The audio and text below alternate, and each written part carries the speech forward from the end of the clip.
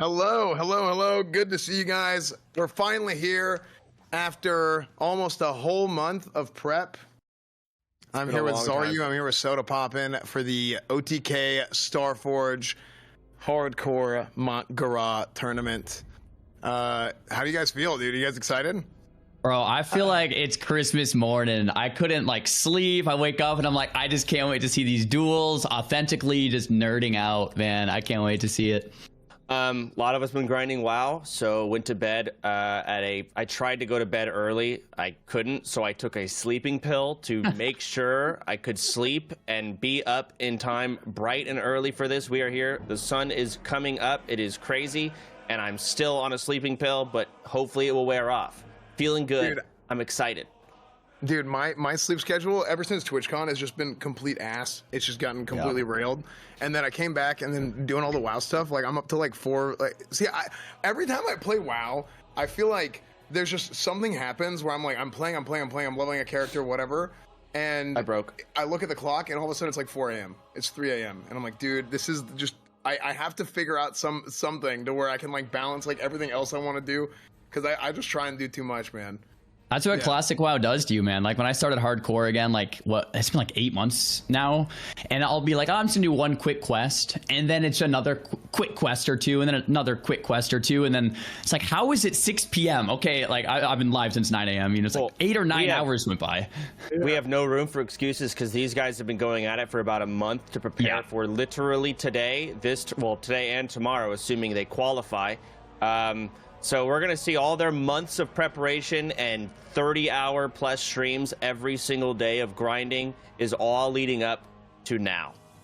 Yeah, it's going to be incredible, man. And I mean, I know we've even had some deaths late. We had some near deaths.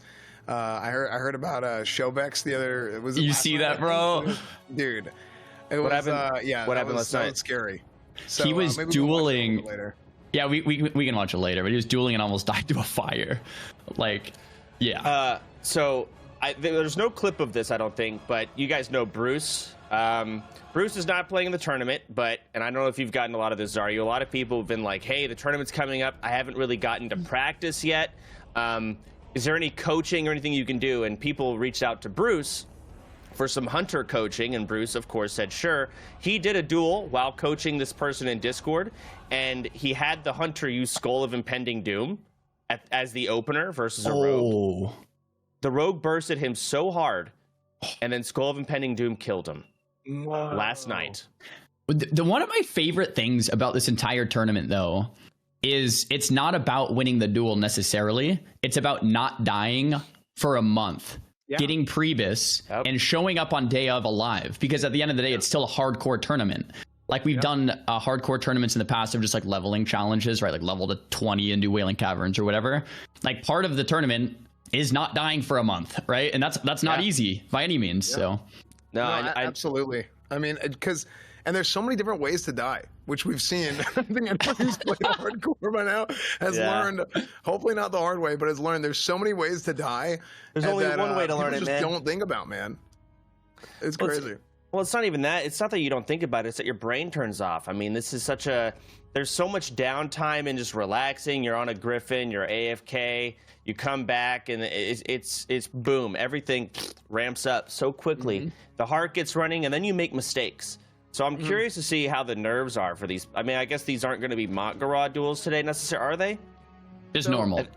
These are normal duels. We don't want to kill people's characters before the finals tomorrow, right? But nevertheless, the nerves are going to kick in. I don't know how people are going to play based on nerves. I know during our CDL tournaments, my nerves, I played at 80% my capacity, not 100. And that 20% could be all it takes to lose. No, you're absolutely right. And yeah, I think this is actually a good time to talk about it. So, straight up, I mean, this is obviously a huge tournament. This is the biggest prize pool, I'm pretty sure, in WoW history. I mean, this is a massive tournament. So again, huge shout out to Starforge, right? Starforge is putting up a lot for this. StarforgeSystems.com. Actually, a lot of people don't know this. Our CEO for Starforge, Nick Dankner, is an OG Scarab Lord.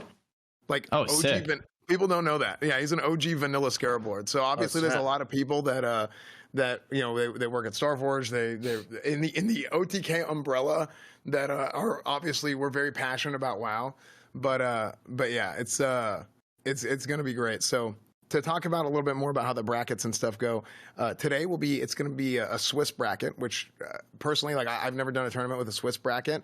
I have no idea what that means. Basically, how it works is it's going to split the duels up into separate groups where they go and they play against each other, and it's a point system, right? It's a point system to see who qualifies for the finals. So tomorrow's the blood sport. Tomorrow, blood is shed. Lives will be lost tomorrow, and I cannot wait. Today, we find out who is even worthy of stepping into the battlefield. Okay, because look, this is an open tournament; anybody can join. So I'm excited because today, dare I say, I might actually be more excited about today than tomorrow. Today is kind of like watching college football over the NFL, right? You have a lot of stupid, bad players that manage to step in, and I cannot wait to see their mistakes. They're going to be going up against a lot of the big names, the big boys. There's probably a lot of sleeper agents out there that are super duper good, but we're going to have a lot of really shitty players that just say, you know what, I got nothing going on this month. Let me give it a whirl, and I cannot wait to point out mistakes. What I really like about this Swiss bracket, and it's one of the reasons we decided on normal duels and not Mak'Goras, is because each player is actually going to have 5 duels. So, for example, if we did a normal kind of single elim or double elim style bracket, if first round Zico got paired into like Snuts, it's like, okay, well, if one of them dropped the game, they are out. With this, guys, each player will have 5 duels. They're going to duel 5 times today. You're going to get 1 point for each win, and then the top point players of each class will be moving on to tomorrow for the Mak'Gora duel. So with this style bracket, we get to see really like the best players, and they can really have 5 duels to show you that they are the best.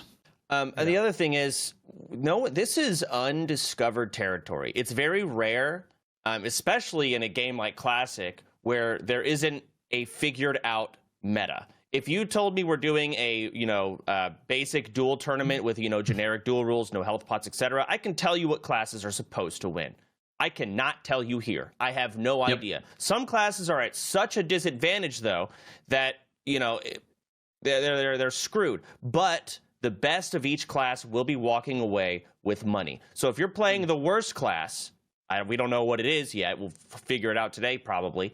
You're playing the worst class. You can still win if you're the best at the worst class. So if we did Mak'Goras now, it'd just be all fucked. We can't figure that kind of stuff out. So today is qualifiers. There's a lot that's gone into this. So the way that we're doing this tournament, we think this is the best way. There's so much work that's been done, and I talked about this a little bit earlier, man. But I mean, we've done like peanuts, right? We've done basically nothing compared to the amount of time and effort and work that the staff, the volunteers, everybody behind the scenes. I mean, Tips is basically coming out of retirement, pulling back to the CDL days. I mean, you guys know if you're an old frog at this point, like you remember the old classic 2019 Duel League. So there's been a lot of work that's gone into this from these guys, and I cannot stress enough how thankful we are for just how much time these guys have volunteered and how much time these guys have given up for it. So I mean, it's just absolutely it's gonna be great, man. Dude, I was looking at the okay, sorry, go on. I was going to say that I was looking at the staff chat the last 2 nights, and Tips was in there at midnight, 1 a.m., 2 a.m., 3 a.m., 4 a.m., 5 a.m., 6 a.m., 7 a.m., and then like all through the day. And then I looked last night in the same thing. So just to back you up, like shout out to Tips. He's going wild, man. I don't know how he's doing it. It's crazy. And he's got 2 kids now.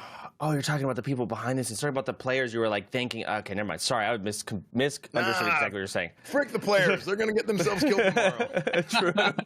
I mean, also the players have put in a lot of effort, but I think Soda Pop in the rule that you were talking about where the top of each class is actually going to get paid.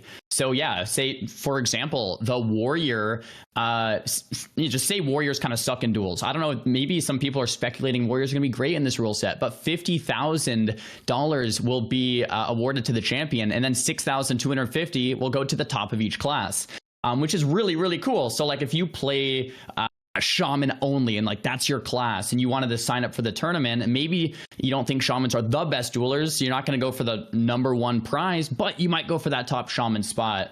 So I just love how the class distribution is here, and how the prize pool is being divvied out.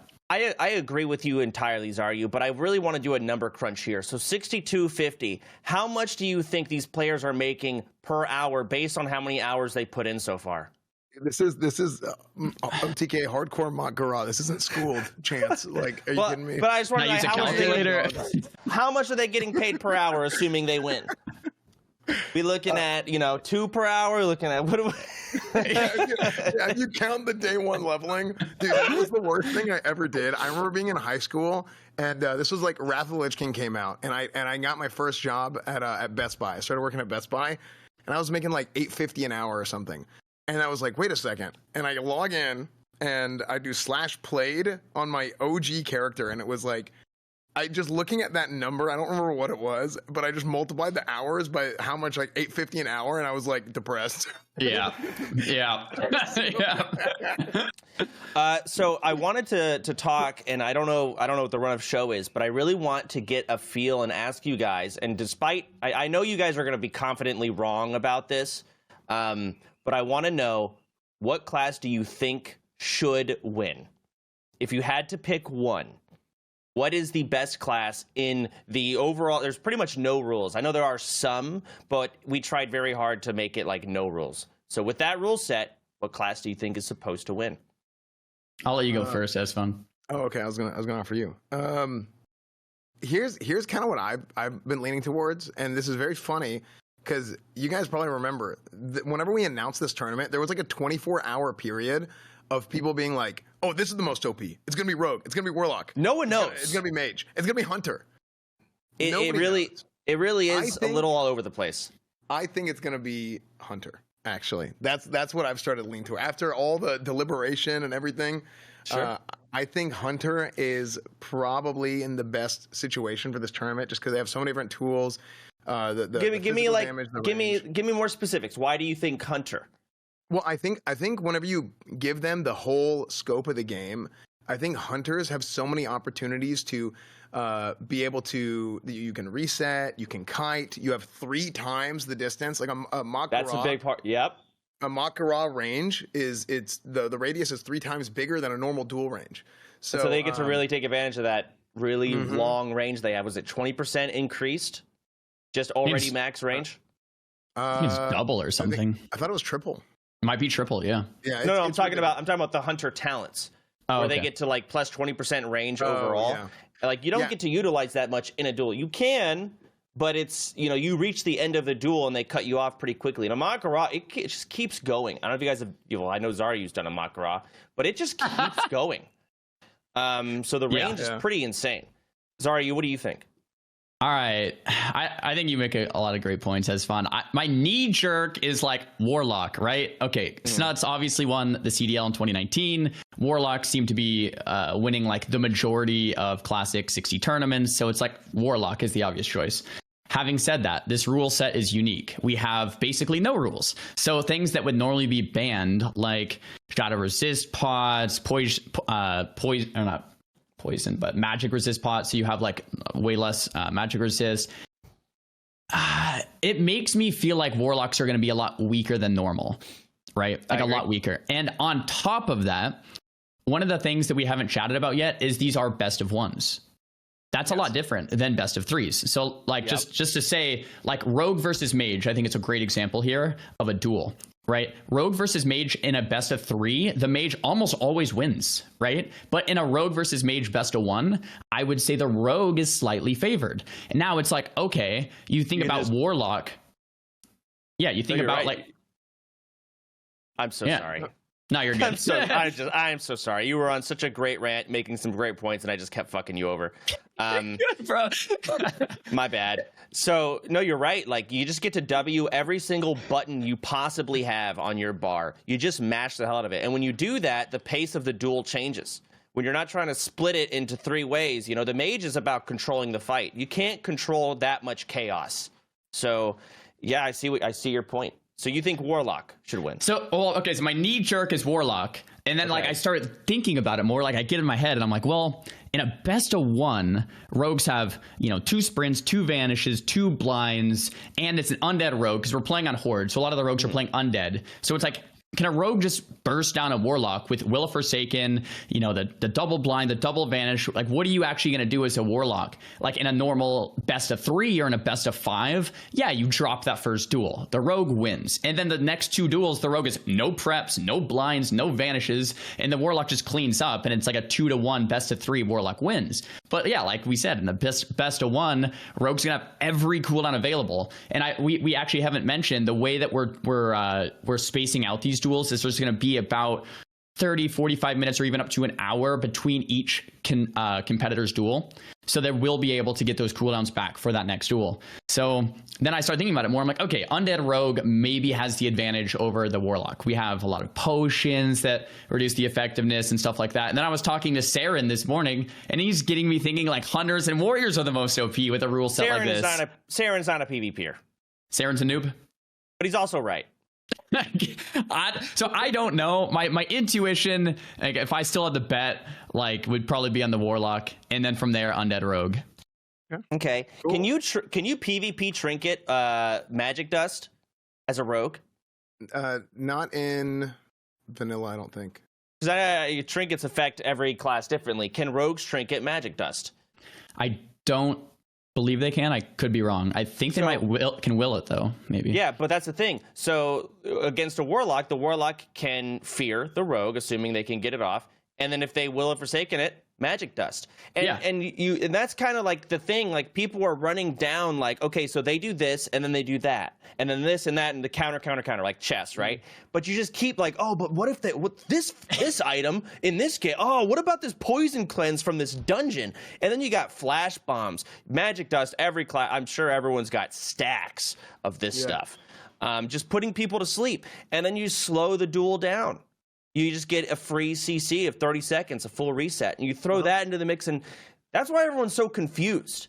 Because, like, you do these things in a normal duel, it's like, what are you doing? And then you do, like, an actual tournament in World of Warcraft. We've always had things like this banned, because it's just too ridiculous. But now it's free. I want to talk about that a little bit, and this is, like, Chance, you were in the meetings whenever like, we brought this up. But every single other duel tournament that we've ever done or we've participated in, there's like, it's just this like compendium of rules where it's like, you can't do this, you can't do that, you can't use this ability, you can't. To be fair, those rules are just like, there is a a decorum in dueling. Like you don't use health potions in duels. It's like unspoken rules, right? Yeah, exactly. And so those rules, we have a ton of rules, but it's not like we made those. That's just how WoW has been raised, right? And we just throw them in, saying, hey, that is banned for this tournament too. Right. But not this. It's also not like that's not how the game was designed, right? People always talk about how like, oh, classic WoW is unbalanced, right? You know this class sucks, that class can't do this, and then whenever you go and you sit down and you're like, hey, like, okay, well you can't do that. It's like, well, bro, that's not how they didn't build the game under the pretense that you can't do this and you can't do that. So let's go. Let's prison rules, just rat tactics, the whole 9 yards. Let the kids play. To some extent, right? They're to a certain extent, because there's certain things that like you could literally just spam Petries and stall out a duel for like 10 hours, right? Like hypothetically, right? You could stall it out for a very long time. Like there's certain rules that we put in place that it's like, okay, this is too much, but we wanted to have this game be the most. Let the kids play the damn game. Let's play classic WoW. Let's see what happens. There's never been a tournament like this before. Let's send it and just see how it goes. Because, like you said, Xaryu, you look back to the old tournaments, and it's like, oh, everybody talks about how overpowered Warlocks are and this and that, and Warlocks keep winning, right? But then what are all these rules that are, like, Warriors, for example? Everybody says Warrior sucks. Warriors get cucked so hard. Yeah, they're going to slam. They get cucked so hard. But now they have, like, resto pots. They have, you can fap, you can lip, there's tons of different things. There's all the things to basically drown out your weaknesses. And I wouldn't want it any other way in a Mak'Gora tournament, right? I agree. Because, okay, if you're actually in-game and you're actually Mak'Goraing, there's no way you're holding back anything, ever. It's like your character is deleted. You might as well use every single thing in your inventory, in your bags. And if someone goes like, oh, well, you shouldn't have used that. It's like, it's a Mak'Gora, man. Like, of course I'm going to pot. They'll be telling you to not use that next time as a corpse. As a corpse. That's right.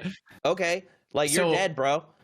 So just to piggyback on that, the only kind of rules that we have in the rule book, maybe we can actually take a look at the rules. Yeah, I would love to see. We do still have some rules. There are some rules. And one of those rules, as Fun pointed out, was the Flask of Petrification, right?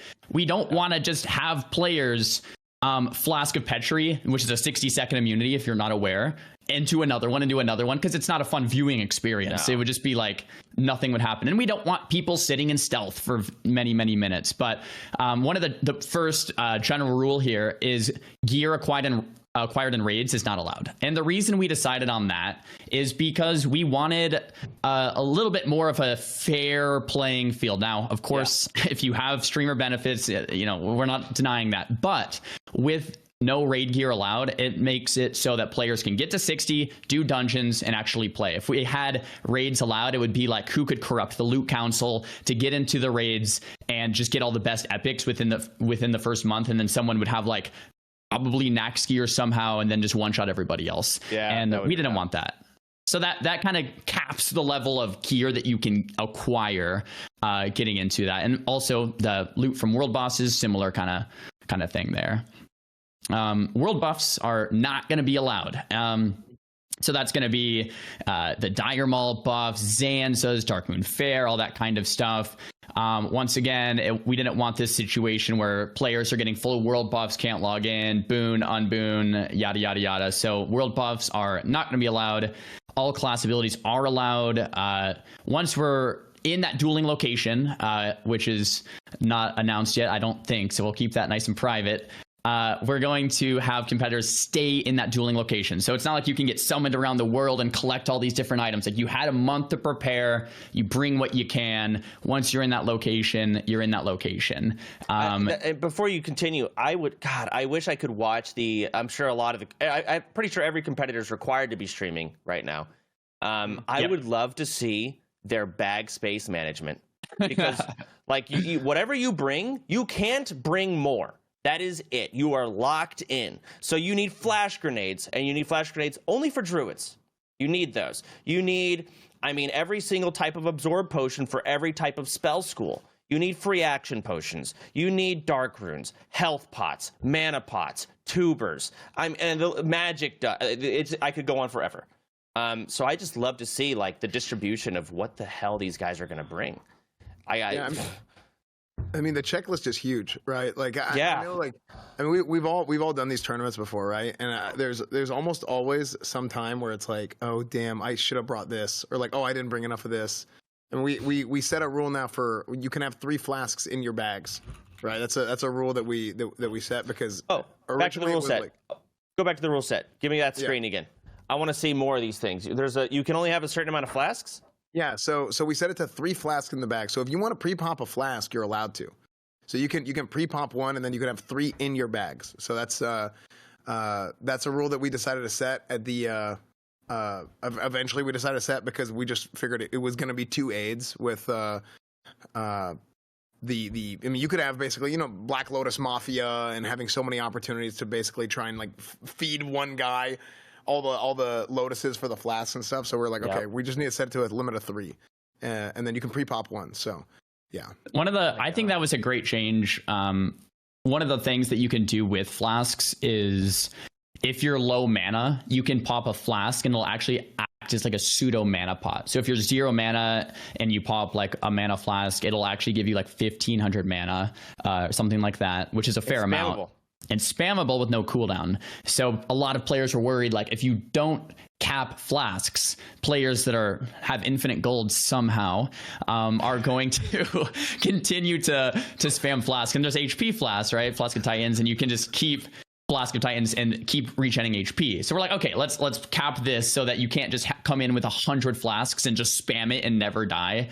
So that was one of the rules. The only other really 2 rules were right there, that engineering.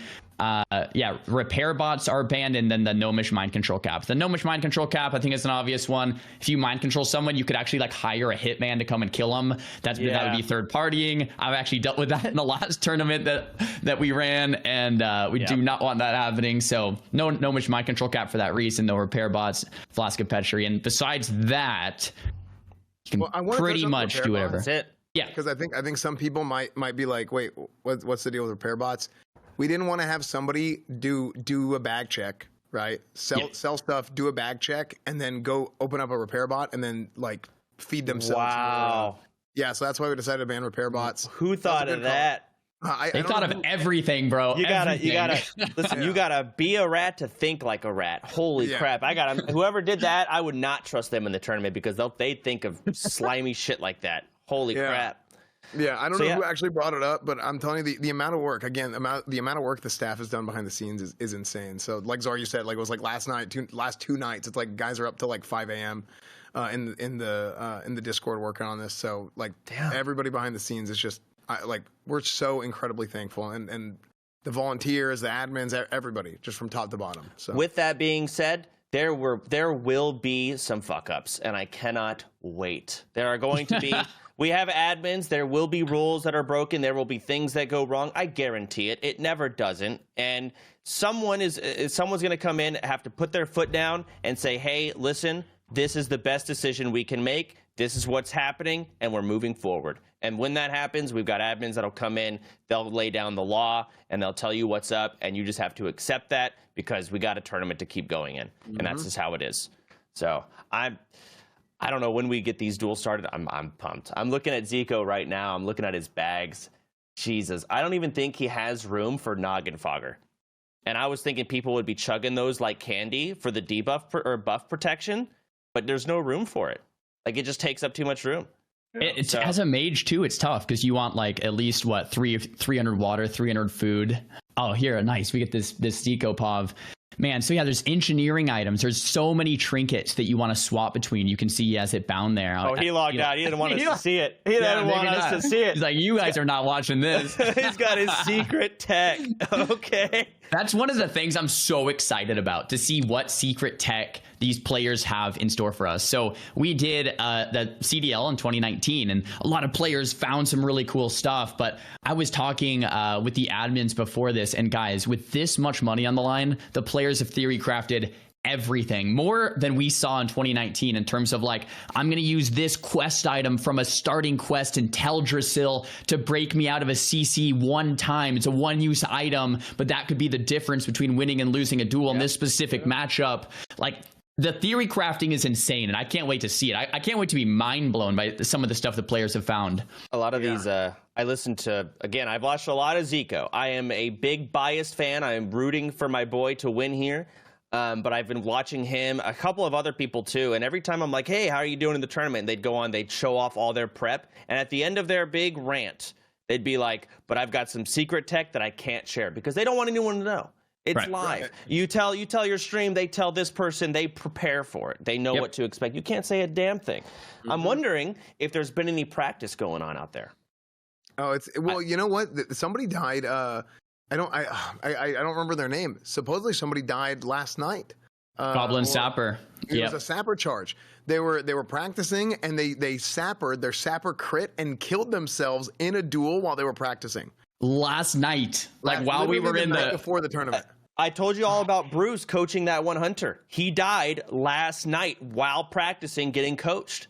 Like, it was a very awkward Discord call. You're coaching someone and they kill themselves doing what you told them to. Yeah.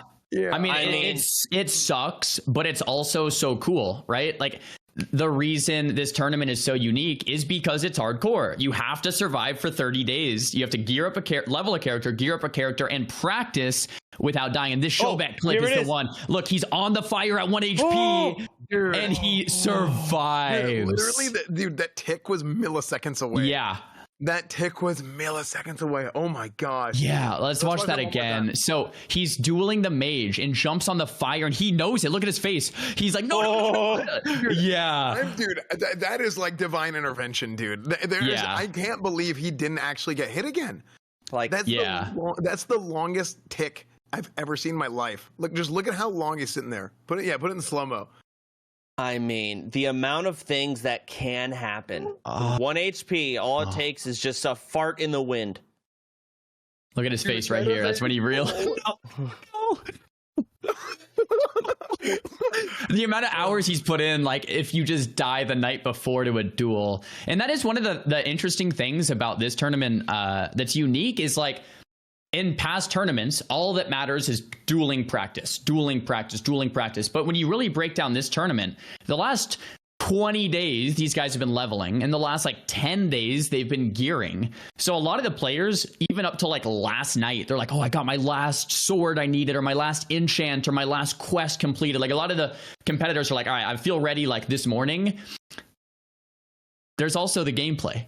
There's also the practice, right? Of like, okay, should I actually perform this duel to the highest level and to the highest ability? So, and again, you can't practice Mak'Goras. I cannot emphasize enough. There's one-use items. And how much it changes the duel when you increase the range by 3 times. Yeah. I mean, as a druid kiting class, as a hunter. Huge. Yeah, like I almost wanted to participate because I saw that. I was like, oh my God, wait a second. Like druids could be crazy in this. And then flash grenades and all sorts of druid could not be bothered. Dude, you're such I got the freaking flashbacks, dude. You're just such a bastard dueling you. It's just so annoying. Because like you're like I agree. Druids are very annoying. Dude, Chance will go like from the midpoint to the center and then find a way to go all the way around for hours, dude. That's the class, man. That's the strength of druid. That's what you gotta do. Yeah. And you gotta play your strengths, and we're gonna see a lot of ratty bullshit happening today. Druids and hunters cannot use that increased duel range in these qualifiers, but I mean, we're still gonna see some rat strategies. We're gonna see some crazy shit come out. I don't know. I know there's a lot of other clips of people that have almost died trying to prepare the tier 0.5 dungeon set. I saw a raid of, I think it was Savix, Zico, a lot of the big names that we're trying to see in this tournament. Almost all of them died. Almost all of them. I think Savix petried. Like, he literally petried a hit that would have killed him and then canceled the petri. Which is some crazy shit. I think the Lord Vladicus or something. Do we have a clip of that we can watch? I sent it to Pecky's this morning, but I don't know if he's got it in the system yet. It's a YouTube video at a timestamp. Yeah, they were in Ubers doing the 0.5 quest line, and it was so close. Like, it looked like Savix. Yeah, here it is. It's a great who is clip. This guy? Sword of Valithak, whatever the hell. It's for the 0.5 quest chain, I believe. Yeah. Yeah, you summon him. And he just does some look at Savix's health. He dipped super low, got healed. He just keeps AoEing. It doesn't stop. Dude, this is so stressful to watch. Look. 24%. And there's the petri. Yep.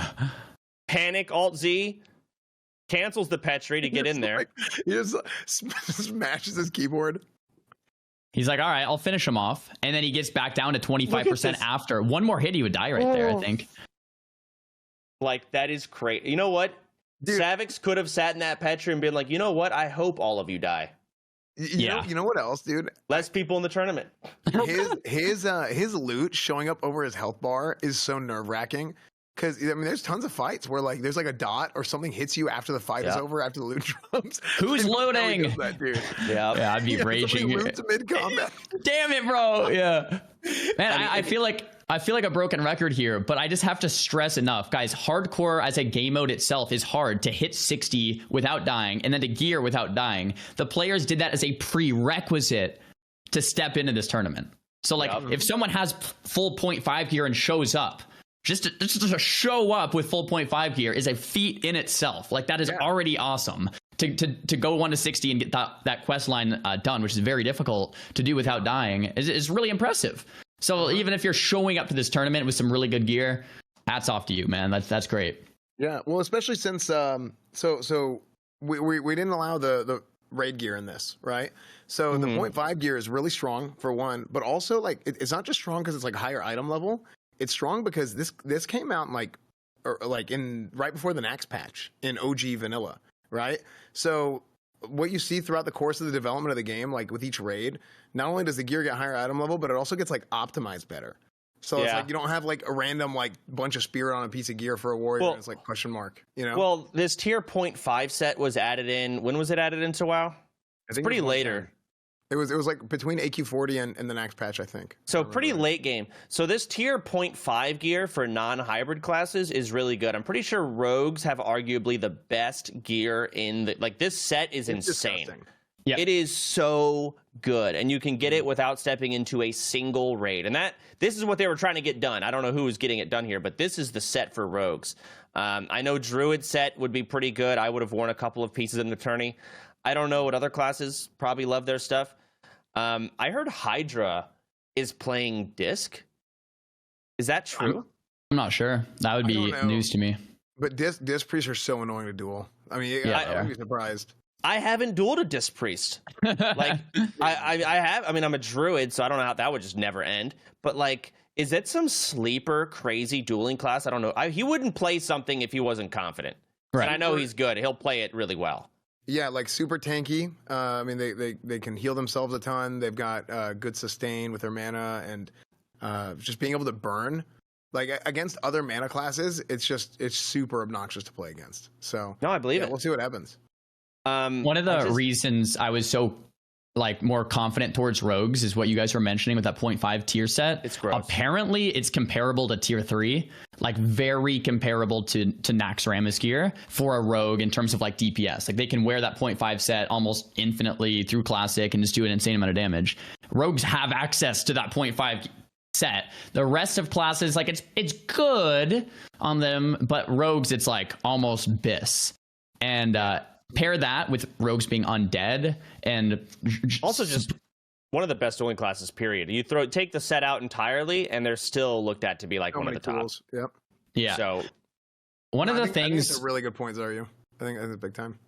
One of the things that we haven't talked about that'll be interesting is normally poison cleanse is banned, right, in tournaments. So poison cleanse is a spammable thing. What's the actual name of this item? It's like poison cleanse potion. Jungle remedy from Curzon, or there's resto pots. There's resto pots from that just like they tick and they just keep cleansing stuff. And then there's jungle remedy, and I think there's something else. But those are the maybe I'm thinking of jungle remedy, the spammable one where you can just keep spamming it over and over. I thought it was a potion, but maybe elixir of poison resistance is maybe the one. Poison resistance.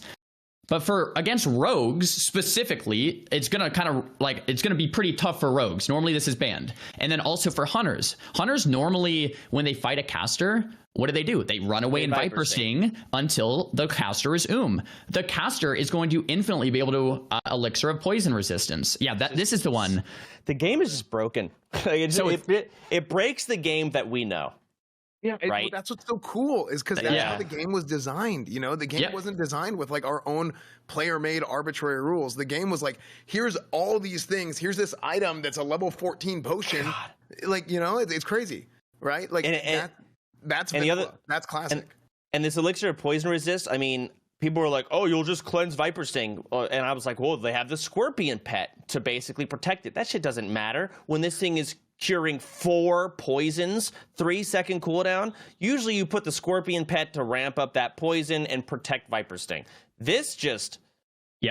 I mean, what do you do?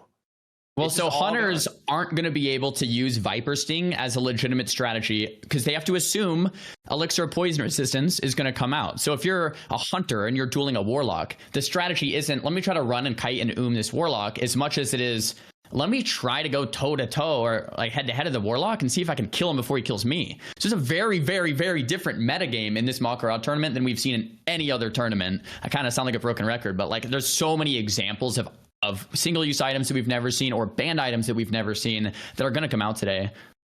Do restoration pots cleanse poison? I think it might be magic only, but I'm not sure. Somebody said in chat that's magic only, but I can't remember. I think it's... I do know that whenever you drink it, it like keeps ticking. So the big difference. Could you pre-resto pot blind? I believe you can, because I used resto pots on that level 60. I don't know, on my hardcore runs to get rid of that stun on that level 60 elite mob. What's it called? And Silithus. Yeah, so I believe it is poisons. But the thing with a resto pot is it shares cooldown with other potions. Which is fine. But it's like a cost to using. You have to, right? Like and even in hardcore, everyone goes crazy about lips because it's 6 seconds of immunity. But I've seen so many hardcore clips where someone will pop a lip, and when they could have just superior healing potion to full, and they would have been fine. Right. So yeah, here's the resto potion. It removes magic, curses, poisons, and disease, which is awesome. But it is a potion, so you won't be able to health pot, mana pot, or any other pot like lip or FAP. So I mean, I know as a mage, it's pretty. Not necessarily predictable, but more predictable on mage than other classes as to when a rogue is going to blind you. So maybe you can resto pot him, but it's a gamble. Maybe you don't want to use it. If you do resto pot a blind, that saves a block, which is huge. Yeah. Out of curiosity, Xaryu, how are mages going to fare in this tournament? I know you know the answer to that.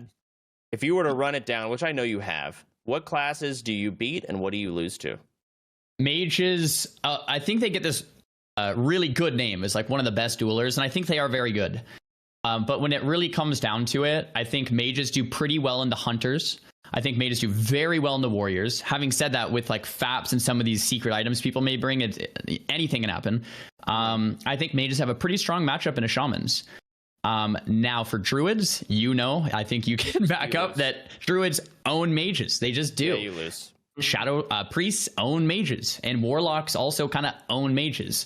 So a lot of it comes down to bracketing. Like if a mage chooses into a druid, and here's the thing: if it's a really, really, really good mage versus a crappy druid, you can still win. It's not like you just auto lose. But there's favors here, right? And if they were both robots playing, yeah, exactly. Win, right? And then the rogue versus mage is one of my favorites because it's really close to a 50-50 duel. I would say in a best of one, the rogue is slightly favored. And we haven't talked about this yet, but we should. In Group A, in our first round, we are going to be seeing Zico matched up against Savix. And we're watching that one.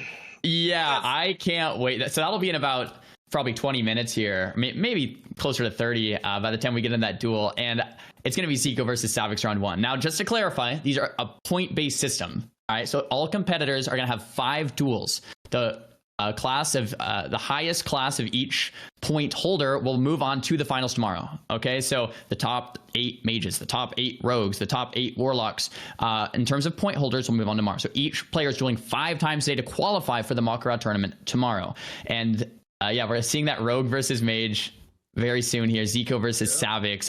I can't wait. Is this every player in the tournament, this round 1? Yeah. I mean, this is our first. round. Group B. Yeah. Oh my God. We have all the different groups. Yeah. So we're splitting. So there's about 140 contestants. They're split into Group A, Group B, Group C, and Group D. We're going to have 4 different dueling locations that we're going to be moving between to spectate these duels. There's going to be 5 rounds of duels within each group, and they're randomly, just random RNG. Boom, everybody's scrambled. Everybody plays their first duel. Now, for that second round, if you're 1-0 from that first round, you're going to fight someone else who is also 1-0, and say you win, and now you're 2-0. On that third round, it's going to try to pair you into someone who's 2-0. So as you go, these rounds get harder and harder and harder to kind of like even things out. And it's very tough to go 5-0. Very tough to go 5-0. If we see someone go 5-0, that would be insane. And yeah, that's kind of how that Swiss bracket works. And I'm really excited about it. I think this is like the perfect solution to, we want the best players for tomorrow. How do we actually get that? I mean, this is how you do it right here. You don't just have one duel and then have a mage versus a druid, and then like Zico loses first round to a druid or something, and it's like, oh, he didn't even make it, So I love that we're doing this. I think it's really rad. Yeah, I think it's going to turn out great, and I think it's also a good chance to shout out Raider.io. The guys over at Raider.io have done a huge, massively great job. So big shout out to them for making this whole thing possible. Honestly, best platform you could possibly dream of to organize raids, tournaments, and tons of WoW guides. Raider.io really hooked it up, and they've been doing the back end, the signups. Huge shout out to them. So, Raider.io, big hearts in the chat for them. And also, I mean, I guess while we're at it, Blizzard, of course, too. I mean, Blizzard, this tournament literally had to get approved by Blizzard because the prize pool was so big. that we had to go to Blizzard and say, hey, Blizzard, we want to do this big, huge event. Can we do this? It's like part of their TOS, whatever, and they approved it. So, look, classic hardcore Mak'Gora, death is permanent. So, look, it's going to be huge, man. It's going to be huge. And after dying in a hardcore realm, you can actually move your dead character to a non-hardcore classic era realm and continue your adventure. Just those of you guys who don't know, that's something that you can do. And of course, our title sponsor here, Starforge. It is the OTK Starforge. Hardcore Mak'Gora tournament, changing the game with the PCs. We got custom cases and plate lights coming. Actually, they're already here, and there's a whole new line of them. This new drop actually has 3 custom PCs and 12 different plate lights that you can swap in and out with ease. So even if you don't have a Starforge PC, even if you don't have one of these custom cases, if you have the same case, which I think is off the top of my head, I think it's a Lian Li Dynamic 011. I'm pretty sure it might be 011 Evo. I can't remember. But if you have that case, you can just buy the plate light, and you can slip that in, and you can get the different acrylics in there to swap them out on your own for your own custom builds and whatnot. But yeah, so doing big things with Starforge too. Starforge. Huge shout out to StarforgeSystems.com. You guys can type !Starforge in chat and click that link to find out more about them too. So Starforge, Raider.io, Blizzard themselves making this possible on the back end. Thank you guys so much. You guys are awesome. They did you dirty, S-Fan, by cutting to you while you're reading the shout outs there, seeing that script. They should have just kept it on the Starforge screen, but hey, you did a great job. Huge shout out to the sponsors. There's people in the chat that are like, dang, you and Soda Pop and S-Fon are fronting the 100K. That's really nice of you guys. We do have sponsors for the event, so massive shout out to them for making this happen, because it wouldn't happen without them, so thank you. Solid. Yeah. So I wanted to ask you guys one more question. I asked you guys what class you think should win. If you had to pick one person you're rooting for, biased, all whatever, who is it? Go ahead, S-Fan. Ooh. You know who I want to see win? One person. If I had to choose one person to see win, I have a few reasons for this. I want to see Bean. I would love to see Bean win for a couple of reasons. You need to shut your mouth. It would piss you off to no end. It would be damn funny, dude. It would. Wait, why do you not like Bean, Soda Poppin'? Bean is a rat and a piece of shit in every aspect. Why I think he can win. So, I mean, truthfully, I love Bean.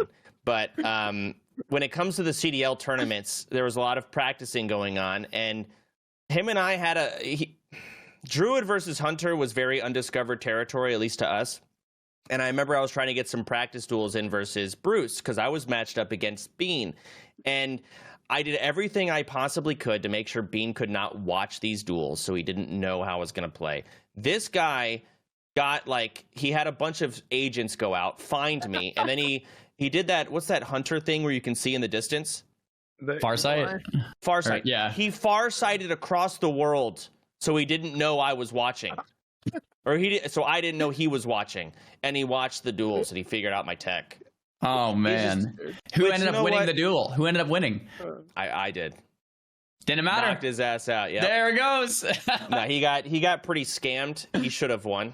Hunter is supposed to win Druid in the matchup, but he managed to be bad enough to lose. So, you know what? I'll take it. Absolutely. So you're going for Bean. Sorry, what about you?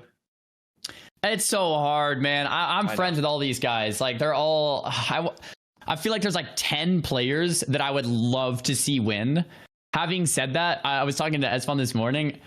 I would love to see a dark horse win. A name that none of us know just prepares and just wins. How rad would that be? Just someone that no one really knows, and they just come here and crush it. They've been playing maybe private servers or classic WoW or whatever, and they're just gurus that nobody knows. That would be awesome. Having said that, if I'm going to bet on someone, I'm betting on Snuts. I'm betting on Snuts, right? Okay. BlizzCon champion, AWC, whatever, many time rank 1. He won the CDL. He's on the Warlock. I can't bet against Snuts. I just can't. Okay. Yeah. I'm cheering on Zico. I want Zico to win. Just Him and I go way back. Big friends with the guy. Love to see that dude win. He deserves it. Who do I think is going to win? I think it's going to be PS Hero. I think PS Hero, based on the list I'm looking at, I think is one of the best rogues. I think he's put in the time, and he's definitely good enough. So I think PS Hero, if rogues are the class and he gets good bracket RNG, which I don't know what he's going against first, a Warlock. I think he can. I don't know who this Warlock is. I bet he shits on him. We're not going to get to watch that duel. We're probably going to watch Zico and Savix. How many duels are going to be going on at one time? So I know how many we're going to miss. 8. So 8 duels at the same time. And it looks like, is that 17 people in round 1? So we're going to miss a pretty big chunk. Yeah, so it'll be 8 but there's duels. no other way to do it. Right. There's going to be about 350 duels today. There's going to be 8 happening simultaneously. And we're going to try to be bouncing between the POV of like the highest profile duel or some of these best duels that happen. And the reason we wanted to do it that way is to give each player 5 chances to actually build points to qualify for the Mak'Gora finals tomorrow. Right. And that was kind of like the best way because there's so many duels to get through. One of the nice things about this, though, is each duel is going to be spaced out about 45 minutes. Over about 6 to 7 hours. So with 45 minutes, each player will be able to regenerate those cooldowns. Those longer 30-minute cooldowns or even hour-long cooldowns should be coming back. So every time that you're in a duel, you should be pretty well prepped for that duel. Yeah, and not just to clarify, not for the stream, but for that individual dueler. They'll have a long time. So and you guys shouldn't miss. The stream is going to be like this. Yeah. If you want to see every duel out here, guys, every single competitor is streaming. I'm pretty sure they're required to be streaming. Is that correct? Yep. Yes. Every competitor is required to stream. So all the duels that we don't get to cover, I mean, you can just click the WoW section, and if you the whole WoW section is going to be just every single person in this tournament. You are able to go in there, watch them from their perspective. It's probably going to be an even better POV. And you're gonna see every single one. And if you don't get to see it, I'm sure there will be clips of the good moments. So this is gonna. I'm excited. This is gonna be cool. Yeah, I mean, this is gonna be huge, man. It's gonna be massive. And again, the inspiration for this thing and doing it as an open. It was after I went to Evo. Was like we talked about that, and they had like 7,000 competitors for like Street Fighter, right? And anybody can join. And Xaryu, you mentioned it. We talked about it earlier this morning, but like. That would be sick, man. I mean, something like that, like having an open tournament that anybody can come in, anybody can sign up for and compete. It's crazy opportunity. It's super exciting. Like somebody rises up, comes out the mud, absolute no name. They're not a big streamer or whatever. That'll be something really, really cool to see. In fact, I can almost guarantee you. I don't know if they're going to win, but there's going to be somebody in this tournament that not a single damn person knows that people are going to learn about and be like, wow, this guy's really freaking good, and that was cool. Bullshit. No, I don't guarantee. Bullshit. I guarantee you. I don't believe it. Guarantee you. No, every time there will be somebody. I'm telling you, man. I guarantee you. And here's my elitist POV. In order to get really good at this game, you have to play against the people who are really good at this game. When you play against those really good players of the game, they usually talk about you and say, "Hey, there's this like rogue I dueled. He's actually really good." And then that name spreads, and everyone knows you. Well, I'm talking about the viewers. There's tons of good players that viewers. No, the viewers are dumb as dirt, so they're not going to know a damn thing. Even the good players, they don't know. So yeah, sure, okay. So we did a level 30 Mak'Gora tournament and a level 21 as well, and there was some no-name players that really surprised me. And I'm excited in this tournament to see some of those players up against the household names and just see how they compare. Because, there's tiers to this stuff, right? Someone can be really good and then someone can be like Zico or Snuts, or you know what I mean? So, but with this tournament, it'll be cool to see. We get to see some of these new names, these new faces up against those household names that we might all know and see how they stack up. So, pretty cool. Yeah, it's going to be fun, dude. It's actually going to be fun. So, you see the same thing at Evo where like somebody comes up and it's like, hey, this is his first appearance in the finals or something. So I don't know. We'll see. Well, maybe somebody makes it to the finals, maybe they don't. But I guarantee you, somebody is going to show up that people don't know, and they're going to do well today. Whether or not they make it to the finals, we'll see. But yeah, I mean, I think this thing's going to be fantastic, man. Do you guys have a dark horse, like somebody who you really, really hope is going to do well and show up? Because I have my guy. Okay, well, let's hear it. since you know it so quickly? I want to see Sony Digital do well today.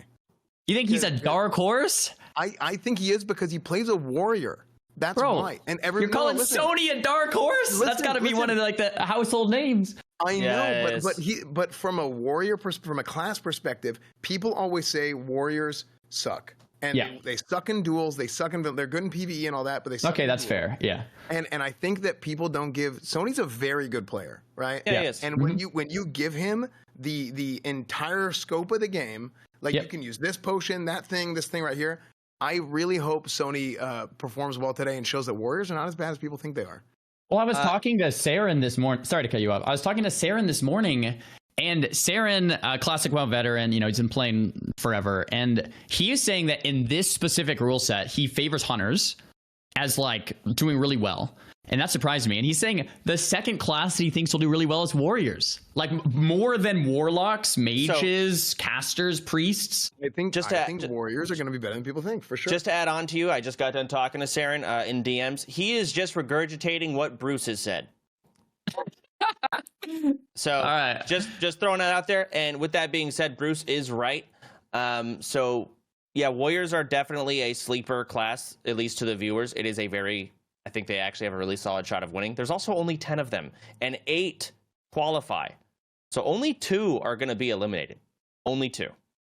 Right. I mean, Sony's guaranteed in the finals. Like that's the way I see it. He's in, unless he just gets completely rigged on bracket RNG here. Yeah. So just to click. J-Law is also playing, also a sleeper, or not even a sleeper warrior. J-Law is just really good. Just maybe not as known to the viewers, but he's gonna clobber. I'm just scrolling through. Just to clarify, guys, the top 8 of each class are going to be moving on tomorrow. So that's the top point holder of each class, or the top 8 point holders of each class. So there are 10 warrior signups. 8 of them are actually making it through. There's a lot more rogues, a lot more maybe hunters, a lot more maybe locks or priests. So still top 8 of each class moving forward to tomorrow. And that grand prize is going to be $50,000 to that first place. And then the top player of each respective class is going to get that remainder 6,250. So that's kind of cool that we get to have that even class distribution there. And yeah, man, with warrior, going back to that warrior discussion, there's a one-use quest item. It's escaping me right now. It's in Teldrassil. You can use it, and it'll deal like 5 damage to you every couple seconds for 30 seconds. So it's kind of like Skull of Impending Doom, and it's a one-use item though. Right. And if you use that and a FAP at the same time and you pop Wreck, think about a warrior with recklessness up, a FAP up, and you can't CC them because the Teldrassil one use item is going to break it. So you can't see, like I say, a mage into a warrior. Okay. Mages are generally considered the one that's going to win because you just sheep them and kite them and run away. But the warrior is now stun immune. So you can't even like title charm or anything. He can't be slowed for 30 seconds, and you can't sheep him, and he has wreck up. What are you gonna do, right? And then ice block again, but that's only 20 seconds. And then then that's 10 seconds of fun, 10 seconds of playtime. And normally, all of these items in a duel setting, in a duel tournament setting, would be banned. Like normally, all of that kind of stuff would be like, no, like this is just like a normal duel, whatever. You can't use everything. But this is a Mak'Gora tournament, so it's all allowed. So yeah, maybe warriors have a better shot than any of us think, and it's just. I can't wait to see the tech these guys come out with, and it's like, whoa, if you can use anything, warriors are actually maybe one of the best duelers, right? Or like hunters. Yeah.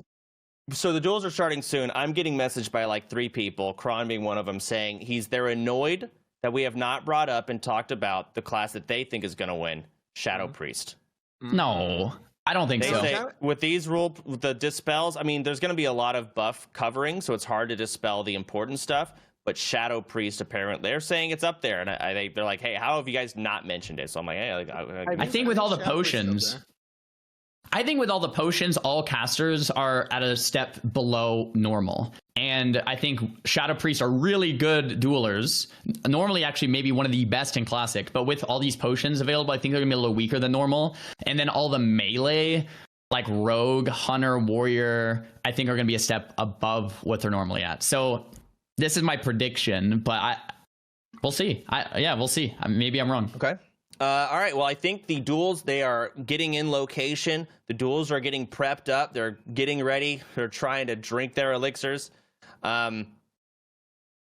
Okay, so they're still trying to get all the summons going, but yeah, I'm looking over at some of their screens. They've got elixirs getting popped. There's so many buttons, like 5 rows of buff. Is there a buff limit? No. We said let the kids play. Just send it. I know, but I'm not like our rule set in the game. I believe there's no buff limit anymore in WoW. I know there's no debuff limit, but I think there's a buff limit. I don't know actually, because I guess I haven't rated since Season of Mastery, but it's a good question. I don't think there is one, but I could be wrong. Maybe someone can correct me. People are saying they removed it in hardcore. So okay, so there is no buff limit in hardcore. Again, I just hope they're right and not talking about it being the debuff limit. Debuff limit. Yeah. But with that being said, it's like the Shadow Priest dispels are nerfed because you can only dispel 2 at a time, and it's like all this trash that people have, just trying to soak all the debuffs. God, look at this. Look at this, man. How exciting is that? The 30 days of leveling and gearing and dungeons and prep and professions and practice. And they're getting summoned out right now to eventually probably die, except one winner with $50,000 in their hand. So this is exciting. This is gonna be huge, man. Yeah, I mean, Chance, you mentioned something about like there's a ton of because there's so many buffs. It's gonna be hard to like get to the good buffs to remove. Mm-hmm. But I actually think it might flip the other way, where there's so many buffs that people have that as you remove them, that the gap between one character being fully buffed versus their opponent not being fully buffed might be even bigger. So maybe dispels are actually even more powerful than they are normally because there's more buffs to remove. Oh no, I see. You're right. That's a good point. It'll be interesting. Like we literally have no idea how this thing is going to come out because nobody's ever done this before. There's not a single player in this game. There's no like super Omega WoW play. No one knows. There is no one that knows. This hasn't been done, even at the highest level that I know of, that I think any of us know of. Obviously not to this extent. This is a whole nother level. $100,000 on the line. Best players in the world coming in. No one knows. This is not figured out. So, and you cannot figure it out on paper. You have to figure it out by playing, and that's what we're gonna try and do today. Well, theory crafting will only take you so far, because at the end of the day, it's like, oh, that was not quite how I expected that to turn out. But with this specific rule set with these items, actually, warrior is favored here where it normally would never have been. Or with this amount of buffs or this amount of potions allowed, it's like, wow, actually, that class seems kind of unbeatable. So I can't wait to see when all these theory crafters meet practice. Dude, that's the thing, dude. You see this especially in classic WoW. It's like everybody knows everything, right? But everybody doesn't know how to do everything. And that's because all the information is out there, but you got to play the damn game sometimes. And it's going to be cool to see it actually come into play right now. I am baffled that Hazito did not die before this tournament. I see him there on the list, Shadow Priest. I think didn't he die like 4 times? Oh, he died many, many times. Of course, Hazito. He died all the time. This is his 4th character. He died once at 57. He died once at 33. This clip right here is him finally hitting level 60 on his 4th try. And I got to give a shout out to Hosey. Guy's an animal for leveling 4 priests. And once again, I sound like a broken record here, but that's one of the things that's hard. You got to hit 60 in hardcore to even show up to this tournament. And you got to get that best in slot, that pre-biz gear to show up. Hosey, congratulations on hitting 60, 4th try. Oh, it's good to see him here, man. He's put in a lot of work to be here. Now, we should get a compilation of all of his deaths that he had, because those are a lot more interesting, at least to me. Love seeing people die in hardcore. It's always a fun time. I've had a couple of run-ins. It's scary, but, people watching love it when it's not you. So, God, all the... Bean, I know I saw him hit 60, like a week ago. Esven, you said you hope Beans wins. No shot. I think it'd be so fun to have Bean. No shot. I think. Well, here's the thing: hunters are going to do well. Who knows? It's just how the brackets play out. I think it'd be. Bean's a phenomenal player, but I just don't see him having the gear that he needs. There's no way he had enough prep time. I refuse to watch his stream. I don't want to give him the viewer, but I checked in at one point, and like I said, he just wasn't even 60 yet. My man was 59. It was a couple days ago. Like, what are you doing, man? So we A lot of people are going to be like that in this tournament. I can't believe I got to give a shout out to Snuts too, bro. He was AFK IRL in Vegas for like a vacation or something for 10 days. Of the 30, he was gone. So he prepared only for 20 days of the 30. And I was watching a stream last night, and it still looks like he got 60 and got every single piece of gear he wanted to get in 20 days. That's next level, man. Well, and that's another thing. Like it based on like how the drops go, there's a bunch of different things. You could, based on how much you play, you could end up being ready for this thing well before 30 days is up. You know, and then there's other people who, like you said, like maybe you're out of town. There's a lot of events and stuff going on this month.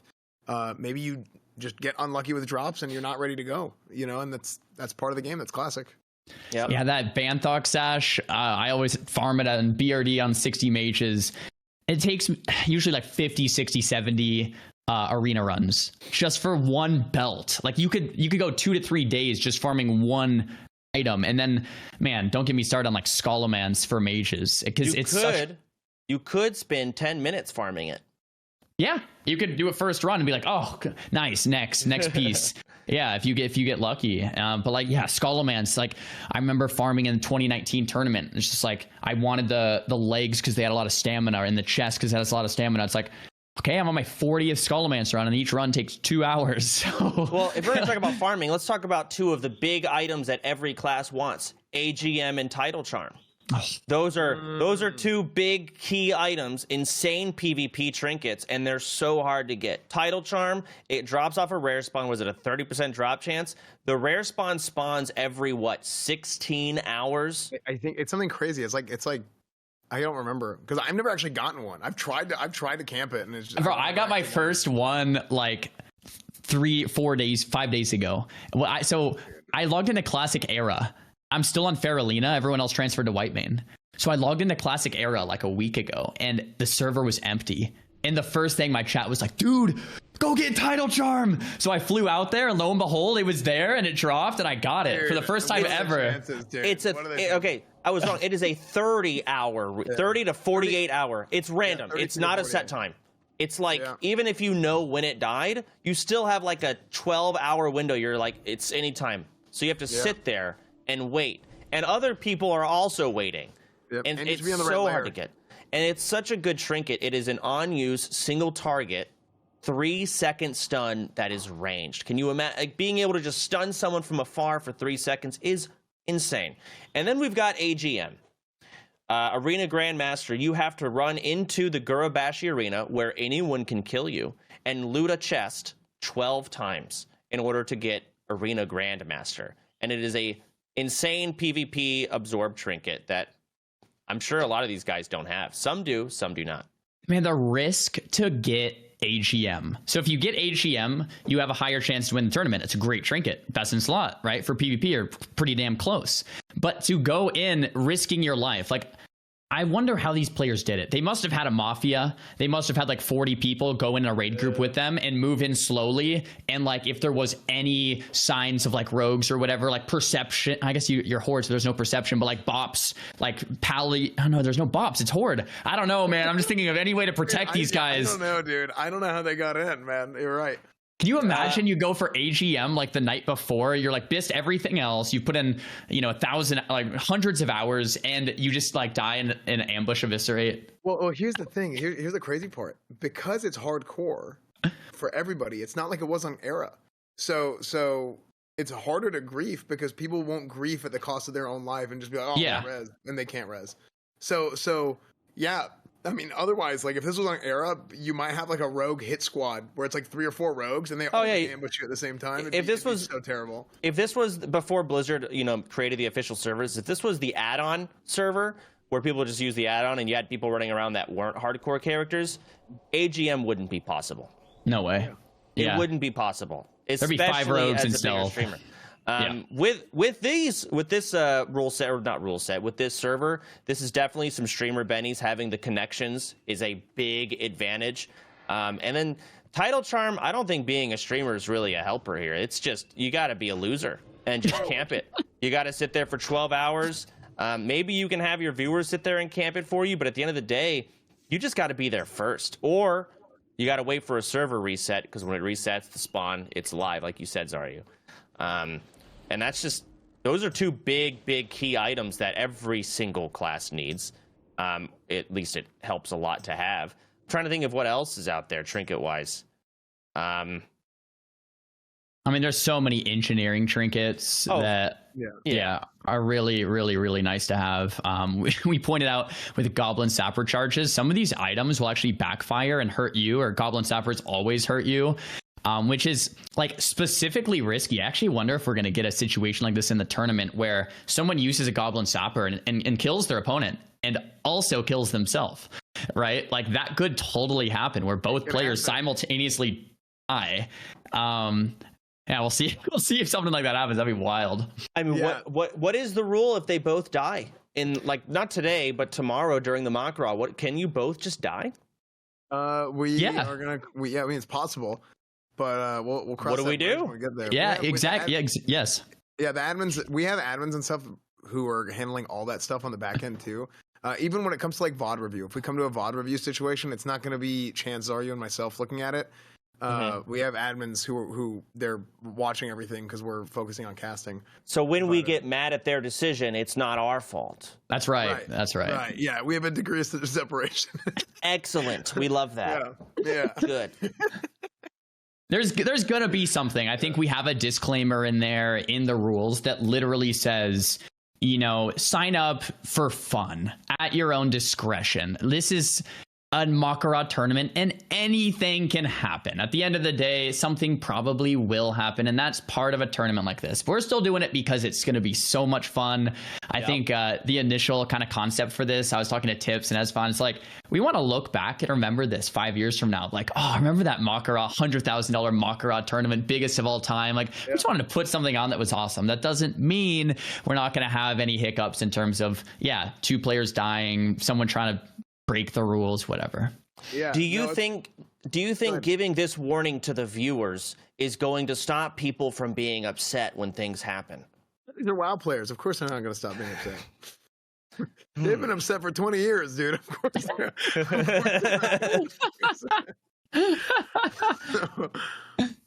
no, I think look, it is what it is. I mean, I think there's been a lot of work and prep and everything that's gone into this. At the end of the day, this is classic WoW, and that's why we wanted to have as few rules as possible, because that's the game. Let's send it. Let the kids play. Prison rules, rat tactics, whatever you want to call it. It's going to be all good. It's going to be fun. I'm very excited. Well, we've got a lot of viewers who are pretty vicariously living through some of these competitors, and if their competitor, or in their minds, them, are in any way just slighted in any way, shape, or form, they're going to be personally upset. Yeah. So we should have all of the viewers in all three chats type the name of the player they're going for. Okay. Snuts, Zico, Savix, Perplexity, Peo. I don't think Perplexity's in. I think he died, didn't he? I think he might have releveled. I'm pretty 99% certain he releveled. Yeah, because he died. Yeah. He died pretty early on, if I remember right. It was like level 20 or something. I think it was like before he had like fall damage reduction or something for rogues. I don't know what level they get at safe fall, but. Yeah, who do you guys think is going to win? I'm seeing a big mix. A lot of Zicos, a lot of PS heroes. I'm trying to go through all three of our chats here. A lot of Fortunes. Sony in here. Sony's, yeah. Savix is in here. The Black Mez. Mez. Oh, Mez is playing Hunter. I didn't know. Mez is on Hunter, yep. Has he played Hunter in Classic? Like dueling and whatnot? Because granted, they're not Mak'Goras, but dueling in general is like knowing the strats. Yeah, I think he played Hunter in Frontier, right? And then for the world first KT kill. I don't think so. Mez, though, is such an outstanding player. But you're right. It's not about necessarily being an outstanding player. It's about knowing the matchups. Have you played the matchups? You got to approach it correctly. Are you going for the mana drain? Are you going for the health drain? Like killing them? And you just got to know before going in. Mez mechanically top notch, right? Yeah. Mez is such a good player. So if he has that practice, he could be another one of those players, just like Bean. If Hunter's doing well, that he could just win the whole thing. And I wouldn't be like crazy surprised if that happened either. So yeah. I mean, I'm sure. I think Mez of all people knows exactly what we're saying. So I'm sure he got his practice in where he feels comfortable. But out of all the Hunters I see, Bean sucks. I think Mez is going to do pretty well. You hate Bean so much. I really don't like that guy. Bro, Bean and I go so like we go back, man. Bean and I, he's actually who I queued my first rank 1 with back in MOP, FMP, and I just love the guy. He's great. So I'm rooting for Bean. I mean, if Hunters can do it, I would love to see Bean do it. Dude, Bean's gonna be the people's champion today. Just wait, dude. It's gonna be great. Yeah, I'm looking through I don't recognize a lot of these Hunter names. I'm sure there's someone very good in this list. Yeah, I don't recognize a lot of these names. A lot of different names of Hunters. And so maybe we'll get to see a couple of them. The first duel we're gonna watch is gonna be Zico versus Savix, is that right? I hope so, yeah. At least that's what we're getting. In Group A, I think that's the duel we're going to be spectating here. I see a duel flag down. Are we getting ready to start soon? Okay, so I don't know if the stream can hear the. Can they hear Pekkas? No.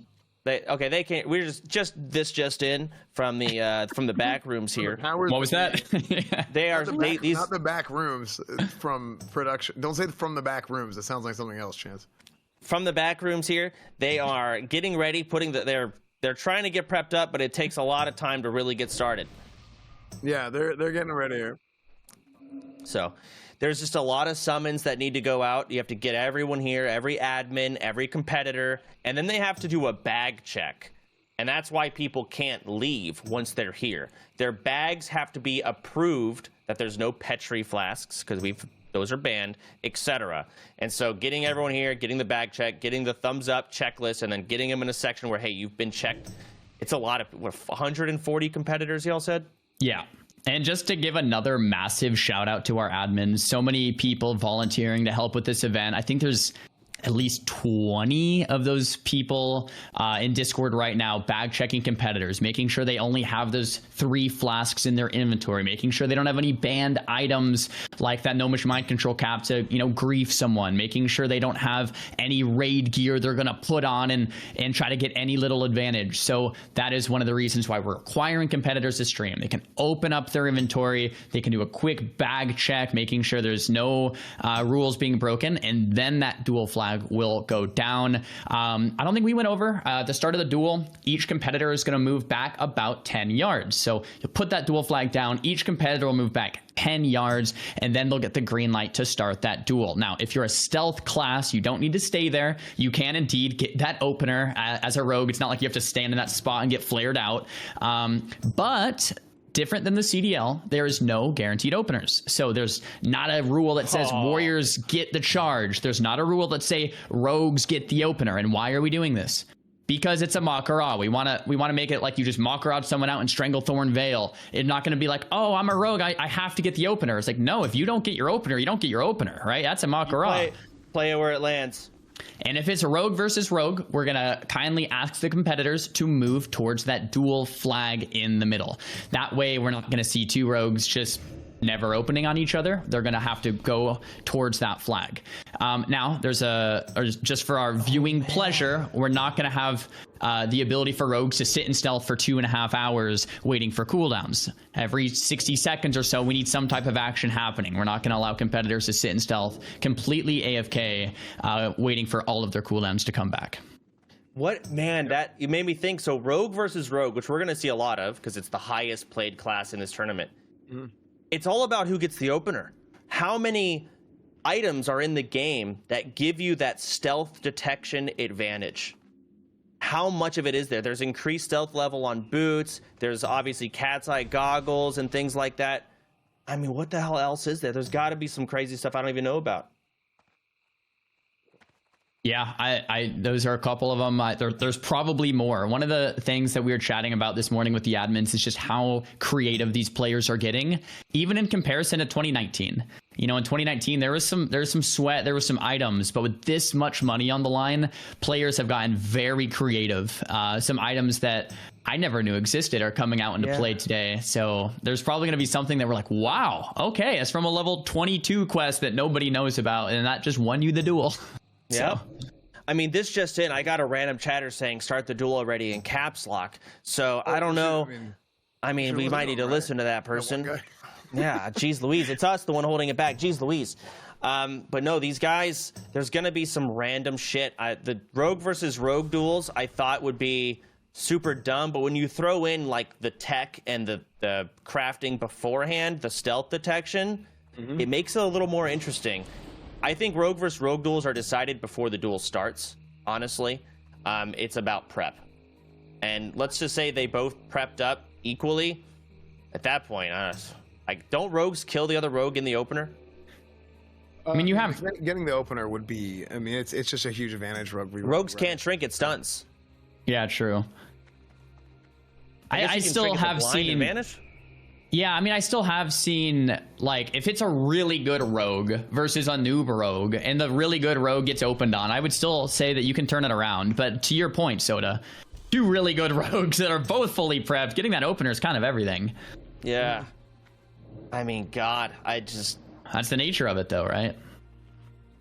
I'm glad I'm not one of the competitors right now. My nerves would be shot. This would be the most nerve-wracking thing I've ever done, hands down. I mean, this is just making it to this point has taken so much time and effort, and there's so much on the line, dude. It's been a month of leveling, of gearing, of making sure you don't die throughout that whole process, trying to get the best stuff you can, doing essentially the hardest content that's allowed, right? Like, there's no rating or anything like that, but like, we saw the clips of the guys doing the tier 0.5 quest. Right? Yep. We saw Savix almost die, right? And Savix is one of the top players in this tourney. Like, I love Savix, and he could have just died just like that while trying to gear up. So it's there's a lot of RNG that goes into this. To even get to this point, getting lucky enough to not die, but there's also obviously a lot of skill and prep and a lot of focus that has to be put into place just to be able to have the wherewithal to survive. So exciting, man. What spec are these rogues mostly going to come in as? Cold Blood Abyss, or what do you think, Xaryu? I feel like you would know better than me. I think the big choice, Evently versus Stars, we're actually getting ready for, which is going to be Hunter versus something. I think Mage. Hunter. Oh, that's going to be a fun one. Ice Reflector, too. But yeah, I think the big choice for Rogue, someone might have more expertise than me, is whether you go improve Sprint or not. Because improve Sprint is going to really help your Mage matchup. But in other matchups, you don't get... I think it's improved Sprint or Cold Blood, if I'm not mistaken. Well, let's focus on this duel really quick. I want to see a gear check. Can we get just a cursor going through all of his gears, see what his gear choices? 100 HP to Helm. This is our first person we've inspected. Okay, good H stamina on that. Fire resist. Interesting. Fire or 5 all resistances. Interesting chest. It's green. Are these the best choices, or did this person not have enough time? He probably just didn't have the time. I mean, that's again, you had 30 days to do this. You had to get leveled up. You had to survive. You had to get the right drops. You know, some people. Isn't Beastmaster gear banned? I don't believe so. That's 0.5. I got it confused with Giant Stalker. I'm sorry. Yeah. No, you're right. Yeah. So, yeah, I mean, just like as Fun was saying, like, just to hit 60 and get some gear. Ooh, Frost Resist gear against the Mage is kind of smart.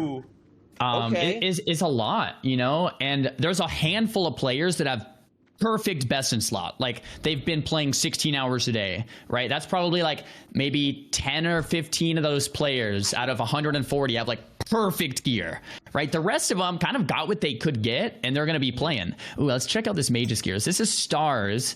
We have that Goblin Rocket helmet for the charge, 100 HP Libram on it. Virtuous Shell Necklace from Strat, I believe, with the 1% hit. I think it logged out. So okay, I see.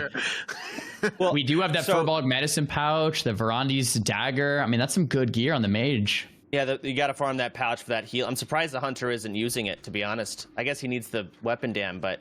So, how do you said Mage beats Hunter, in your opinion, Xaryu, in this? I think it can go either way, but I think Mages are favored, yeah. Okay, how do you think that Frost Resist, those rings, the Frost Resist trinket, that's what, like... What's the enchants itself? We're looking at, what, 60 plus Frost Resist, maybe more. Oh, and the Magic Resist Potion, well over 100. How do you think that's going to play out? the thing about resistance, and I'm still a fan of it, but the thing about resistance, if you try to stack it at the cost of too much stamina, is you might resist, but now you have no stamina and you have no intellect. So if you don't resist, now you're just squishier. And if you do resist once or twice, it might pay off. What competitors really look for is getting that resistance in different ways. And we hear the, I mean, it's getting that resistance in different ways with stamina gear. So like some gear has that shadow resist or fire resist or frost resist built into the gear itself. Now looking at these two players, I've just got to say, it looks like Stars has that flask of supreme power. He has like 2 or 3 or 4 rows of buffs. He's logging out to preserve them. From a quick glance, it looks like Star's gear is close to best in slot. Bentley clearly, has some really solid gear, but could have had more opportunity to gear up further. So, I mean, if we're gonna do predictions here, I think that mage's looking pretty great. You think the mage is still favored? Yeah. Okay. Go ahead, Sven. I kind of want to speak to the resistance stuff as well, because like, I mean, I play a paladin, right? So I got to do all kinds of ratty stuff to try and win fights, and I had like different resist suits and stuff like that. Xaryu is 100% right. Like even from the non-mage perspective, somebody going up against a mage, you're gambling, right? Yeah. So if you have no stamina or you don't do enough damage, you don't have enough mana of the intellect, so it really is like you're either going to do really well with a resist suit or you're going to do really poorly with a resist suit. And go ahead. Oh, okay, Xaryu, so I want you to walk me through, what do you think we expect to see during this duel? What is the mage trying to do? What should we expect these guys to go for? Yeah, this is a fun duel. So the hunter is trying to build distance. If the hunter can get really far from the mage, the hunter is in a great spot. You send out Viper Stings, you concussive shot, you get super, super, super max range in these Mak'Goras, the mage will go Having said that, we talked about the elixir of poison cleanse, so the mage can get those Viper Stings off. But if the hunter can get really far, that's the hunter's goal. Now the mage, all right, so the hunter is going to go for a scatter, feign death, trap, get really far, open up with aimed or concussive into a Viper Sting and just run. Like you just want to not let the mage get close. Now the mage, on the other hand, as soon as that scatter comes through, the mage should ice block the scatter as a pseudo trinket, as a way to get out of that scatter and stay on top of the hunter. Frost Nova, Kona Cold, rank 1 Frostbolt, stuns like Tidal Charm, trinkets. Stay on that hunter. You just want to rush that hunter down. The hunter, once again, is probably gonna like pop some type of nifty stopwatch, FAP, and try to get away, right? Once again, the mage needs to blink on top of the hunter, sheep him for that FAP, keep him controlled, and once again, the hunter is going to try to wait for that second scatter to then feign death, trap, and get far. Mage, once again, cold snap, ice blocks that second scatter, stays on top of that hunter and crowds him. If the hunter can get away, the hunter can successfully win the duel. If the hunter can't get away and the mage crowds him, then the mage will win the duel. Okay, so it's gonna basically the mage is just W keying. Every CC scatter specifically, everything that hunter throws at him, nope, block, nope, block, nope, it just everything. And W key, the hunter, get away, try and drag the duel out, and in the long game the hunter wins, the short game the mage wins. Yep, and like there are, that's an oversimplification, so there are different things that could happen, but like that's generally what we see in Mage v Hunter. As a mage myself, if I'm dueling a hunter and he's got like 50 yards in me, the pet's hitting me, I'm slowed, and there's a Viper Sting taken, that's what you don't want to happen. Yeah, let me tell you. I mean, and I don't know how the poison cleanse is going to affect this, because I know the hunter is trying to take out the mage's mana, right? Yeah, normally, definitely. But it might not be the case here because of mana gems. I guess you're going to have to free action potion. That shares cooldown with health and mana pot, right? Yep.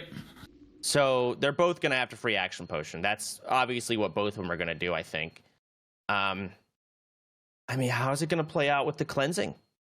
Yeah, like I said, hunters normally into casters at large, so into priest, into warlock, into mage, into shaman. The goal is run far, Viper Sting. That's just hunter in a nutshell in classic WoW. In this tournament, and I was talking to Saren about this morning, it's going to be a very different strategy because you have to. Bruce, but Yeah, that's a Bruce. And Hunters can also go toe-to-toe, head-to-head with the best of them in terms of just doing DPS and killing them. So I think Hunters in this tournament might try to pull out new strategies and go for a rush-down strategy, so to speak. Go aggro, that's right. And instead of going for that normal kind of Viper Sting gameplay that we've seen come out of Hunters traditionally. Yeah, it's going to be really, really interesting to see how it plays out. So... And again, I know we've been harping on it. All three of us have the whole day, but this is something that's never been done before. Like, you're going to see different tactics than what people do typically in their in normal classic dueling tournaments. There's just so many different rules here compared to normal because there's almost no rules. And seeing when the whole scope of the game is at play and a 3 times bigger dueling range in a Mak'Gora versus a normal / duel. It's going to be really cool to see. I mean, there's going to be things that happen today that we think this will play out this way, that way, and this way, and then we're going to be completely wrong just because we haven't seen it before. So it'll be cool. I think it's going to be a lot of fun, man.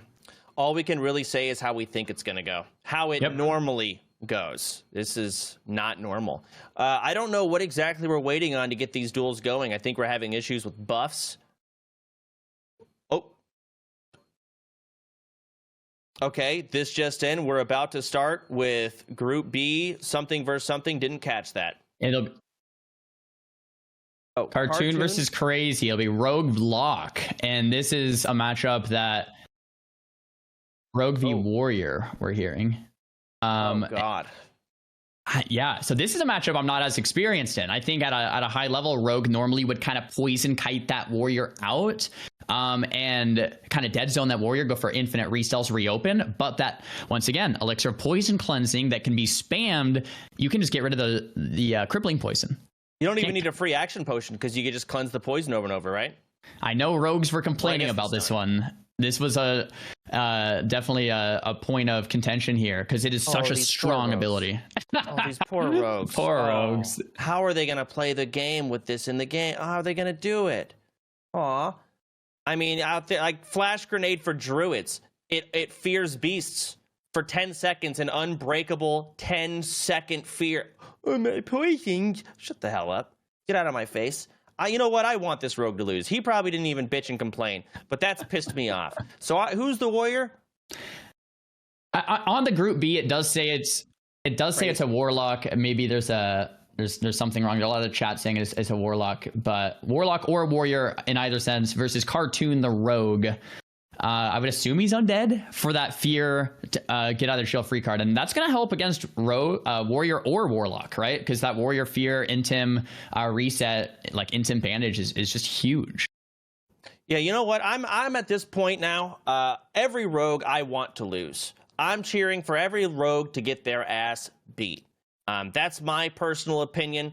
I'm ready to see them all just get clobbered, put in the dirt, and one shot. So, what about your friend Peo? Peo can eat shit and die.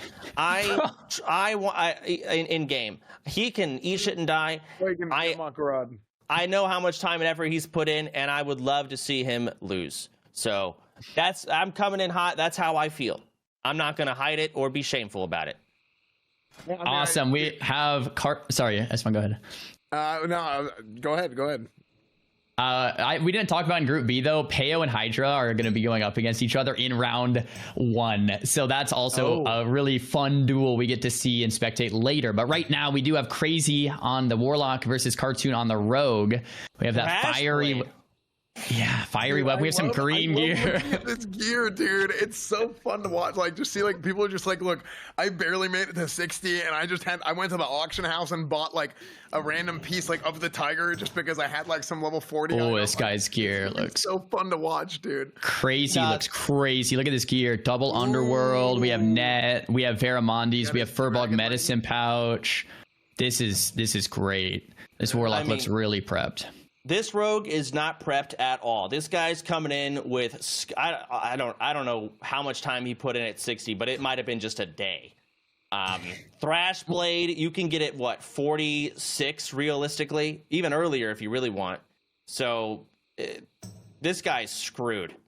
Dude, What I must say though, some of my favorite duels ever in WoW are like at level 34 in Stranglethorn Vale with like half quest items and like 2 potions and like I don't know, something about seeing this gear as fun, like same as you, it just brings me joy, and that dual flag did go down. Yeah. All right, we've got a Walmart Rogue versus pretty prepped up Warlock. Look at all these flasks. The dual flag is down. Pretty much. I mean, it might be a Whole Foods Warlock. This guy's got some good stuff. So each competitor, guys, is going, no GMOs, are moving 10 yards away from that dual flag. Dual flag goes down, and that rogue is sprinting around and starts with that stealth. It looks like the first duel is underway. We have the mechanical dragonling being popped from Crazy, and looks like the rogue is stealthing and with sprint to get that opener. Cheap shot does come out. Crazy taking a lot of damage. There's the evasion to circumvent some damage coming into Cartoon, and Crazy's dotting up Cartoon and going for the big kites. Death Coil comes out. Oh, full dots. He's getting ramped up.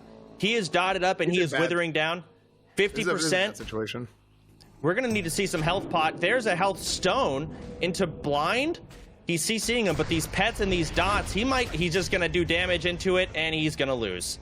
That's it. He basically had no opportunity there to recoup. After he got full dots on him and he separated with the death coil, it was a wrap. He had no opportunity there. He had too many pets on him between the Voidwalker, or too many dots on him between the Voidwalker, between the Dragonling, and between full stack immolate everything. It was just a wrap. My man was confused.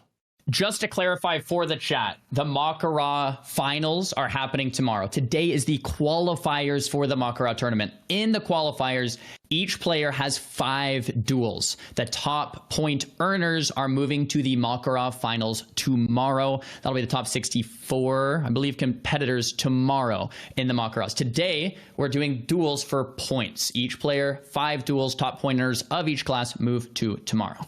Mm-hmm. And just a couple things to add real quick. One, your chat, you're not wrong for being confused by that, because we did mention it. Some people were like, oh, they mentioned it already. But yeah, we mentioned it like an hour ago, right? An hour and a half ago. So to be fair, we're doing that Swiss bracket, just like Xaryu explained. And so yeah, just to clarify. Another thing, production, I was wondering, can we get the guild log off sound disabled, and can we get HP numbers enabled on the camera ops UI, if that's possible? And, yeah, those are all very valid points, S-Fan, but I'm going to go in a little bit further here. You are dumb for not knowing. This tournament, we have to find out. There are so many class differences. Some classes are really bad in these rule sets, and some are going to be very good. But the best of each class will win money. All right, so that influences people to play every class, so it's not just one through the whole thing, or the top 3, right? In order to figure out the best of each class, we're going to have people with a win-loss ratio. In order to have that, you cannot die on your first duel. You just can't do it. So we're going to get an actual bracket going here, and tomorrow, people are going to start dying. Is something going on here? Oh, no. So either way, these duels are going to be big. A lot of prep going in. These duels matter a lot. This is a lot of people are just playing for these duels. They want to try and get number 1 in their class. This is Peo versus Hydra. Oh my gosh. I can't wait. And the duel is underway. The duel flag has been dropped. Hydra is playing Shadow. Oil of Immolation. Do you see it? Yeah. The Oil of Immolation. He might get Peo out of stealth. Does it work like that? This is great. Flashbang, man, right there on the sun on the ground. Hydra mounts up in shadow form. Sap comes out. It breaks him. It breaks him. Huge. Peo's going to go for a re-stealth here, but he doesn't get the combo points like he wanted with the cheap shot. So Peo's opener in his mind is already thrown off. Peo going for the re-sap here, opening up with that mechanical dragonling. Might have a few combo points here. Let's see the opener re-stealth one more time. No heartbreak beat there. Vanish for the opener. Cheap shot comes out with 2 pets, and Hydra's probably pretty scared right now. Trinket into that full fear. Will of Forsaken immediately, and Hydra's under pressure. See, he will have forsaken the fear, but then Hydra is free to just throw every other bit of CC. He's still got his magic dust. He's getting all of his dispels. He is slowing this duel down. Peo is going to get controlled so hard here.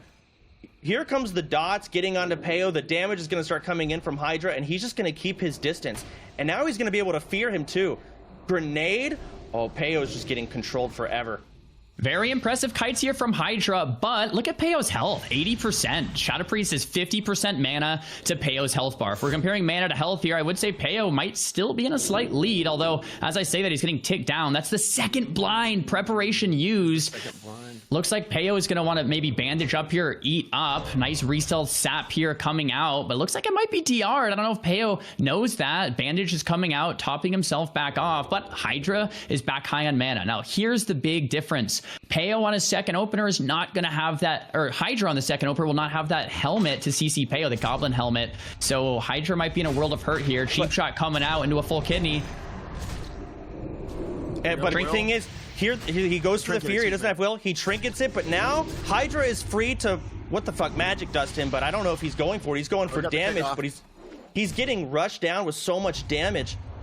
He's got to get some control on Peyo, I feel like. Here comes a tuber coming out, a little bit of extra health, big eviscerate, clobbering through that exposed armor. He needs to get him CC'd. He goes for some heals.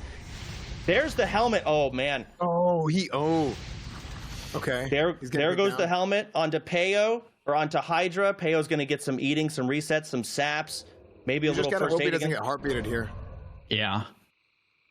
This might be over. Bandage here. There it is. It's really good bandage value. Might got this right here, dude. He might actually have this. I think Peyo might be in a slight lead here, and something that's really impressive is he's just so tanky. I think it's those potions we were talking about. Peyo's just not taking much damage. Another re-stealth cheap shot. There's a break into a full fear. This is the reset Hydra's looking for. There's the Shadow Word Pain, and Hydra has such great positioning. There's the Renew max range with that Shadow Word Pain. Hydra's looking to reset this out, but get healed up, dude. He brought out a lip to break the stun. But Peyo has no more CC breaks. Hydra can reset this duel so many times with any bit of CC at this point and heal back up. And Peyo has no cooldowns. He's going in. If the dots fall off, he can sleep dust. Sleep dust. Oh, Will's back off cooldown. Big Will. Oh no. Hydra could just die. He needs his fear back off CD. I don't know what the timer is on it. He's going for the heals. He's trying to get him off. He gouges it because he has no kick. The next fear, the game is over if he gets it. But the kidney! That might be it for Hydra. I think he's got the damage to finish him out. Oh, and the cheap Hydra goes down. That was so close. Dude, that was sick, dude. Wow. What a duel. That was amazing. That was incredible, man. Dude, so at the beginning when that thing started, Hydra definitely had the upper hand for the first, like, maybe 30 seconds of that thing, and then Peyo had he had a massive reset coming in, and it really, I thought that Hydra might have had it before that grenade landed, getting the full fear off, getting the heals in, got grenaded, came back in. Unbelievable duel, man. That was hype. Unbelievable. Great job by both these guys. The real thing coming in here is we don't get to see the cooldowns on our screen, but that Will of Forsaken coming back off CD for another fear break was it. That was it. Hydra probably scripted out the whole duel, said, okay, when he does this, I'm going to do that. And he's going to have, when I don't have Trinket, I'll have my lip for the next stun. But the duel went on for so long with all that magic resist that Will coming off CD gave Peyo that extra CC break and the duel ended. Mm-hmm. Yeah, it was incredible, dude. That was such a good duel, man. That was if we get more of that today, this whole day is gonna be crazy. The biggest thing that was surprising to me is just a minute into the duel, Peyo was still 90% life. Peyo was just a tank with all of the potions up, and Hydra was down to 50% mana. So even in a perfect world, if Hydra tops himself back off there, right? He lands lives that kidney, lands the fear, and heals to full. Now we're in a position where Peyo is still 40, 50% life, pretty tanky. Hydra's it's an uphill battle. And this is one of the matchups that, with that undead rogue, you have that fear break every 2 minutes. It seems like an uphill battle for the priest. So Hydra is down 0-1. Peyo is up 1-0 so far in their brackets. I'm excited to see who Hydra gets paired into next. It's not the duel he wanted round one. Yeah. I don't know who the hell told me Hydra was going to play disc for this tournament. I'm going to yell at them. Yeah, that guy's coming in hot with Shadow, and I guess it's hard to know who's going to win. I mean, the duel was slowed down a lot with the sleep dust. Hydra let his dots fall off. So he planned a lot of this CC out beforehand because you got to let the dots fall off before you can go for that sleep. And he tried to surgical kit his way in there, but that magic resist, just so tanky. cannot get this health down. Casters are at such a disadvantage. And you said it really well, Soda. It's like the priest is trying to slow everything down. The rogue is trying to get through all the cooldowns really, really fast and finish the duel. And it looks like in this next duel, we have priest versus warlock. This is going to be a really exciting matchup to see play out. I'd say, generally speaking, it's pretty even, but I would give the edge to that warlock. Generally speaking, the duel flag's down. It looks like it's not a shadow priest. There's no shadow form or anything, and dots are being exchanged. Okay. All right, no, that's some Mind Seer. What kind of janky spec do we have here? There's the Will of Forsaken, a little bit late there. Oh, there's the shadow form. He just wasn't in shadow form at the start. Okay. What? Ooh. That cannot, maybe. That okay. Backfire. Arcane Bomb! Wait. Arcane Bomb, huge! Arcane Bomb is a 5-second silence, a mana burn, and damage. It's one of the best items. It's the first time I got to see it. Normally banned in tournaments, but you can use it here today. Full fear, though, from the Warlock. He's just auto-attacking, dotting him up as much as he can. But the Goblin Rocket Helm CCing the Warlock for 30 seconds here. Can Heartbreak early, but the Warlock's gaining an advantage here. The Priest gets the free dispels, but the Warlock has that pet chunking down the Priest. Fear? Another fear being casted. Does land. Fear. We've got 2 dot classes here that have to make a decision. Do they want to go for damage, or do they want to not dot to try and go for CC? It looks like the priest is going to opt in for some mana burns here, going for that mana burn strategy. Both dots coming in from both sides. Both want to do damage right now, but the priest is so low, he needs to get his health up. Maybe a health pot. He's got to make a decision. He's going to go for some healing and cast it up here. No CC for it. Another Arcane Bomb. If you look at the Warlock, he is He is trying to dagger his ass. I don't know how you missed that.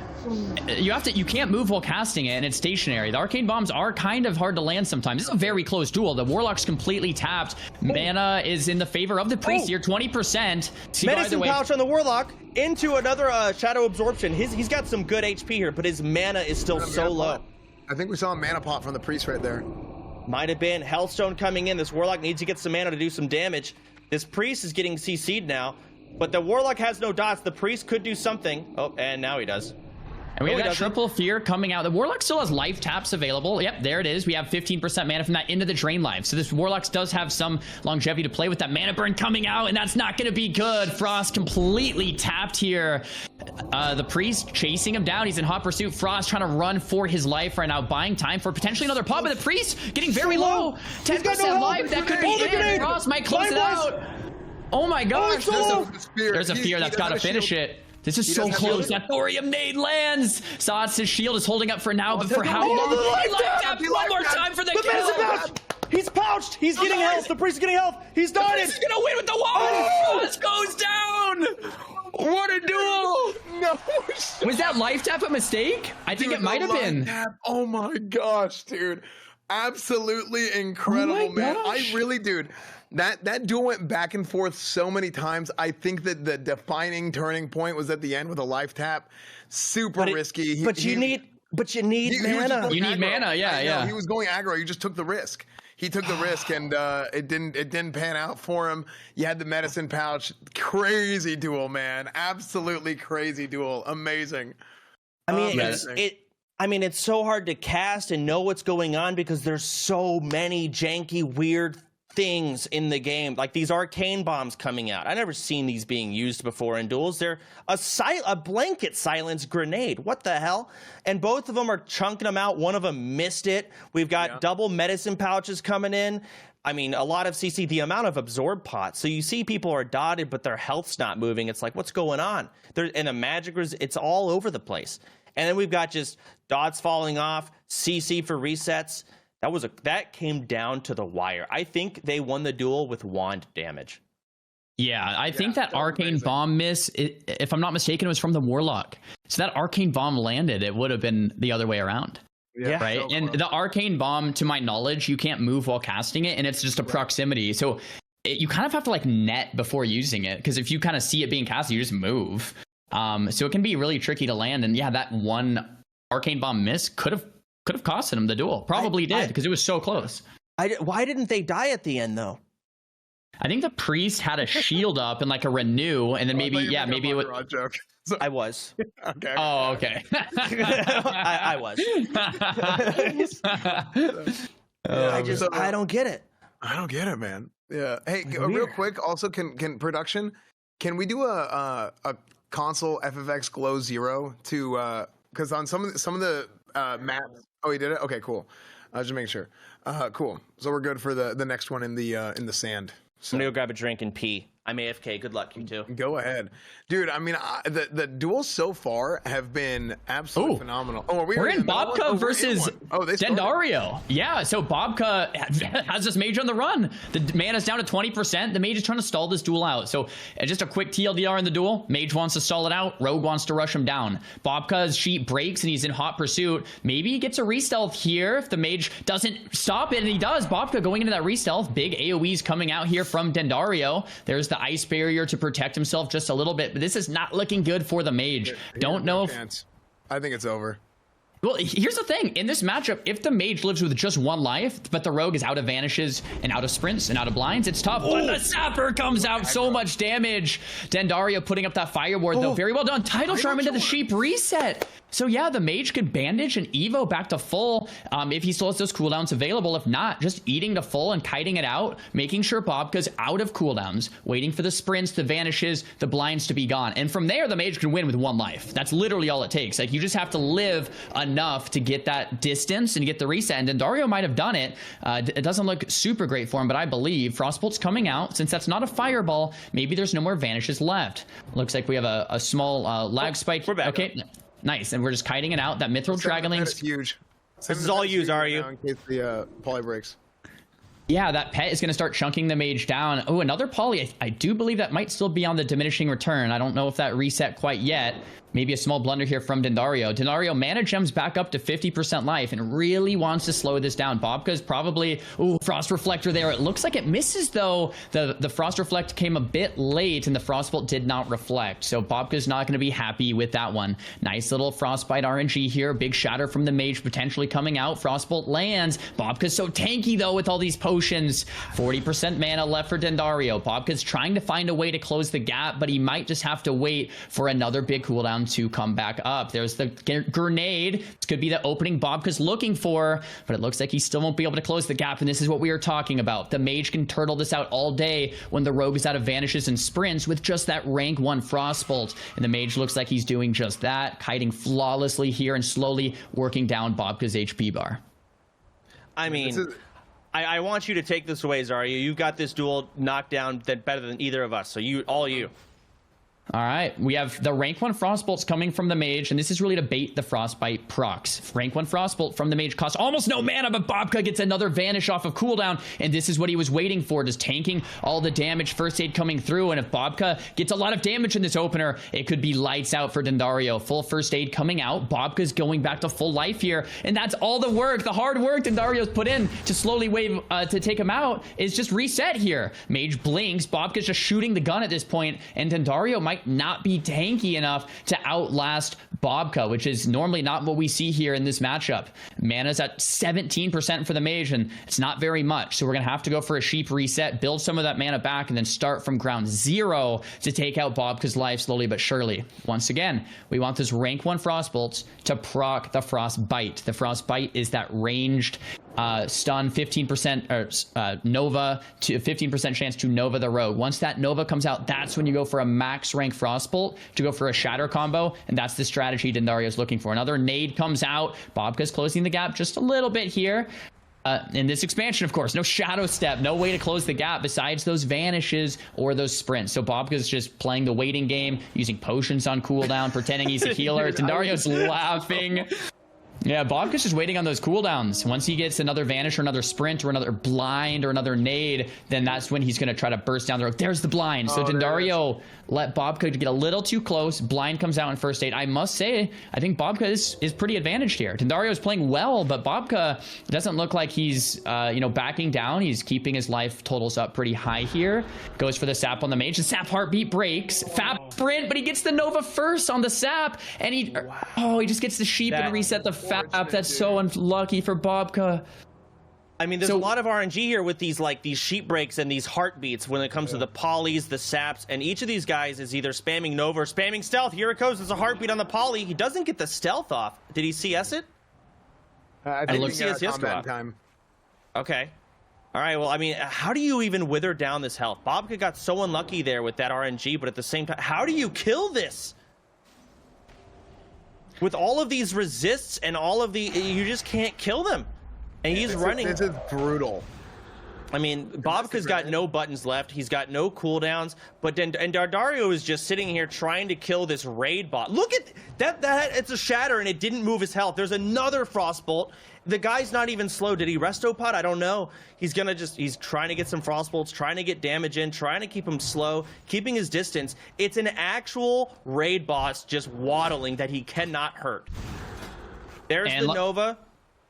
Yeah, let me be the first to say this is a different experience than we normally see here. Such great gear there on to Bobka with that Dark Mantle and the Devil Soar.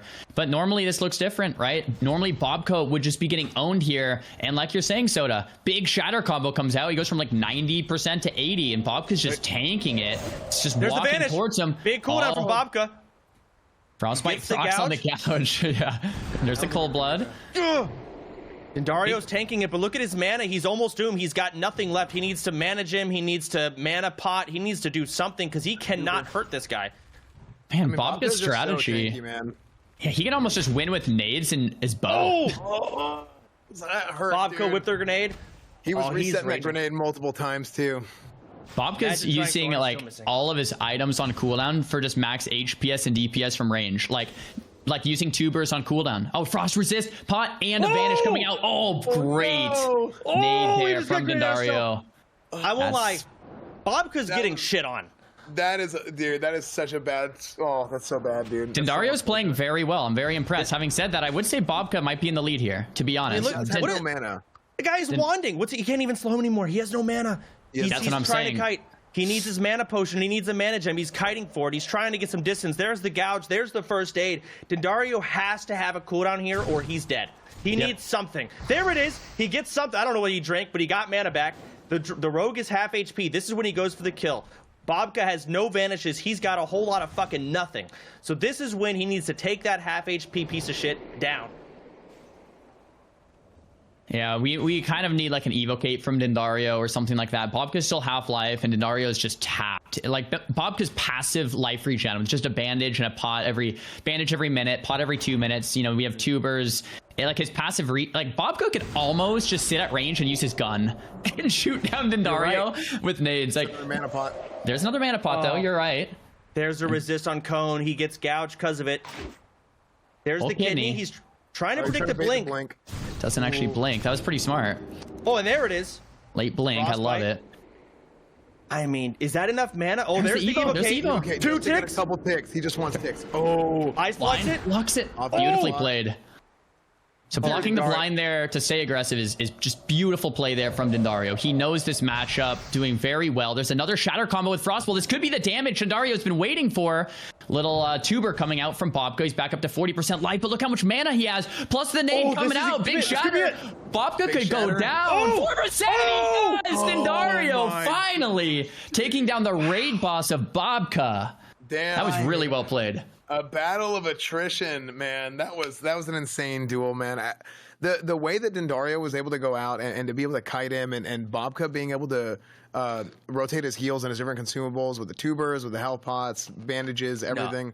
I mean, that was impressive. I mean, to be able to survive that to begin with. But man, that's sometimes some duels, some matchups will just go really long, and you just wait for the next person to make a mistake. That will not be the last duel that takes that long. We're jumping right back in. Oh, I don't know if we're watching this duel or not, but I mean, the duels are just, the magic resist is crazy. So we're jumping right in. We got Hunter or Shaman versus Rogue. What is the goal here? I feel like the Shaman's goal is to try and just kite him out and survive a bit. The Rogue wants to burst. There's the big explosion totem. He's just trying to keep distance and keep shocks and wither down this Rogue. I mean, they can't crippling the guy. Did Kidney resist? Yeah, that's unlucky in a tournament. Big damage coming out from Vanish, though. There's the Hellstone. Banana's 15% life. Big crit there from that health pot. Back up to 50. This is very close. I'm not too familiar with the Enhance Rogue matchup, but this looks pretty awesome. Well, yeah, whatever the mage used last duel there, Banana uses again to get a lot of mana and HP. Kidney doesn't resist this time, though. Big damage connecting here from the Rogue Vanish. Looks like they're both pretty well geared here. Thorium Nade dodge from Banana. Well played. Big Storm Strike connecting. It looks like Bananas really just wants to not get slowed, keep distance, and weave in with melee attacks, but it's just not enough. You cannot just beat out this consistent rogue CC and damage. He goes down. Yeah. Unlucky. Yeah, I mean, it was a pure rush down at that point. We did get started a little bit late, and that's going to happen sometimes. Just to clarify for people so they understand, we are going to try as hard as possible to get in right at the beginning of duels. But there's so many duels happening today, and it's an open bracket, multiple groups that we're just going to be rotating. I mean, it's basically NFL Red Zone. You know, this is Sports Center. So here we go, right into another one. I mean, this is Mage versus Shaman. Xaryu, you take it away. Yeah, so this is another duel where the mage wants to outlast the shaman. The mage is going to be killing totems, a lot of rank 1 frostbolts, and max range kiting. And it looks like Oko is a pro here. He's doing exactly what he should be. Oh, it looks like it's an Ellie shaman, though. Similar type of strategy, but different spec.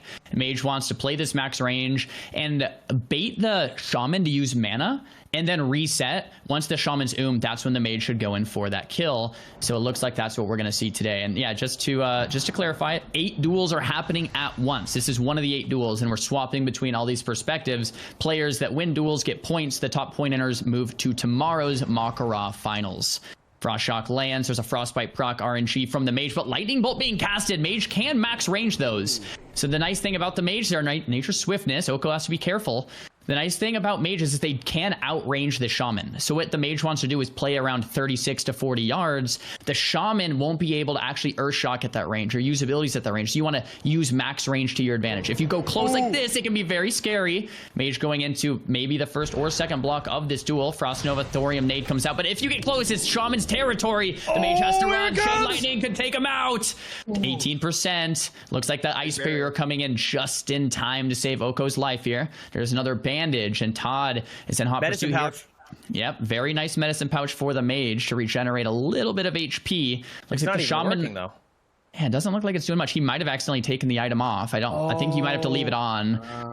Yeah, I think he used it and then took it off thinking the buff would last. That's where practice comes in. I think he might have messed up. He used the medicine pouch and just sacked 1200 Do you guys think there's a mistake here? Why is the mage not eating? Yeah, this is a huge mistake by the mage. No, our UI was bugged because he was out of range. Maybe there he goes. He's at 86% now. There it is. Oh, okay, that makes sense. I was so confused. So the medicine pouch did go off. He got a lot of HP back there. I mean, yeah, he's got a kite. You got to get past the grounding totem. You got to either outrange or get past the earth shock and try and get damage while not getting one shot because of what this class does. Oh, there's the charge helmet. He ice blocks it, but now he doesn't have an ice block for the chain lightning unless he cold snaps it. He's going for some cast. He doesn't get it off. The mage gets some distance, going for the reset.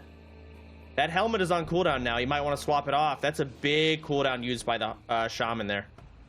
Yeah, and this is kind of how this duel runs. It's hard for the mage to do much, although I do think the mage is slightly favored here. You don't want to let the shaman get close. You have earth shocks close, you have grounding totems close. It's very hard to play close, and the shaman will win that close range duel, although the mage using that same charge helmet to stun the shaman, kill the grounding totem, build some distance, and reset it out again. Now, the mage has to get... Yeah, you're right. I'm surprised he didn't go for more CC and maybe try and eat and drink after that. He just decided to break the CC and keep going. He's got to wither him down, but that shaman's waddling. And this isn't a Mak'Gora dual range, so it's limited, which definitely I think helps the shaman out. Definitely. Yeah, it's tough for the mage, right? Because you have the earth shock coming out every 5 seconds. You have those grounding totems, then you have the chain lightning. So you kind of have to like kill the grounding, bait the earth shock, kill another grounding, bait another earth shock, then you get like a slow in or two. So it's just a war of attrition. And it looks like they're doing, like, Oko's doing exactly what he should here. It looks like the duel timed out. And this situation, what the rules state is that another duel will be played. It'll just be a reduel. But this time, there will only be 3 food and 3 water allowed. what's really cool about this rule is that now there's going to be an end. They can't just eat and drink forever. You can't regen first aid too.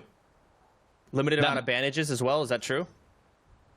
I am not aware, but that might be the case. I think it's just food and water. We can get a double check on that rule, the rules for that. But yeah, so it's the idea is if a duel times out, we want to have a second duel right afterwards.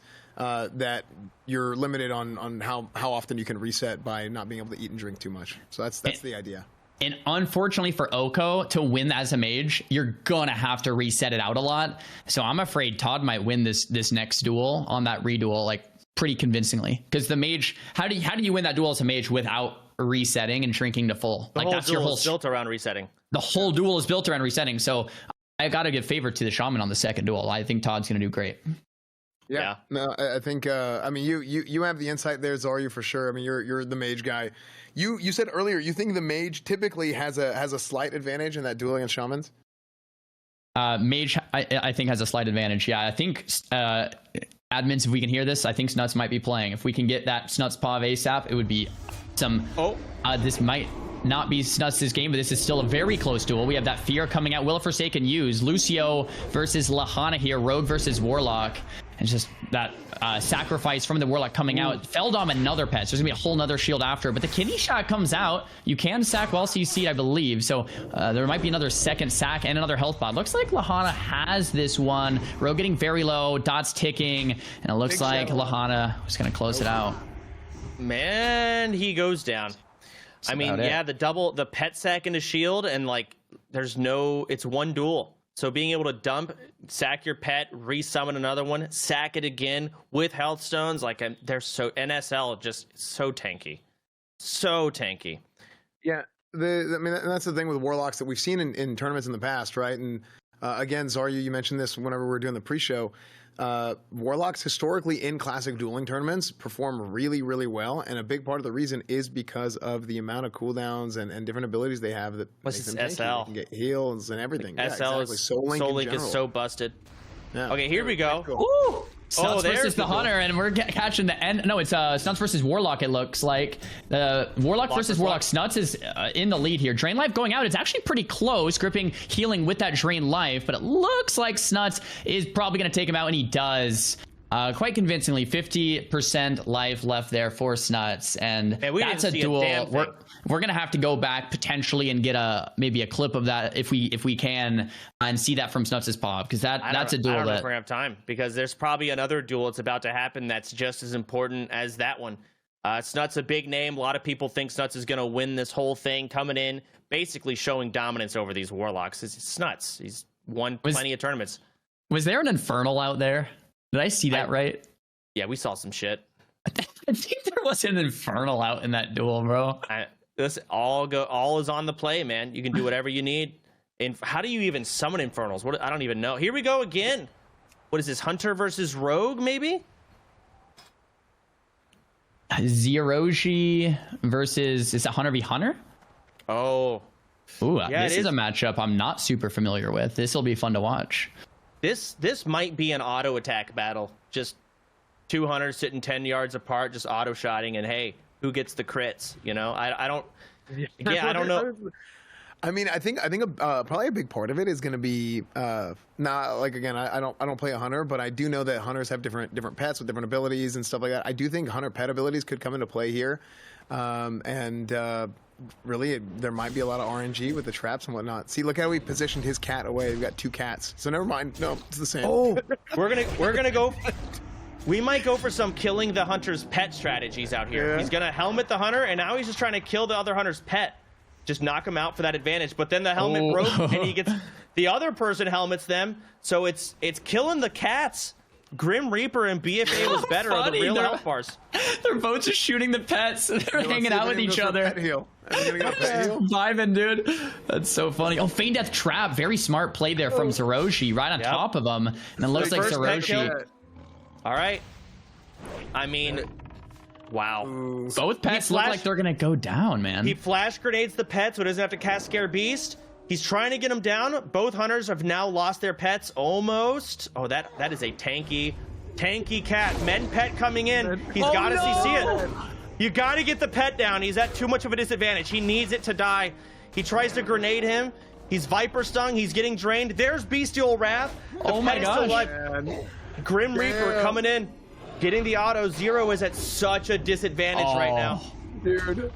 Those men pets keeping Grim Reaper alive is gonna spell out victory, it looks like, for El Twag. Zero in the completely on the back foot here. Uses that T or whatever it is to get mana and health back, but it still looks like another Viper Sting is gonna come out. Grim Reaper really in the favor here for LT. Bestial Wrath is down. He could kill Grim Reaper here, but he just can't get range on it anymore. He's just auto-attacking, and these pets are so tanky and classic. So much armor. They might as well be Prot Warriors. Yeah. Yeah, if I'm LT, at this point, I would just be pressing the advantage and just stay in range and melee him. All right, both hunters are now but he's got the wing clip proc on Grim Reaper. He's got to kill it. He's got to kill it. He needs the auto. He gets a crit. He takes it out. It's Hunter on Hunter, but Zero is so far behind. He gets the frost trap. He needs to eat and drink. He's out of combat instantly. No. He gets so much health and mana here. He's got to keep him CC. He's got distance. If Zero comes back, it heartbeats. It breaks. It's a 1v1. They're both wing clipping. They're trying to get the procs. He gets the disarm, but there's the net. Oh, this is awkward. Dude, this is so funny. Couple first aid ticks. He's wearing Headmaster's Charge from Skolomance. Is that right? Looks like it is. It's just his best weapon. Maybe that's just his highest damage weapon. Oh! It is. Dude, he really does. 30 stamina is a lot of stamina. 20 spirit's a lot of spirit. Yeah. So. All right. Well, Zero has a big mana advantage here, which is big, meaning he can afford Viper Stings, and Lieutenant Swag cannot. He is just kiting him. Here comes the chicken, and it enrages. Another trap on a Swag. Zero's getting the CC. He needs to eat and drink. He's out of combat. Oh, no, I think his chicken is griefing him. He had to wait a second. He's getting some health. Yeah. He's getting some mana. I love these resets from Zero. He's getting those traps off, the Feign Death traps, and eating and drinking on cooldown. I'm not seeing that same play coming out from LT. Oh, the revive pet decision. Dude, revive. That's really BFA smart. was better coming in.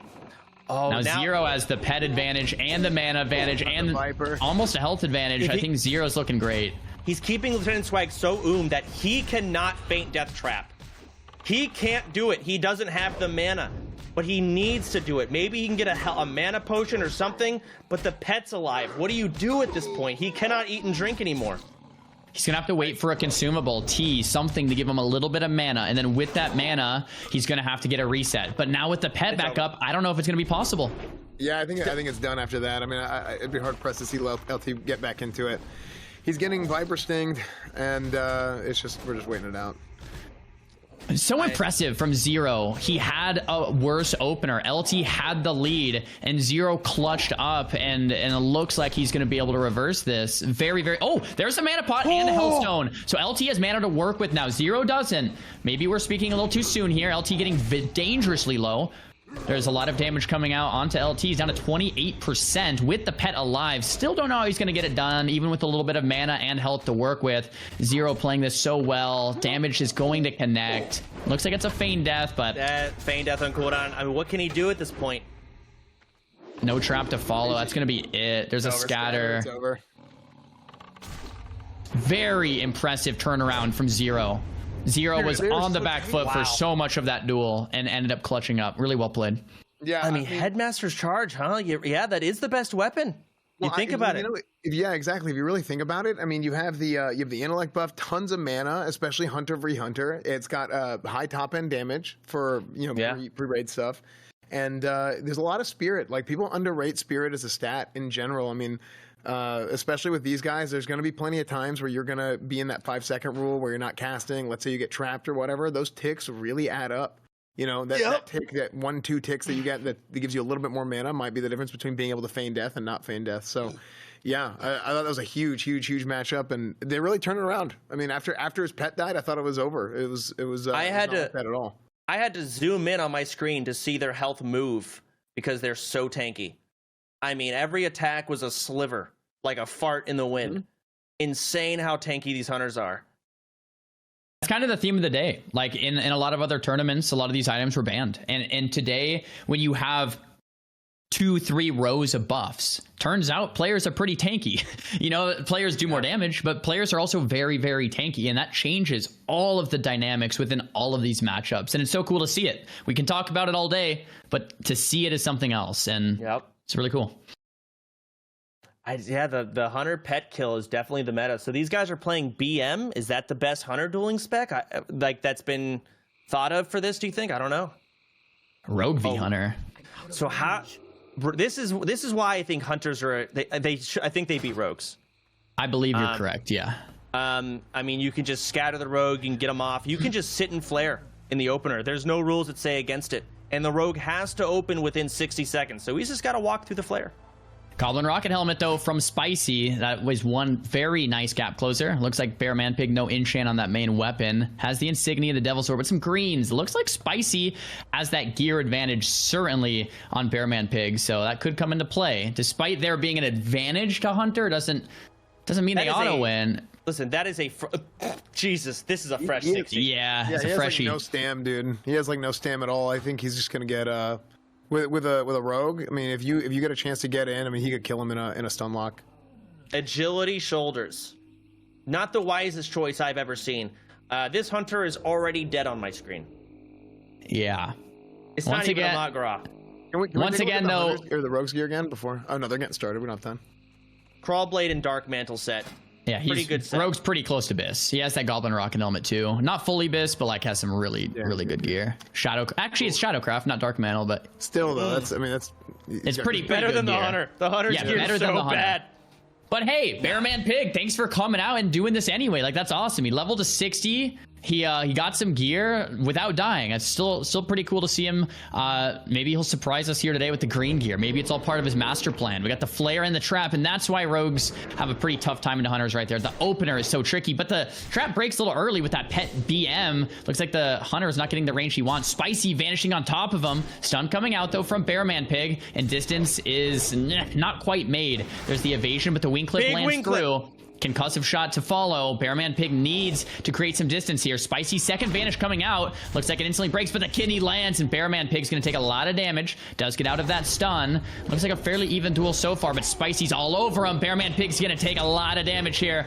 Nade comes out. Spicy with the FAP still a little bit longer. Blind on the pet to keep up the pressure. Bear Man Pig, he's not going to be able to get away. He's just going to go down, and Spicy taking the duel. I really like that blind on the pet at the end there. I mean, just to keep the rush down going and keep pressure up really high. But yeah, I mean that went exactly like how we thought after looking at their gear. I mean, both of them fucked up royally left and right. First of all, coming in with no gear. That hunter, I don't think is going to walk away with a lot of cash, but hopefully he got some dopamine. Yeah. I mean, he still has 4 more duels. I mean, who knows? We don't want to count him out too.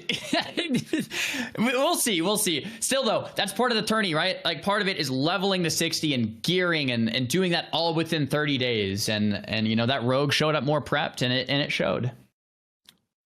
I mean, I saw him the hunter did get a pretty nice, I don't know if he went for a back jump or got lucky. He squeezed in a wing clip through evasion.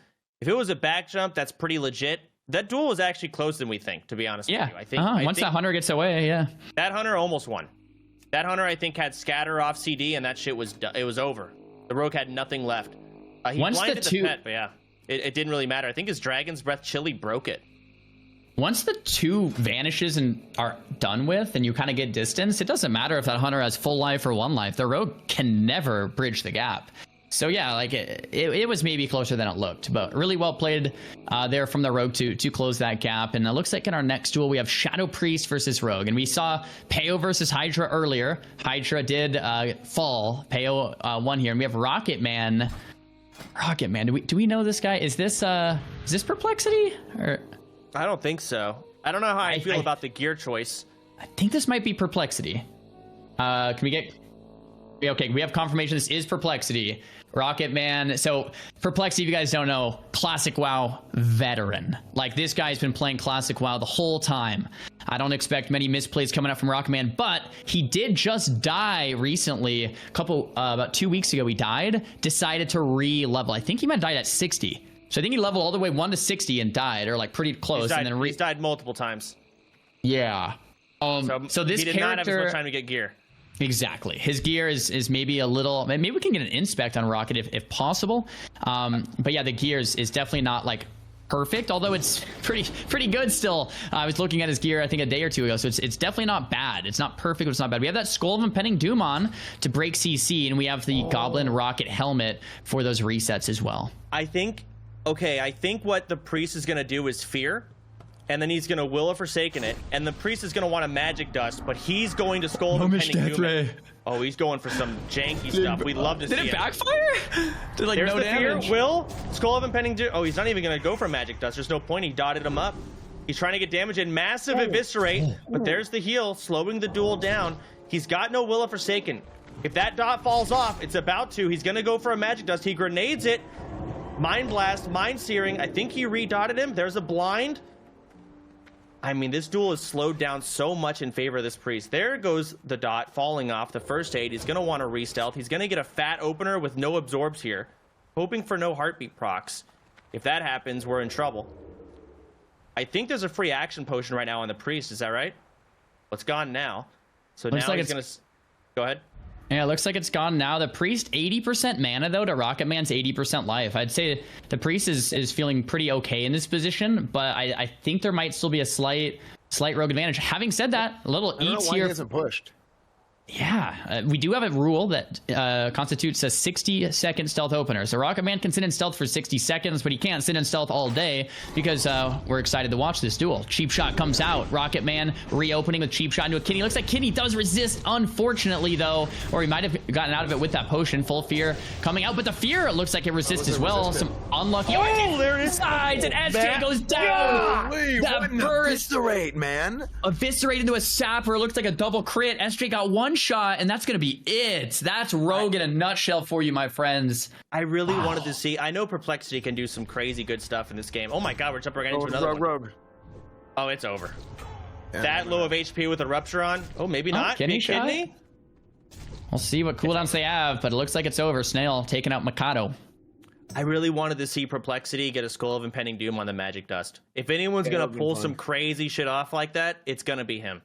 Yeah, he didn't have to. The Priest just went for damage. Yeah, no, for sure. I mean, Perp's private server veteran. He's an old frog. He's been around for a long time. Big time dueler. He's well known from years ago. So it's always cool to see Perp do really well. And yeah, I mean, I think we'll see a lot of crazy stuff from Perp throughout the course of the tournament, I think. Yeah, one of the cool things we haven't mentioned is the tournament, I believe, is hosted on an East Coast realm. Since it's on an East Coast realm, we're seeing a lot of European players playing this tournament. It's a worldwide tournament here. It is on a North American East Coast realm, but we're seeing players from all over the world, which is pretty awesome. Has the Zico versus Savix duel happened yet? Did we miss that one? I was looking forward to that. I'm not too sure. I mean, we can't really tell. There's no way to know. There's so many duels going on at all times. That might have been... Did we finish the first round? Are we in second round now? Or at least... I think we're still on first. Okay. We're still on first round. Vitochi versus Big Sad. All right, this is a cool matchup. Vitochi, guys, world first hardcore level 60 mage versus Shaman. Now, Vitochi's doing this perfect. He's buffing up with rank 1 buffs, and this is just to protect himself from the Shaman's purges. And that's something that upper level mage play will use. You'll use rank 1 Dampen Magic, rank 1 Mana Shield, rank 1 Arcane Intellect, just to protect purges against that ice barrier so the mage is tanky enough. The rank 1 Frostbolts are coming out, and Vitochi's kiting it. Vitochi, I was talking to him, is actually somewhat new to Classic, and that might surprise some of you guys. He's newer to Classic. He just got into Hardcore, and he managed to hit World First 60 in Hardcore, which is really impressive. Vitochi, I believe, came from retail as a PvPer. Someone can correct me if I'm wrong, but I do believe Vitochi is like more like retail PvPer, potentially Gladiator level player. Newer to Classic, obviously very mechanically sound, and it looks like his game knowledge is up to par. It's exactly the type of gameplay we're looking for in that Mage versus Shruid. Big Sad, 16% mana. Vitochi, 70% mana. He could probably... Vitochi's kind of won this if he just kind of rushes down Big Sad. Big Sad won't be able to do anything with only 16% mana. You just got to finish it out. But you never know with these mana pots coming in. You can't just overextend and like rush into it. He's 0% into a silence. And there's the mana potion, half of his mana back. It's scary. Nice, yes. I don't know if he landed it. He's blanketed it at the very least. Here comes some chickens. He did not land the silence. He faked it. Getting some lesser heals out. That would have been the end if he landed it. Trying to kite that chicken, killing the chicken. Looks like it is an in-hand shaman, just to clarify. Big Sad trying to get into that melee range. Vitochi max ranging, killing that grounding totem. Frost shot comes in. We don't want to get Big Sad, don't want to let him get close, but the mage looks like he's going for the kill, and it looks like he can do exactly that. Arcane Explosion, Tuber coming out. Blanket counterspell. No way to interrupt this. Big damage coming out, and Vitochi closes it out. Picture perfect shaman versus mage there from Vitochi. Kiting him out, waited till there was almost no mana left, and then when you're full mana and the shaman's low mana, you go in for the kill, you buckle down, you burst them, and there's not much the shaman can do at that point. Really impressive there from Vitochi. We got Warlock versus Warlock here. Oh, no, Coppers and Madnox. Do you guys recognize anyone here? I don't know either of these guys, but I do know that Warlock versus Warlock is going to be a very interesting duel to watch. You want to talk about a battle of attrition? Just the amount of drain life, life tap. You got 2 Fell Hunters out, so they're not going to really be able to kill the pets. The spell locks. This is just going to be. I feel like this could be a very annoying duel to watch, but we'll get to it. You got a 6-piece Death Mist. Okay, that's big time. 6-piece Death Mist. He's got his DM trinket. You've got a Veramon's Last Resort, Tome of the Lost. I mean, Madnox has some great gear, man. Madnox has some really, really good gear. You would hope they'd have the offhand that summons a skeleton, but it's tough to get that drop. So we're not going to see that from either of them. We're going to see some serious. Do they have any like shadow reflectors or anything on? I didn't see one on Madnox, but I didn't see Copper's gear. I just saw Madnox drink a magic resist potion. So a lot of these things are going to be resisted here. So he's wearing a increases damage to undead trinket, the Argent Dawn trinket, but I don't think Coppers knows that doesn't work on undead players. Okay. Zico is about to duel, so if we can get to that, please do. But until then, let's keep watching these guys. We've got dots up. It's like the hunters. They're trying to get the pets out of the game. Dotting and running. Curse of Tongues, just trying to slow down the casts on either of them. There's the coil coming in. Yep, Death Coil's coming out, and this is a DR battle. We're going for the Death Coil in the triple fear and trying to get as much value in those fears. Looks like the spell lock comes out, though, mid Death Coil, which is really well played there from Madnox. It looks like the health advantage is to Madnox here, but the mana advantage for Copper, and mana is very important because, look, Madnox now has to tap and drain life that health back. Copper has 83% mana still. Dots ticking on both sides, but wow, what was that? Madnox just crushes Copper. I don't think he was expecting to take so much damage. I'm sure there was items he could have used, but wow, that was really a lot of burst. What just happened? I don't know. Might be some hidden tech. I would love to see there. Yeah, I don't know what that was. I do know I was surprised to see the pet die so quickly. Fell Hunters have high resist. They're super tanky against casters. So they were really good at the AI. Hold on, the UI didn't update. I think they ran out of range, and our UI didn't update until we got closer. Got it. And then okay. It just looked like they got one shot, but they were getting melted during the whole fear. Yeah, that did not go at all how I thought it was going to go. No. That went way faster than we thought. I thought it'd be a long dots and drain life. Yeah. I thought it'd be like a war of attrition that was like 5, 6, 7 minutes. Zico is going. Come on, production. Yeah, get us in there. Let's go. We gotta see it. I gotta see my boy play. Okay, we're not in their group right now. We're trying to get in. Oh, jeez. And this duel, if we do get there, is going to be Zico versus Savix. One of these duels that we're really excited about. It's Rogue versus Mage. Both players very prepared, pretty much best in slot. I've looked at both of these guys' gear. I mean, Zico has literally every item you'd ever want. We have Zico's POV here, which is great. And it looks like we haven't missed much. It looks like the Rogue isn't open yet. Look at the bottom right. Look at the bottom. Look at all his decisions. He's got an arsenal. I love it. I love seeing their perspective. Look at this guy. Choo-choos, man. It looks like he's about to kill KT. This is one of the best players in the game, period. And this guy's out here clicking stuff because he doesn't have enough bindings for it. There's that many stupid things in this game, and he's clicking them. What else can he? I don't blame the guy. What are you gonna do? I mean, you have to at that point, right? Like, there's so many. He even downloaded an add-on because there's not enough action bars in the game. He downloaded an extra add-on for more action bars so we can have all of the consumables there, so we can make sure he has 100% uptime on him. I love it. Look at his buffs in the top. I love seeing the actual player's point of view. It's so nice. Yeah, it's nice. It's nice to be able to flip back and forth. He's waving to Zico. Let's go. Let's go. We also, it's cool to see this pop because we get to see the UI for the item rack add-on. So in the middle left of the screen, Zico has that helmet icon. That's so that Zico can swap the helmet after the Goblin Rocket helmet has been used. Then once again, the book, the boots, the trinkets, we can swap all of these items mid-duel after they've been used. You sheep someone, you get out of combat, you swap the item to another valuable item. On the right middle of the screen, we have the amount of life covered with that ice barrier. So 1,138. And that's really helpful for the mage to know how much life is actually going to be. Do we see the Alarmobot spamming Frost Novas? Do you see that thing? What is that? I don't know. What is the Guardian this thing? Alarmobot? That Zico SFMG's Guardian is who that is. That guy's going to win the tournament right there. I've seen so many champion. I've seen so many Nomergon clips of the Alarmobots. Like, make sure to kill that thing, whatever it does, man. I don't know.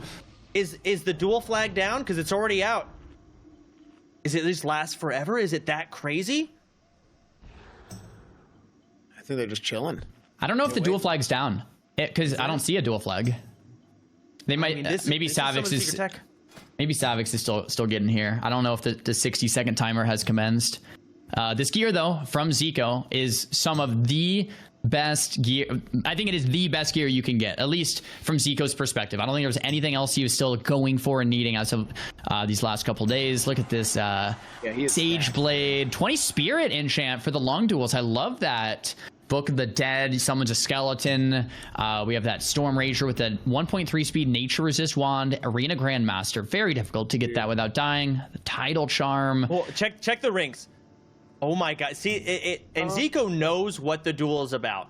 My man is wearing defense and stamina because he knows what his win condition is. Yeah. He is geared and prepped for this duel. I want to point this out because there's nothing like resilience or like PvP power or anything like that in vanilla. If you get defense on gear in vanilla, each point of defense gives you 0.04 like parry, dodge, and block, right? So defense effectively, and it also a lot of people don't know this, increases their chance to miss against you. Now you have to be able to do those things in the first place, but defense is actually a very good stat to mitigate. Well, here we go. He gets the sap off. The Alarmobot doesn't do what it needs. Zari, you go ahead. This is your duel. You're the mage. Zico's trying to live the crazy burst that's about to come in here from Savix. Zico knows that, has a lot of stamina. Heartbeat breaks. Frost Nova. Savix out of stealth. Gouge land. Zico kiting with the Thorium Nade. Still has the trinket to stun Savix if he needs to. Sheep goes out. Trinket to break the sheep. Looks like a FAP's being used. Blind on the sheep. Really well played here from Savix. Savix doesn't want to waste too much precious time of that FAP. Wants to get all over Zico and break that shield. Zico's still full life. I'd say it's a fairly even duel right now. Cheap Shot coming out just to build combo points. Savix is not going to break that yet. There it is. Ice block late. I think there's still a second blind here from Savix. Let's see if he uses it. Another cold snap coming out. Zico goes for the blink into the reset. Polymorph being casted and it lands. Looks like Savix is going to be sitting that one. And Zico's going to get the... Was that what that was? It looked like it was, but it didn't quite, the timing didn't quite work out. Re-stealth it! The speed breaks early on the heartbeat. Re-stealth goes off. That's a massive blunder there from Zico. But he does get him out of stealth. There's the Cone of Cold at lands. Zico kiting out. Arena Grandmaster being used. A very close duel. Tidal Charm from Savix. I think Zico still has the Tidal Charm in return, and he does use it. There's another sheep reset. Nicely done there from Zico. Zico's going to go full range here. I think Savix is almost out of cooldowns, though. I think Zico has done it. I think that was kind of the onslaught there from Savix. Zico handling this very well. Counterspell being used to keep Savix in combat, and it pays off. There's the charge helmet there from Savix to get another gap break to Zico. Gouge coming out to build those combo points. Savix going for another re-stealth. Some item swaps coming out on top of that. Savix does indeed go into stealth. Reopens up onto Zico. Frost Nova coming out. That's the last blind. Zico blocks it. Professional plays here from Zico. Savix on his last vanish as well. If that nade lands, it's over. Does it land? It does not land. Savix is going to have 60 seconds in stealth. The Alarma bot still up. Oh, coming out from Zico. MLG plays there. Really, really nicely done. Kona Cold coming out. Savix doesn't have anything left. Zico's pretty much lived at this point. Going to max range. Zico 80% life. Swapping items that evocate to full mana just to make sure he has enough to get the job done here. Another sheep landing. Frostbolts coming out. No need for the fireball. No more vanishes, so it doesn't really do much here. Nade coming out. It's not going to be a big deal. Zico's going to be able to kite this one out. Oh, another FAP off cooldown. Yeah, another FAP comes out, and a sheep to reset the FAP, but it's on DR. This is going to be a scary 30 seconds for Zico. No block either. No block, no way to kite this. The speed. Oh, he's sprinting. He's going for it. He knows. And they're both sprinting. It's a sprint boots into sprint boots. So well played from both players here. Zico's keeping Sav combat so we can't get the restells with his rank 1 arcane explosions. Just kiting out the FAP. There's only 1 second left, and that is it. Oh my gosh, the Kona Cold on the restel. This is incredible to watch. Another Nova coming out, big shatter combo. There's a ice reflector, well played, but man, Savix, he doesn't have much left. There's no ice. Oh, he does get a re-stealth randomly. Nice rank 1 blizzard from Zico. Immediately blinking in aggressively there. Savix turns around on the blink. Doesn't look like he's gonna be able to connect. There's another Frost Nova. Oh my god. Hellstone back to full. The net. He's got no blink. He's got no blocks. He blinked in. He blinked in. Oh, he's got to take this damage. He's getting clobbered. He's got no answers for it. He's Zico's Savix might have done it. Another reset though from Zico, and then the Thurbolg's medicine pouch to heal him up. There's a wand taking out the Dragonling first aid. Zico's gonna play this one a little more careful this time. Oh, another re-stealth coming out. Frost Nova misses. He's got to get mana. He's drinking. He's gonna get sapped. Okay, now it's mind game. Zico wants to drink, but Savix wants to sap him. He could drink. He could go for AoE. He's got to get. Savix has no tools left. Dude, nothing left. He had. Oh, he gets him. Gouge. Betty Vist did a whole lot of nothing. Big Nova. It is important to note, mages have pretty long cooldowns. Like we can rotate up to this next sprint or this next vanish potentially before like the cold snap, for example, comes back up. So we'll see if in the super long game maybe the rogue can rotate back through. Another net comes. Oh, and it does land. There's a FAP. This is going to be scary. No more blocks. Blink coming out from Zico. 6% mana pot being used. Back up to 45%. Resist on the poly. Yes. No. That's going to be scary. There's a counter spell, so we can't get the re-stealth. But if Zico fights this, he's going to take so much damage here. Nowhere to run. Nowhere to hide. No line of sight. There's a blink coming through. Savix can close the gap. A full kidney shot or cheap shot can land. Fire blast to keep the combat. FAP's running low here. Have nade soon. He's going to get a re-stealth here. There it is. Oh. Misses the Nova. Savix dodges it. Dude, Savix.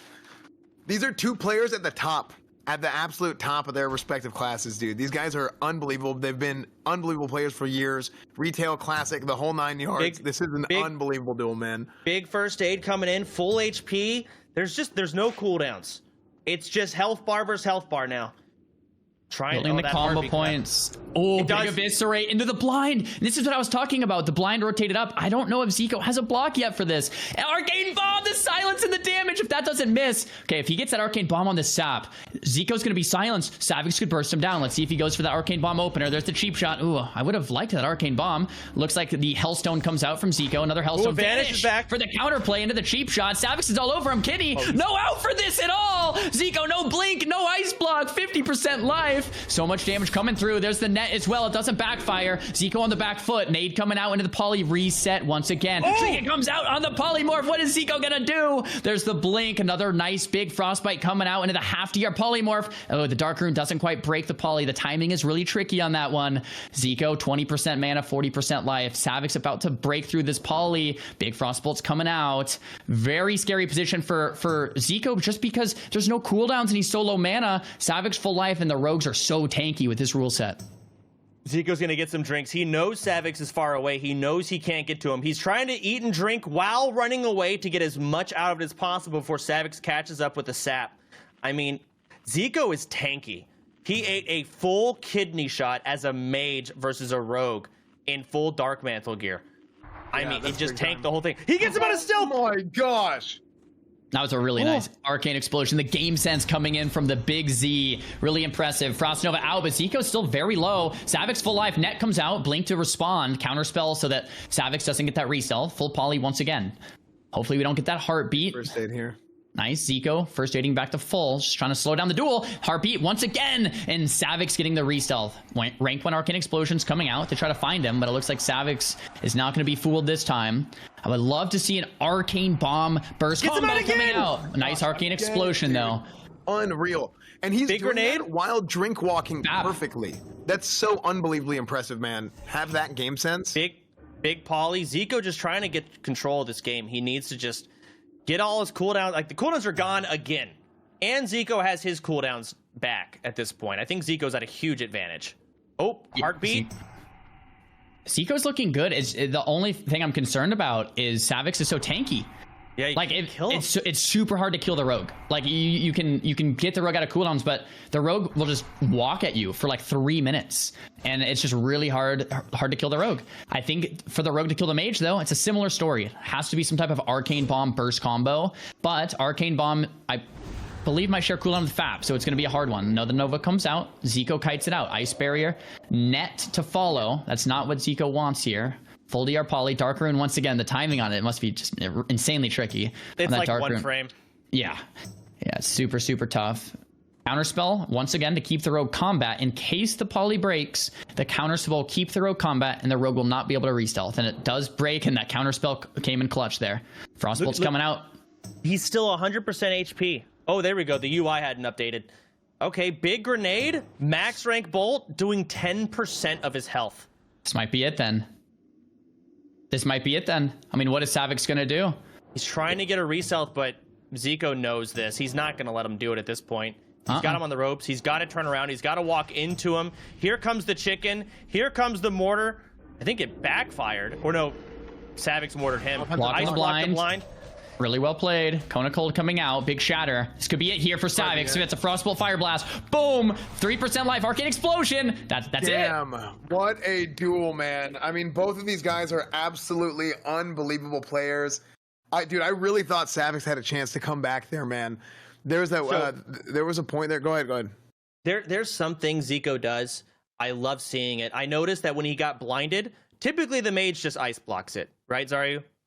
Yep, that's what you want to do. You pretty much trade it. But Zico knew that Savix had FAP running, and he said, you know what?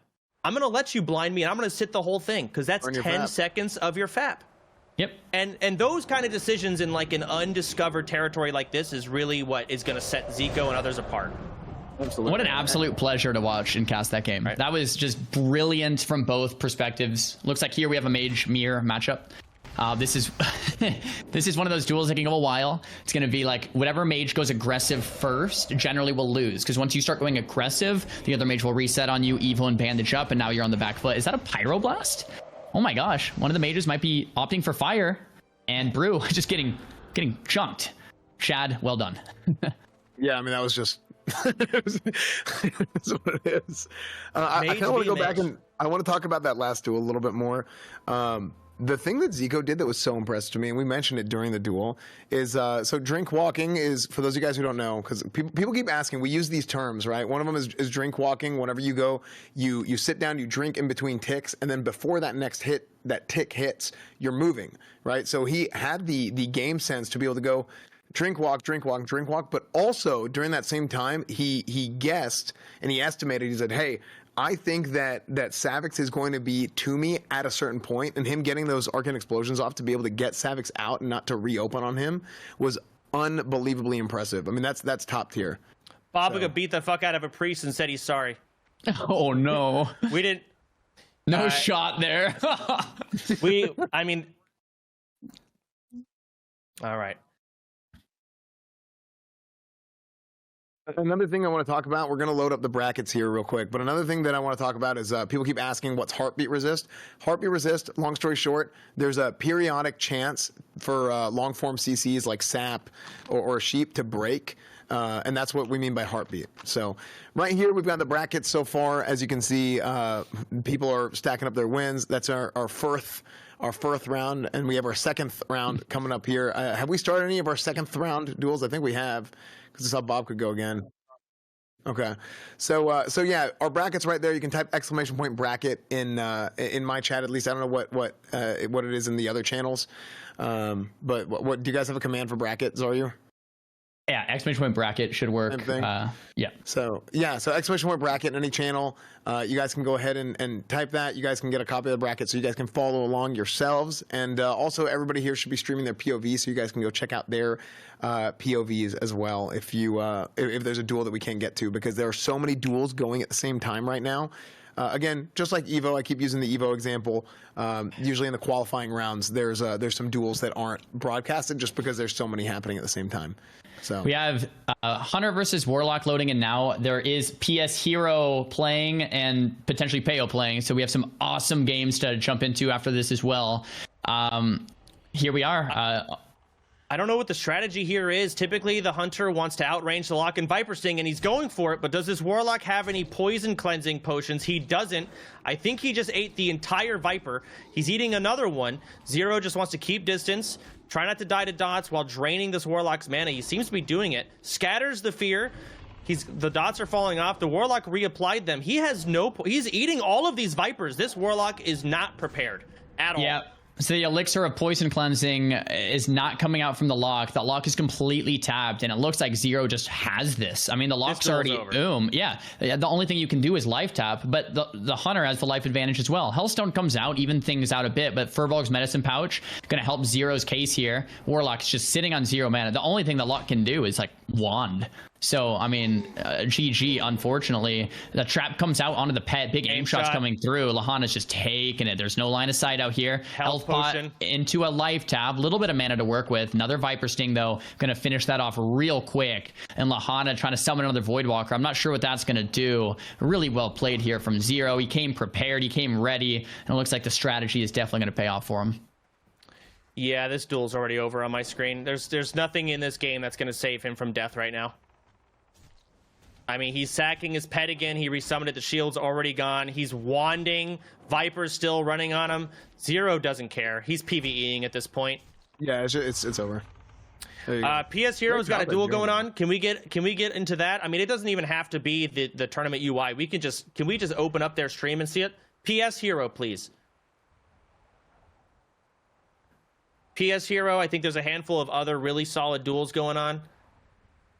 And while we're jumping into that, just to clarify with these rounds, guys, we have that round 1, and say you go like 1-0 in that first round, that's great. When you move to round 2, oh, here we are. We have PS Hero versus a Warlock. It's an SLSL Warlock. PS Hero looks like he's doing great, full life. Warlock is in that kidney shot, fear being casted, combo points being built up here. We have that second sacrifice available, and it is used. Yones, though, on the back foot, fear trying to fake out, but he's not faking that kick. He does finally fake the kick, but the gouge comes out instead. Arcane Bomb looks like it's going to be channeled here. Finally, we get to see a good Arcane Bomb resist. Unfortunately, nice big fear, but he resists fear.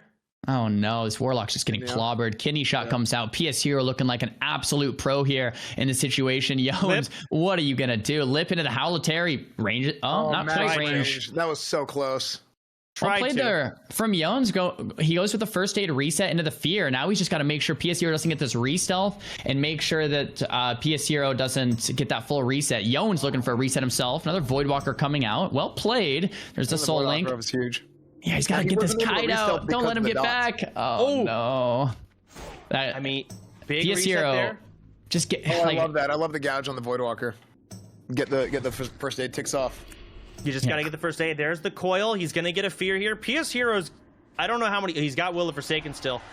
He really needs to wither this Warlock down, because the longer it goes on, the more easy it is to get him off, and that's in the Warlock's favor. There's the fear.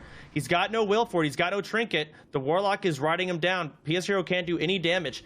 I think he Healthstone. He's going for a grenade. Whiffed the hell out of it. Trying to get some dots up. Trying to get an immolate, but he doesn't want to cast it. He just wants to run and take the free damage. PS Hero trying to throw a grenade to close distance. He misses. Double miss. Warlock life tapping. He threw in a wand. He's min-maxing what he can. Trying to get a fear. PS Hero can't stop it. He eats the fear. That might be it. Yeah, that's a huge separation there.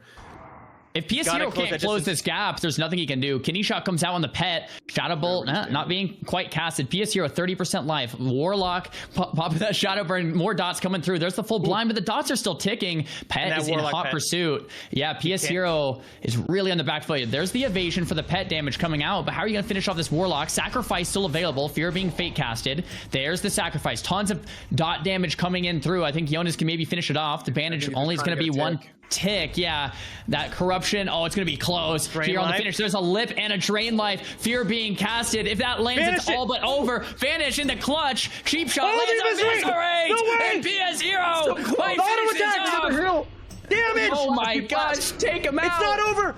What the fuck? How are they not dead? Oh, that's it. Wait, no. Oh. PS0 won that. Who won? No way. I think PS0 won.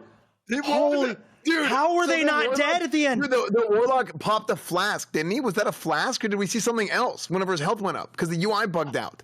I don't know. That was the closest duel of the day. That was insane. Someone used a sapper at the end. Yeah, the sapper couldn't kill you. If the sapper killed him, they're done. They're out of the whole tourney. That was so risky, dude. That was sapper made me freak out. I thought someone was dying permanently. Wow. That was what a great duel. Insane, dude. And the fact that PS Hero won that without even being at his desk. We went and we switched to his POV at the end there. He wasn't even trying. Dude, it was incredible. This guy wasn't even trying. Wow. All right. We got a Shadow Priest versus Rogue here. Doodles, can we get an inspect on Doodles here? He looks pretty undergeared, and he's gone. We don't get to see it. Let's see, Helga's also undergeared. Okay, we've got two undergeared players coming in. I don't know how maybe. Actually, this gear might actually be good. I might be wrong. That poison trinket might be pretty solid versus a Rogue. We're getting a Fear Mind Blast. Oh my god, I think it crit. Doodles is almost dead already. He wheeled late. He's got 0 stem. Oh god. He's dead. I mean, we're opting for full agility build on the Rogue. Big crit. Big kidney shot. He's got that agility has to pay off right here. It doesn't. That troll racial coming in, auto attacking himself to the dirt. Oh. Unlucky, Doodles. Unlucky. Yeah, I mean, no, you got no stam. I mean, that's just how it goes. I mean, the thing is you had 30 days to get ready for this tournament, and I mean, there's a lot that can happen in 30 days. You got to level to or that needs to happen. You got to get to 60. You got to get the gear, but to get the gear, you got to get the drops, right? And during that whole time, you got to survive. So you're going to see some guys who are just armed to the teeth, and you're going to see some guys who are like, "Thank God I made it to 60 and I survived." And that's what happens in an open, right? That's what's so cool about this is not an invitational. This is anybody from the community can go and they can compete in this thing, and just making it to this point and surviving for 30 days, being max level is a feat in and of itself. So you're going to see everything, man. You're going to see everything today. Walmart gear, HEB gear, Whole Foods gear, the whole 9 yards. It's going to be up and down. It's all about time investment. A lot of people have advantages. They've got their own streams with larger communities to help them out. Big streamer Benny's coming in. We have another Shadow Priest. I think they're dueling. Is that a Rogue? Yep. Rogue versus Shadow Priest here. Again, this Priest looks a lot more prepared. A lot of solid gear coming in. Let's check that Rogue, please. Oh, they're opting for a cloaking device. That's an interesting choice. If they can squeeze it off without getting auto-attacked out, that could be a big reset that they need.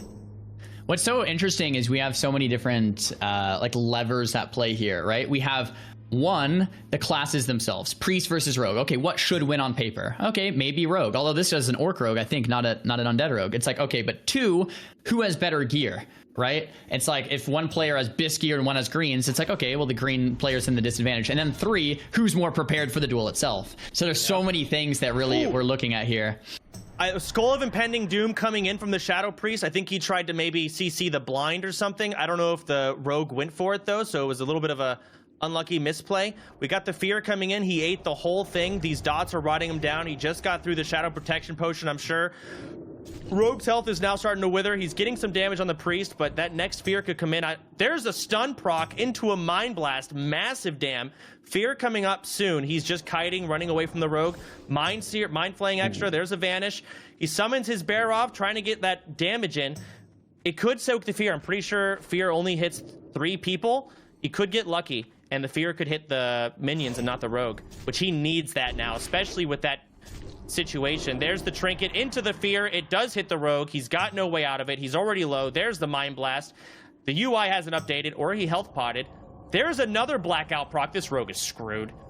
That was not pretty for Pop. Just I'm gonna say that. Well played to Xins. What I really liked there too is that gnomish cloaking device. On the reset there, the priest was kind of just running far and then popped the gnomish cloaking device like a vanish, and the rogue was like, where is he? Yeah, and it bought a little extra time for that next fear to come through. The rogue was also orc, so there was no Will of Forsaken like we've seen in other duels.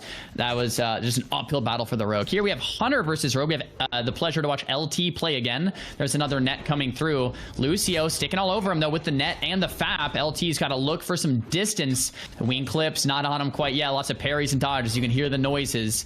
Hopefully some big damage will connect here soon. Look at this Beastol Wrath build. We don't normally see that build, I feel like, in tournaments. They play something else, but these Beastol Wrath pets are just clobbering, and you cannot get them off. They're beating the hell out of you. So the Hunter's doing no damage, but his pet, highest parser in the game right now. There's a wing clip proc. Hunter's going to get some distance. Pet is still beating him. There's a vanish, exposed armor. He's got to burst him here. He's so low. Massive shield. Rogue is 1%, and it's over. It's no damage.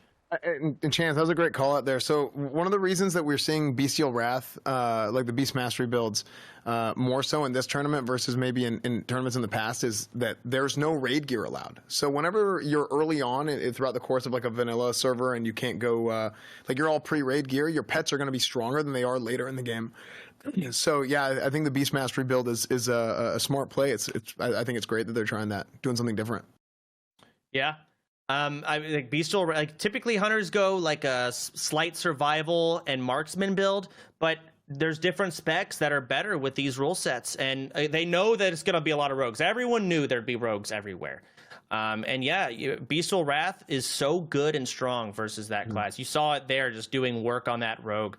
One of the great things about the rule set is each player, they're fighting for points right now. And the top point earners of each class are going to make it to tomorrow. So even though there's a lot of rogues, only the top 8 rogues make it. And here we have Kreia. Rogue is in stealth against Dendario. We've seen both these players play before. This is Perplexity versus Dendario. Both great players. Perplexity looks like he's doing great, though. Sprint with free action potion. Dendario, what are you going to do, buddy? No mana, no health to work with. Sapper coming out. Perplexity looking prepared and taking out Dendario. Man, Rocket Man, I believe that'll be a 2-0. And another cool thing about the way the Swiss... saw that duel. Yeah, maybe we can go back and watch it at some point. Dendario would have been amazing. Another cool thing about the Swiss bracket. So Rocket Man is 2-0. In this third round, it's going to try to pair him with someone else who's 2-0. So it's both to go 2-0 is pretty hard, and both players that are 2-0 are going to go against each other next round. So the matches should get harder and harder and harder. So for example, now Dendario won, Rocket Man won. They were both 1-0. That's why they got paired against each other. So to go 4-0 or 5-0, it's going to be a very, very big uphill battle. Yeah, no, absolutely. I mean, you're basically, how this thing is set up is you're going to get what should be the most entertaining duels as often as possible. So, yeah, today during the qualifiers, that's how we're doing it. Tomorrow, blood sport. Blood will be shed. People are going to die. A month of people's lives will feel like they got wasted, and it's going to be wonderful. So, yeah, we can't wait to see it.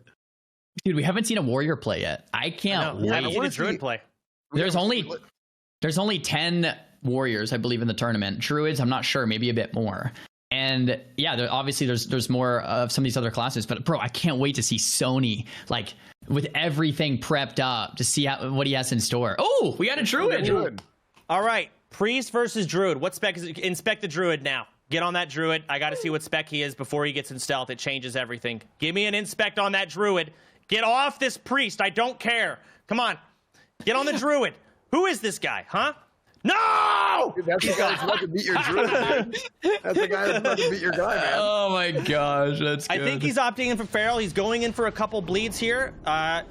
He is Feral. He's going to try and do some cat form. There's the flash grenade. That's the biggest thing. You have to trinket it. It's a 10-second fear, only used on druids and pets. He's going in. He's just trying to cat form damage this guy. This druid's going to be tanky. There's a blanket silence. I don't think that was a good one. Into the helmet. That was a mistake. He broke the helmet. I don't know what the priest is going for here, but he's as confused as I am, it seems. Priest leaving shadow form, trying to get some healing going. The druid's just PvEing. Energy, claw, there's the fear. He has to eat it. There's no breaks for it. He already used trinket on the flash grenade. He's just going to get a lot of distance here. He's got to run all the way back. He's going to get some nice dot damage in with the spells. It's still good. He's managing his mana well. Sit in cat form. It's free damage if you think about it. After you go cat, he doesn't have to shift out. He's shifting out. I don't know what for. He's trying to maybe shift out the flash grenade and bait it out. I mean, it's really a PvE game here. Priest versus Druid is pretty stupid. But that Priest is Zoom, and this Druid still has Innervate, still has a lot of buttons. There's the fear. He has to eat it. This Priest should run away and drink and get out of combat. He's not doing that. That's a misplay. Druid's just going to walk back. Travel form, I disagree with that. Death Ray? Death Ray coming out? Okay, he's getting some damage in. Not much. This Druid is so tanky. You got to force this Druid out to spend mana. Everything in cat form is free for him. And this Priest is already tapped. Here comes another fear. Druid just has to eat it. Uber into a first aid, but a little dot tick breaks the first aid, unfortunately. Soda, is the Druid pretty heavily advantaged here, or is this a pretty even one? Honestly, versus this guy, yeah. It looks like it's pretty one-sided. Lenaro is owning here. Priest is tapped. Of course, he can turtle for the next mana pot, but until then, I mean, the Priest won't be able to do absolutely anything. Big damage coming out from Lenaro. He shifts out of the roots. Not much mana to work with, though, from Secret. Next Fear, I mean, you can kind of wait. There's the next Fear, but, like, what are you going to do? Wait for the next Fear? Like, you've got to reset at some point. I think the Priest could win this in the current rule set. Flash grenades are going to come off, but this Priest is doing no damage. Right. And so it's very easy for Lefaro to just go cat form in PvE. Here he goes again. It doesn't matter. Just do damage in cat. It's free mana. Doesn't cost him anything. He's got his Moonfire Insect Orb rolling. There's another Fear. I mean, the Priest needs to run away and drink. Yeah, and I think he's really doing got to hope for a reset here. There we go. Now, something that we're seeing. Go ahead. Well, eventually Trinket's going to come off cooldown for this Druid, and when that happens... Oh, Salty died. Someone died. Someone died. Someone died either dueling or something. Someone's dead. Salty's dead. Oh my god. Somebody died dueling. I don't know. Production, can we get a clip or something of that to watch after this? I mean, this duel's going a whole lot of nowhere. This Druid's won. He's opting into Flash Heal. At this point, I don't know how I feel about that bear form. Wasted 500 mana. He's shifting out. The Druid is now, but he's going to go ahead and drink whatever that is. That's some tea that everyone seems to have. It's going back in cat. Secrets completely tapped. Zero offensive pressure. Here comes the Fear in just a second. He has enough mana for it, maybe. He's spamming it. There it is. But the Druid should have Trinket soon. Still not using it. I mean, this is where the duel's going to be. This duel's over. The Priest can't recover. I mean, maybe he can also Moonfire him out every time. Yep. I mean, he gets a couple of ticks, but I mean, Secrets could pop that same, like, whatever the hell the Druid just used, the health and mana potion, and he could turn it around because Lenfaro is and Priest can dispel Innervate. I don't know if this Druid's used it yet or not. I thought I saw it, but I never saw the buff, but he might have been out of range for the spectator UI to pick it up. Yeah, Secret is hanging in there. I mean, in a super long situation, maybe he builds the mana he needs to finish it off. But I mean, Lenario just never seems scared. He's full life. Firing. Oh, okay, good call. Massive Ravage. He got him while he was. Oh no, he pounced. Yeah, big shred damage coming in. Secrets has to Fear again. Yeah, 3, 2, 1, Fear again. Yeah. There it is. Yep. It's just going to be a Fear into a reset, into a Fear into a reset. But Secret's never going to be able to go aggressive is the issue, right? Like he can't ever really even reset. I mean, he can get like 1 or 2 ticks, but the Fairy Fire didn't stop him. He should have Moonfired. Well, so shifting out of Moonfire costs so much mana. You have to leave cat form to do it. Yeah, but isn't the cost like worth the mana stopping him from getting mana? Oh, he did mana pot right there. Let's see what happens. Yeah, there's a mana pot. He's gonna have his Fear back pretty soon. He's got to get some damage in. Here comes the Fear. Lefaro might have swapped out his Trinket and not realizing he needed to just wait the 2 minutes. It's the best play. You know what's gonna happen? One of these Fears is gonna resist, and that Secret's just gonna die. Like this Fear didn't resist. He Trinkets.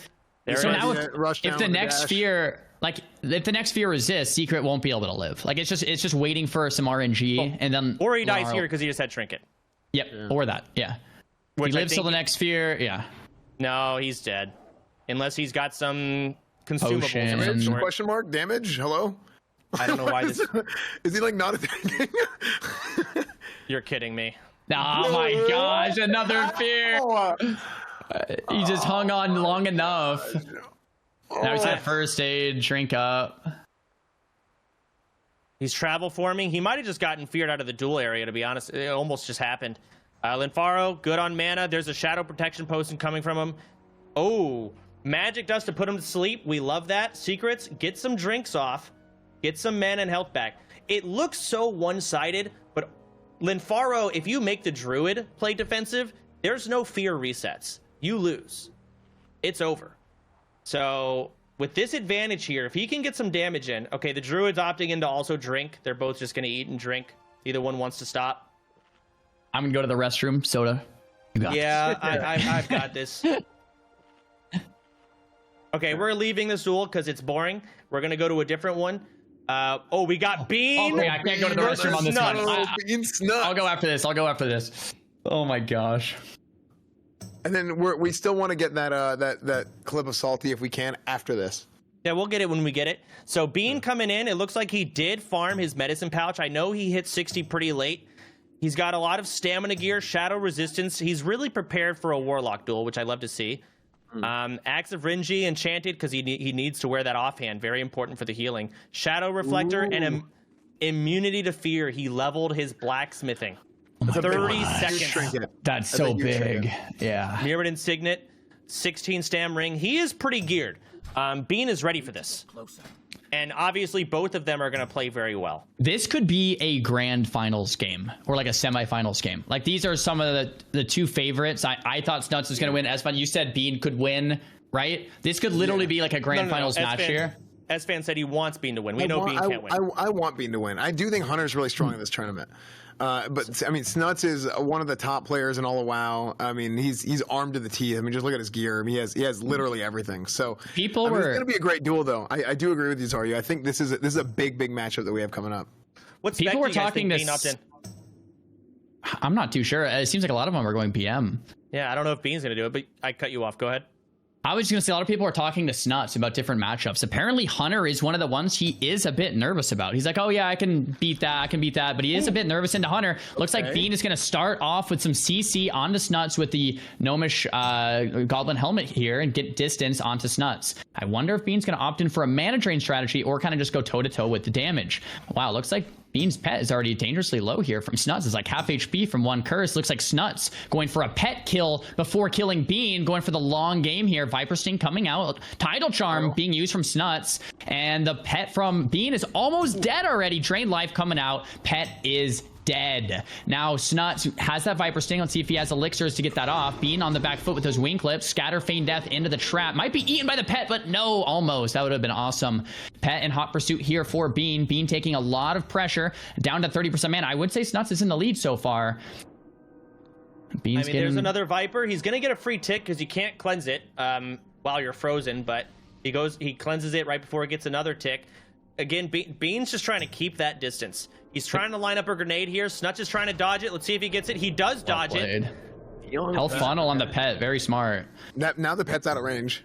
And this is not a Mak'Gora duel. It's a normal duel, so the range is a bit shorter. He's drain lifing or Viper Stinging the pet's mana. Interesting. So Bean is going for the Viper Sting strat, but he's losing the mana battle. Snuts has such a mana advantage that I don't know if it's going to work for Bean. Bean using the medicine pouch, going to heal him up slowly but surely. Snuts playing the long game. Instantly uses the elixir on the Viper Sting. Really well played from Snuts. Health funnel coming out. Bean, I don't know how you're going to win this one, buddy. First aid coming out from Snuts. The pet is in hot pursuit. Looks like Bean's going to try to go for a full reset, maybe resummon the pet. But he's at the edge of the duel arena already. I think Snuts might still have that death coil. Snuts has so much in his back pocket. I don't know how Beans is going to do this. There's 2 dots coming out. Snuts is patient. He's a veteran. He knows not to push in over aggressive. He doesn't need to. The dots are ticking him down. He knows the only way to lose this is getting over aggressive and pushing in. Just dotting him and letting the dots do the work is all Snuts needs to do here.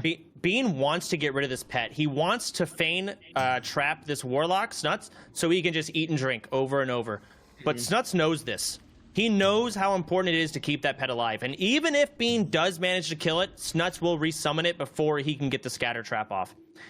And so in this situation, I don't know what Bean can do. That is his win condition, but Snuts won't let it happen.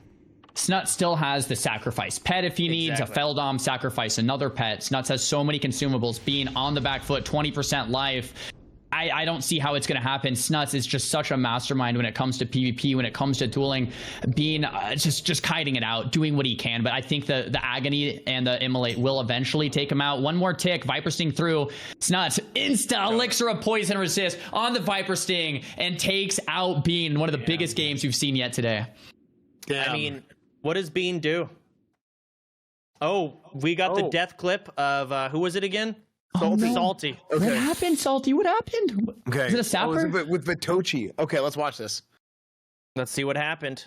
Yeah. Must have been my man is So 0 HP. Goblin Rocket Boots. Did it backfire? What did he do to take damage? Absorb invalid target. He has the debuff. It's gonna take. The boots. The boots are gonna take it off. Oh. Dude, you're literally like, it's like you're sitting there and you're watching it, like you're sitting there on train tracks, dude, and the train's about to run over you. Oh no, dude. Oh, Wow. If he didn't have did he have a health potion? Can we go back? I don't even know if you have the wherewithal. Did he have a health potion he could have used or anything? He could have just taken him off too. There's a million things he could have done. He just didn't expect it. Oh. He wasn't thinking about it. He just wasn't. That would do it. Well, that means he's out of the tourney. I mean, that's it. You die, you're dead. I'm going to run to the restroom. I'll be back, guys. All right, we got a Shaman versus Shaman, and it's Grounding Totems, his one-shot. There goes his big one-shot cooldown. Shaman v Shaman, is it Ellie versus Ellie? I think it is. We're trying to get some lesser healing waves. He grounds the Earth Shock. They're both lesser healing, but the man is coming down. One hits is definitely at an advantage here. They're both just getting damage from the Frost and Earth Shocks. It's hard to get a cast off versus a Shaman, and then you make them both Shamans. It's really an auto attack shock battle. Grounding Totems coming in on anything big that you try and do. Also, casting damage spells costs a lot of mana. Sometimes it's better to just let them DPS and you just heal. Both of them are so Todd's a little bit behind here. Maybe didn't get as many crits. Deathmaster charge. He's trying to two-hand for extra DPS. Todd's is so low. He doesn't have a lot of buttons. He needs to get some healing. He doesn't have any mana. There's the Earth Shock. We've probably got some Absorb pots that are leaving here. There's the net. Todd's is going to run away, but the Frost Shock really just finishes it off. Yeah, I mean, it was. I mean, that was just one of those cases where whenever you watch these Shaman duels, they're trying to rush each other down as quickly as possible. They're not even rushing each other. They're more so they just can't do anything. You Grounding Totem. You Earth Shock. I mean, like caster versus caster, right? It's like you're trading the cooldown, so it's like you don't really have any other option, like you said. Okay. So Hunter versus Shaman here. The Shaman just popped a FAP and Goblin Rocket Boots. He's trying to W key, but he's still currently slowed. There's the scatter shot. Now, yeah, keep in mind with a FAP, if you FAP after you have a slow on you already, you're still going to stay slowed. So he FAP'd late, and that's why it didn't do anything. Is this Sidu? I don't know. I don't think so. I don't know if this is Sidu. Okay, Sidu's coming in. He's trying to rocket helm to get that distance closed. The Hunter wants to stay away. He is enhancement.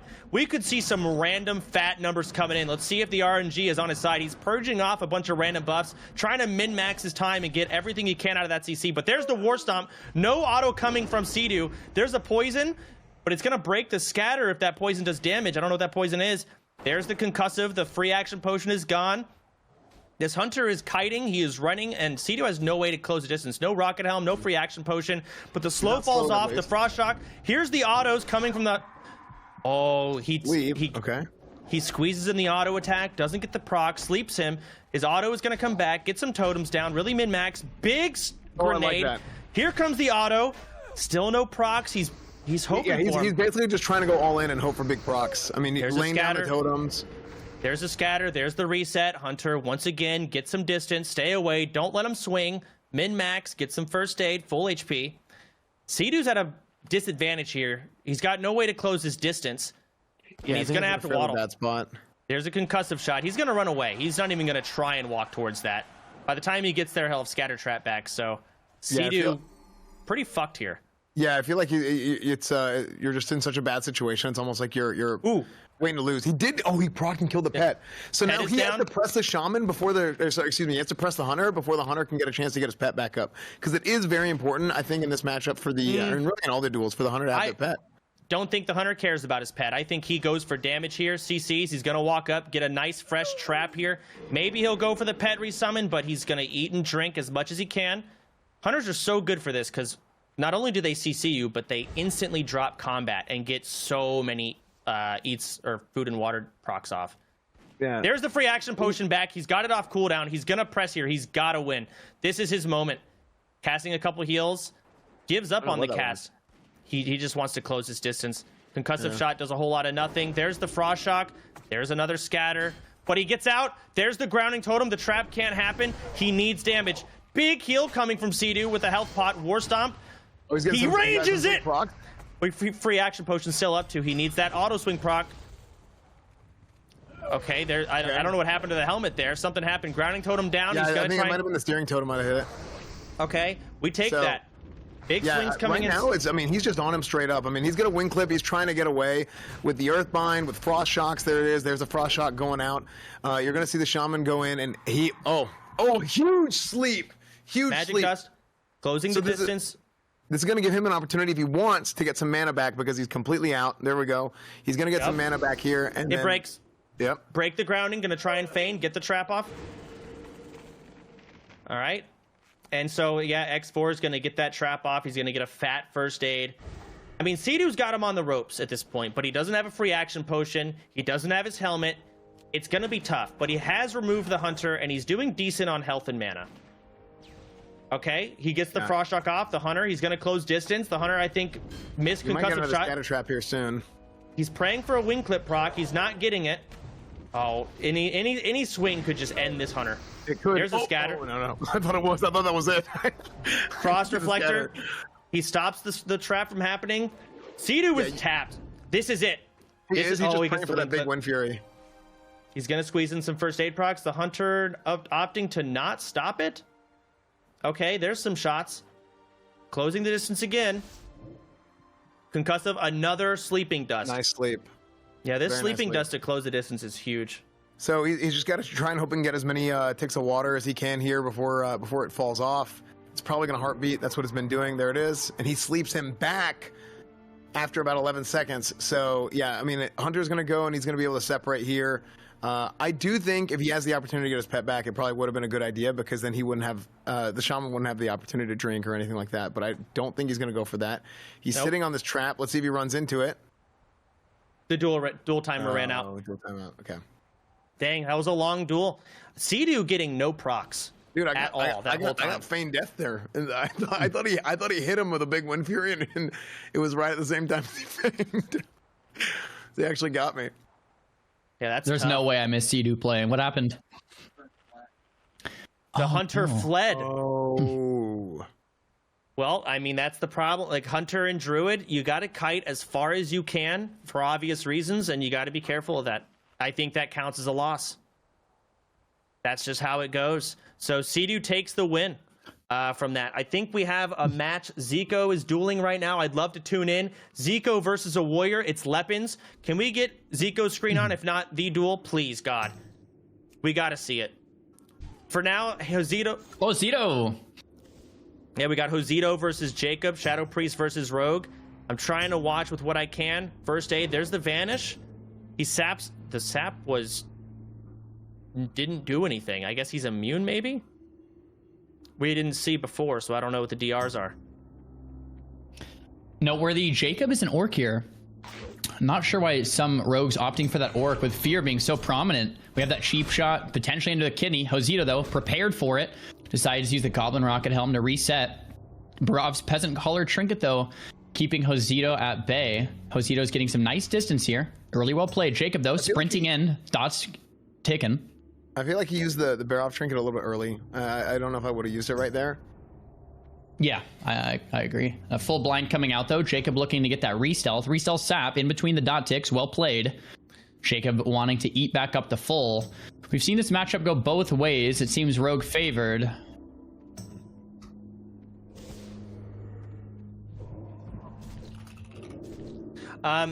Yeah, no, I saw Josito squeeze in a Shadow Word Pain there. It was pretty crazy. Let's see. There's the silence grenade, the arcane, whatever the hell. But there goes another mortar. Zito trying to get some distance here, running away, mind flaying. That rogue is slowed. He's so low. Zito just fishing for some blackout procs. If he gets it, the duel is over. He's not getting it. Jake was going to close the distance, but there's the fear. Trinket off cooldown. Mind flay. He's so low. He needs a potion. He needs something, or he's dead to dots. He bandages, but it ain't enough. Zito made that look easy. I mean, that was convincing. 100-0, Crowblade with Crusader. I mean, Hosey has pretty much best in luck here as well, but really well played there from Hosey. Kiting it out, not taking damage, waiting for the rogue's cooldowns to kind of expire. And Sony, finally we get to see. Digital. Here we go. I'm so excited for this. Oh, this is verse. Okay, Saren's out here playing Feral. He was asking me if I thought it could work. I don't think it does that well, but it might do better than any other spec, to be honest. Yeah, let's see it. So it's a warlock. Look at Sony's gear right here. It looks like he's got his flask set out. He's got some what looks like plus healing gear. Is that where are we looking at Sony here? Oh no, Sony. Okay. You're right. Sony versus warlock. Here he goes. Oh, he's buffed look at up. that gear. He swapped the gear and he was a little low from the stamina swap, but yeah, the healing from the Diamond Flask set will probably more than make up for that. Dots ticking Sony down. Sony's connecting here. Big kick lands onto Madnox. There's a potion being used.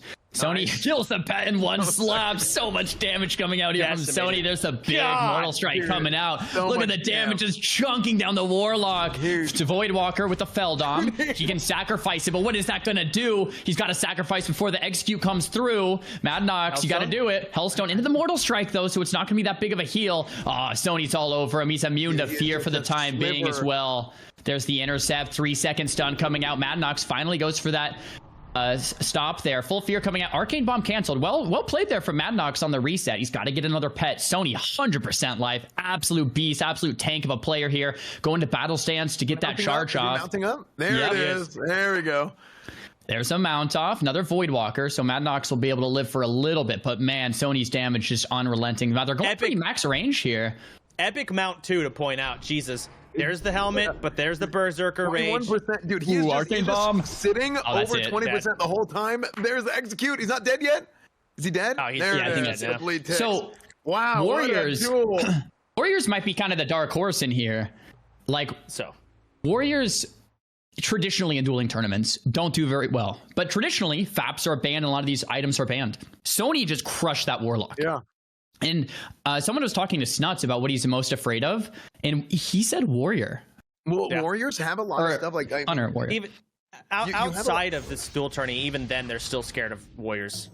Yeah, Warlocks are scared of that class. Immunity, because they have a lot of stuff for fear immunity and stuff. So, yep. You can go ahead on this duel if you want. Well, we got Bananas versus Makoto, whatever the fuck. It's his enhancement versus Rogue. The evasion's coming out, but he's already gotten half his HP. Bananas is He's got to try and get some distance. The kidney resist. Orc doing its job. Arcane Bob missing. Rogue wants to just run away and reset here, but he's dotted up. Bananas got him on the run. It's completely tapped. Yeah, completely 5% mana. Mikado gets that result, but the flame tick is going to break him out. Frost Shock, really well played there from Banana with his last bit of mana, but Mikado knows that. Just going to go for another re-stealth, it looks like. Looks like some type of potion used from Mikado. Another Frost Shot coming out for the kites, but he won't be able to do that forever. Big Emo coming in. Kidney Shot lands. 6-second stun. Trinket to reply here from Banana. Banana going for the Frost Shock. Blind coming out. Mikado probably going to bandage, first aid up. Go for the re-stealth, sap, even eat to full. Mikado looks pretty favored here in the situation. Banana can't be too happy about this one. Sap comes out. There's that T we keep seeing, Soda. I don't know what that is, but it looks like it gains some health and some mana. It seems like it's massive. He squeezed it in before the sap as well, so now the cooldown is ticking down earlier. So he might get it up again during this duel, and that might actually win him the entire fight. Okay, Explosion Totem down. Massive damage. Explosion Totem. Does it blow up? Oh, that's the AoE. Arcane Bomb. Arcane Bomb. He's again. Man, they're so strong. Arcane Bomb. He's but Mikado's down to 25% life. One big crit from Banana, and it's it. You have 2 minutes ticking, though, like you said, Soda, before that next potion's coming back up. So Mikado's got to finish the job and finish the job fast. Another mana plot comes up, so it shares 2 separate cooldowns. It's a lot of mana to work through from Mikado. Right. And now Mikado's on the back foot here. He misses, and that's going to be it. Banana takes him out. Okay, so the item is tea with sugar. I'm having it linked by some people. It restores 1,000 to 1,700 health and mana. And that's on a different timer than Mana Pot, because he used one back to back to another. Savix might be in a game as well. For admins, we can get a look at that. But yeah, that's great. Tea with sugar. So it's 1,000 health and mana with a 2-minute cooldown. 3 charges only, and then that's it. This doesn't even seem like secret tech. Everyone seems to have it. If we can't get the good UI, just bring up their stream. I'm completely okay with just watching anyone's perspective. Okay, so they're going to try and get us that right now, because seeing these duels... Oh, who's not in a duel? Oh, Savix isn't. Okay. Well, yeah, I mean, a lot of enhancement shamans. Even Xaryu opted in for enhancement. I guess. Yeah, that surprised me. Yeah. I'm really shocked by that. Over Ellie, it must have been something with the tech with just okay, I'm tankier. You know, I have more time maybe to just run at someone and be invincible. I mean, it seemed to work out for him. Looks like here we have a Rogue v Rogue. Both players started stealth. Looks like Hate All got that sap opener onto Real Tricks here. I think they're both undead. It's hard to tell from the Noggin Fogger. Full Kidney, though, coming out. It's a great opener. Ooh, we have the... Yeah, we have the blind reset coming out, but it's a stun and a blind and a vanish in the dot tick. That was, yeah, that's a lot of not great there. We have Hate All definitely in the lead, but you never know what can happen. That's a second vanish from Real Trick. Sappered him out. This is gonna be a fast duel one way or the other. Cheap shot coming out here from from Hate All rather. Real is definitely in the back foot. Full kidney shot lands. Hate All still has that blind. That's Real Trick's second blind, I believe. Bandaged back up. I mean, it's not over yet. That Fairy Fire, though, looks like there's 10 seconds remaining. It's going to prevent the stealth here, I believe, from Real Tricks. That Great is some tech. cool tech. Absolutely. Looks like Hate All has 2 blinds. Am I mistaken? There's the first. I believe there's a second. If you're Hate All at this point, you must be feeling pretty good. You go for that re-stealth, cheap shot, kidney shot, then you just prep and do another blind, still have another vanish. A lot of damage is going to come through. I don't know how Real Tricks is going to make it out alive. I mean, at this point, the cooldowns have been spammed from both sides. It's going to come down to locking him down. He's going to try and chicken something here. He doesn't seem to get anything. He just cost himself HP. Unlucky. Big absorb coming in. They're both low. They're both out of cooldowns. They don't have a whole lot. Kidney did not land. Massive mortar stunning him. Big damage into gouge. One big hit at the end. Eviscerate. Kidney instead. That works too. He's done. That's it. I mean, all in all, I think Hate just played it better. Played a better duel. You know, despite the opener, just well played.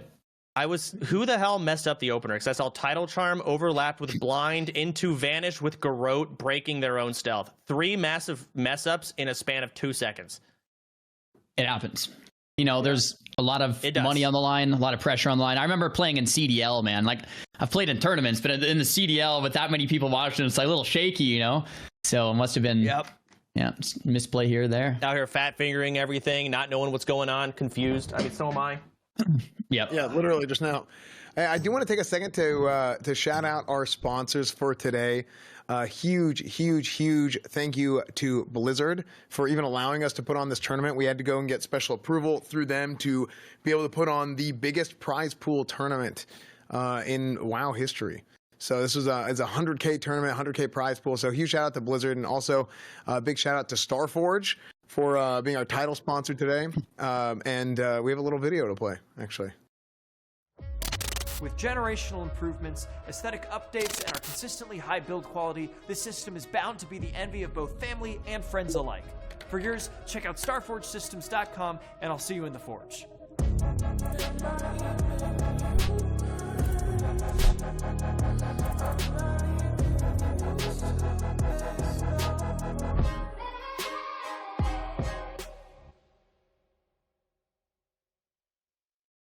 So again, guys, huge shout out to Starforge. Starforge has new custom PCs. There's a Halloween sale coming, but we also have new custom build PCs where we've got all these different builds. Maybe we can get a graphic of that up. And there's also the light panels that you can get even if you build your own computer and you don't want to pre-build from Starforge. You can get those light panels and you can get the different acrylics to put in if you have that same case, and you can install it yourself. So yeah, check it out, StarForgeSystems.com. And finally, one last shout out to Raider.io. Raider.io has been helping us do the entire back end. I mean, it's the place to go, best platform to organize raids, tournaments, tons of WoW guides, everything you can dream of. Raider.io has been an integral part in us being able to put this thing on. So huge shout out to everybody. And yeah, let's get back to some duels. Funny enough, like half the people in this tournament are all rocking some Starforged PCs. Stars coming in, it's a rogue versus mage, and it's over. Ooh. I just jumping right in. That's it.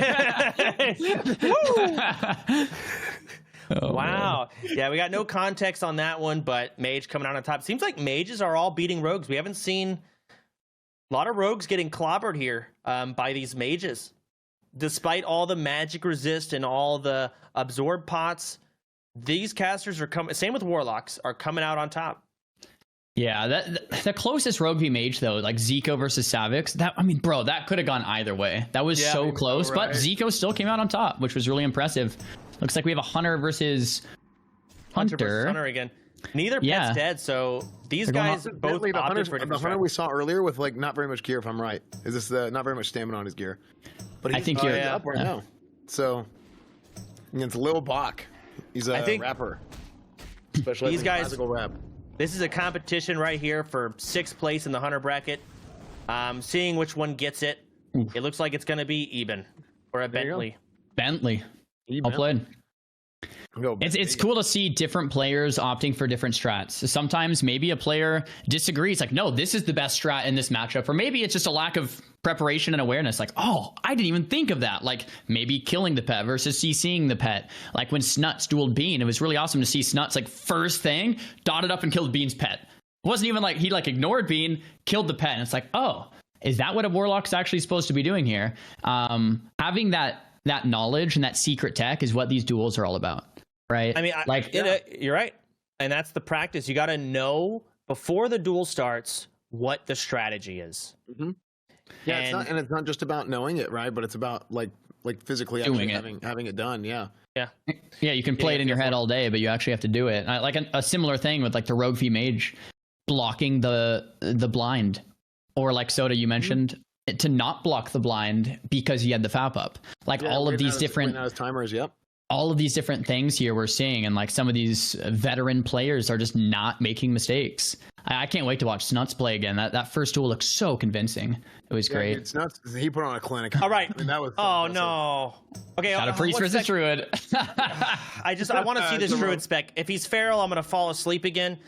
He might be though. Maybe this guy Steven knows what's going on here. Not a lot of. I know Spo's in this tournament. I know Gordon's gonna do pretty well. I don't know a lot of the other druids. Okay, show me more gear. Show me more gear. Scroll up, not the trinkets. Yeah, okay, he is not feral. Oh, okay. I mean, maybe, actually, he might still be feral, playing feral heart gear, because you just get so many stats from that feral heart set, which... Oh, look how many purges. Look how many purges. Magic dust into like 40 purges, bro. He has no buffs. Yeah. Yep. He's gonna have to save trinket. Flash grenade is a huge counter to druid. Everyone's gonna have it. It's a 10-second fear. You can shift the grenade mid-air, but if you're in melee, like right now, you can't shift it. It's an instant cast.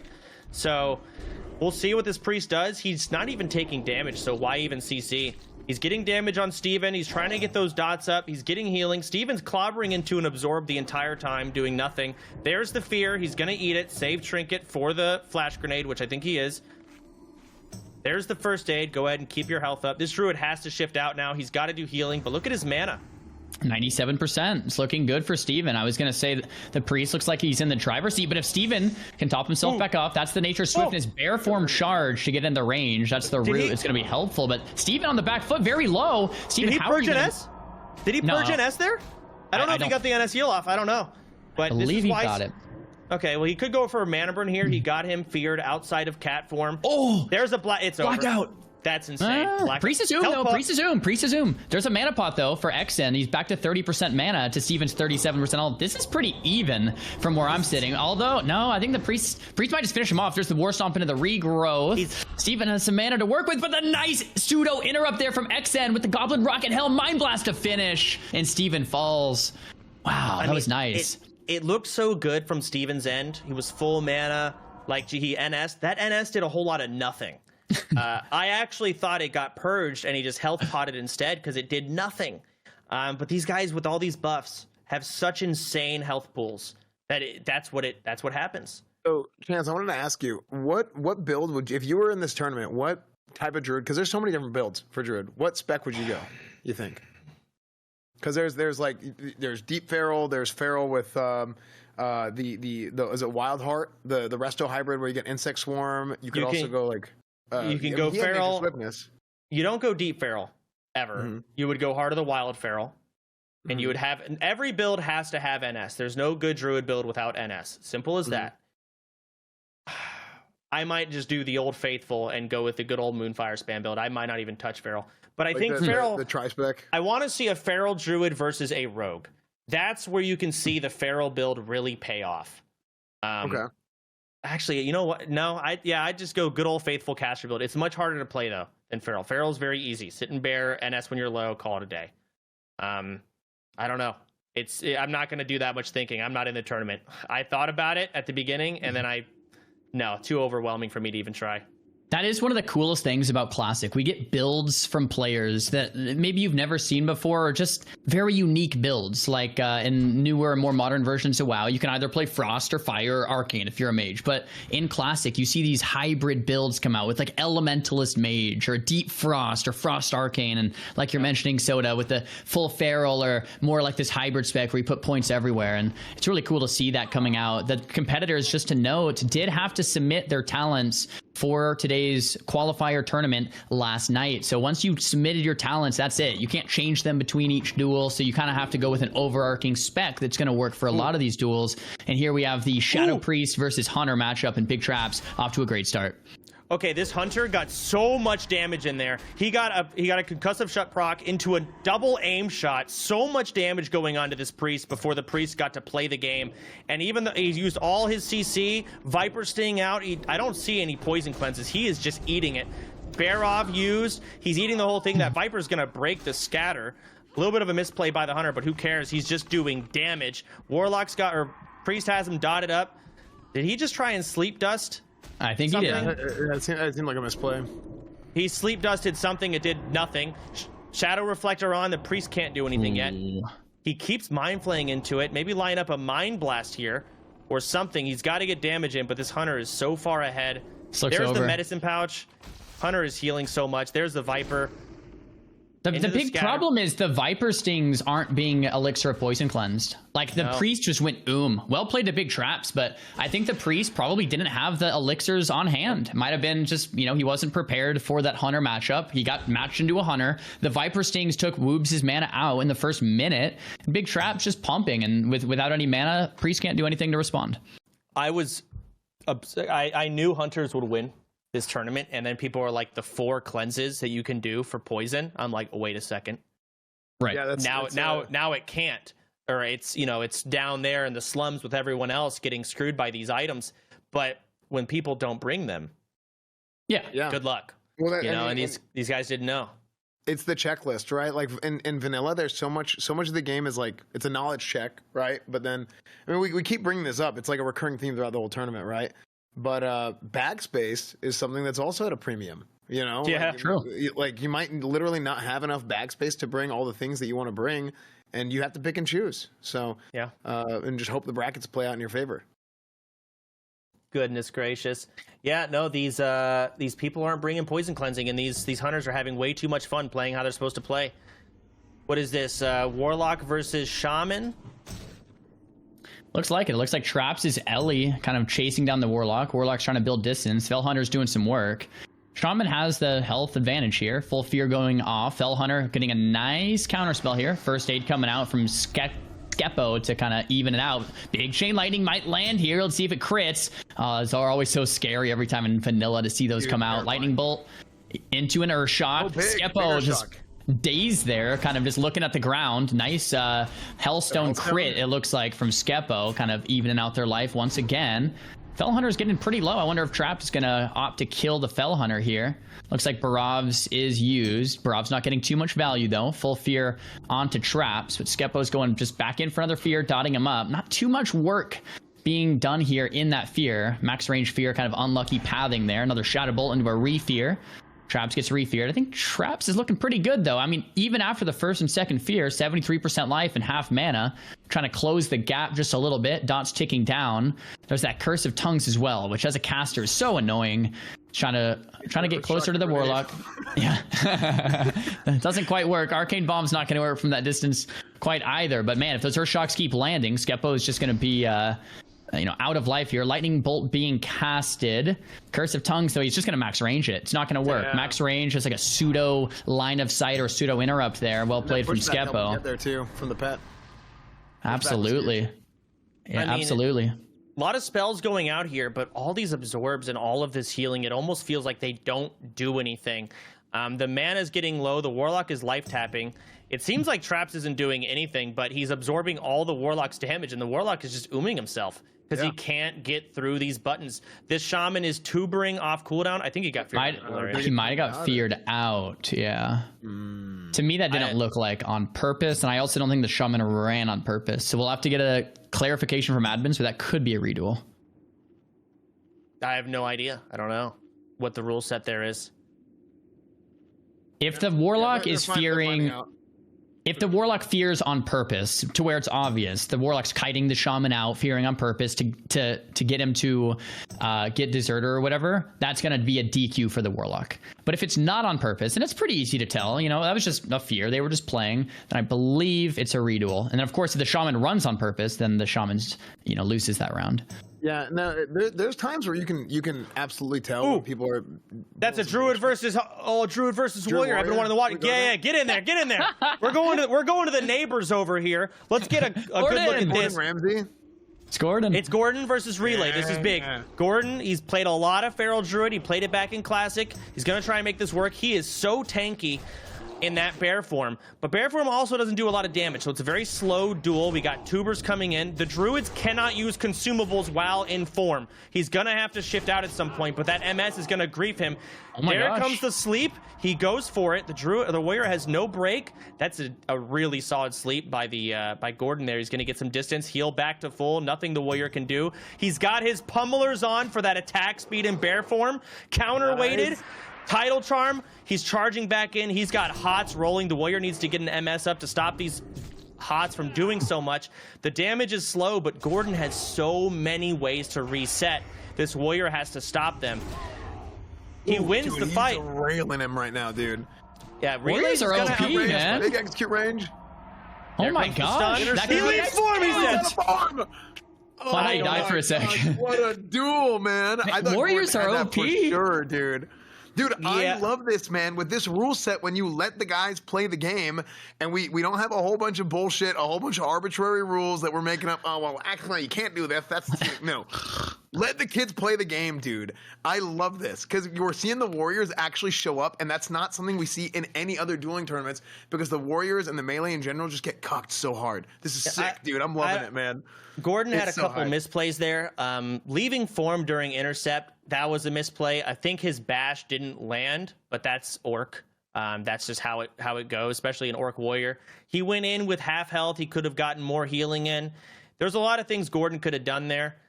I feel like I think he threw there. I think he really had a lot of buttons he could have pressed. I'm just loving seeing Warriors do well. Like in this rule set, they're so tanky. They have fear breaks. They do so much damage. It's like I can't wait to see like a Sony versus a Zico because normally, obviously, the mage should beat the warrior, right? But like with this, with the items that do damage to yourself and the faps and the recklessness, it's like, what do you do when a warrior's in that position? It's just, it's cool to see warriors get to actually play and show up today. There's only 10 warriors in the tournament. 8 of them are advancing to tomorrow, so we're gonna see a lot of class variety tomorrow. It's gonna be great. Here we have Hunter versus Warlock. We saw Snuts versus Bean. Snuts did pretty convincingly take out Bean, so I think it would be safe to say it's kind of a Warlock favorite duel here. We'll see if the Warlock opts to kill the Hunter pet once again. Trap coming out on the Voidwalker. Dead zone on the aim shot, but it does land. Full Fear coming out from 4 after the nade being casted, and it looks like the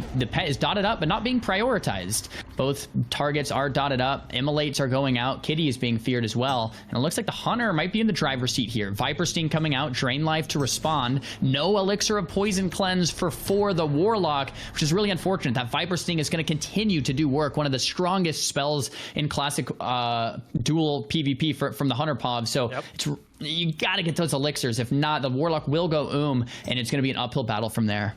Every class with mana versus a Hunter, the Hunter's opt-in is to drain your mana. That is their win condition most of the time.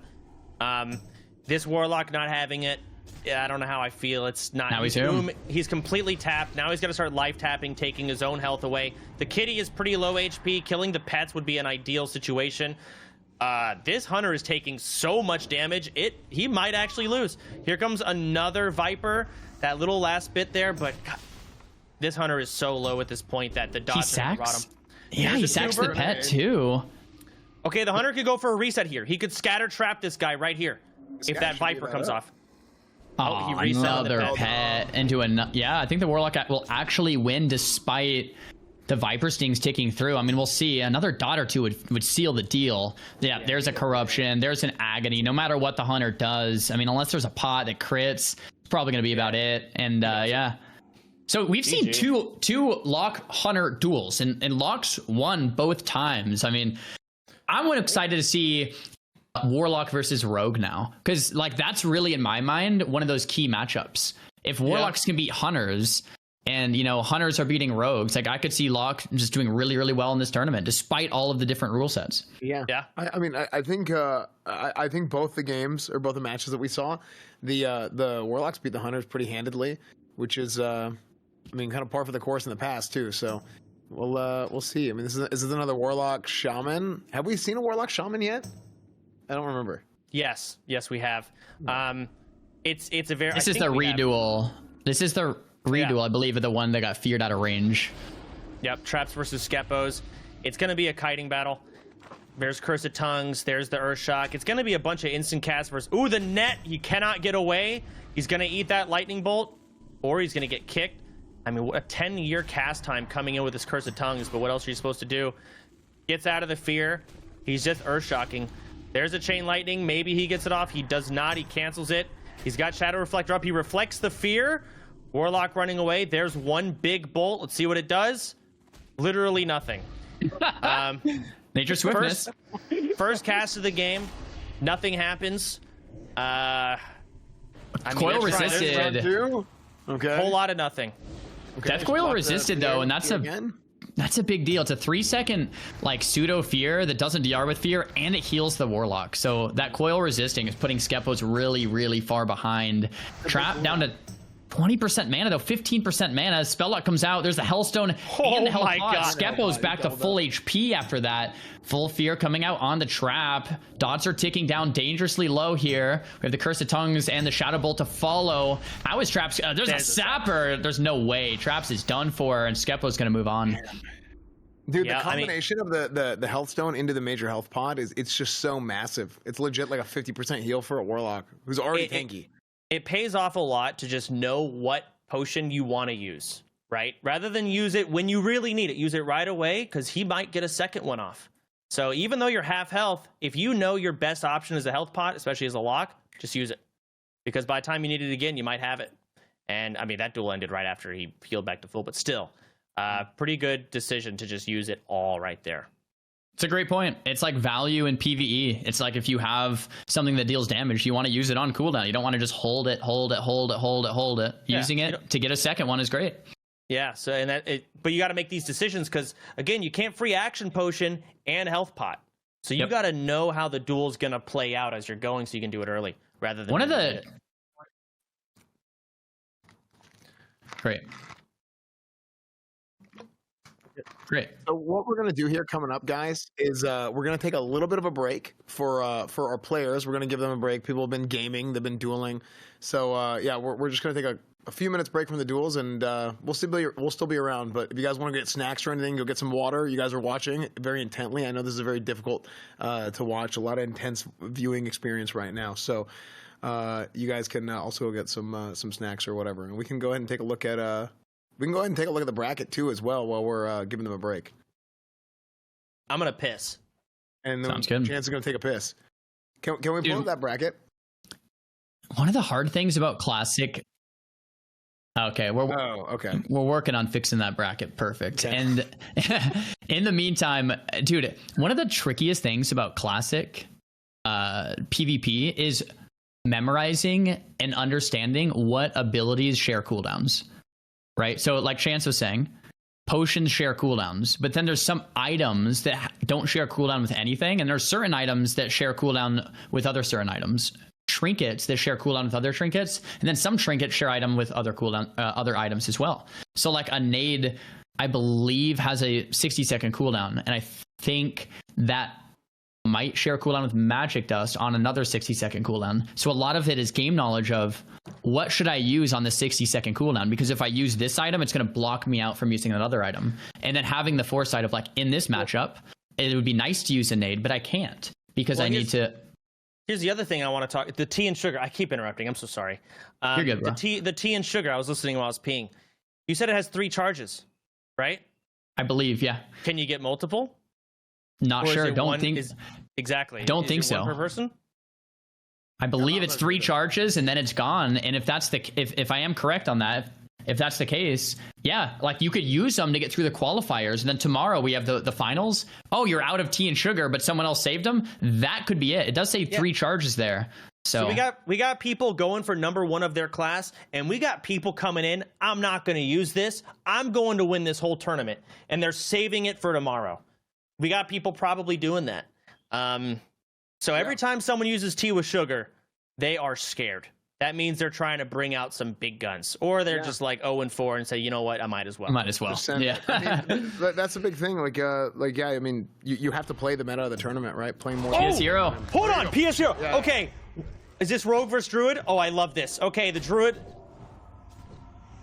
His name is weird. We can't get it on the UI, which is annoying, but he's got to get away. He's got to get CC, but PS Hero is going to have so many root breaks that it's not even worth going for. It's better to play the game around sprint and just try and outrun the Rogue. He's not doing it, though. He's out of form. He's gouged. There's going to be a big kidney. He's going to have to trinket this, or he's screwed, or blind as well. He's just going to keep resetting him. You can't abolish it when you're gouged.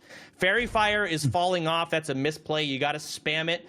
It lasts like 50 seconds, but there's so much CC from the Rogue. He gets a re-fairy right away. That's nice. Okay, PS Hero messes up, doesn't get the stealth off.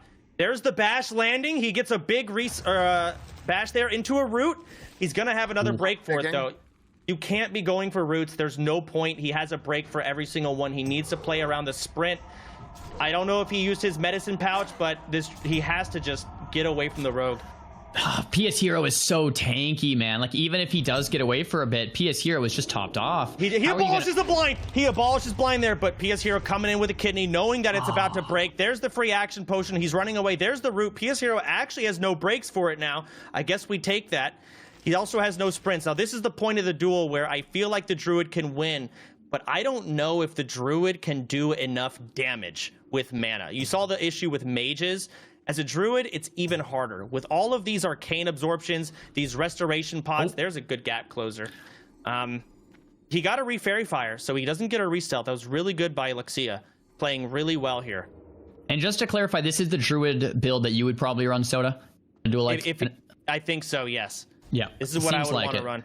Right, so it's like a war of attrition. You're trying to kite it out, Moonfire, Insect Swarm, and just outlast. He bear forms the cheap. Goes for the kidney. He's still in bear form. It's good. He's reducing all this damage. PS Hero's just dumping stuff into him. But Luxio, there's another bash landing on PS Hero. There's the dragon. There's the root. It resists, which is awful. Oh, we're about to get a UI update here. Massive copy paste coming in from the nods. Copy paste. Okay, so here we go. This Druid is as fuck. Like I said, PS Hero's full mana. It's gonna be so hard to kill this guy. Even though he's got him in the spot, a Druid usually wins here. But with this, there's the helmet. Maybe he can innervate. Maybe he can drink. He needs full mana to kill this guy, and the Rogue needs no cooldowns. Seems very similar to the Rogue versus Mage. It's like it's the mana bar versus the health bar. And if you don't have enough mana to kill the Rogue, no matter how well you're kiting, if you don't have the damage to kill him, he's just gonna keep running at you forever. And then the cooldowns will rotate back up. There'll be another sprint, another blind, another vanish. Especially in this tournament too, with all the different consumes that they can use. I mean, we've seen how tanky the rogues are. Okay, this druid is playing Feral Charge. He's actually pretty deep into Feral. I would not have played that. I'd get deeper into Balance for better mana and more damage. It's really good for survivability, but his mana is clearly going to start lacking here. He needs to re-fairy. He could get gouged into a Vanish Re-Stealth or whatever. He needs to re-fairy. Get that back up. It's falling off. It resisted once. Nice. Yeah, these magic resist potions and whatnot just screw over druids so hard. Fap, free action potion. PS Hero sticking all over Luxia here. Magic Dust instantly Will of Forsaken from PS Hero. Kite's coming out from Luxia. Thorium Nade lands. Gap is closed once again for PS Hero. That's the Nature Swiftness, NS, I believe, to top Luxia back off. PS Hero is finally getting a little bit low, 50% life. Just Thorns and damage finally doing some work here. Luxia going to the full Gouge. Gouge breaks from the Ruptured Dot. Full kidney coming out. PS Hero connecting more and more damage. This is getting pretty close. Mana from Luxia looking good, but you have to be able to gain distance to... Oh, no, it's only 19%. Big net. Luxia's no outs. Huge net. Okay, Luxia needs to get some mana back. He cannot take out all of this HP, but that's a good fairy. He can just drink here. He also can just cast a root. PS Hero's eating too. I don't think Luxia has... He got a tick, did he? Did he get a tick? I don't know. Doesn't look like it. There's a Feral Charge. Luxia is completely doomed. He is opting to go in with Bear Form and kill him here. This is it. He's got no mana left. Maybe he has mana pots, but if he's going, his last bit of mana he used on Bear. He's just sitting in Bear. He bashed. He's mauling. He's trying to just auto melee attack this guy down. He has no Fairy Fire in Feral. And Fairy Fire is going to fall off here. So it's going to blind. Yeah. Re-stealth, eat, drink, bandage, whatever he wants to do. That was good awareness from PS Hero. Like, the Fairy Fire was falling, and that's when he sent the blind so we can get off that Vanish. Hopefully he can get the Vanish off after this kidney. See if it'll happen. Luxia is kind of all in, man. His mana's so low. He's going to have to get out of range to be able to top himself back off. PS Hero doing a great job with the Poison Kites. Not sure if we have those elixirs here stocked up for Luxia to get rid of that crippling. You can't use it in Bear Form. Okay. It shifts you out, and it costs 500 to go back in. He cannot spend the mana. True. But he's also, his NS is probably going to come off cooldown. He has button suppressed. There we go. He drinks some mana potions. His health is regen. He cannot get hit out of Bear Form. If he does, he's dead. He gets the rejuve running. He's getting hit. He needs to either get distance or get in Bear. He's back in Bear Form. There's the Feral Charge. There's the free action potion from PS Hero. He's going to try and run him down. He's got to travel for him. Keep distance. Just outrun him. He's got no movement. He's mana potting. He's got to get Moonfire up. Insect Swarm. He's got the dots rolling. He's got the rejuve running. Is that a Swift Mend? Yeah, Swift Mend, yeah. There it is. What an interesting... he is deep Feral, deep Resto. Hellstone from a Warlock. Nice. I mean, that Fairy is falling off again, though, and he can't do it while on Bear. He should have done the Fairy Fire, yeah. But you kind of can't switch forms either, so yeah, you're just kind of screwed there. You're stuck. Yeah, Luxia is deep Resto. He has Swift Mend. Stomp. There's a root. Roots, Fairy Fire, back up. No improved sprint. He's actually getting CC on this guy. Which, I mean, the duel lasts so long, I guess you will eventually. You gotta drink. Go for a drink there. Yeah, I wonder what the timer is on Innervate, because, I mean, man, if Luxia can get some mana, he'll be able to finish him off, it seems like. There's another Insect Swarm at Resist, Moonfire. Man, Luxia is kiting it out. If he gets Innervate and you drink at the same time, it basically gives you full mana instantly. Right, yeah. And that's what he really needs to try and go for here. He's trying to get some Bear 4 damage in, which... This looks great. This looks great for Luxia. Yeah, his dash lasted so he has no mana for Bear Form. He's got no mana for Bear Form. He is going for the kill. He is staffing him. He's in. He's dropping whatever he has. Miss, I think. There's the Innervate. He's getting mana back. What happened? What? The duel was over. It timed out. Did it time out there? You're kidding me! No! Oh, Luxia fled from the duel. Luxia fled from the duel. He had him. PS Hero is dead right there. Why would you flee? Why would you flee? That is part of the tournament. You have to have the wherewithal of knowing, hey, that thing is popping up in the middle of your screen. No, this druid is good enough. He should have the awareness of what's going on. Why would you flee? Represent, motherfucker. Why would you flee? Oh, you had it. Oh my gosh. He played extremely well. This is an S tier druid. He knows what's going on. He's honestly selling me on his spec too. Seems like a really good spec versus rogues. With that Swift Mend and that sustain. It's flag carry spec with a lot of intellect. I mean, what a disappointment. Yeah, the thing is with this tournament, like I was saying earlier, is if you're competing, if you're a participant, you have to be paying attention to where the duel starts, where you're kiting to. Something pops up on your screen. It's annoying. Sometimes things happen, and you get tunnel vision, but it's like it's all a part of the game. Like it's just something you have to do. I mean, Jesus. But wasn't Kidney up? I'm pretty sure he had a full Kidney ready for him. He was he's not killing him in that Kidney. You don't think so? I'm sure he's like 80% life, and with Innervate rolling, I don't think so either. He was less than that, wasn't he? Was he like anyway? Either way, I mean, it was. I don't think it was 100%. It was highly unlikely, but I don't think it was 100% that he was going to win at that point. Give me 1 second. I have to AFK. Okay.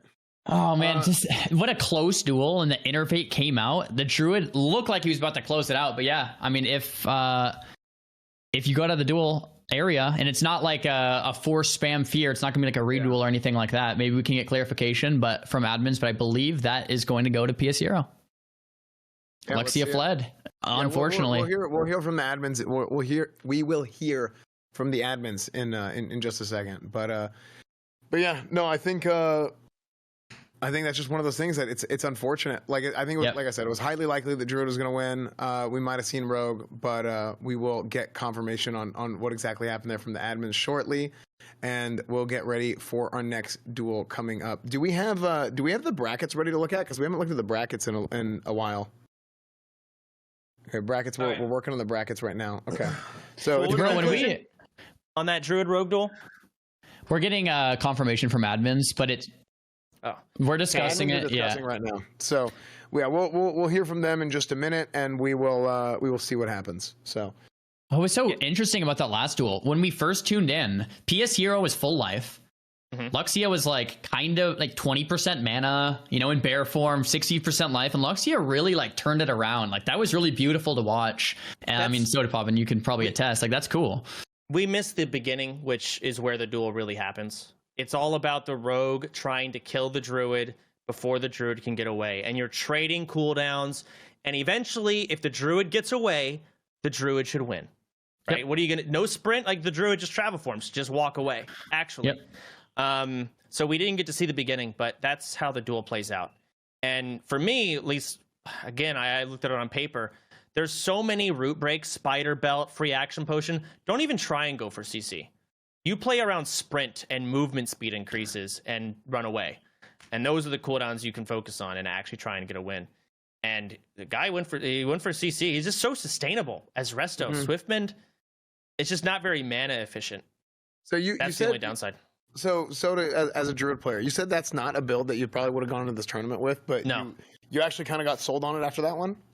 Well, because all this magic resist makes casting like spells weaker, and if you go somewhat deep feral, you can get in some melee swings, right?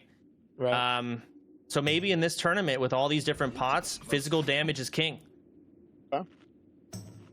Okay, we got is this Peace Blade? Oh, he's got a mark. Shaman. You see that ring? The mark of the Dragon Lord. Very low drop chance, absorbs 500 damage, and while it's up, you regenerate a ton of mana. That's awesome. Massive ring. Oh, Chain Lightning coming in, being casted on the net. Peace taking a lot of damage. Sapper coming out, very dangerous. That crits. Jeez Louise, that's scary. Lesser healing wave. Looks like Peace uses not only the medicine pouch, but also AGM, but the damage is coming right through. Mox trying to close the distance here. Tidal Charm being used. Trinket immediately to respond here into the free action potion. There's the Frost. Yep, Frost Shock. This shaman is doing so many different things, but this hunter's health is just not going down. There's a scatter on the heal, canceling it. Here comes the aim shot for the finisher. Ouch. Ow. And there it is. Nice. Is that just a gear difference? Like, Mox seemed to play that pretty well. Like, I thought Mox did a good job there. He was kind of crowding the plate. He had a lot of, good usages there. And like the hunter's life didn't move. Yeah. I missed their gear. It might have just been a gear thing, too. Every time a shaman casts Chain Lightning, you're like, someone's about to die. Dude, I know. It's so scary looking. And this guy lost 10% health. Yeah. No, yeah, Peace Blade is a great player, too. He's normally a Paladin player. He was actually in Crusade. He was in my guild in Vanilla. So Peace Blade's really, really good. So it's fun to see him play something new and do well with it. And he was prepared. He had everything. I mean, yeah, he's coming out with the Hunter. It's just, again, these magic spells are just, they're not as strong.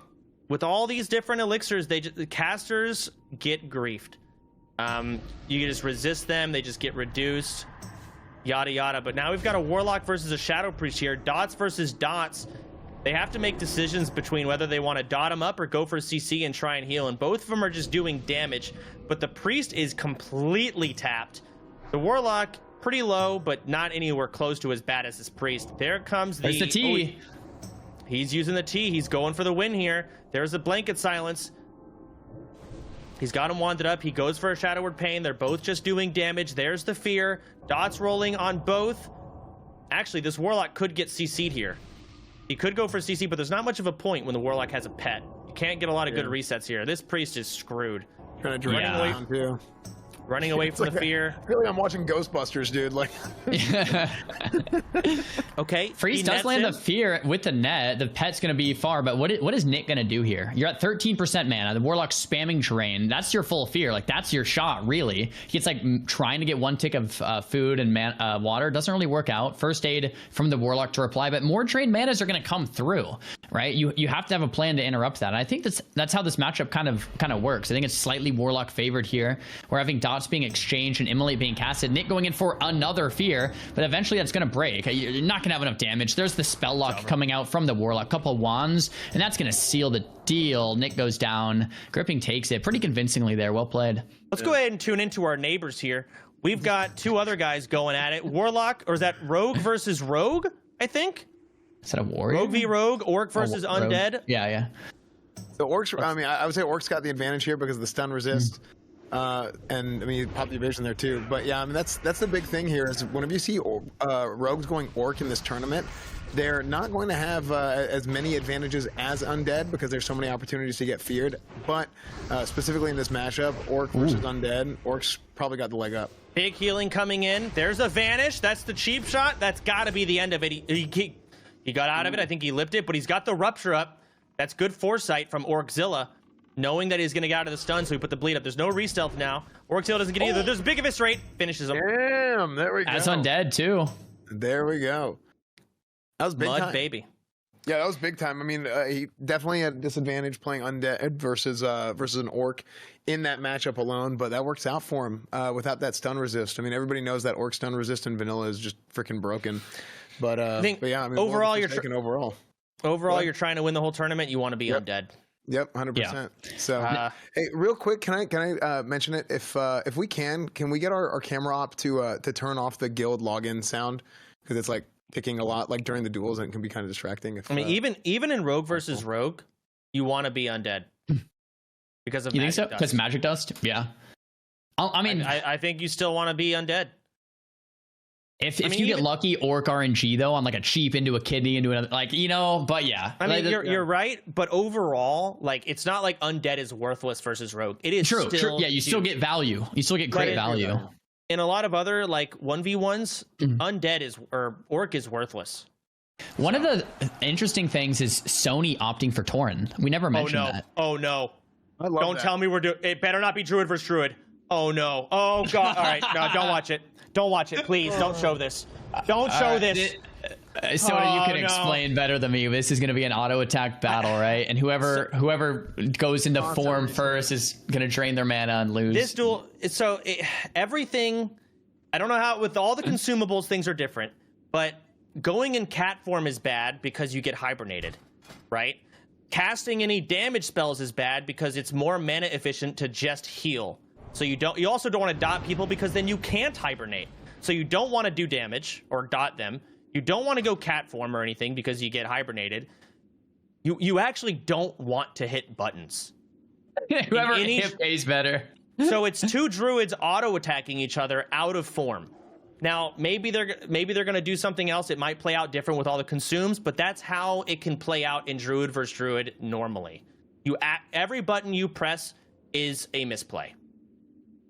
Similar to Mage v Mage, like whoever pushes in too hard first usually ends up losing because then you're low on mana. The other guy resets, and now you're behind. Now I think Hotted is a friend of mine. I actually helped him gear, so I don't know if he went and got it all. It seems like he got all of the Feral Heart that I told him to get. He's going for the Hibernate, but Spo knows this. He shifts out. That cost him a bit of mana, but Haunted is behind already. That Feral Druid DPS coming in, and he's just getting absolutely melted by Spo. What?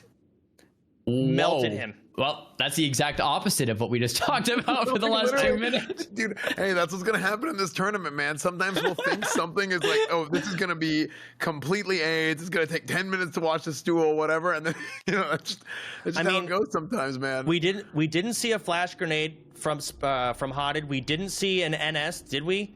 I mean, he just didn't hit any buttons. Spo just played cat form, and they did not hit what they needed to. And they got melted. We have Shadow Priest versus Shadow Priest here. Reflector coming out from They both are pretty much here, so it's going to be kind of an auto attack battle or wand battle here. Fear's coming out. See if can go for a quick drink here while Omega's in that Fear. Maybe a trinket swap as well while we're at it. Fairly even duel here. Both priests 70% life and about 10% mana. So they have Shadow Word Pain ticking. Vampiric Embrace up. Going for the wands and using mana as it's available. We're going to see who has that first, maybe Tea available, a mana pot available, Hellstone available to kind of see who can pull out ahead. But man, this is just a mere duel. They're just copying each other. They're doing the same exact thing. There's another Shadow Word Pain put on here from Omega. No Vampiric Embrace though. The mana burn coming out from maybe keep that mana advantage. I really like that. Although seems to be down to 30% mana. Maybe some type of Sapper play or Arcane Bomb play is going to make the difference here. Now this is epic. We've got one priest. We've got one priest leaving Shadow form. I feel like the first to leave Shadow form loses. Arcane Bomb. Arcane Bomb does a whole lot of nothing. Fear goes out. It does a whole lot of nothing. I mean, it really is a wand battle, and this is what priest is all about. You're right, though, Soda. Look at Mega Man's mana ticking up. I think he's got more spirit or something. That's it. Yeah. Oh, left Shadow form, and Soda, you said it. Like the priest to stay in Shadow form longer is going to have that advantage because you're pressing that advantage further and further. If you leave Shadow form, now it's mana to go back into Shadow form, and you have to heal. And once you're healing, you're not doing damage. You fall further and further behind. Yep. Yeah. I want to follow more Spo duels. I know Spo is an OG. I used to watch his videos back in actual classic, like 2004. I think that's him. So he's very OG Druid player, knows what the hell's going on. And I think he's pretty Heart of the Wild Feral. Pretty deep damage. I'd love to see more of that. Here's another Druid versus the Shaman. Druids are not at an advantage here. This is rough. The Shaman is going to do free auto swings constantly. The Druid can't get away. The Shaman purges everything. You can't cast anything. He doesn't purge the NS. A little early. The bleed broke the magic dust. Now that's unlucky. That could have been the end of the duel, honestly. EK gets healed back to full, gets a re-stealth. He's going to come back in here. He should open ASAP before the Shaman gets mana. Or do whatever they're doing. Okay, another... Okay. Maybe Innervate and Drink if you want to press advantage here. The Druid's just... What are you doing, man? He's not doing? Drinking. He's watching the Shaman drink. I don't think that's super great. I mean, is he going for a full reset or like what's going on? Maybe he ran out of water. I'm not sure. That's the only explanation. Like, I don't know why he wasn't going for a full reset. Yeah, now he's at a terrible mana disadvantage. He's got 60 seconds to open. The Shaman's drinking more. Keep in mind, that is part of the duel. That is part of the tournament. We do a back check at the beginning, and you can't. If you run out of stuff, then you run out. You can't add. You can't restock until the next day. Okay. There we go. He's drinking now. So the Druid advantage here is obviously you can't drink without the Shaman also drinking. But your best way to advantage is to innervate and drink. Because then you get to full mana instantly. Really good, yeah. That's really the win condition here. Then again, this guy's playing Feral. Maybe he's... I don't know what spec he is. It's hard to know what they should be going for. But there's a Pummeler. Bear form Pummeler, full dots. He's going for Dam here.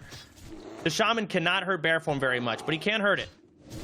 Shaman's got plenty of mana. He's going to have to heal here. There's the big explosion. Fire Nova, yeah. Yep. There's the grenade into some lesser heals. The Shaman's going to dump his last bit of mana. There's a War Stomp into a free regrowth. Does he have mana to go back and bear? He doesn't get the regrowth. That's a misplay. There's the sleep. There's no breaks on it. Did he just... He breaks his own sleep with the Moonfire? What the hell are you doing? Yeah, I don't know about it. What are you doing, man? He re-stealth, he's tapped. He's got nothing left. He can't even go stealth. There's the innervate. Drink. If you're out of combat, drink. He's not going to get it, but he's in bear. It can get purged. It can get purged. Yeah. And it does. Oh, there's the NS. He's got a lot of. He has a lot of mana though to work with. And the shaman is completely burned. There's an opportunity here if he has water. Let's see if he drinks. He lost his innervate. Oh, he does drink. He's drinking. Innervate's still on. Look at that. Oh my gosh. It hasn't gotten purged. There's so many buffs with the potions. Man. It's so hard to purge things with a million different buffs. There's too many, and he got to keep it. Now he's in cat. You should get the hell in bear form. Your rip isn't worth that much. He gets the rip off. He's still in cat form. What are you doing? No. Travel form. What are you doing? Bear form. Okay, he's tapped. You're in bear, but you're so low. You're in. Back to travel. All right. He's kind of banana out. Banana's in hot pursuit here. Has that fairy fire. Entangling Roots being casted. No mana for Earth Shock. Oh, he does find the mana to Earth Shock. Get off my screen, EK. Get off my screen. Finish him, Banana. I don't know, but I'm annoyed. I am annoyed. There's the Frost Shock. Keep shifting. There's his last shift. Cat form. He can do nothing else. Maybe he gets a re-stealth. Probably not. He does. Yeah. Okay. So if you're Banana, you just drink back up here and push that advantage further and further. But EK's going to go for a drink and stall it out. I mean, the bad news is there's no innervate. I mean, there's no innervate left. So, like, what are you going to do for EK? I wonder where he is. Probably going to go max distance. Man, Banana, though, already at 60% mana. Yeah, EK does have... Go ahead. I didn't mean to cut you off, but I was just going to say, like, I feel like him fully separating and letting him get that full drink in was probably a bad call. But I don't really know what else you do there outside of being able to come out and get just enough to heal and then go back into it. And the cat form, the cat form exchanges never seem good, Soda. Like, they never seem good. The bear form seemed like his best bet. Every nature lock on the regrowth, it's going to be a potion to save him for the time being, but there's going to be a root that comes out as well here unless it resists. And it does land. There's Barovs as well, but I mean, what is EK going to do? Here's the bear form. I like the bear form exchanges a lot. Seems like every time, though, EK goes cat form, it's just not looking up for him. Banana's running in. Boom! Is that a mana pot crit? He goes to 63% mana. EK taking a lot of damage here, but he is in bear form, so he can tank just a little bit. Bash does look like it gets dodged, unfortunately. There's the Demo Shout. Some decent exchanges going back and forth. Back to Cheetah. This is Banana's chance to get in a good crit or two. Rejuve taking him down. There's the net. Instantly shifts out. Well played. Frost Shock, though. The net wasn't a bad idea because his mana is so low, because that effectively works as a mana burn. Yep, that's right. The slows making the Druid, force that Druid to shift every second global. Now the Druid's and the Shaman's but how is EK going to get away this time? I don't know if he's going to be able to. Maybe another potion coming up very soon here. Looks like Banana's in the lead. Another couple auto swing or two. See if he has enough for a Frost Shock, and he does. No more mana to shift back into travel form to power shift there. A little bit more damage connects here from Banana. That's going to be it for EK. Unless there's a potion or something. Oh, another magic dust. It happens. Okay, so this is another reset. The first aid is going to break from the bleed. Oh, no. The bleed. Yep. What is a bleed? EK's going to drink. It's going to be pretty close range here. Banana is going to heartbeat any second. There it comes. And another Frost Shock. Rock Slicer. That's what it is. That's what I was looking for. Yeah. And that's it from the EK. 4.0 speed. Banana taking him out. Damn. The bleed from the Black Rock Slicer saves the day, man. I mean, look, that one was brutal, man. I mean, he was just kind of teetering on the cusp of death. The last, I feel like 5 minutes of that duel, Chance has been depressed since he realized he thought it was over. I'm just, I can't be nice. I'm not capable. You gotta learn, Soda. Okay. So you gotta just maybe learn before the 100K tournament. I don't know. Yeah, well, you just got to. Okay, maybe you should learn to be nice. Okay. Like, no, I don't want to be. Yes, This is an IQ diff. That's how I see it. There's just like you have a like. I don't even want to go into it because I'm being too mean. But thank you. Hey, what a great duel. A great good duel at the end there. They had a good time. I hope they had a lot of fun. That was We want to awesome give a shout out to all the competitors taking the time to level 1 to 60, taking the time to do dungeons, gearing up, professions, enchants, practice, duels. It's awesome. Shout out to everyone playing today, despite your experience level. It's been a good. There's so much that's gone into this, man, and we have way more people that made it to 60 and are competing today and tomorrow than we thought, which is why we went with the Swiss bracket. because I mean, it's impressive, man. I mean, obviously it's a big prize pool, right? The biggest prize pool ever for a WoW tournament, but to have as many people sign up and then actually make it and keep playing and get level 60 and not die, it's impressive, man. Yeah, I mean, now we have Druid versus Hunter. I feel like they're doing it to me on purpose. This guy, hey, he might be owning here. He's playing it right. You got to actually keep max distance. You do not want to let this Hunter scatter trap you and eat and drink. So you actually don't want to dead zone the Hunter. You want to let the Hunter just range DPS you, and you spam Moonfire. You are at a race. We can't see the Druid's health. This UI hasn't updated, but you got to just heal through it. Oh, there's the mana. Yeah. Oh, Druid's Doom, bro. He's not abolished poisoning the Viper. He needs to. He's eating it. He's Moonfiring too hard. Proxy's going to get in here. He's going to be able to reset as well. He sleeps the pet. Usually not worth it because of the nature resist on pets typically. He's so low. He's at a... You got to rush him. He's doing the DPS right. He's doing the positioning right. The UI is... He's got a lot more mana than we think. I think this UI is just wrong. Maybe I'm wrong. I can't tell. Charge helmet there. Closes the gap. Hibernate coming out on the pet. Yeah, that's big. If he gets drinks off, that's massive. I love that. I love the rocket helmet of the Hibernate and being able the to pet has the same name as the Hunter, so that the UI keeps thinking it's the pet instead of the Hunter. That's what's going on here. I'm like, what? Yeah, good. Okay. So he's got to cleanse these Vipers. There it goes. He's got to get damage on the... So this is where the Hunter can win. You know, they can scatter and trap and eat and drink over and over and over again. There's a magic dust. Okay, this is really good. I love this use of hibernating the pet, CCing the Hunter, and getting drinks off. This is so massive, and I love seeing this. He's drinking on mana ticks. This guy knows what's up. I love this. If he had a Vate and drank as well, that'd be massive, but I think he had to slam it earlier during the beginning. It was too much going on. He's got a Moonfire rocking. He's got to get damage, and he can't get close. You can't let him scatter. Okay, he's putting up Fairy Fire. He's getting more dots going. He's got a Moonfire. He needs damage on proxy, but here comes the grenade. Maybe a scatter trap. Hibernate onto the pet. There's a Moonfire. You got to get him down. He's so He drank tea. The Hunter realized this is a legit duel. He just used his tea. That's one of his charges is gone for this whole tournament. It's a very close duel. Druid's he's at 20% life. Warstomp coming out on the pet. Can proxy finish? He has the mana to do so, and he does. It's over. Man, that Druid used a T too, so like they're down 2 Ts just from that one duel. It's crazy. Yeah. It's 2 out of 3, right? Is it 3? It's 3 charges we said. That's a really tough matchup for Druid. Yeah. It's hard. Yeah, you really just have to spam Moonfire, and you have to just not get scatter trapped, and it's just a race to out DPS him. But with the duels slowed down with all these consumes.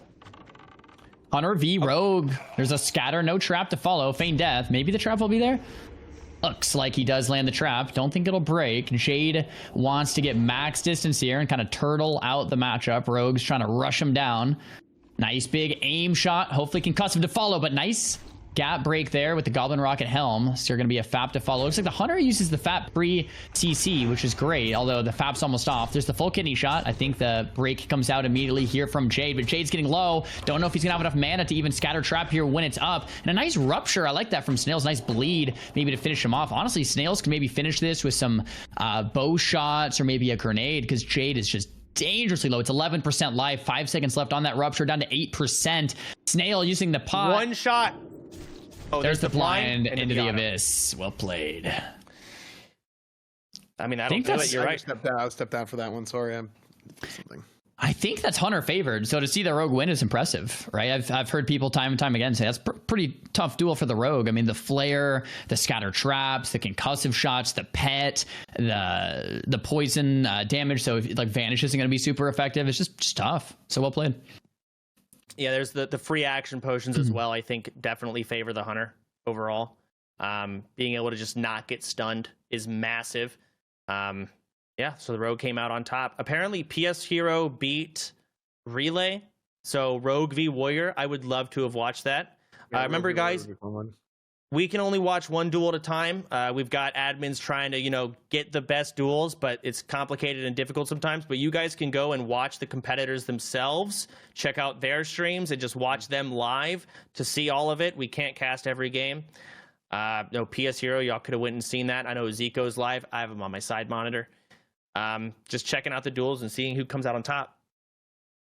Yeah. And again, one more huge shout out to our sponsors today.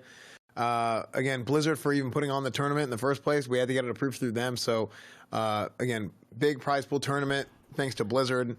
StoreforgeSystems.com as well, our title sponsor for today. Looks like we have, what is this, Shaman Hunter? Yep. Oh, Bean. It's Bean. Bean. Big Bean. Brother Bean. Man, I love this format because normally in tournaments there's so much downtime and we're just into a game and do another game and another game and another game. It's just like nonstop for like 6 or 7 hours. This is great. Bean looking like a pro in this matchup. He's playing max range. The Shaman, of course, has that range. Ellie Mastery being popped. Chain Lightning. There it is. Scatter to interrupt it. Really well played. Feign Death to drop the combat. Trap to follow. So Flixie trying to go for the burst, but Bean shuts it down like a pro. Since he's out of combat, decides to go ahead and eat up. Bean going for a nice big aim shot. He might have dismissed the pet there unless it went stealth. Nice big aim shot connects. More damage connecting. Yep, the pet went stealth. Reopens up here. I don't know how Flixie's gonna win this one. It looks like Bean has this. Thorium grenade landing just for the damage. It breaks immediately. There's the frost shock. Uh-oh. Hunter pet is gonna go down here, but Flixie might follow. 18% mana. The scatter looked like it might have been DR'd. Nope, not a DR'd scatter. Full Feign Death into the trap. Bean's gonna get 1 tick of mana. And mana ticking while drinking. That's so beautiful to see. Yeah. We're going to maybe get an aim shot here onto Flixie. Looks like Flixie barely is making out alive. There's the Viper Sting, instantly abolished. Well played. Nice awareness. Another Viper Sting, instantly abolished. I don't know if that's a good trade for Bean. If he Yeah, exactly. His mana is so low right now. When he's spamming abolishes, it's pulling both their manas down, right? Because he has to spend it on the Viper Sting and he has to put it on himself. So now they both are basically at no mana. At the very beginning, Flixie let a full Viper go off. He did not notice it, and he's feeling it now. Mm-hmm. There's a scatter. No trap. He's just going to go for the damage. Maybe no mana. Reset. Yeah, he might not have enough mana for it, so get the distance. Flixie's getting in there, but he's just an auto attack bot. Oh, there's the helmet from Bean. Big reset. Maybe that's why I didn't go for the trap. He knew he had this. Go ahead and eat, drink, get that mana health advantage farther than you already are. There's a Viper. I love how Bean is respecting Flixie. Like, I think a lot of hunters with a little less experience would have stayed in and stuck it and just been like, let me just melee him down. But Bean respects Flixie, does it the right way. CCs him, gets range, drinks up, and kills him like a hunter should, and not getting a little overconfident.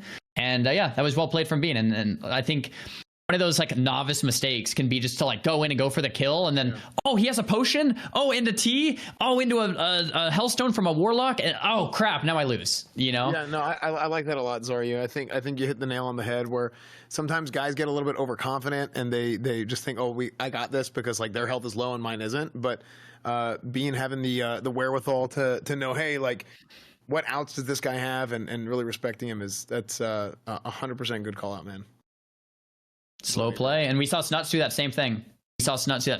And a lot of players probably would just rush him down. Snuts is like, you know what? I'll just hang back and let my dots do the work. It's just going to take a little longer, but it's safe. It's good play for tournaments. I love it. People in chat saying Showbeck versus Bobka, Snuts. We have some exciting matchups coming up real soon here, boys. Yeah. Yeah, it's going to be good. And we, let's see. Can we get production? How far into what round are we in now? Okay, we're currently in round 3. Okay, so we're chugging away at this tournament, man. We got to watch Snuts. Get us in on Snuts. He's about to duel a warrior. Right, this warrior is a sweat. He's got serious gear. He's flat-setted. The duel just started. Here we go. It just started. It didn't get the charge. He's got the dots. He's keeping the distance. There's the intercept. He uses it. We got a Yeti coming out doing some damage as well. He's trying to get some dots, kill this thing, get it off the screen. He fears it. Big bolt coming in. Oh, he's checking all of his different buffs to know what he's dealing with. This is an important duel. If Warlock can take out Warrior here, like we might have a more insight on what's going to do well in this tourney. This is really scary for Snuts. I know Snuts was preparing into Warriors, but he was scared. At this point, the Warrior is connected. Yep, there's Wreck. It's just tough to get that warrior off you, and you have to survive this onslaught as the warlock. There's the mortal strike, the hamstring, the bleeds. How are you gonna get this guy off of you? Fear being cast. I don't know if there's a death coil still available. Arcane bomb, nice coil as the pseudo interrupt. Snuts, so smart to hold the coil for an interrupt instead of just using it blanket. I really like that, but that arcane bomb is still available. Looks like the title charm is coming out to build some distance, and Snuts has to get some distance here. Looks like the Arena Grandmaster used as well. Snuts might try to swap trinkets. Full charge comes through. That's a lot of Snuts' defensives used, guys. I haven't seen Snuts this low yet. This is really scary. Another mortal strike and hamstring. The warrior is all over him. Snuts is in trouble here. How is he going to respond?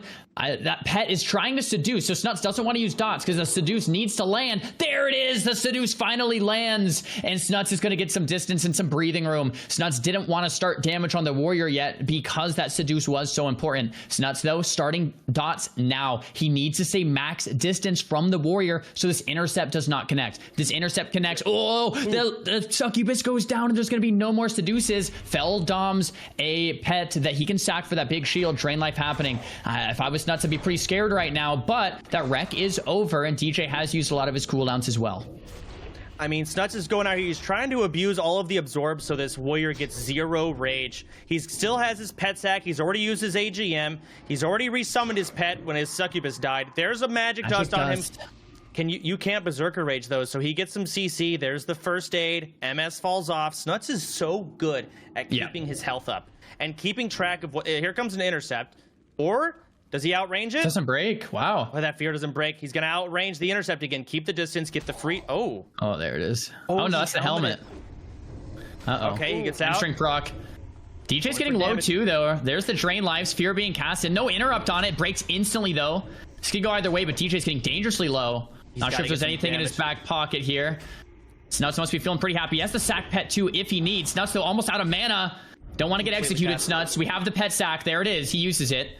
Mana pot as well to finish the job. Arcane, no! Oh, he gets arcane bomb. DJ could finish it. DJ's getting slowly ticked down. We have the wand. There's the coil. Heals up Snuts just a little bit into the fear. Looks like fear might have resisted there. Into a wand. DJ connecting. There's the intercept charge. 3 seconds. Yeah, DJ might have nothing left here. Snuts might have done it. Man, Snuts, what a legend. Wow, making it look easy, and that is not an easy duel. Dude, not an easy duel, man. Not at all, man. And I think, Chance, you mentioned it during the duel is making sure you kept his shields up. Those of you guys who don't know, if you're a warrior and you attack into an absorb shield, you don't generate rage. So he was completely rage starved for almost that entire duel. Really, really, really impressive. Right. Hang on, that was a great duel, but we're getting into another one. We got Mez versus Peo. This is the hunter we were talking about. There's the flare. He goes with the frost reflector. He's gonna break that frost trap. He's got the sleep. He wants to kill this pet. I love this opener. It is so weird, but in this situation, so good. Fred is almost dead. The chicken might finish him off with the men pet. Oh, that Fred is so unlucky. Peo's not happy about that one. Aim shot stopped from the Goblin Rocket charge. Peo connecting onto Fred once again, and Fred falls. Now it's a 1v1 here. This is Mez, by the way, guys. This is Mez, AWC champion. We have Peo, Classic, Andy going for the re-stealth off the sap. Battle Chicken still out. It'll be a cheap shot into a kitty to follow Shirley here. Let's see what happens. Oh!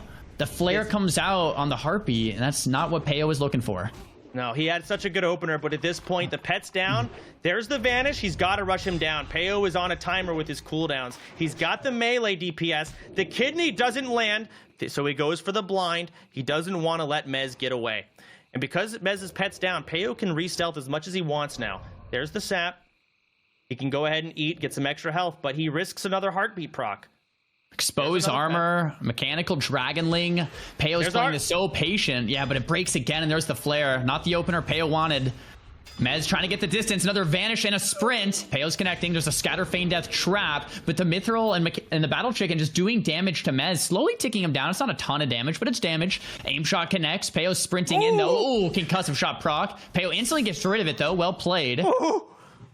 Another CC here from Mez. He's gaining the distance once again. It's looking pretty good for Mez now. There's the flare into some more damage. Peo using the 6 demon bag to connect a little extra damage. Oh my god. There's the concussive double shot. Concussive proc in a row. I don't think Peo's going to be able to connect again. Oh, he does. There's the blind. Peo is going to be able to maybe get a potion, maybe a bandage tick or two, maybe a food tick or two. He's going to have to get that re-stealth in between the dot ticks, get the sap. Beautifully played. Now that bandage, after the sting fades, Peo's going to get the bandage back up to like half HP. Mez still no pet available. Oh, Sleep Dust. Instant Will of Forsaken, though. There's a scatter into a Feign Death trap, and Mez gets some more distance again. Peo doesn't have any answers for these, and Mez knows it. He knows it. He's going for damage at this point. He does. Jesus, a Magic Dust. What is going on? This is such a cool duel. If this doesn't resist, he actually has a chance to rush him down here. No mana. I don't know if he'll be able to scatter. Nope. Can he? Big Kenny into Trinket. They're so out of buttons. There's a root. Peo has no buttons, right? Like, surely at this point they're out. Pretty much. He gets another concussive stun. He doesn't get it this time, but he doesn't need it. Peo's just waddling. He's got nothing left. No cooldowns, no Magic Dust, no helmet, and it's done. Oh, what a duel, though, man. That was a good watch. That was great. I think Peo played that pretty well. Mez just did what he was supposed to do. I love Peo's opener, killing the pet and having that 1v1. Peo pulled out a lot of stops, but Mez had an answer for each and every one. Yeah. I mean, God, there was just cooldown, trade, so many trades. And it eventually, you know, by the end, you got nothing left. You're just waddling. Yeah. Fast-paced duel. And Peo's a great dueler, man. I mean, Mez is one of the... I mean, he's one of the GOATs when it comes to WoW in general, retail, classic, whatever it is. I mean, this guy's done it all. So, and Peo is a fantastic dueler. He's been playing vanilla for years. He might be playing vanilla longer than vanilla's existed. So, is this Showback versus Bobka? All right. Oh, this will be a great one. This will be a great one. So they're both 1-1. Each of them have one win. Each of them have one loss. I mean, we'll see what kind of. We got to see what kind of tech they have here. I almost want to watch through like their actual perspective and not the other one perspective we've been getting. I feel like you can just see a lot more sometimes. I want to see their stealth tech to try and get the opener over the other rogue. This is an important duel, right? It's the top point earners, and this is a mirror matchup. So if you win this, you're up 2-1, and that's pretty good. And the other player's down 1-2. But if you lose, all of a sudden you're that person who only has 1 win and 2 losses, and all of a sudden you can get pushed out of the rogue bracket and not make it to tomorrow's finals.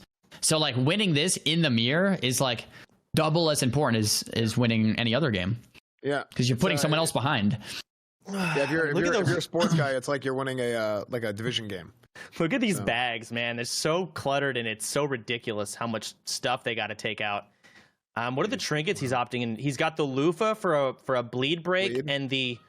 Is that Ramstein's? Nope. That's Ramstein's for AoE, I guess. Break an AoE? Yeah, break something in AoE or something.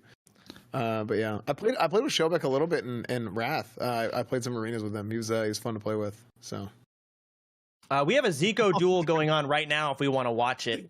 Since they're logged out, I don't know if we want to try and get in there. Let's go check out Zico. If we can get in on Zico's perspective, that'd be huge. I think he's fighting a rogue. I'm not sure who. But he just got opened on, so please. If I'm a rogue, I don't want to fight Zico after watching the duel against Savix. Zico just has answers to everything, and here we are. Here we go. We have the sheep. Yeah, go for it. No, Zico just got a grenade and he got a sheep off. That's all that happened. The duel just started. You go ahead. Perfect. So Hate All is trying to close the gap here, and Zico with just so much expertise, kiting him out. Beautiful Blizzard. I'm sure that's going to get him. No, that's exactly where I would have put it. So that was well played there from Zico, drinking back up the full mana. Rogue's down 1 vanish, right? And nice, beautiful game sense here from Zico. Great Frostbite proc. Zico getting that poison off with the elixir. Another Frostbolt coming out. Slight lag there. Looks like Zico. No. Oh. What? No. We have Bobka versus Showback as well. If we can get back to the Zico game, would be great. But this is also a great duel. I'm down for both, but yeah, Bobka sapping Showback, and that's not the opener you're looking for if you're Showback. Unfortunately, looks like Bobka opens up with the cheap shot, Trinket immediately. Nice. Damage turning around, and there's the blind from Showback. Ooh, but the poison. just flash powder everywhere. Just spamming vanishes. You know, it's all about locking the other down, and whoever gets it, gets it. So Bobka running around with a poison on. He can't stealth. He's got to just sit it out. He has the free action potion, so Showback wants to open with a stun, but can't, right? So he's kind of waiting the FAP. going for the sap. The FAP will expire, and then he's going to open up with the cheap shot. Oh, wow, that was a sick play from Bobka. Yep, spamming Vanish. Getting ready he got it off. Oh, I mean, this is such a huge advantage, man. If he gets the opener here, which he should be able to out of the blind, I don't know how many combo points he has saved up. I wish we had that on the UI, but I mean, this is Heartbeat brought. But he was ready for it. Shobek has to hit a button as soon as he gets stunned. He can't eat it. He's got to get out of this stun if he can, or at least get out of the next kidney. He can't. There's a Vanish. Cheap. Nothing. Yeah. I've got to say, that was well played to Bob. I'm a fan of both these guys, but that was well played. He was sapped, spamming Vanish, gets the Vanish off, and back to Zico's POV. Looks like Zico is just not letting the rogue close the gap. And this is just pro mage play. I don't have to be the one to say it. We all know it. Yeah. Zico is just playing like a professional. He's another day at the job. Man. Yeah, keeping the range, never letting the rogue get close. The rogue, I'm sure, has no more vanishes, no more sprints, and even if he has a blind, Zico won't let him get close enough to use it. If there was a Goblin Rocket Helm, I'm sure it'd be used. There's the Furbolg's Medicine Pouch used from Hate All the Rogue, and Zico's just rank 1 Frostbolt and Wand. He doesn't even need to use anything else. That will be enough damage to kill, and it doesn't cost basically any mana. And you keep the rogue in combat. If the rogue vanishes, you throw that rank 1 Blizzard to get him out of stealth. If you ever do get a Frostbite proc, you go for those full rank Frostbolts to resist. I mean, we can see it firsthand how rough it is. But yeah, Zico playing that well. Hate All taking the loss. Yeah, that duel was over as soon as the cooldowns are gone. That's the name of the game for Mage versus Rogue. Even with all the resists, it doesn't matter at that point. Double resist Frostbolt, whatever. Just need one of them to land at that point. I don't know. I feel like where's the overall win-loss ratio? Who's got the most wins at the moment? Do we know? I think they're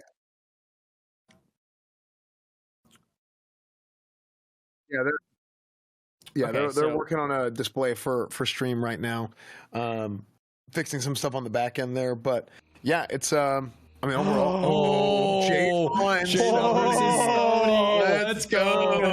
What a treat. These are two of the top warriors, guys. Just for some context, two of the top warriors in the Mak'Gora tournament. You guys probably know these names. Both of them played in CDL in 2019. Both warriors incredibly experienced. J-Law, though, undead. Sony, Tauren. That's one of the things we haven't talked about in depth. Both warriors dueling preemptively to get 100 rage. Although Sony's running out of rage, so is J-Law's. They've got to get that dual flag down or one of them is going to be upset. Both of them geared out the damn mind. Arena Grandmaster, Crusader. I mean, these guys have everything available. And the Warrior versus Warrior duel is just a fun one. It's just going to be non-stop, action-packed, and it's going to be great. It's not going to be a long duel, that's for sure. Both of them got the immunity to disarm on their gloves.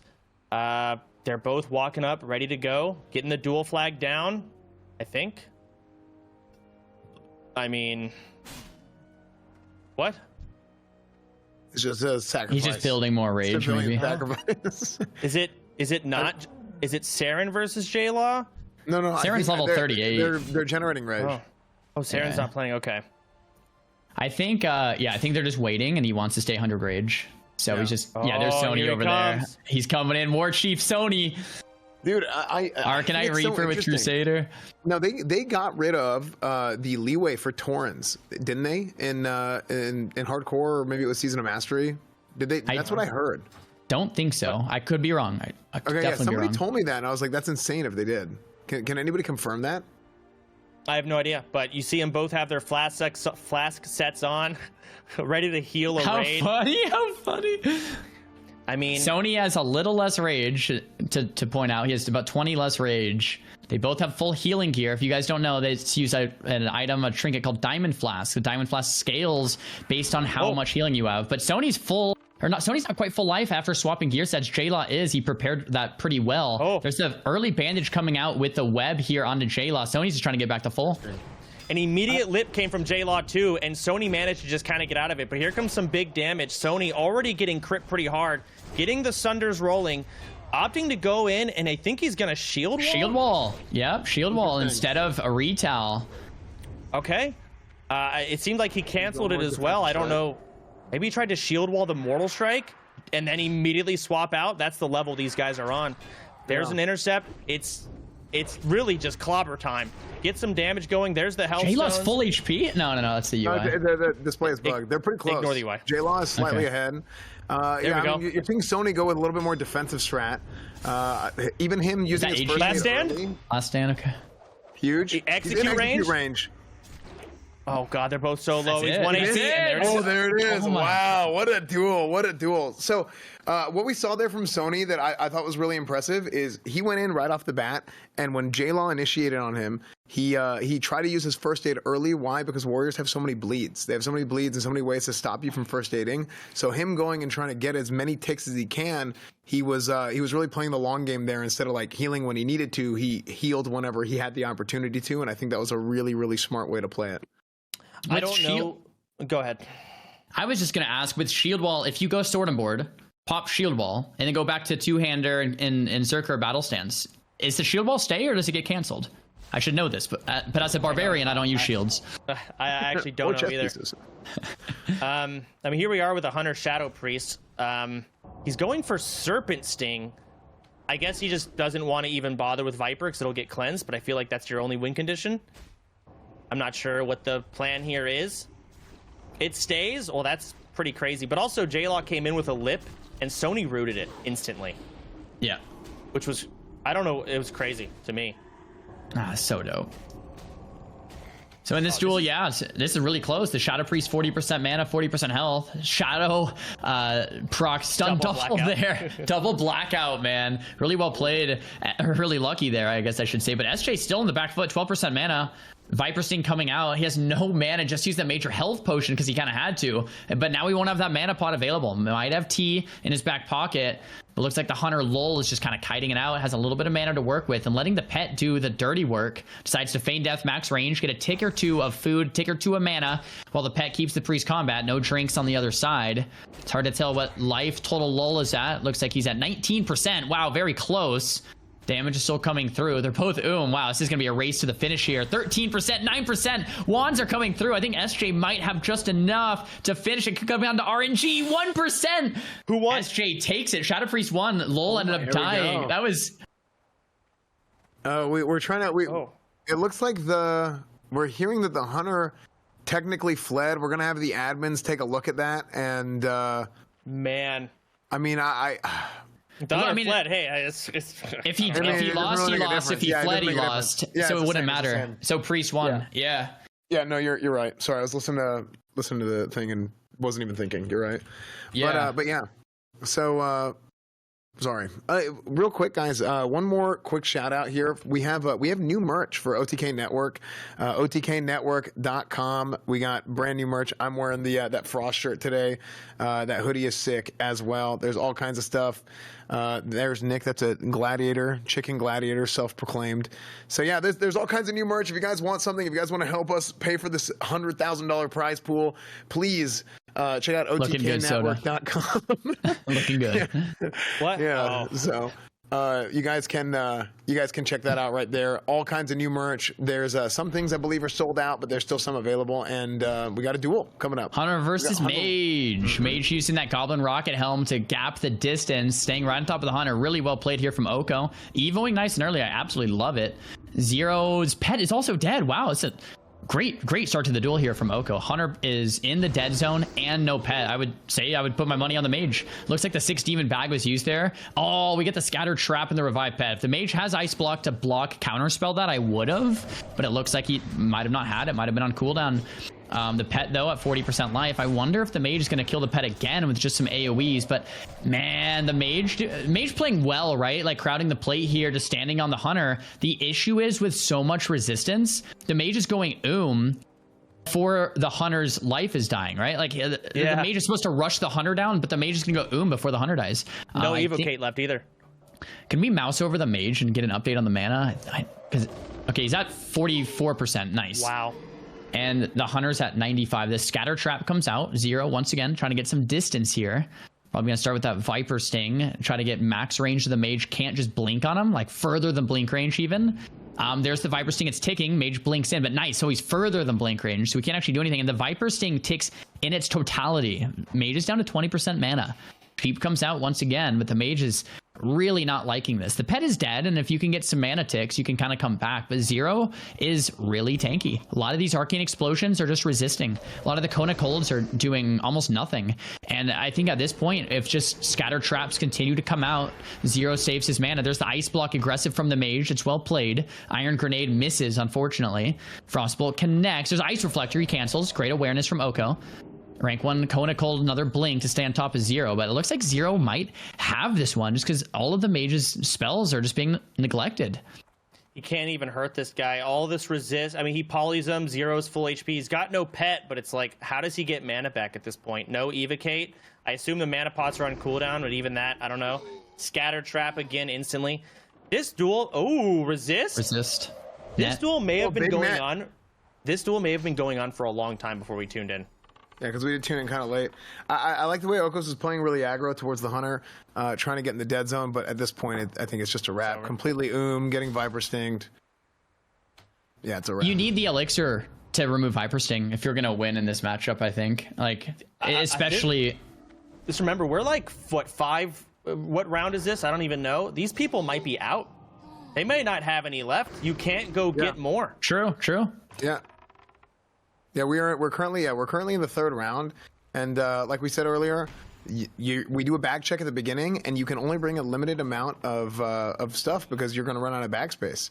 So yeah, I mean, like you said, might be completely out, and I mean it's going to be brutal. I mean, people are going to be dry in the 4th and 5th rounds. We're in the 3rd round right now, so if people are overspending early, then later on they might just have nothing. Another poly coming in. He might get a little bit more. He's drinking. His mana is going up. Nah, he skulled the poly, breaks it, stays aggro here. Another cold snap. No, Ice Reflector. Hunter feigned death, and he's just hanging out.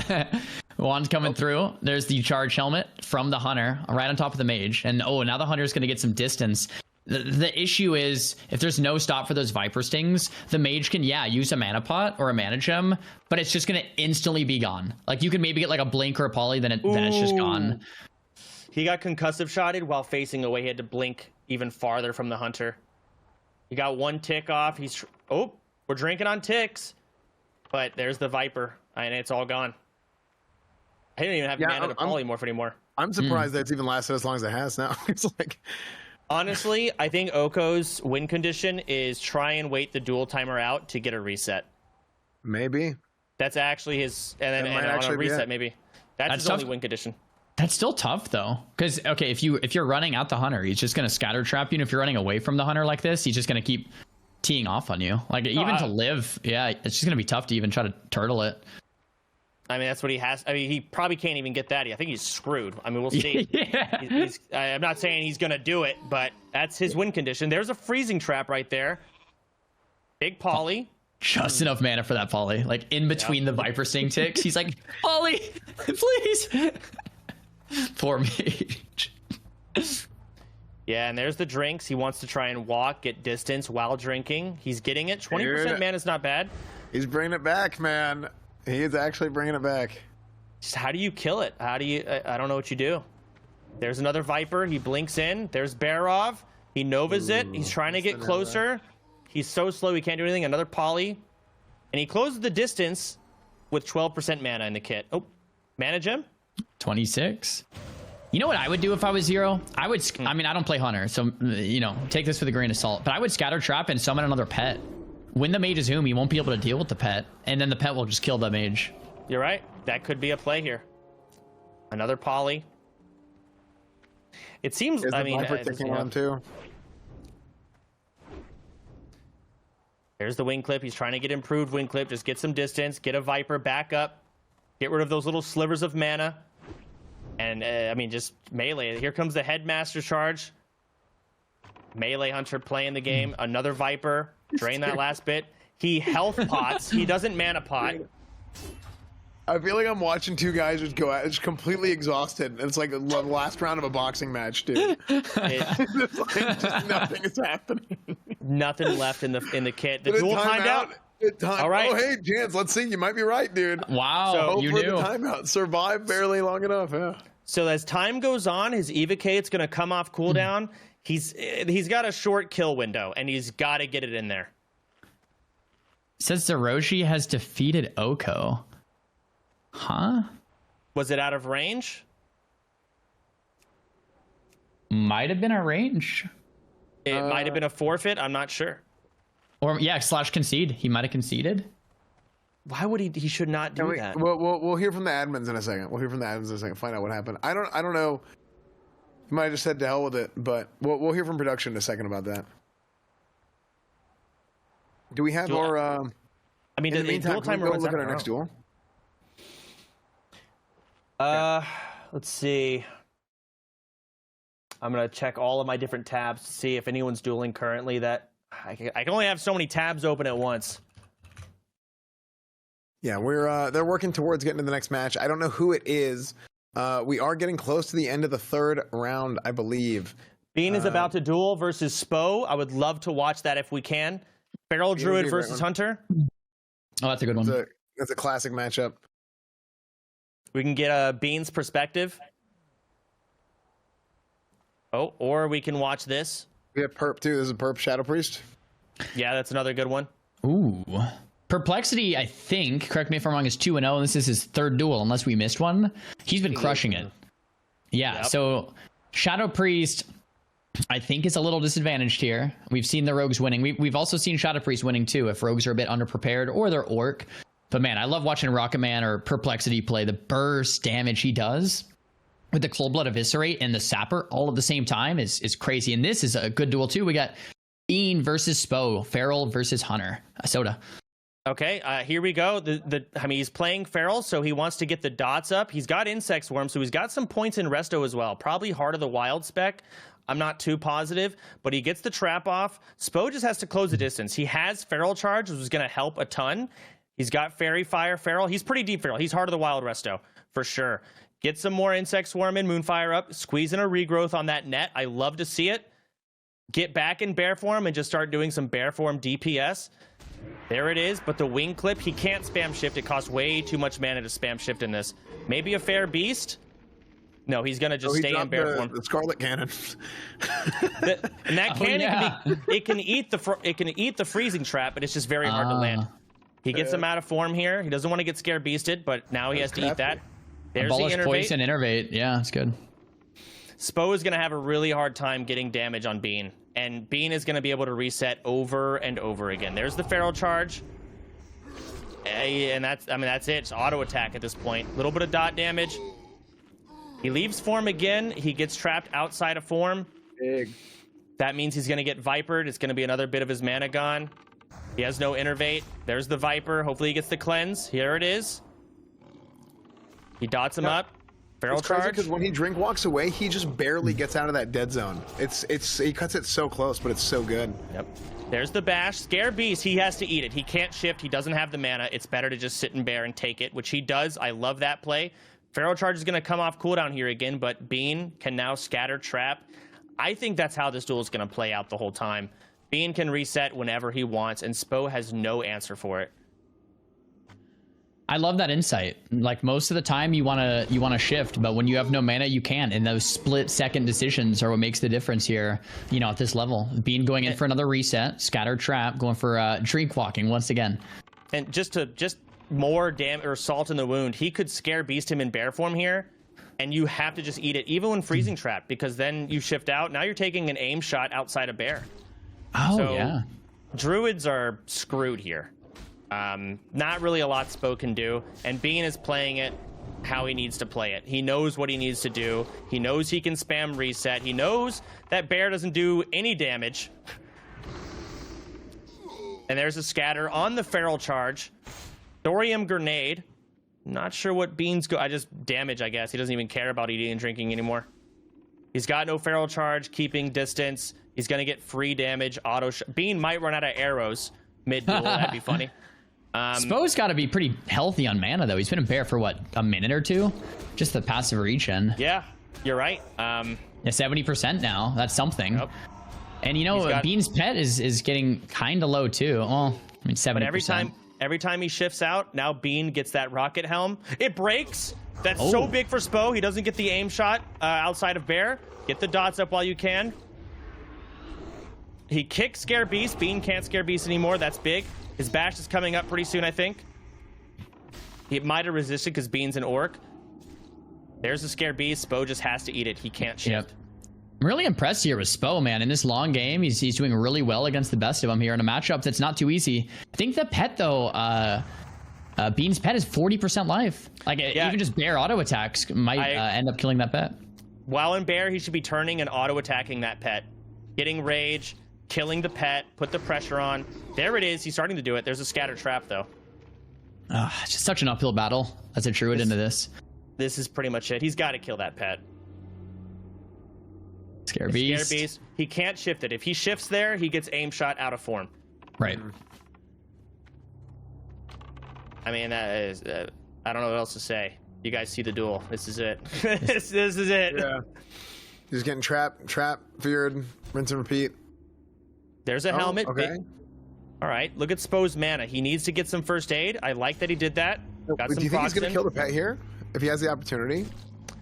I mean, Oh, man. Oh, Scatter no. trap.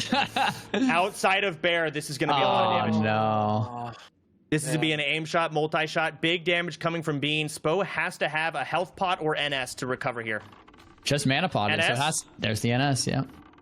But he gets crit right after. He's going for a hard cast regrowth. He's got the mana for it. Abolishes up, back in bear. And by the time he gets there, Bean's going to have another scatter trap. Or something. Maybe not. It's got to be a pet angle. It has to be. Okay. Solo petting Doom from Spo on the attempt to immune the scatter. It didn't quite pay off, though, and he lost a little bit of health and mana because of it. There goes the Skull of Impending Doom. He whiffed it there. And there's the trap. And there's the eating and drinking. It really is. You have to Zug so hard. You have to out DPS the Hunter's ability to always reset. And you just can't do it. So, pretty uphill battle if Bean just plays it how he should. Ooh, gear swap coming from Spo. Put his Feral Heart helmet on. I mean, I would love... Yeah, there we go. He is hitting the pet. That's why the pet's low. He's autoing it in between. But Bear Form does a whole lot of 0 damage. Right. Yeah, at least you generate a little bit of rage if you need it for, like, stun or something. Pretty boring duel. Might want to just go somewhere else. I mean, What do you want me to tell you? I feel like we shouldn't move on unless there's like another like big duel starting, right? Because we might as well play it out. Fair enough. With a pet. Pet too seals the deal on that strategy. Like, there's no open window for Spo here. There's no win condition. Not really a lot he can do. He can sustain, he can live, but like Bean's not in trouble at all.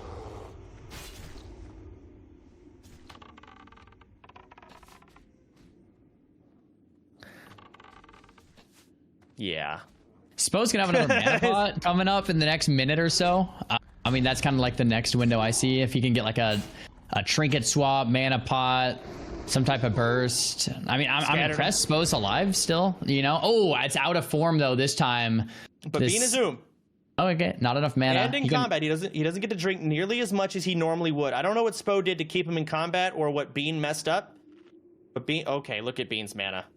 Medicine pouch coming from Spo. I like that offhand swap from the Skull of Impending Doom. He's moonfiring. He's opting in for big damage here. He doesn't have enough for bear form, and he did not cleanse the Viper. He ate the entire thing. He is tapped. There's the Viper again. Oh, he misses the nade. It's over. He has a mana pot, I think, like right about now, but what are you going to do with it? Yeah, it's got to be Chi-Chi. It's got to be well played. Damn, just whittles him down. Really well played by Bean. I mean, he lasted as long as he could, but Chance, I mean, you're the expert. You feel like he just really had no opportunity there, right?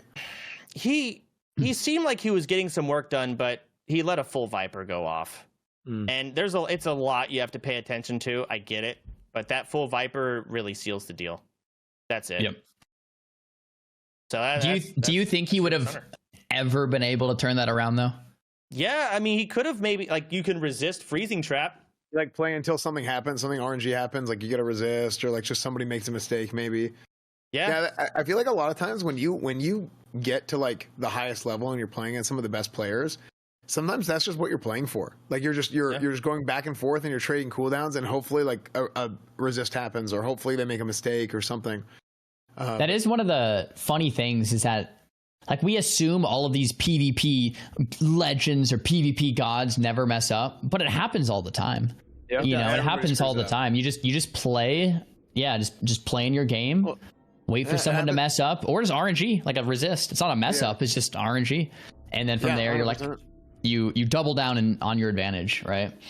Well, it happens all the time, but you never see it in the highlight videos. That's why people think that it doesn't happen. So it's like you watch somebody stream versus you watch somebody like a highlight, or like a PvP video from like back in the day, right? And people screw up all the time on stream, some little thing. I mean, I've never messed up, but yeah, I see what you're saying. Yeah. Of course. Okay, we get the wand there on the crowning totem. Big chain lightning connecting from Mox. Half HP, blackout proc, insta trinketed. Mox finally like showing us some Ellie Shaman damage there. That was the crits we wanted. Raw shock to follow. Taking a lot of damage. There's the full fear. No tremor. Might have been a tremor there. Another big chain lightning. Might finish it off. Though. My God. Hanging on with a sliver of life. There's the Furbog medicine pouch into the powered shield. Silence coming into Mox to kind of shut him down here. Trying to max range. This arcane bomb is not going to work from that distance. He fakes the kick though with the arcane bomb. Big chain lightning. And that's it. Dude, the chain lightning. I mean, we said it earlier, man, but getting that big chain lightning it's so terrifying. Every time you see that cast, you see the shaman loading it up. Not good. I mean, it's one of the coolest animations. Like when it's in the air. So as a mage, like when you see that, you're like, you've got an ice block. If it crits, you're just dead. It's so scary. Terrifying. All right, we got Vex. Hunter Druid. Is that Vex? Yeah, we got. Oh, not again, guys. I mean, I don't know. EK was really is this the same druid that was going against the shaman with a lot of misplays left and right? We can watch it if we want. It's going to be a little bit different than the last one. Spo versus Bean was like how it should look. When both players play it right, the hunter's supposed to come out on top, and you see why. I don't know how this is going to look. Yeah. Now, Spo he competed in MLG back in the day, right? That was after my time. Yes. He also was very big on Warcraft movies. I watched them a lot growing up as a kid. All right, we got an opener. The hunter didn't stop it. Let's see if he can get full bleeds. Come from EK. He shifts out, get the Moonfire rocking. He didn't get his rip. He's got to abolish that. Oh, he gets concussive shot on the Viper. Eats the whole thing. Gets in bear form. Gets the charge off. We love that. There's a scatter on feral charge into a trap. The hunter's going to want to reset here, run away. And he's going to do exactly that. Immediately get ticks. Drinking on the server ticks, or eating rather, the whole shebang. And all the druid's momentum is gone. At this point, it is the same game we watched before. There comes Barovs, which is good. It can eat the traps. There's a feral charge. You got to reapply Fairy Fire, EK. Okay, he's shifting out. He's going to go for a Moonfire. He's got Viper on him. He needs to shift it. Okay, he does. Feral charge on cooldown, just eating everything in bear. Vec is actually pretty low, though. Yeah, I was going to ask Soda, why is Vec taking so much damage compared to Bean? Is it a gear and just preparation difference? Because it seems like Vec is just dying to the Moonfire dots. And it's a gear diff, absolute gear diff. Oh, greens. Okay, here we... So yeah, this hunter is... I mean, he's got decent gear. Pretty decent gear, yeah. It's not bad. EK might have also gotten a lot of crits, but also the opener is different. You get a lot of Feral Druid bleeds up. There's a health potion coming in from EK. I disagree with that, but he's going for it. Vex is actually low. There's the bash. He's getting some bear form DPS in. There's the trinket. It's a little bit late. He gets a concussive shot stun again. All right, he's withering him down. No feral charge. Just want to keep distance. Take the free autos. Try and get scatter off CD. There's the net. EK does not want to shift it. It costs too much mana. It's not worth it. He's got scatter anyways. So... he's going to feign death and start eating and drinking way over there, or he's going to bandage. Murphy might just go down, and then Vec, I feel like... the pet right here, doesn't he? Ooh. Oh, you know what? You entangling roost the pet, so he can't run back and he can't mend it. He could have also just killed it. Truthfully, you out DPS the hell out of that. But here we go. I mean, the cat form, it's 500 mana. Like, it's not free to go cat form. It costs a lot. It is a serious decision you have to make every single time you shift in Classic. Very expensive, and Druid is a mana dependent class, like, heavily. I mean, with no pet, though, I feel like it's looking up for EK, because this was already a really close duel, and now there's no pet. Oh, no. If EK, though, goes stealth, Vec might have an opportunity to revive pet. That would be tragic. Yeah, I disagree with that re-stealth. You know what? No, I actually agree with it. If he can get the opener, I mean, Vec is just not flaring. Oh, scatter in cat. No concussive stun. There's a Viper. He can't shift out. He does. He's eating Vipers right now. He's not cleansing it. He goes Bear. He's pretty much now. There's a bash, but no damage coming from Bear form. And EK is We can't see it, but I know he's Nice. Dodges the freezing trap. There's the Scare Beast. He shifts out. He goes for some healing. There's the regrowth or the innervate. Oh my god. Concussed again on Viper. That is very unlucky. Viper. Oof. He cleanses it. He's wing clipped. He war stomps. I think it resisted. Back into the freezing trap. It resisted. Scatter. Get more distance. Yeah. I mean, EK's not doing bad though. I mean, he's full HP. He's in Bear. The pet's dead. Vex slowly getting whittled down. Oh, mana pot back up to 70% mana. The Hunter has a lot of runway now with the scatter traps over and over. It's probably coming up soon here. I mean, he's getting some big mauls in. Look at EK's mana. He's actually doing very... He should have got some dots up. Cat form fat. He's going in for the kill. Oh, he is. Cat form. It's going to be a scatter trap. Vex messes it up. I think he might come out on top here. Oh, a bunch of bleeds. There's Scare Beast. Yeah, shifts out. He's going for the kill. This is blood. I mean, Moonfire spam, bro. Just damn it. Don't let him reset. Like, do something. Thank you. Finish him. And Vec goes down. Yeah.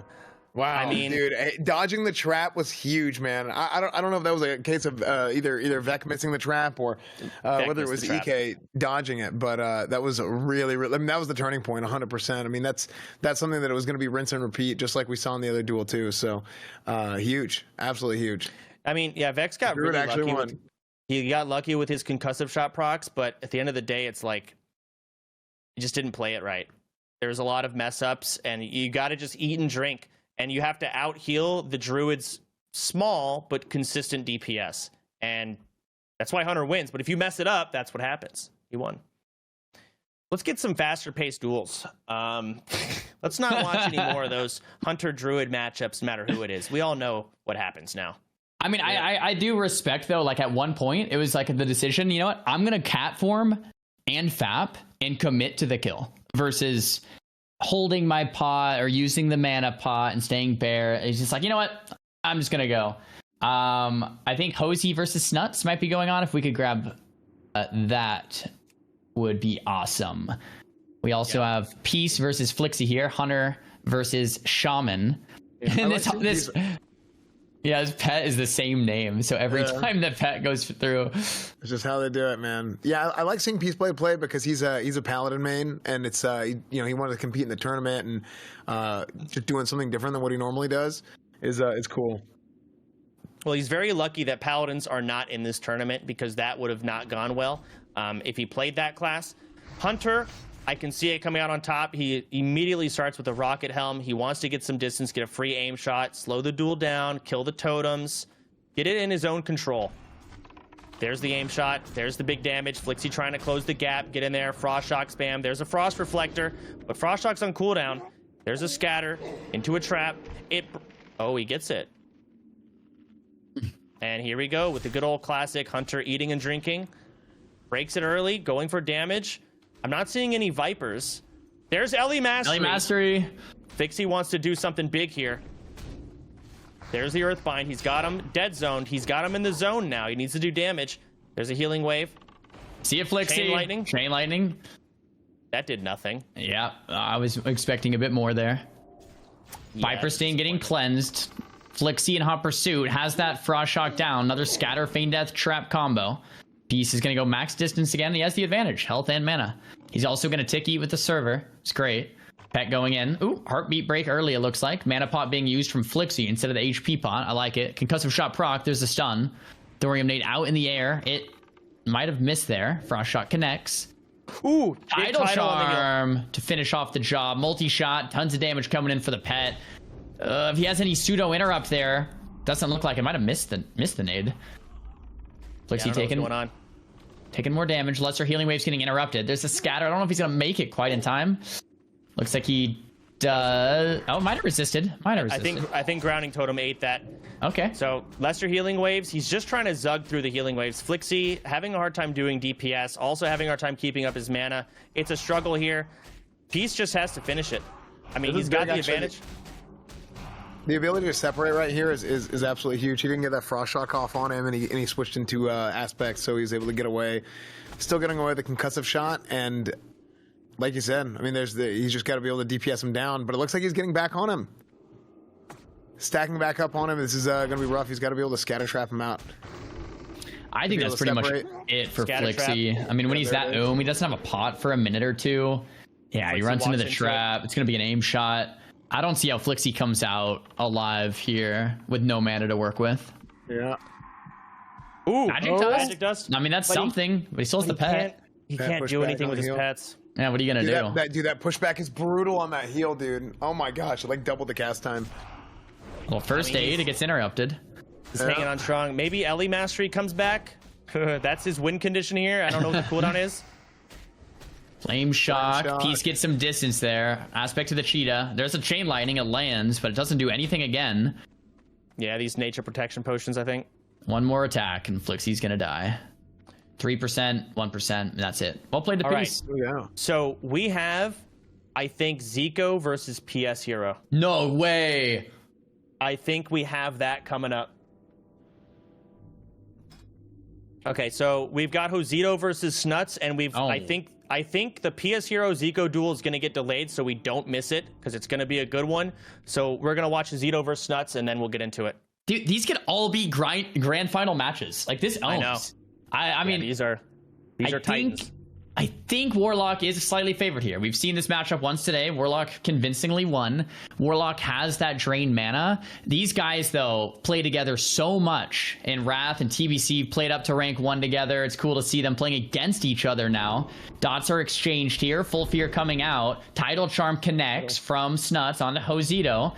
Nuts, though, not really going for the fear off of that, going for the max distance play. We saw we saw the glimmering mithril insignia go off too, so he's actually immune to fear for a while. Oh, great. 30 seconds of fear immunity. So Snuts is trying to just time that out, do what he can in the meantime. Once Josito's fearable, that's when Snuts can really start to shine. There comes the blanket silence from Josito. That timer's ticking down. There's a magic dust, dispel, a lot of buttons just going on, and there's just dots everywhere. Restoration pots going in, I think. They're not hurting each other.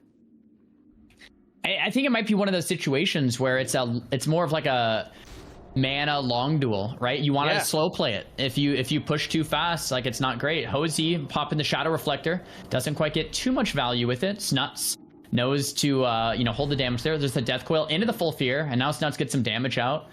The mana's slightly in favor for Snuts, but man, this is close. This is a good one. Snuts going for the mana. Go ahead. Snuts going for those mana drains as much as possible. Josito not really going for the mana burns, but there's that pushback from the pet, so it's not quite the same. That the Warlock does have the advantage there. And the other big difference here is Snuts can life tap, right? And I think he just did it right there. Life tap Furbolg Medicine Pouch, and he can life tap again and maybe even bandage. And now Snuts, 66% mana. He's a little bit lower on health, but it's not like there's any way to reach on this. Snuts using that dead zone, like the max range pseudo line of sight perfectly, where he can just run really, really far and let the pet and the dots do the work and play this really patiently and really slow, building up his advantage over time.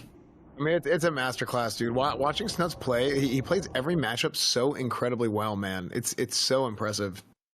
I mean, he plays Warlock, and it's such a good class. And when you don't make mistakes, you don't leave a lot of windows open for other people to beat you. Your class is insane, and Snuts plays it so well. And Josito is out of both of his trinkets. He doesn't have the fear immune anymore. Did someone get feared out of the duel? Yeah, I don't know what happened. Something happened. Probably. I think Hosey got feared out, and it did not look like it was on purpose, so it'll probably be a reduel. Yeah, you can tell a lot of times when people are doing some bullshit and trying to force people out of a duel or get them stuck there, and that certainly wasn't one of those times. So this, now they have to reduel. Whose advantage does that come in? Because they've both spent cooldowns. Zito doesn't have either of his trinkets. Shadow Reflector and Mithril Insignia down. Has Snuts spent anything big?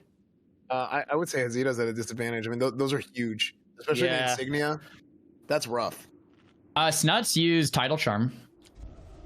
And They're going right back at it. They're going, yeah. I mean, that's great. So Snuts used Tidal Charm, and if I was Snuts, I'd be a little frustrated just because Hosey was half mana. Snuts was full health, full mana. Like the duel's going perfect for Snuts. Not saying he can't do it again, but yeah, but Snuts is fully purged. He doesn't have all of his trash buffs that he had before. Oh, so his Zito right. can purge a lot more. He might be able to just take away those shadow protection potions with ease. And here he comes. He's dispelling. You can see dispel, dispel, triple dispel, and there's a Shadow Word Pain. He's got all his buffs. He's got dots rolling up, corruption going in, both of them dotting, trying to do damage. Another dispel coming from Azito, just spamming that one button. There's a mana pot early, making sure he gets the cooldown running right when he needs it. He knows mana is going to be the thing here. I really like how Snuts is putting up underwater breathing, you know, putting up these trash debuffs just to protect himself against a spam purge of Hosey. I think it's just really smart. You see him spamming. That's like what separates these top level players is every second they're pressing a global, whether it's just a rank 1 buff or whether it's a bandage. They're never just kind of sitting there, right? They're always using something. And to your point, a lot of what you see is like whenever you're doing the low rank buffs, you're effectively doing like a reverse mana drain if they're spamming dispels. Yep. So it's like it's a different form of mana drain on them. Dispel going over and over. I mean, another thing is Snuts is, you know, high enough tier, so is Hosito, to know that there's the rank 1 corruption bait. Hosito might be putting up rank 1 corruption to bait Hosito to dispel it. Right, and it's just not a fair mana trade. That's really what it comes down to. This is top level shit. There's an inner focus coming from Azito. He's gonna try and get something big here. That fear is insane. Did we see a GM trick yet? AGM from Snuts was used. It looks like AGM was used, and I mean, to be honest, I don't think that was much value from the AGM from Snuts. Snuts playing far, making Hosey work for it. Hosey is down to 38% mana with the mana pot already used. Snuts keeping himself high mana, but he is getting kind of low. Having said that, I think Snuts has a lot in his back pocket. That fear is going to get dangerously close to running out of range. Unfortunately, Snuts he might get feared out of range. He might get feared out of range there. That's pretty damn far. If he makes it back in, it's not like great in terms of the duel. Yep, looks like that was fear out of range. Once again, it didn't look like that was malicious in any way. I would expect a reduel. These are some sticky fears if I've ever seen it. Yeah. Oh my god. Again, you can tell whenever it's malicious and it's clearly not, right? Right. I mean, they were dueling, they were positioning well. That fear just ran them straight in a line. I could tell. I was like, yep, that's gonna be a flea. I mean, I wish we could have a duel range where it's infinite, right? I wish we could do something like that where we don't have to, like, what do we do? How do we handle this? The best thing you can do, hey, duel again, no downtime, drink up, get full mana, go again. And the problem, it's not a problem, but like the unfortunate reality for Snuts is he's fully purged. He has no Tidal Charm and he has no AGM. Like Snuts used a lot in these last 2 duels. He did. Hosey, maybe not as much. Hosey's probably pretty happy about this. Snuts is probably not feeling super great that he's used so many big cooldowns. Oh, look, they're going mirror on the trinkets. Both got reflectors up and ready. I mean, Hosito's still not gonna have the glimmering mithril insignia, but he did get the shadow reflector back, which he didn't have after that first duel. So let's see. I'm sure all their 2 minutes are pretty much back. He's got Will. Here we go, immediately dotting everyone up. There's the dispels coming from Azito. There's a fear. There's Will of the Forsaken, already used. I mean, what to say? Dot and run on both end and fear. There's a fear from Azito. He trinkets it. Gets a fear on Azito. No Will of the Forsaken. He has to eat it. Drain mana coming at you. Just trying to take down that blue bar. That's where the money's at. There's Goblin Rocket Helm. Looks like it breaks though. There's a dot. So small dot. Yeah, small blunder there, unless he just wanted it to close the gap. But now he has that green helm on forever. So Hosey's gonna have to drop combat to swap eventually. Maybe a double fear can make him do that. Drain mana coming out. This looks like Snuts' best duel so far, if I'm gonna be honest. Snuts has Hosey down to 50% mana already. A lot of damage coming through. Zito's going to have to mana pot here early. He should send it right about now to get back up. I'm not seeing it. He might be out. I don't know. I'm opening his stream. I'm checking his bars. I would be shocked, but yeah, I mean, you might be right. There's only so much inventory space, and he's down to 26% mana. Oh my gosh, Coil comes out. Snuts might just win here. The Arcane Bomb's going to be out of range, probably. Yeah, the Shadow Reflector. Snuts did miss that Arcane Bomb. That might have sealed the deal. Shadow Reflector. That bomb is hard to hit, though, too. Yep, yeah, definitely. Hosey, though, at 8%. Hosey's on the run. Snuts has this. I wonder what went so different. It felt like they both did similar things. Maybe Hosey was more behind on bigger cooldowns, you know, just didn't go to plan. Maybe he's slightly upset that it had to be 3 duels, but I mean, this looks completely one-sided. Snuts is staying 100% max range. Snuts is not even letting Hosey come in for the fear, not even letting him get close. And look at how much damage that is coming out from the pet. The Fell Honor's going crazy. Shadow Form comes out. There's the mana pot. But what are you going to do? He's Furbolg's medicine pouch. He can go in. He's going to try to rush him down because that's all you can do. There's the silence. A couple more wands coming out. But no way, Hosey. This is an uphill battle here. You're at 30% life. You have the tuber, but you're room. Now, I will say, Zito does have the T and he's not using it. He's refusing to use it in this duel. He's going to take the L. Oh, I think he knows he qualified already. Pretty sure, right? I don't know what his win-loss is. That's really smart. Like, he's like, I'm not. Feels like he's gonna qualify. Yeah, one or the other. Yeah, just take. I mean, so just for more context, there's a T that gives you a ton of health and mana. Only have 3 uses of it ever. So if he uses 1 in this duel in the qualifiers against Snuts, and say he loses anyway, it's just like a waste of one of those 3 charges. Hosey has the foresight to be like, you know what? It's Snuts. Let me just take the L here, move on, and use the T tomorrow. Yep. Looking at his bars, he didn't use it. So let's take a look real quick at the standings after the end of round 3. We are now going into round 4. So these are the standings. You can see wins on the left side, losses on the right side. Currently, the people with 3 wins and no losses. We have 3 hunters with 3 wins, no losses. That's Mez, Rupert, 0. Who else? Zico has not gotten a loss. And Priests. Zito definitely has a loss. I think that's I think that's just a typo real quick. That's probably going to get fixed here in a second. Oh, so that was our first match of round 4. Excuse me. Yeah, that was our first match of round 4. So this is at the end of round 3. So yeah, Hazito didn't have a loss going into round 4. So he has 3. We got Dak, Sots. Yeah. So that's the standings right there. Is there anything you guys are surprised by so far? Somebody who... Wait, can we look at the rogue again? Because there's so many. So Peo is 2-1. So like only the top 8 advance. So 2-1 as a rogue, since there's so many rogues, is actually kind of a scary place to be. I mean, 2-1's great, but it's only top 8 rogues and there's so many. So right now, as of top 8, you know, Peo's not in there. Well, kind of. So the way it works is if there is a tie, there will be a tiebreaker. And wow, what a game we're about to watch. We have Zico versus PS Hero. This must be the round 4 match here. And this is going to be a good one. It's going to be like kind of like Zico versus Savix, or, you know, like this should be, expect like a really great duel. They're going to both move 10 yards from that duel flag. PSU will then go stealth. The duel will commence. Duel flag got canceled. Might be finishing a couple small details here on either end. And the rogue is trying to rush down the mage. The mage is trying to kite out the rogue and wait for the sprints, the vanishes, and the blinds to expire. It's a fast duel. Zico has to play fast. PS0 has to play fast. If you play slow as that rogue, you're going to get just caught out. You're going to get kited out, and there's nothing you're going to be able to do. Duel flags down. Looks like the duel commences. Zico has the mana shield up, the ice barrier up, fully buffed, going for that rank 1 arcane explosion. And the rogue opener is not guaranteed in this rule set. It's a Mak'Gora. Anything goes. You can just kind of AoE, just like you would in the world if you were dueling someone. It's just like trying to get your opener. See what happens.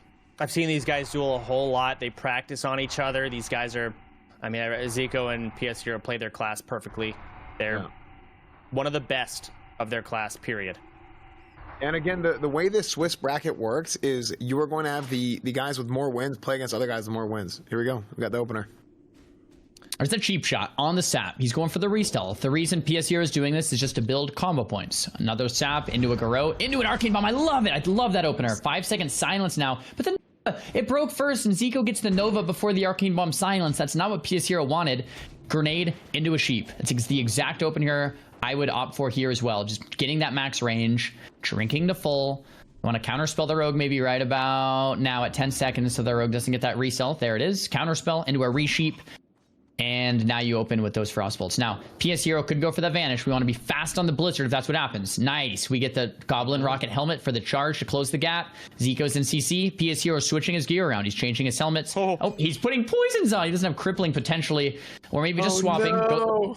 Goes for the sap, cheap shot, building combo points, going for the re-stealth. Zico's praying for a heartbeat break on that sap. Doesn't look like he's going to quite get it. There's the Garrote, very similar open into the Rupture. I like PS Hero's bleed style. Instead of going for the big eviscerates, he's opting for a longer game here. There's the Tidal Charm into the Resheep. Once again, Zico trying to reset. There's the counter spell to stop the re-stealth into another Resheep on the Trinket. Resto Pot that we saw? I think that was a Resto Pot. I might be wrong. Nope, I'm not sure. It's not a Resto Pot. Never mind. Okay. Zico eating back up to full HP here, and there's some of PS Hero's outs, but a big blunder there from Zico. The sheep was half. It did end, and PS Hero got the re-stealth. Not exactly what Zico wants, but Zico's not in a bad position because PS Hero's already used some cooldowns, and Zico has both ice blocks, plenty of cooldowns to work with, plenty of health and mana, so Zico's in a great spot here. PS Hero also has both blinds, correct?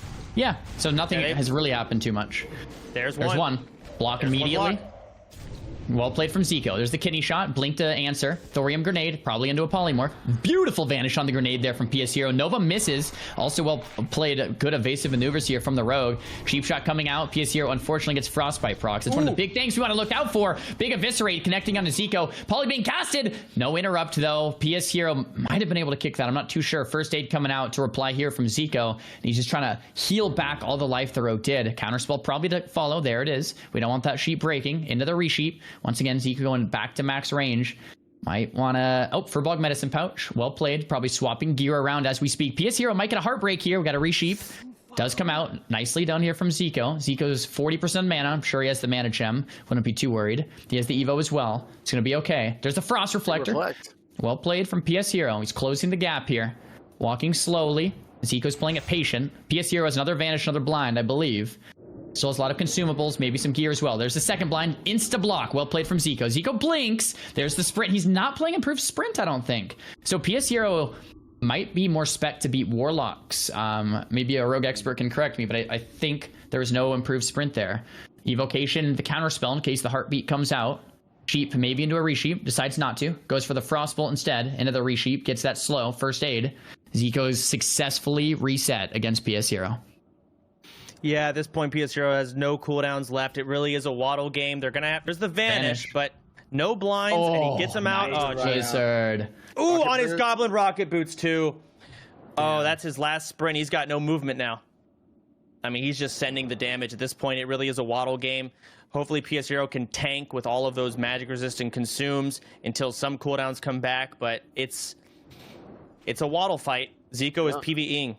Is that a big frostbite version? Big crits coming in. Probably chunked out a lot of that frost potion. There's a first aid. Really getting all the health he can out of it. Shoot gun. He's just shooting him. Well, I think what he's trying to do by running away, I think he's trying to get Zico to come at him with a blink or something to where he can't blink out of a stun. That's he's using the skeleton offhand, that epic book of the skelly to kind of get some more damage in. I kind of like that. Yep, he's got no vanishes left, so now's the time to use it. Mostly strike into the evasion on the pet to reduce damage from the pet was smart. Big crits. There's the damage. He's starting to wither his health down now. It's poor PS Hero. He knows Zico's not going to blunder this. Not at this point. There's a helmet. It's from Zico. Yeah, so he is cementing his win. It's totally unnecessary, but it's only PS 1-8. He's over it. He knows. They're friends. It's out of respect. It was over, right? Well played to Zico. Yep. That was perfect. I mean, that's a rogue versus mage like masterclass from these two. Like they're both playing skill capped. The one thing I must say, and someone correct me if I'm wrong, please. I don't think PS Hero is playing improved sprint. That is a massive deal to beat a mage. Yeah. It didn't look like so we got confirmation there was no improved sprint. Now so you might be like, well, why do you have improved? Why not? Well, you have the choice between Cold Blood and improved sprint, and Cold Blood's going to be better into a lot of the other matchups. It's going to be worse into mage. So PS Hero was like, you know what? I'll take the losses versus mage, but I'm going to have a better matchup into warlock, into priest, maybe into warrior, maybe into shaman, maybe into hunter, like everything else, or maybe not hunter. And then you don't have the improved sprint versus the mage. So I do want to put that out there as well. Yeah, no, I mean you hit the nail on the head. I mean you're the mage expert, man.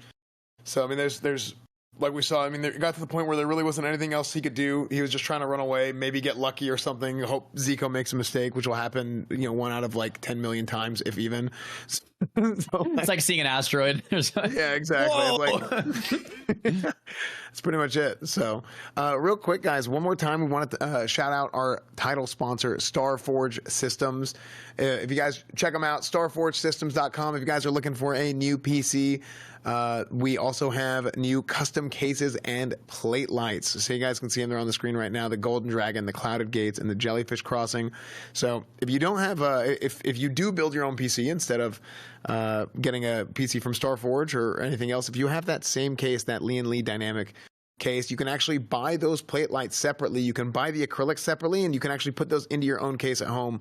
So StarForge is now making products even for people who maybe don't want to pre-build, and they just want to have like a cool plate light to throw in there themselves. So that's all available now. !StarForge mods. If you guys can spam that link, if you guys are interested in getting a new PC, it's right there. And yeah, huge shout out to them.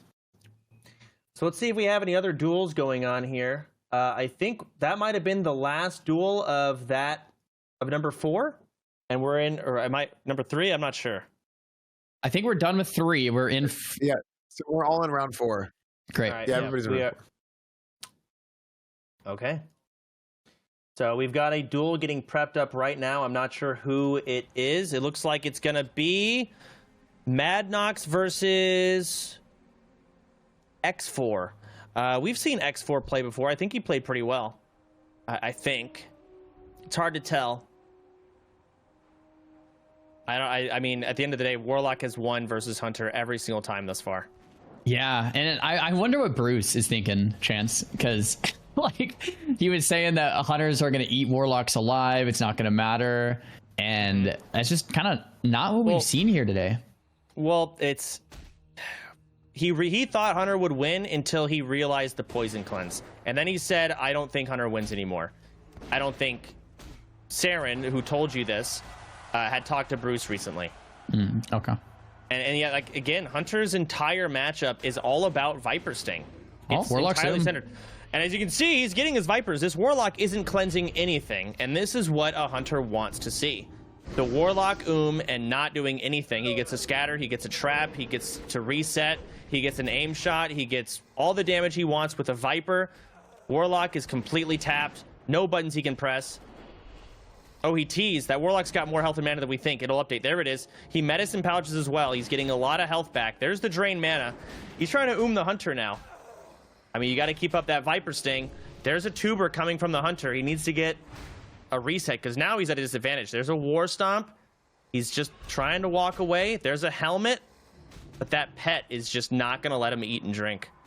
That T is such a big deal. Like the Warlock was almost out of it right there. That little bit of health and mana, or a lot of health and mana, makes me feel like the Lot could turn this back around. Although, yeah, there's the Sleeping Dust. Reset here from the Hunter. He's eating and drinking. He tried to feign death the Yeti off, and it didn't work. So the Hunter does not have feign death.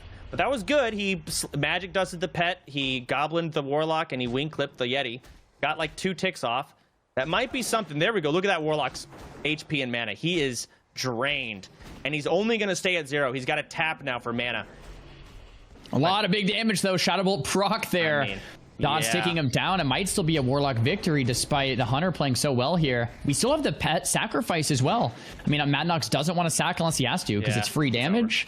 But yeah, the Hunter goes down once again. And that was without Viper Sting protection either. No elixirs of poison resistance here from Madnox, and X4 still falls. Yeah, that'll do it. Didn't even use any poison cleansing. He just ate it. I don't know how I feel about that. I feel like the Hunter could have came out on top. Should have came out on top in that situation. But I guess it's how Plow plays. Good job. Well played by them. So we have we're sorry. I was taking care of something too on the tournament side. Yeah, so we're into round 4 now, guys. We're into round 4 now, and there are 2 rounds left. We're doing the Swiss style brackets, and with the Swiss style brackets, we're going to try and match up the people with the most wins against each other, and that's mean, as the tournament goes on, or as the qualifiers go on, you're going to see more and more high-profile matchups, and that's what we're starting to see going forward. But on that same side, or on that same, Xane versus Lepin. Yeah, this is going to be a big one. Xane's going to play. He's obviously Ellie. This is going to be a Zug fest. Yeah, this one's gonna be a big one. But as the tournament goes on, people are gonna be running out of consumes. So people are running out of juice. You know, we'll see how it plays out here in the next 2 rounds.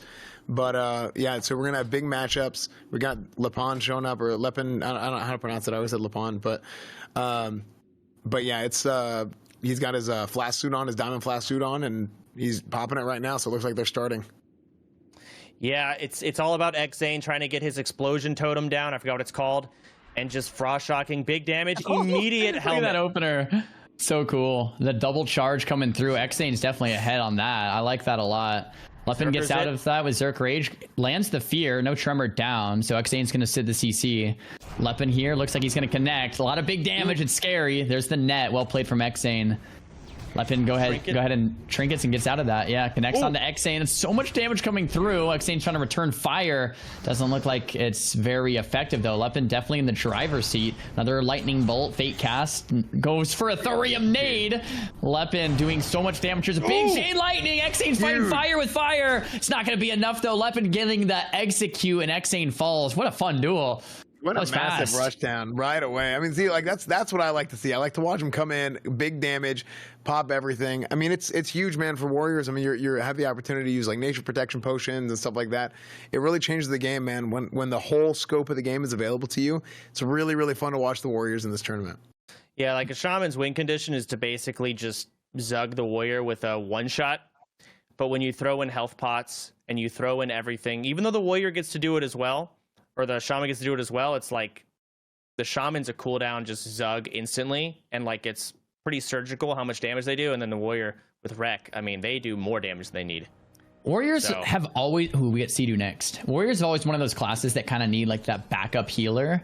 And when they have that, they're like the most OP thing ever. But without that, they kind of suck. And I feel like a lot of these consumables are doing the job of that backup healer. Yeah, and here we have a Shaman Mirror matchup. We get to watch Sea-Doo play. Looks like Enhance versus... Looks like one hit might be Ellie. And Stadman in hot pursuit here. There's the Arcane Bomb. It lands and drains the mana. And a 5-second silence. Well played to land that. Chain Lightning is interrupted by Stadman there. Nice Earth Shock. Purge is coming through as well. The health advantage in Sea-Doo's favor here, but not the mana. 15% life, 3% life for, or mana rather, for Stadman, and that's pretty scary as Enhance being completely tapped. We might see a mana pot or a T used very shortly. If not, it's going to spell a world of hurt here for the Enhanced Shaman. Ooh. I mean, there goes the grounding totem on the Earth Shock. That's the T. Something I really like here about the gear choice with one hit, I mean, him going with the Draconian Deflector, it's a tanking shield, but it has defense, right? And especially fighting against an Ellie Shaman, that defense goes a long way. 10 defense is 2 levels worth of defense, and it's going to ask you for more hit rating against him. So it increases his chance to hit beyond that 5% base in PvP. So pretty cool stuff. This is as close as it gets. Yeah, Sea-Doo's out here trying to fish for some Wind Fury procs. He's not finding any of them. There's the Magic Dust. One hits is going to try and drink and eat, but it breaks. Is that his dragon? Oh, the counter drink or counter sleep into the first aid. What broke that? I don't know. Sea-Doo can play without mana. He's enhancement. Just swing. But one hits. Is an Ellie Shaman. What is he going to... Oh, he tremored it. Well played. Pre-tremor on the Magic Dust. That might be the difference. Tremor that. That's the difference of the whole duel, I think. I mean, that's a lot of health. That's a lot of difference. Like getting the Magic Dust into the first aid. The first aid here gets interrupted from Sea-Doo. Sea-Doo gets the Frost Shock, connecting more auto swings, and every auto swing, like you're saying, Chance, is just chunking this guy down. It's Enhanced. They're both but I think Stadman's going to win this one. Elemental with no mana is doing absolutely nothing. Despite being a bit tankier from that shield, 1 or 2 more hits will probably seal the deal unless we see a potion come out or another consumable. 10% life here. I'm sure it's going to be over here in just a second. 6%. Any second now. And boom. There we go. I have to say that was very close. In the T that Sea-Doo used might have been the difference there. Because Sea-Doo, I think, was even a little behind, and that T gave him like 30% mana and like 30% health. And then after that T, it kind of changed directions. And then, of course, that Tremor play on the Magic Dust. The tournament was super good. I mean, I didn't know you could break it. On the head on the turning point. I also think that something that's interesting about the Ellie versus the enhanced matchup, having the ability to reduce such a high percentage of their damage, is that nature damage. Versus the melee damage is pretty big. So we got next duel coming up. Relay versus what rogue is it? Hate all. Hate all. I'm not sure who hate all is. I'm not sure what the ratio is, but there's the evasion, the kidney. Warrior's gonna sit it, but he's also our first rogue warrior. I think it's our first rogue warrior duel of the day that we've watched. Yeah, there's been a lot of them. Okay, vanish into cheap. It's a little difficult. You can't crippling poison kite people because of the poison cleanse. Maybe this warrior doesn't have it though. Let's see. He cleanses it, goes for the cheap shot, gets it, but he's just getting 0 damage. He cannot hurt this guy. There's a whirlwind, no evasion. He's trying to kite. Well, I mean, well played on the dead zone, but another poison cleanse. Relay is going to connect. And hate all, mortal strike. It's going to be an execute. Thorium nade to finish the job here. Probably going to do an execute. And there it is. You can't depend on crippling because they can cleanse it when you don't expect it, and that's a free auto, and that's half your health half the time. Yeah, I just love it. I know I keep saying it, dude, but it's the fact that you can use everything in the whole game. It like changes what people are used to. You know, we talked about the checklist. We talked about actually having the practice of like doing these duels. A lot of people don't even have the practice of dueling other people who are just, it's prison rules and they're using everything they can. So there's things that you might have been playing the game for years with like the community kind of like unspoken rules that Chance, you talked about early on, that just, it doesn't even cross your mind. So it's really, really cool to see. I love it. I feel like warrior is one of those specs or one of those classes that you aren't a warrior. You're more of like a tinkerer. You're using engineering items, potions, and quest items. Like that's your class. Besides that, you're just kind of going in for an execute or like a hamstring. But everything else is what makes your class. And when you start taking those tools away from warrior, they can't excel.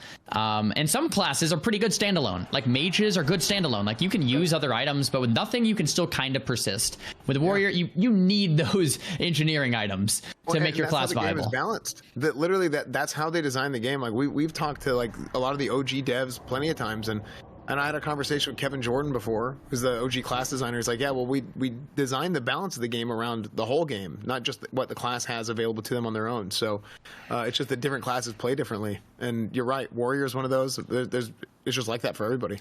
So we've watched a lot of Warlock Shadow Priest duels. And the Warlock is won every time.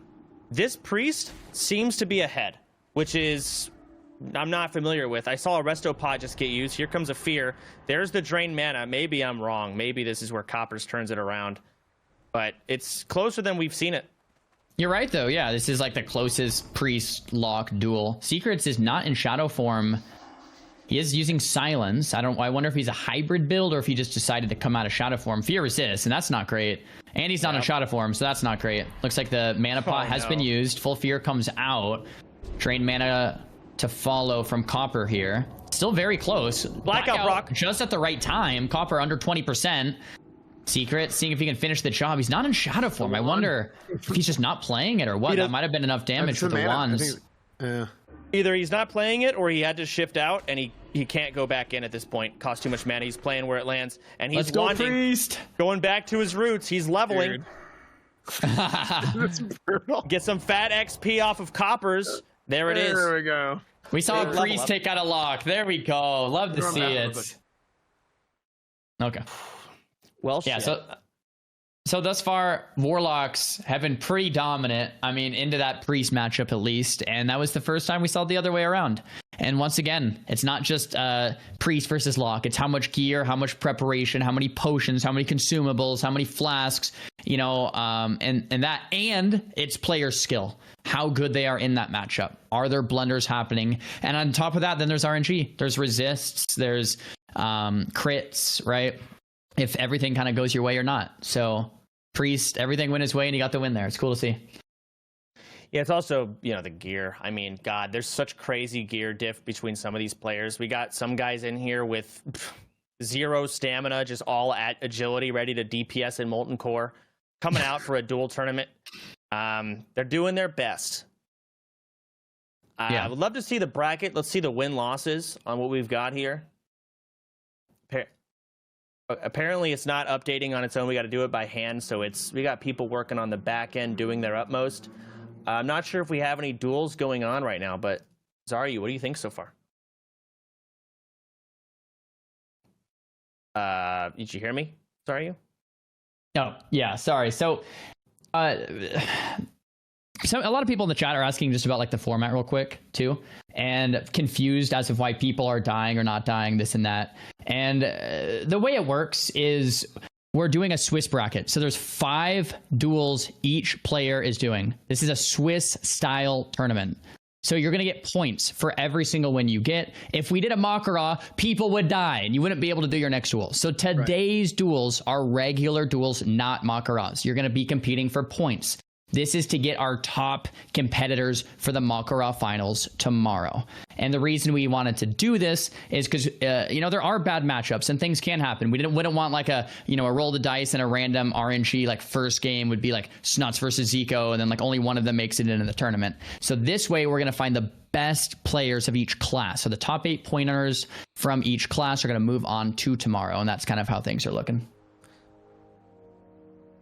Oh, ooh. And we're just getting word that both of these players are 3-0. And part of the cool thing about that Swiss bracket is that it's going to match players that are both doing really well into each other. So we're in the 4th round right now, and it's going to force players that are 3-0 to fight into each other. So we're going to get really high quality matches as the day goes on. Dakota has not lost. Spicy has not lost. Shadow Priest versus Rogue. We've seen Rogue's been fairly dominant in this specific matchup, but we have seen it go both ways. So I'm getting word this Priest beat Perplexity. Perplexity being one of the better rogues of Classic. So he knows how to play this matchup. He knows his win condition.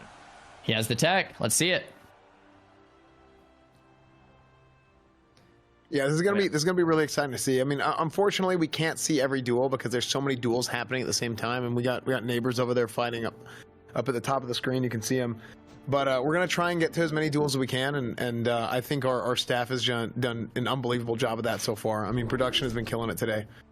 Okay, here comes Spicy, just going in, straight up doing damage. He's not even going to go for any type of, combo point farming during sap. He's just zugging in. He's got exposed armor up. There's a blackout proc, though, into a Mind Blast mid-fight. Spicy absorbs all of it. I don't know if our UI hasn't updated or if these Shadow Protection potions are insane. They're fat. No one has lost any HP yet. The dots are running. He shouldn't have Will of Forsaken. A fear is going to come up pretty soon here. There's a kidney. Does he have an out? He does. Into a helmet. Big CC, big dispels.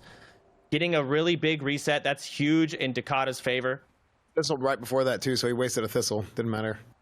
Spicy is zugging everything, using every cooldown, and Dakata is still full HP. He's 20% mana, though. That's a tough one. He gets a re-stealth. That's a big misplay by Dakata. That was great foresight from Dakata to not dot the Rogue for that helmet, to let that dot expire, get the helmet off, and then go for the reset. Like, really, really well played. The sap does come out.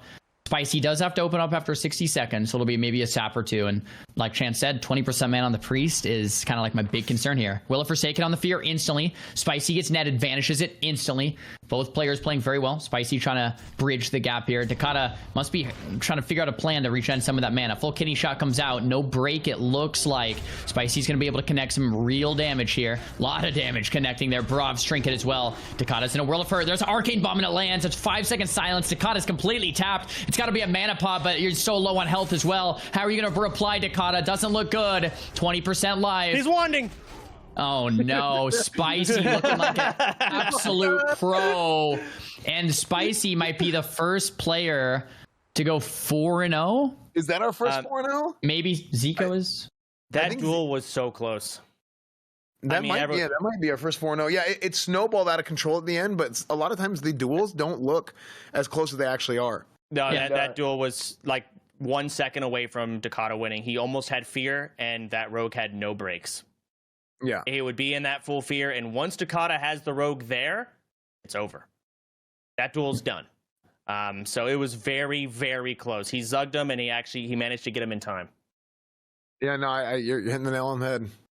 So yeah, that was great matchup. Do we have do we have a list of who all is currently undefeated in the tournament? Okay, we're working. They're working on that right now. So production just told us.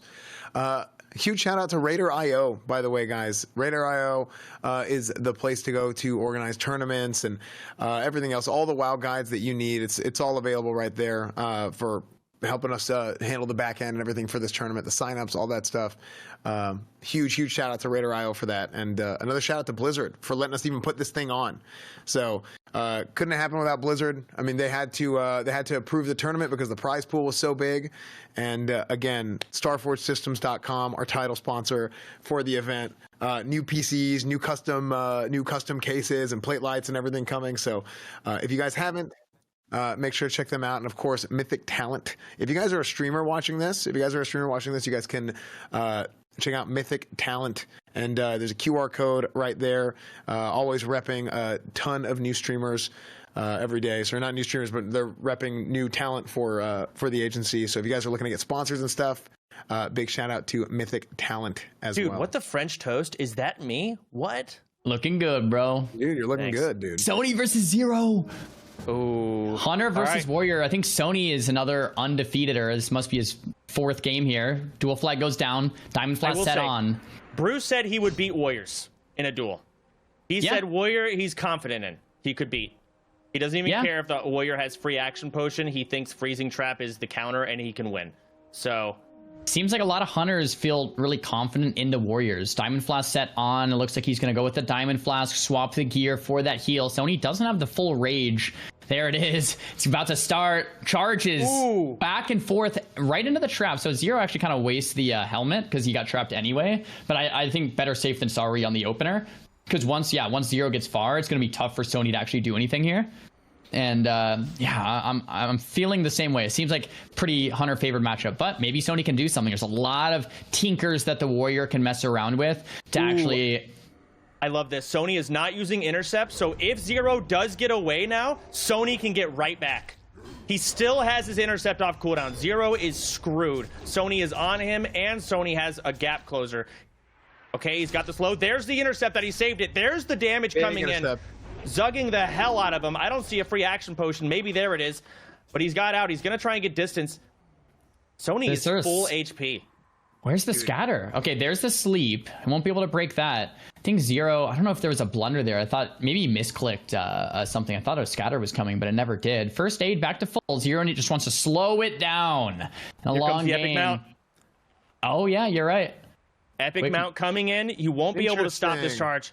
It's massive. You need it as a Warrior for a lot of these duels. It is a PvP item, the Epic mount. Yeah, I love it. I love it. He's stalling off for cooldowns here because he knows he's full mana anyway. Oh, he doesn't get the charge? No charge. He might intercept here. He might want to not use intercept. Oh, no. He might hit the trap. Oh, he charges through it, but he gets netted. Oh, no, that was a net. The net gave him a charge. Dude, huge. Oh, no way. I think he still has intercept. Good. I think he does. Oh, no, that was it's another net. Oh, no, yeah. So if it backfires, it's like 18 seconds or something. Yeah, that wasn't a backfire. That was Zero's net, but he also intercepted. But he is on him. Zero has nowhere to go. He's got to get Sony off. He's doing so much damage, clobbering him. I don't know if he has any answers anymore. Zero is disarmed. Scatter needs to get a freezing trap. He's not going for it. Trap, did he? He never dropped it. Sony gets the charge. That's it. 3 seconds stun on the intercept. The full Zug. Let's go. Execute the follow. I mean, that's it. There was no trap there. Execute. Wing clip. Improved wing clip. Freezing trap right there. Sony may not see it. He may not see it. He's shooting. Shoot him. He's gonna shoot him. He sees it. How does he have another net? Hunter versus Hunter. Yes. Shoot him down. Shoot him down. Scatter. No. He's so close, dude. This is so hype. If that freezing trap. He's not gonna. That's it. That's it. What? Good night. Good night. Guys, what a duel. That was amazing, dude. Oh, I love it, dude. The awareness, seeing the trap, pulling out the crossbow. Beautiful, dude. That was amazing. You want to shoot off? I'll give it to you, baby. That was beautiful. Great job by Sony. Let's go. I love it. I think there might have been a freezing trap resist in that game. Yeah. It was sticky glues. Okay, good stuff, there it is. Man. Yeah, the Horde only quest. How many uses of sticky? You get 10, right? I believe 10. Yeah. Oh, that's all you need for the whole tournament. honestly. And he just whipped it out. Zero hesitation. Sticky Wonder if anyone has their marbles. Oh wait, no, that's Ally. God. That's Ally. Dude, Oh yeah, true. dude, that was amazing, man. What a duel, dude. It's just been so fun to see, dude. I love seeing the rush down. I love seeing the big damage, big crit, swinging the two-handers. The next duel I want to see, I think we have Snuts versus Vanis, and I assume at this point, Snuts is going to be going against people who haven't lost much. We're going to get some high-end, top-tier player duels at this point because we're going to try and focus on the people who have really solid win ratios.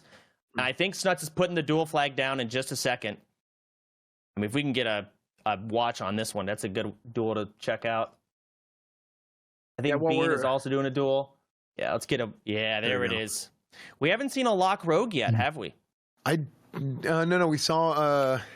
No, you're right. I don't think we've seen lock rogue. Yeah, that was mage lock. Yeah, that'll be interesting. One of the interesting things I noticed about Snuts' UI, it's the same as Zico's. He has that same placement in the same spot with all the same things to click. Oh, so and once again, they're not key bound. And that might be one of the more efficient ways really to do to check full uptime instead of constantly pulling up your bags and seeing what's up and what's not up. It's just having extra action bars. Is that a ring of... I think they read the same guide. That's probably what is that a ring of saviors on Snuts? I think it's that one epic ring that on use gives you armor for a short duration. I didn't see it. Down one. Yep. Oh. Yep. So and then he also has an armor ring just flat out. So Snuts knows. He knows that if he lives, he wins. So he's taking off spell power, taking off intellect, putting on more stamina and more armor. Kind of similar to the mage strat. Like, let me just go full tank mode. Let me tank this rogue. Let him, waste all of his damage on me. I'll survive. And then I'll win the duel after. But if you go more damage and more intellect and you die, it doesn't help you at all. So let me swap specs. Let me become super tanky. And they're both 4-0. Vanis 4-0, Snuts 4-0. So this is going to be a pretty big matchup.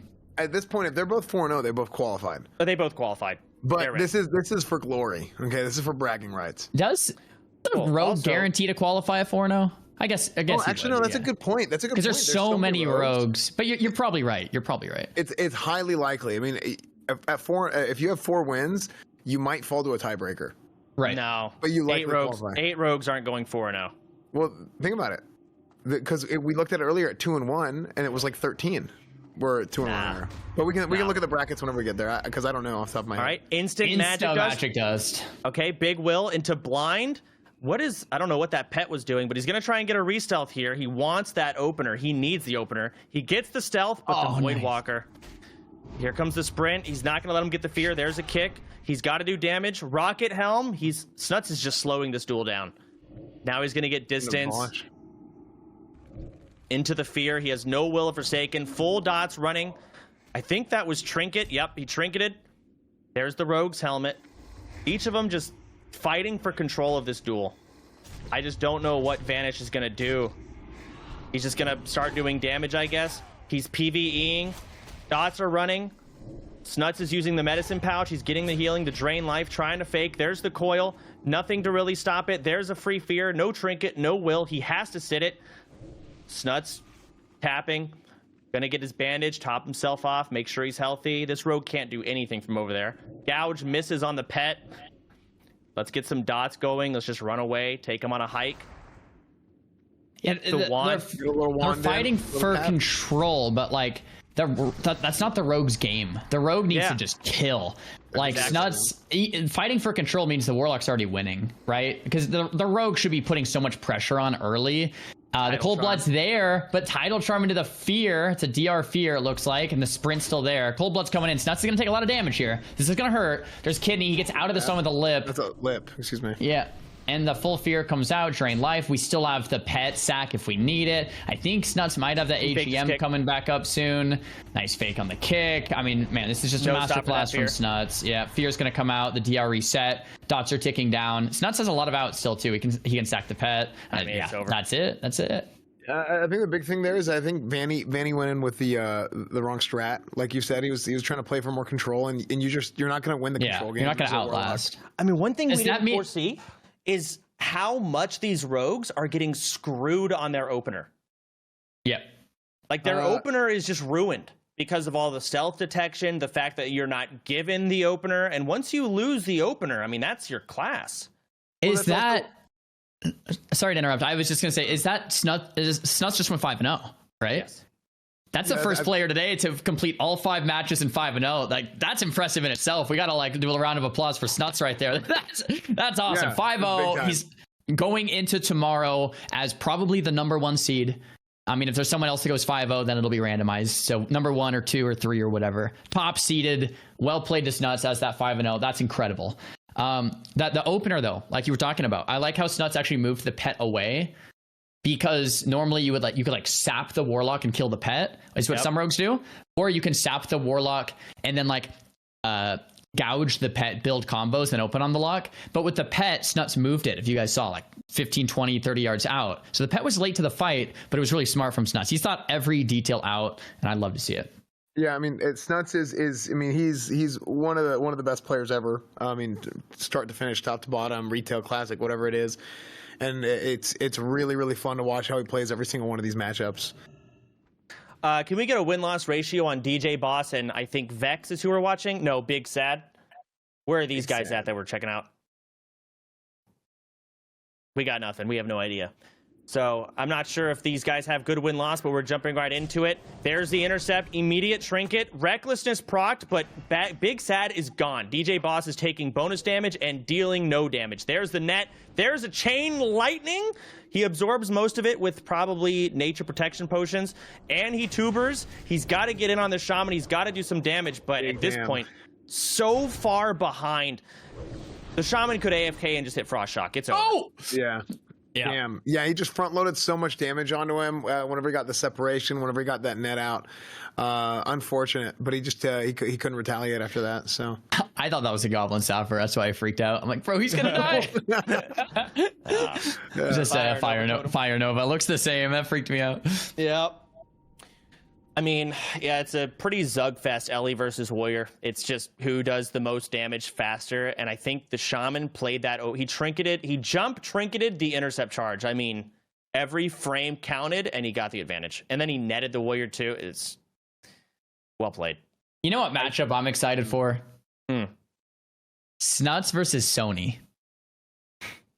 Because, you know, Warlock is so good, but Sony being like a top tier warrior, and Warrior's doing pretty well in the Warlocks with all these consumes, Sony might be able to take Snuts out. And if Sony takes Snuts out, then if Zico's still in, like Zico could take, I'm thinking super far ahead here, but like it just depends on how these brackets look tomorrow. Because I think, I don't know, I think Warrior versus Lock might be a tough one at a high end. So there's a lot, and this is no secret, can't shy away from the truth. There's a lot of bracket RNG. Yeah, I mean, in any tournament, yeah. Yeah, so, I mean, it just depends, because what if Sony gets Zico, Mage versus Warrior? Even with all this stuff, I think Mage comes out on top, I think. Maybe not. I'm just thinking if Sony takes out Snuts, and then Zico's against Sony, Zico will take out Sony. Like, I'm just thinking of how all these different things would play out. But if Snuts faces Zico, I don't know. Anyway, thinking way too far ahead, but there's a lot of fun matchups that we get to watch. I can't wait to see how it uncrumbles. Do we have the bracket updated so far that we can show on screen? The stream bracket? Oh, okay. Let's get into. I think Zico's about to duel. Let's get a Zico duel going. I'm not sure who he's fighting, but I see him prepping up. He's eating. He's drinking. Give me the screen. Get the big dog on here. There it is. All right. He's got his shields. He's checking all of his buffs, making sure he's ready. Look at this guy. Elixirs of defense. Jesus. Oh yeah. He's got the whole everything. Look at that. Every buff you can possibly have. Zico's UI really is so clean. Like with the item rack and everything in those places, it's really, really nice. Well, that's all the info you need. You know, everything. It's great. Like I always end up like throwing like potions randomly on the side, and it's like so messy and nasty. This is another 4-0 coming up. Yep. So this is we're gonna have a second person getting 5-0 here. We'll find out who it's gonna be. Is he conjuring? Has the duel started? Who's he fighting? 6,800 HP. Jeez. Oh my god. Probably a rogue then, because I mean he'll probably want to put on more stamina versus something like that. Oh, it's a warrior he's fighting. Okay, this is a 4-0 Warriors. So we're talking about Sony, but we got to remember there are some other Warriors that play this game, and they are just as good. Maybe not as big of a name, but they can do it. This guy's 4-0. So this is going to be a really fun one because normally mages just own warriors. And not even fair. Yeah, it's not even fair. But in this tournament, warriors can do a lot of. There's a quest item from Teldrassil that even horde warriors can get that'll act like a Skull of Impending Doom and break CC over and over. Plus a FAP, plus a wreck. Like plus the charge helmet, plus the other charge helmet. All of these things are normally banned. Warriors can use that, and like I would love to see a warrior take out a mage. Now the mage of caliber of Zico maybe won't happen, but I would still love to see it. So a medial tidal charm into a sheep on the opener. Zico is not messing around. Normally what you could do is like just go for the sheep, but with enough rage you could get kicked. If you go for the blink, you get intercepted. If you go for the sheep and you don't fake it, you're in a bad spot. So Zico's like, you know what? I will take 0 RNG and I'll just tidal charm into sheep. Counterspell comes out to keep the combat there so he doesn't get the charge, and he has to go for the intercept instead. Zico blinks and gets the half sheep. It's well played from both players so far. It's not completely in one's favor. The charge comes out. It's a big blunder from Zico, but it's not the end of the world. He gets the Nova and he gets to move out and build some distance here. Frostbolt's connecting. JDM with the frost resistance pot, like, yeah, frost potion. He's just tanking all this damage right now. There. Yep. So JDM's gonna be like immune to damage for like a while, and Zico's gonna have to burn through it. And Zico uses the early mana gem, which I love because it's gonna be a long duel. Charge comes in, blink to follow. Resist in there as well, so it's especially strong. Yeah, JMD is a tank. He's 100% life. There we go. Now the health is gonna start going down. There it is. Yeah. rank 1. The rank 1 Frostbolt's coming in. This is. I mean, it's so hard to kill anything. The cone doesn't. I don't think it landed. He's got to go for a poly. He might get kicked. Oh, the fear on the poly, but they both go off. Will of Forsaken gets value there, so I'd say Zico's in the lead from that. Oh, it heartbeat break early, and Zico's down to 30% mana, man. Like, dude, it's gonna be a long duel. Like that's what I'm so excited about this. It's not like mages auto win. You have to really finesse your way to a win here as a mage. It's not free like we would normally see. It still might be mage favored, but it's certainly not free. Zico back to full mana after the Evo. JMD has no more pots, but man, all these resist. Warriors are just straight up raid bosses. There's the Zerker stance, intercept, back to battle, net. Zico's stuck in it, no blink. It might be a block here, might be his first block. The Nova resists into an ice barrier. The Riem nade goes down. It resists as well. Zico might have to block, especially if that gets kicked. No, Ollie lands. This is scary. Nothing. Dude, the confidence to not use the block there was so big. Yep. I mean, he's got so much HP and so many absorbs, and Zico knows it. So does the Warrior. I mean, they can't kill each other, man. Another resist. So many resists, and the Warrior's just a tank. Scorches are coming out. Kona Cold's coming out. It's another poly. Oh, it's a resist. Eventually, if you get a couple batters, it's going to be a block. There's an AGM instead of the block. Oh, there's damage from Zico landing onto JMD's down to 36% life. Zico popping the AGM and staying aggressive. That was actually a really, really well thought out play there. I love it. Another Nova, another Shatter combo. What are you going to do, JMD? Furbolg's Medicine Pouch. There's the blink to follow on the intercept. Counterspell. JMD popping another potion there, trying to connect. Cold Snap coming out, so Zico is only going to have one ice block. Another mana gem. That's a really well played early mana gem because he gets the second one. Zico's tapped though. No more mana. No more mana pot. No more mana gem. JMD lands the nade. No more Evo. Yeah, Zico's out of mana. He does have 2 blocks still though, right? Okay, the one helmet. block because he cold snapped. This is big. He doesn't want to poly him because he doesn't want him to heal, but he needs to CC him so he can drink. That was 5-head. That was so smart. Using the helm there for the CC. The polymorph, like Chance said, would have healed the Warrior to full, and Zico's worked really hard to... Oh, the battle... let's go. The battle stance charge comes out. He actually gets the charge from the heartbeat break there. Not what Zico wanted. There's an intercept. JMD's trying to connect more damage. Zico is really just a mana thing with Zico. The Fire Blast, not the most mana efficient spell. Zico's trying to burn him down. And Zico's really just going to have to go real slow here with the rank 1 Frostbolts and the Wands, because if not, Zico's going to go... He probably has a mana pot coming up in the next minute. Frost Reflector. Great call, yeah. Frost Reflector. Doesn't look like he gets much value. Big Shatter coming. Shield Wall. So JMD is going to be like immune to damage for a while. That Shield Wall is going to get some value. Zico has that mana pot coming up, I'm fairly certain, in like 20 seconds. And that will probably be enough mana for Zico to finish the duel. Yeah, Zico has mana pot off cooldown. He can do it when he needs it. He's gonna blink. He's got to use it here. There it is. There it is. Yep. Good call. This is it. That's his last bit of mana. There's the net. Yeah. There's the frostbolts. Needs to not resist. He's so low. Warrior has no answers. What a duel, man. Zico finishes 5-0 and joins Snuts in the top ranked for tomorrow, man. Top seed for tomorrow. Wow. Well played. I mean, absolutely phenomenal, dude. I'm not trying to take away from Zico. He played every duel perfectly, but man, my man got rogues and warriors the whole way through. The whole way through. That's part of bracket RNG. You take it where it lands. Tomorrow we could get a warlock first. Yeah. Having said that, he'll get the lowest seeded warlock. True. Right. Good point. Because Zico is top seeded. He'll be like rank 1, seed 1 or seed 2 or seed 3, depending on the RNG. Tomorrow he'll be against like maybe the lowest tiered Shadow Priest, Lock Troop, like, you know. And I think he could still take it against the odds. Yeah, like that's how it goes. If he queues into the lowest ranked Druid, I could see Zico winning, even though it's a hard matchup. So yeah. No, I do. I love the way JMD played that. By the way, I mean that was he did everything right as far as I could tell. I mean, it's just Zico is just he played it perfect, and it's just sometimes it just doesn't go your way. But he ran the right consumables. He did the right stuff with the frost potions. Just that was great. Really, really good matchup. Really good duel. Let me see if PS Hero is in a duel right now. 1 second. Oh, jeez, Louise.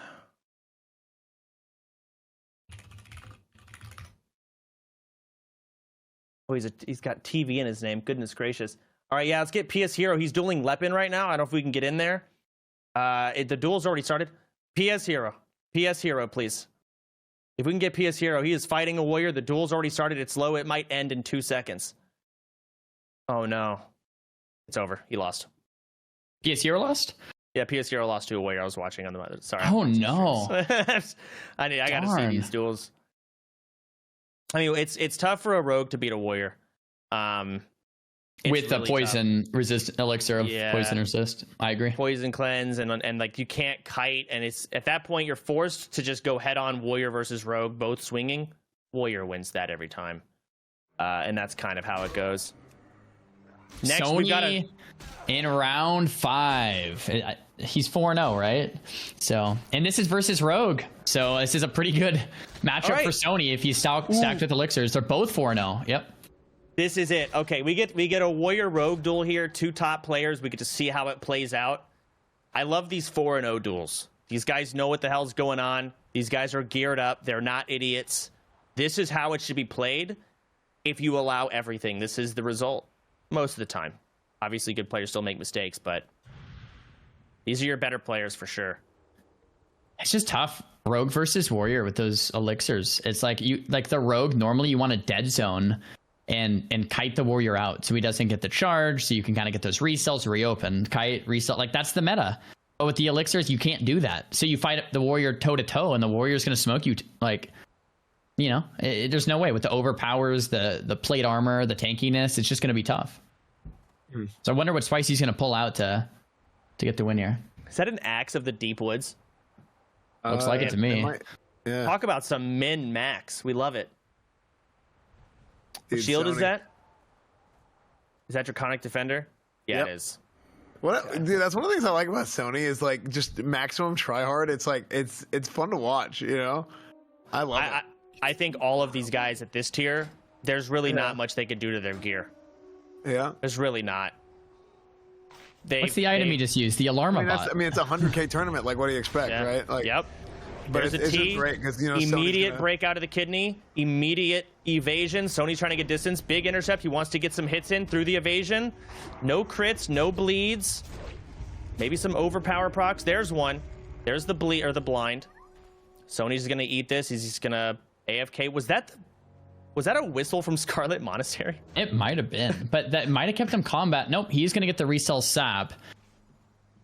Unfortunate for Sony. The rogue will be able to first aid back to full, but I don't think Sony's in a bad spot at all here. I think it's looking pretty good. Cheap shot comes out. Hemo damage to land. Full kidney shot. This is the rogue's time to shine. After this, it's going to be a world of hurt. There's the double poison. Rogue sprinting out, and Sony charge helmets to him to prevent the rogue from escaping. But Sony's getting pretty low. He's 50. Peasant colors. He's going to kill them. He's going to get some first aid going. He doesn't want him to re-stealth, though. Wait a second. He's putting on his healing. He's putting on his healing set. Oh, that's 5 head. Oh, that's so smart. He's going to heal back up. Phase 2. Phase 2, Sony. That was really worth it. Damn. And also because Big it War Stomp? normally has less health, that health fills back up and he's already low health, so it doesn't really make a difference on your max health. It's great. Yep. Yeah. So, Great call. I mean, Big War Stomp giving him that fat MS going right through evasion. Spicy does not have evasion anymore. It is gone. It is Sony's time to clobber. It's playtime Second blind, after though. this blind.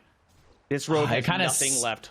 Kind of sucks that the Mortal Strike ate a lot of the healing from that first aid. Like, that was well played from Sony. That Mortal Strike kept him out. And he doesn't get the sap. The AoE breaks Spicy, and that's probably about it. There's the fear. Sony's going to be able to get the intercept. It's going to be a 3-second stun with no break. The execute's going to follow.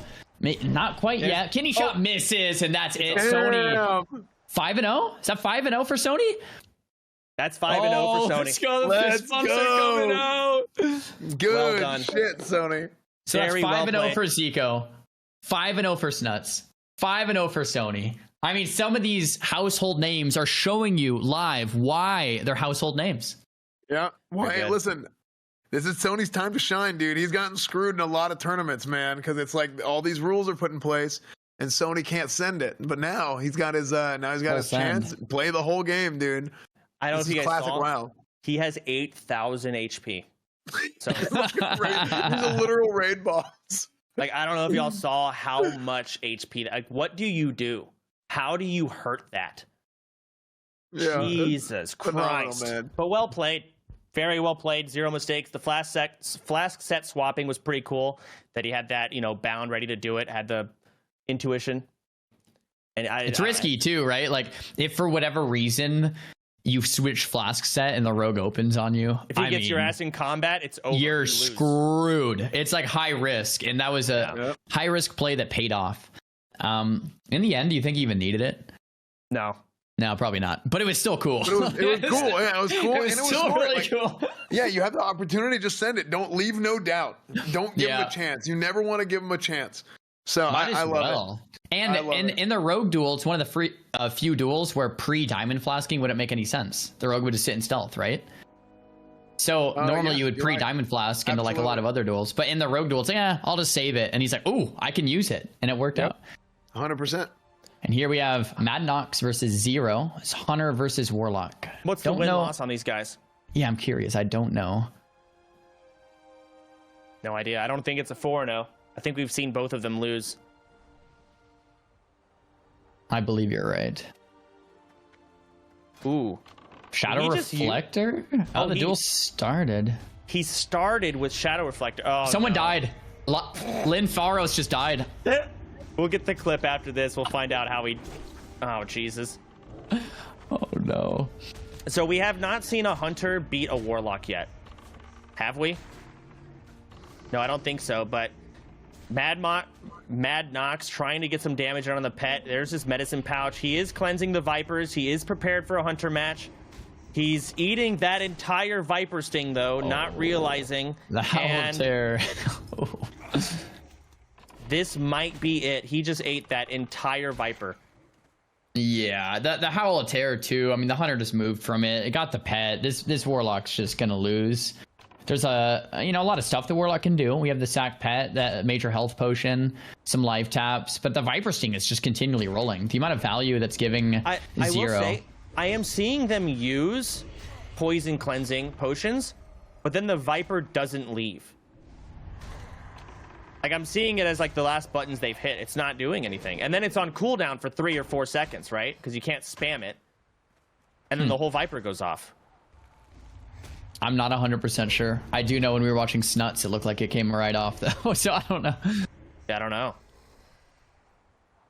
We're getting word that both of these competitors are 3-1. So fairly decent high-ranked match here. And man, I counted Mad Nox out, but like re-looking at this duel, I mean, the Warlock's half HP, has mana to work with, and still has the sacrifice pet, and Zero is getting ticked down. Cleanse the Viper. It's back up. Concussive stun. Now, with both of these guys being 3-1, this is a qualifying match for whoever wins. Pretty much. Yeah. I mean, Yeah. there's definitely some tech that we're missing, that these hunters are getting these Vipers off, and these guys cannot remove it. We are missing some tech, and I'm not sure what it is. I mean, it might just be that they weren't prepared with as many poison cleansing consumes. What's the cooldown on Viper Sting? 8 seconds. I mean, you Fairly should be able to short, cleanse yeah. everyone Can off. you spam it? I don't remember in vanilla. I'm drawing a blank. I don't think you can. It's got a cooldown. It might be 8 seconds if I remember. Oh, there's no cooldown. Oh, no, yeah. So yeah, you can't. So they Viper, they cleanse it, just put Viper back up, and they're gonna eat 4 seconds of it. Yeah, That's I a think, huge I think buff it's for 8 in hunters. Burning Crusade. I think they added it in Burning Crusade. I'm pretty sure. There's no cooldown on it. Wow. So Madnox life taps, he gets like mana for like 2 or 3 spells, and now he's Zoom. And he life taps again, he's got mana for 2 or 3 more spells, and now he's Zoom. It's like, and then life taps again. It's a 3rd life tap. There's the death coil. There's coil. He's got But a he's shield Zoom up. again. Oh my Zero gosh. is so low. Oh my gosh. He's gonna wait for Viper to leave. He Arcane wants to Bomb reset. for the hunter. Dude, that arcane bomb might be wants- the difference maker. Madnox has this. Scatter trap, maybe. Getting a tick. Getting a tick. But Zero needs to reset here. He's bear-offing. That's it. Let's get a couple Gotta be shots it. in. Oh, that's feign death. It's not real, not yet. And now it's for real. That got I paid. need to apologize to Wow, Madnox. I there counted it him is. out, bro. I There counted it him is. out. And That was a comeback, man. he I thought he came was out back. too. Warlocks he was are out pretty too. good, Hell it yeah. turns out. Warlocks are pretty damn good. Well, I'm out here like shit talking people for not cleansing these Vipers, but I didn't realize Viper doesn't have a cooldown. So you Viper, they cleanse it, you Viper again. The elixir, the poison cleanse is what, a 3-4 second cooldown? That's plenty of time for a Viper to take your mana. You can get 1 or 2 ticks, and that's no, that's a good point. Really good point. So, I mean, that's a massive buff to hunters. That he went 4-1 then, 0. That's Yeah, I don't really think- impressive. Yeah. I don't think we're gonna have any more 5-0s. Can we get a clip of who died? Can we So see that? apparently it was Sony and a Mak'Gora. Yeah, Sony. He sacrificed somebody. We can watch that clip. We're gonna load it up here in just a second. It's coming up. In honor of going 5-0 in qualifiers. He decided to Mak'Gora. Oh, Linfaros. Is this the druid that I watched? They were really good. Oh my god. He accepts a duel for the death, mid-duel for the death tourney. Well, what is Linfaros? So his placing, he lost. might have not made it past qualifiers. We don't as casters, we haven't seen the brackets yet. They're filling them out. Admin's filling them out. So I'm assuming he didn't make it, because if he didn't make it, there we go. Yeah. Oh man! All right, next matchup here we have Bobka versus LT. Bobka opening up a Skull of Impending Doom. It looks like it will break the trap. Really well played there from Bobka. Great foresight, and these guys are both 3-1, so pretty high-profile duel, especially for Bobka with so many rogues. He needs his 4th win to guarantee himself a spot in the finals. Kidney shot into the couch here on the LT. Bobka is getting the opener of his life. Cold Blood Eviscerate coming into the blind. Bobka's leaving no room for mistakes here. Gonna get pop the evasion. Make sure he doesn't take any extra damage, excess damage from the pet.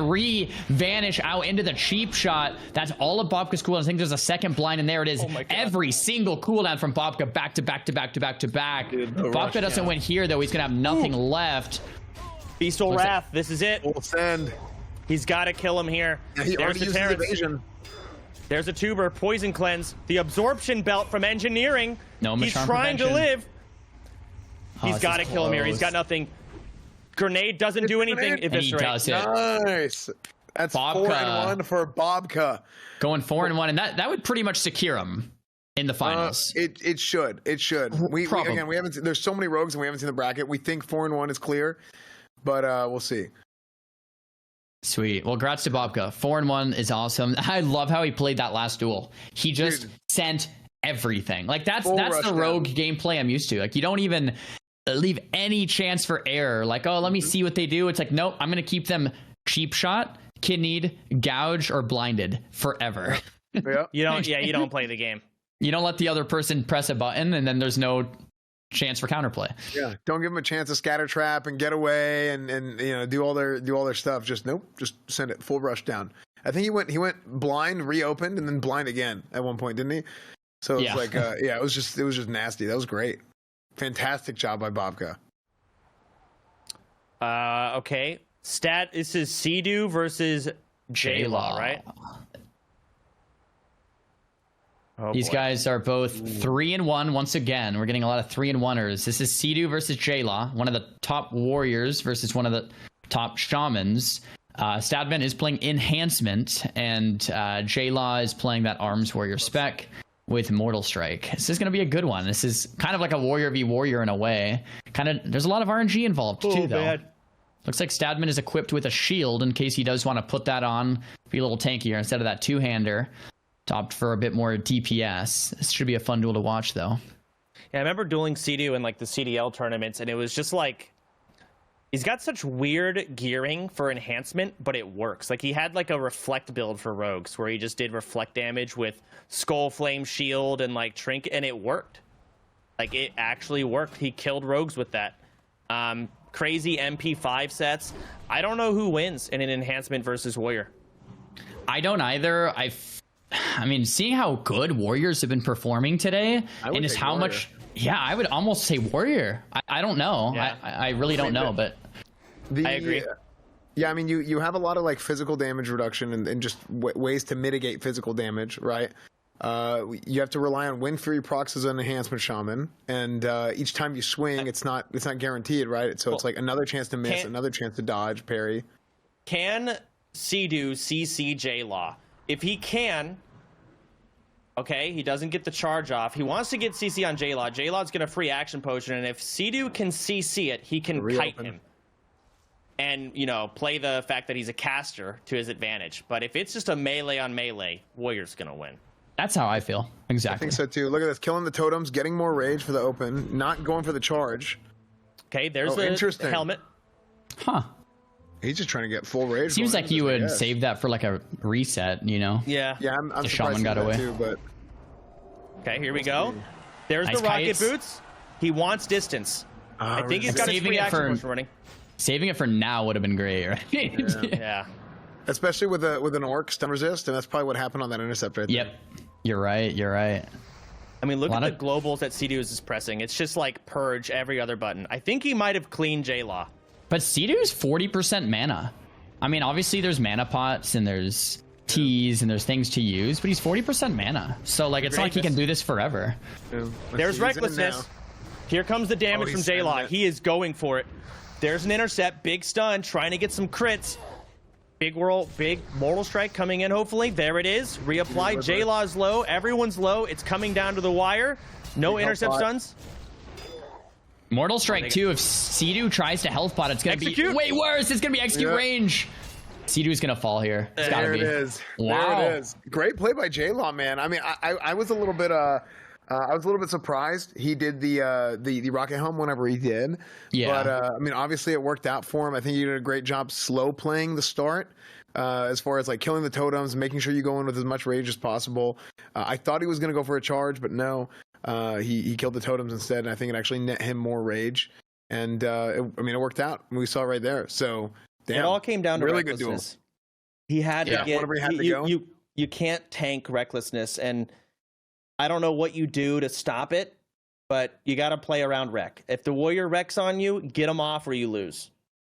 I have to say, I think Sidu played that duel pretty darn well, though. Like the kiting in the opener, the purges, he like flawlessly kited for, it was like 20 seconds. The warrior was under half. It was looking great for Sidu. But right when that gap closer came through, and Sidu had no more outs, it's over. You have no mana, no outs. You're not going to go toe-to-toe with a warrior. You're just not, as an enhance. Maybe if you get perfect Wind Fury RNG or something, but... Yeah, I think Sidu played that incredibly well. It just didn't work out for him. J-Law got him, and here we are.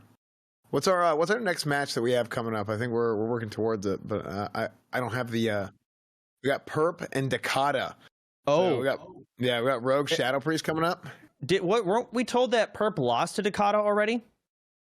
But then Dakota went against Spicy and lost to Spicy.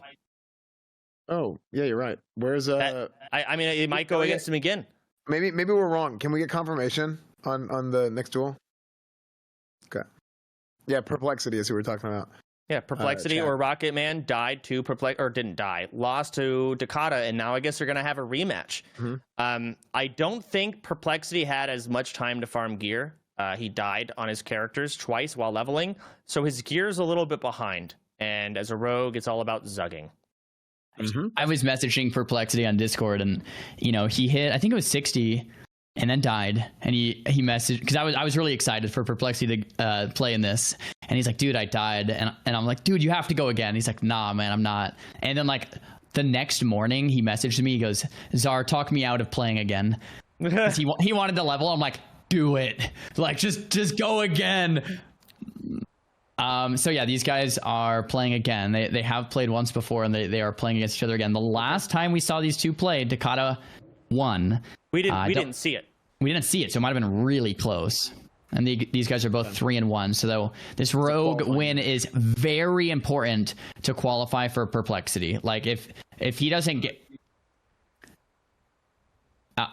Perplexity needs this win to qualify for rogues, because there's so many rogues. 3 and 2 will not cut it. 4 and 1 is pretty much kind of what you need to qualify for a rogue, since there's so many rogues. Now for Priest, Dakota does not need this win to qualify. Dakota could technically take the L and still qualify as a 3 and 2 priest, just because there's so many less priests.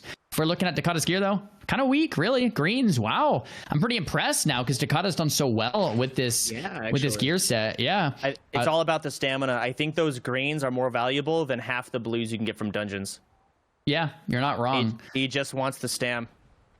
Rocket Man here decides to go for the Sap Cheap Shot Reself. Sap Cheap Shot Reself. Now, this opener is a very slow roll opener, and I respect it. With $50,000 on the line, or $6,250 if you want to go for a top rogue.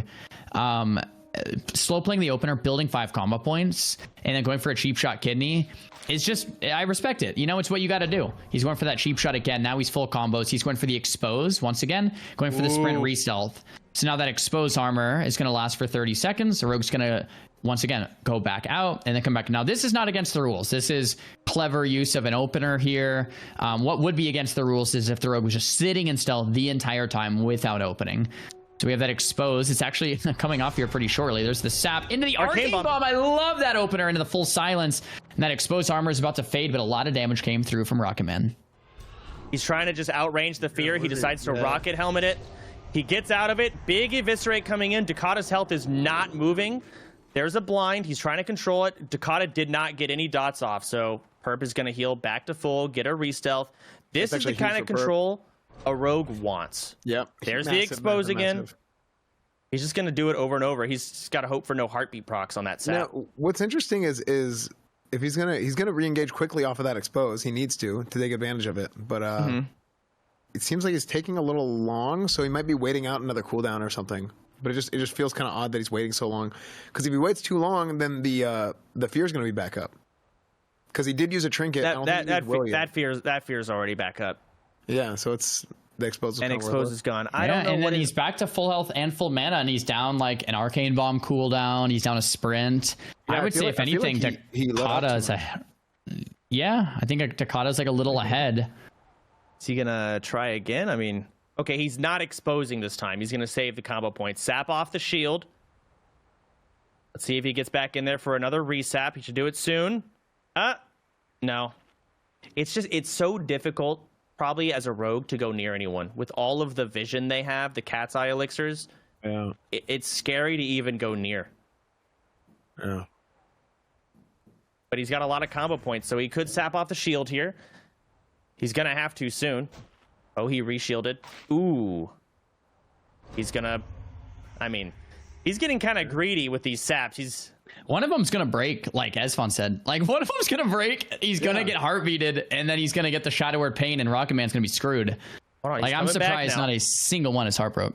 If he gets a resap, this is the opener that Perp wants. He gets a resap. Does he not have improved sap? I mean, why are you even exposing armor? Yeah, I'm not sure what he's doing, because he's just burning his combo points. He's I don't know. Maybe he felt like he wanted to open, but then he got the shield and he's like, no, I'm not going to. Perplexity might be in his head right now. Maybe he's taking advantage of the 60-second rule and he's just doing all this bullshit to get cooldowns back. He's risking it because if Sap breaks, see, he is opening. I mean, he hasn't played a duel in like an hour. Well, I'm talking about from before. He burned his cooldowns at the beginning. Will of the Forsaken, etc. I see. Yeah, like 2 minutes for the Arcane Bomb, 5 minutes for Sprint. Yeah, maybe. Perplexity might be kind of like he needs this win. There's a lot of money on the line. He might just be kind of like in his head right now, maybe overthinking things of like, okay, how can I make this opener go perfect? And yeah, like he's just kind of, you know, just going through the motion here and he's like, okay, let me try to expose. Oh, no, that's a shield. I'm not going to open. He might just be kind of in his head right now. I mean, what's going to happen? These aren't free resets. This Sap can break randomly. Here we go. He's going for it again. He wanted Arcane Bomb. It didn't land. I don't know what happened. He uses his insignia. He's immune to fear. I don't think Dakota fell for it, though. He hit fear into the immune trinket. He didn't realize. He vanishes the net. He gets the cheap shot into a kidney. Dakota does have a lip for it. He uses it, or trinket. There's a shadow reflector coming from Perp. I don't think he reflected anything big. There's a Skull of Impending Doom coming from Dakota trying to get the blind. Doesn't get it. Yeah, not getting the blind there on the skull is big because now Rocket Man can send the blind at low HP right here. Yep, there's the blind. No shield, no heals. I mean, I don't think Rocket Man can lose this. He goes for the re-stealth. Oh, it breaks. Oh, the blind can heartbeat. It's very rare, but it can. He vanishes to the reopen. There is a second blind. It's going to be a cheap shot into a kidney. We don't want to say it's over quite yet, I guess. Another Power Word shield coming out. Rocket Helm. There's the Rocket Helm. First aid. Oh, man. Dude, the heartbeat off the blind. Wow.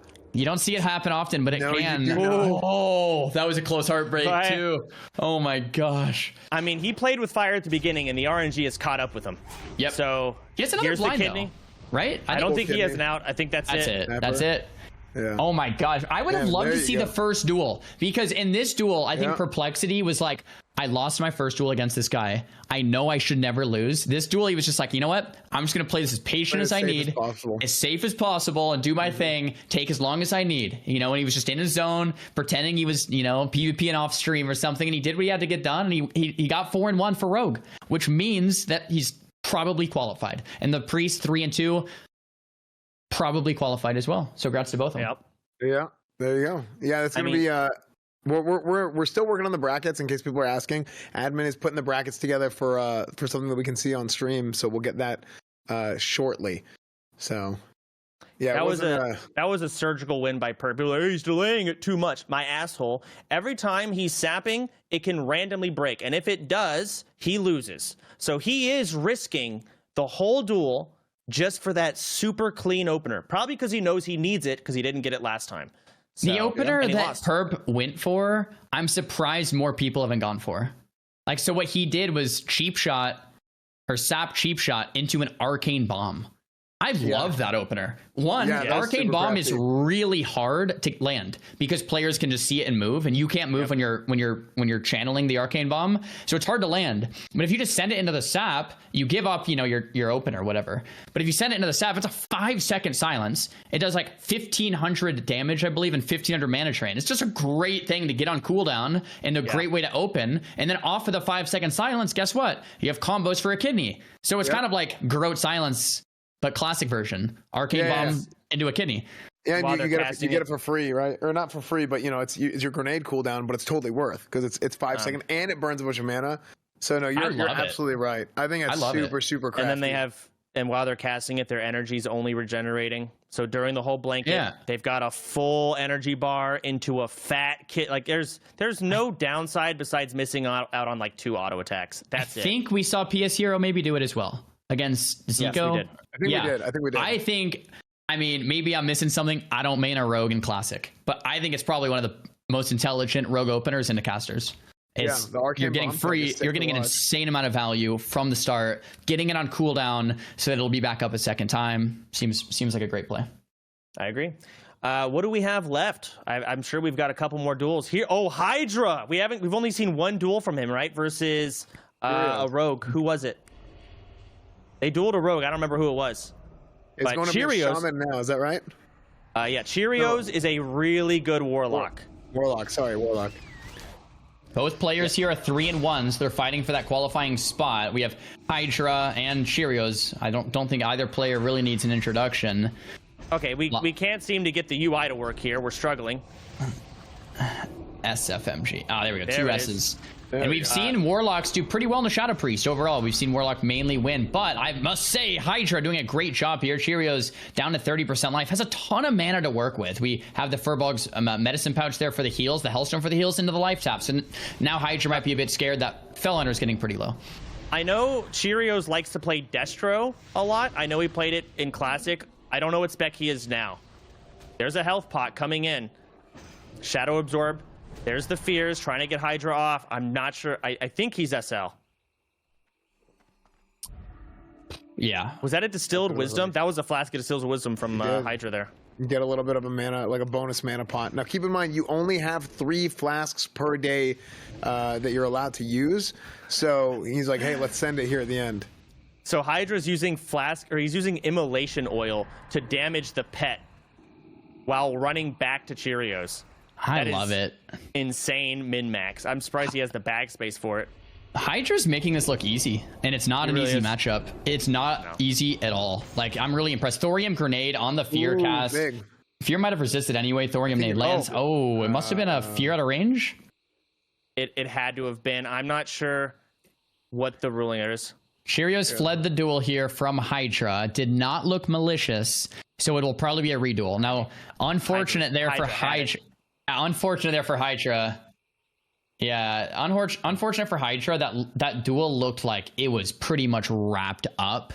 Yeah, we'll see what the admins say. We're gonna get word in just a second, but it looks like Cheerios fled and it wasn't malicious. Then there's very well it'll just be a reduel. Unfortunate for Hydra, but we'll see what they say. Yeah, the admins will make the call and they'll let us know. I mean, we have people on the back end. And hey, just real quick, I want to take the time to thank the volunteers for this, the admins, the staff, production, everybody who's put time into this, man. Yep. It's absolutely incredible what we've been able to put together and yep. Like when we've done almost nothing, right? I mean, compared to these guys, like, we send some meetings, like have some plans, like, but then those guys they're up every night. Recently, especially, they've been up like every night trying to get everything squared away and planning out all the dual spots. And I'm so incredibly thankful for how hard these guys have worked and how passionate these guys have been volunteering for this. The admins, everybody, man, and production has been impeccable today. So just please, hearts in the chat for those guys. I mean, it's been really, really awesome, man. It's really, really awesome. Dude, I can't say it enough. The volunteers and tips have been going crazy the last 2 nights in Discord. I went to bed looking at them chatting in Discord, woke up, opened my Discord, and they're still working. They pulled all-nighters the last few nights working on the details, the rule sets, the point system to make sure that we have the best experience possible. So massive shout out to the team behind the scenes. And admins did get back to us, and Hydra did end up winning that duel. That's the rule that they're moving forward with there. And congrats to Hydra. And Cheerio did reply saying, GG, I was going to lose anyway. So Cheerio's not upset about it. So congrats to both of them. I think they might have enough points to move forward. Ooh, Peyo's in there. Here we go. It's Peyo versus a Warlock. Rogue Warlock. Here we go. Look at Peyo this. versus crazy. This Warlock is playing Demonology. Look at this guy. 50,000 pets coming at you. What is that? A chicken? The dragon? Voidwalker itself? A Yeti? I mean, Jesus Christ. It's a zoo. I mean, I don't even know how you approach something like this. With, like, the Cat's Eye Elixir as well, you can't see anything. What the hell? Okay, there's the sap. Let's see what he decides to do. He's going to start trying to... He's going to go for the good old classic Voidwalker kill opener with his own pets. Evasion. See, that's why Snuts moved his... He got to the sack. That was really well played. But that's why Snuts moved his pet away when Snuts was against the rogue. So you can't get the sap kill opener. Dude. Oh, I didn't think Peyo was going to get the sap because the pets were keeping him in combat. But he did. Yeah. They're chasing him around. And Peo might just kind of wait and stealth for the shield. The shield is 30 seconds, and Peo has the 60-second roll to his advantage. So if I was Peo, I would just sit in stealth. Absolutely. How long do these pets last? Jesus. Oh, there's a free action or a lip. Breaking that cheap shot, getting that early damage in. The dots rolling onto Peo. He resummons the Voidwalker. There's the medicine pouch. Crazy. Trying to get... There's oil of immolation as well. He's doing as much dot damage as he can.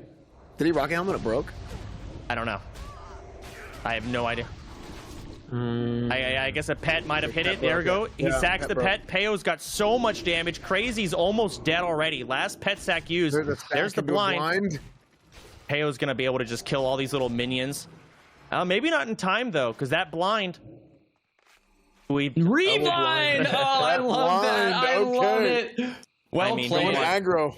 Because also the Voidwalker shield is the sacrifice will expire. It was just really smart. Now he gets to sap, wait out the shield, kill all the pets. That was a really, like, Peo thought on his feet for that one. That was well played. We have a cheap shot into a re-kidney, and that's probably gonna spell it out. That's it. Really beautifully played from Peo. I love that. Great duel by Peo. Looking like a Pokemon trainer out there. Got 80 pets, a full party following him around. That's good stuff, man. Great job by Peo. I mean, what a duel. Blind not sharing DR with each other. Crazy. Classic WoW things. That's how it goes. I hate rogues. I don't like it. That's vanilla. That's vanilla. Cold-blood Abyss is cringe. There you go. All right. What duels we got out here? I think Kazito is done. Is PS Hero done? I think he's got a duel. All right. We've got one more duel left. We're getting it brought up. Not sure who it's going to be. God. How do y'all feel? Any surprises? I mean, I think I'm really happy with what we saw out of the Warriors today, and we talked about it a little bit, right? Where I feel like Warriors are oftentimes overlooked in a lot of these tournaments, but Sony, he showed up. 5-0 for Sony. That was really, really sick, and I think I don't think there was anything that we saw that like we didn't expect. Somebody that we expected to perform didn't perform necessarily. I mean, we saw how well Zico and Snuts and a lot of these guys have done so far, and I mean, I'm just super, super happy with the results of the tournament so far. I really, I want to see mages go against not rogues and warriors, just to see how it plays out. Like that's really what's going to screw them over is warlocks, priests. And so we'll see that tomorrow in the Mak'Goras. Yep. We didn't get a good, I guess we can look at the other mages and check out their duels, but we didn't get a good look at how that plays out. Well, Soda Poppin, you mentioned Mak'Gora, and that's really why we're all here, all right? These duels have been fun to watch. These qualifiers have been fantastic, but we came here to see duels to the death. And the final duel of today is going to be a rogue mirror match between Shobek and Rascal, but they have both engaged in a gentleman's agreement where they've decided that it will be a Mak'Gora duel to the death. Here we go. The winner makes it as the 8th seed in the finals tomorrow. The loser loses everything. How cool! Here's the juice. Yes! Here's the juice. This is it, dude. Final duel of the day. Mak'Gora. This is it. This is a qualifier. Whoever wins moves on. Whoever loses, their entire existence is meaningless. So they might as well be dead. So they're doing a Mak'Gora as they walk out into the battlefield. Look at that. Look at that. That's huge. Rad. Massive shout out to both of these players to agree to something like that. That's just cool sportsmanship. That's just exciting. I can't wait. One of these players will be dead shortly. I already know who's dead on my screen. Look at this gear diff. This is disgusting. I mean, my man just hit 60. He's proud of his Scarlet of the Crusader tabard. His best piece of gear. Shobek's twice as tall, too. Look. Right? What a giga chad. Oh my God! Oh no, bro! Anything can happen though, man. We don't want to count out our boy Roscoe quite yet, dude. Dude, he might get the opener. Who knows, dude? It's like rogue duels snowball so hard. A rogue mirror can snowball so hard based on who gets the opener. We'll see it. We'll see how it pans out. Well, you're right. The gear isn't. It's all about control. Who gets the lockdown stun in this duel? That's kind of what it comes down to. So you're right. If there's a place for gear to not matter as much, I would guess it's here. Look at that duel flag. Oh, duel for the death. This might be an execution. Yeah, and this will be every single duel tomorrow will be a Mak'Gora. Today, the whole point of today was to qualify to see who was even worthy of stepping into the arena tomorrow. So let's see it. All right. Yeah, Rasco's definitely the underdog here. Showbeck coming in with full bis. Duel starting, running in. Oil of Immolation drank. He's trying to proc him out of stealth with it. With the sprint pretty good too. That was smart. Yeah. I can't believe he didn't get him. There it goes. Showbeck gets the opener onto Roscoe. There's the big cheap shot. Probably the gouge into the kitty to follow.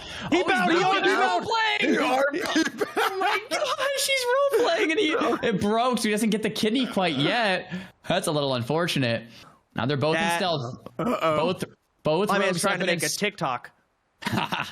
both rogues have been instructed to move towards the duel flag when they're in stealth. So the rogues are trying to make their way there, and Showbeck gets opener number 2 with the cold blood, with the RP walk. It's gonna be a slash bow. My man RPs when he wants to. Oh, the cheap shot into the kidney. It's gonna be all over. So much damage connecting, and lights out for Roscoe. Well, not yet. Another bow. There it is, Roscoe. Good sport. Good sportsmanship here. Incredible job by Showbeck. Unbelievable finish to the I love this guy. qualifying round of the OTK Starforge Mak'Gora tournament. Unbelievable turnout today. People have been on the edge of their seats from start to finish, and I cannot wait to see what the finalists do tomorrow. Tomorrow is going to be an absolute bloodbath. Every single duel is going to be a Mak'Gora. Everybody but one player who competed today will be playing in their final duel. We'll be fighting their final duel tomorrow. It's crazy to think about. Only one character in the entire tournament will be alive tomorrow. Only one. Yes, it's going to be absolutely incredible, and it couldn't have happened without our sponsors. So a huge shout out to our sponsors, Starforge Systems, starforgesystems.com. You guys can check it out. That's our title sponsor. Raider.io has been working all the back end for the tournament. So huge shout out to Raider.io, and of course Blizzard as well for allowing us to even put this tournament on. This is the biggest prize pool tournament ever in WoW history. So huge shout out to all these guys. And again, the new Starforge PCs, custom builds, custom light plates. You guys can click that Starforge Systems link in chat. Mods, if you guys can please share that link. And of course, I almost forgot to mention the OTK Video Game Awards that are going to be hosted on Soda Poppin's channel this year in December. OTKVGA.com. We are hosting our own Games award show. It's going to be great. You guys can use that QR code. You guys can go to the website, nominate your favorites for 4 total categories, or 4 big categories: general, best of the best, indie, and genre categories. And you guys can see it all on the screen right there. Community nominations coming in. A bunch of people have nominated so far, but the nominations are closing very, very soon. So you guys want to make sure to nominate what you guys think should be the best of the best of gaming this year. And that's going to be hosted over on Chance's channel in December. I believe it's December 9th. I think December 8th. It's something around 8th, okay. 9th, 10th, something within that vicinity. I'm really excited to see the best monetized game. Yeah. Yeah, it's gonna be. I mean, it's gonna be great. It's gonna be great to see how it all pans out. So we are currently working on the standings, and their admins are taking a look to see if there's any tiebreakers that need to be played. So we have a few minutes here. Chat. Before we get the final look, before the qualifying round is over, just confirming some things. Again, the admins going in and really working their ass off for this tournament, man. It's been incredible. It has been absolutely incredible. So all players, guys, played 5 rounds for a point. So if there is ever a situation where there's multiple hunters, they are like 2 and 3 or 3 and 2, and the top 8 isn't clear, that's when a tiebreaker game would need to be played to see who would actually make it to the top 8 of that class for the Mak'Gora tournament starting tomorrow. And for the record, the tournament starts at 11 a.m. Central Time, same as today. So you're telling me a druid went 4 and 1? I got to see their bracket. They had to have gotten mages left and right. Did we get to see Steven's duel? Start time tomorrow is actually getting pushed, guys. The start time tomorrow is going to get pushed to 12 noon. So start's going to be a little bit later than it was today.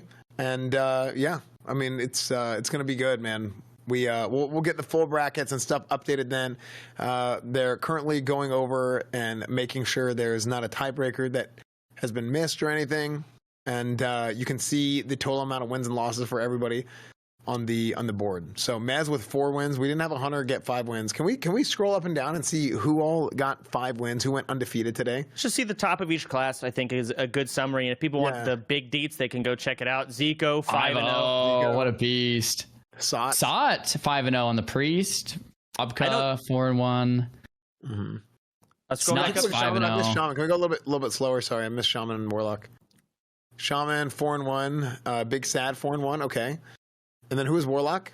Snuts. Obviously, yeah. Snuts. We knew 5-0. But a few 4-1s from the Warlocks. So with a handful of 4-1s. A lot of Warlocks are going to be going in. Mm-hmm. Yep. And then Sony, Cheerios didn't care. He's 5 qualified. J-Law, JMD, DJ Boss. I mean, only 2 Warriors don't get to make it. Wow. So the worst, one Warrior went 0-5. Yikes. The next one is 2 and 3. And so basically every Warrior who qualified got more wins than losses. Did Lepin only go 4 times? I see 3 and 1 on Lepin at the bottom. It might have just not been updated on the bracket, or that might be one of the ones they're working on. I don't remember what did I say? Lepin. What did I want? Oh, that Warrior. Oh, yeah, Lepin's only got, he's 3 and 1. What happened to his 5th duel?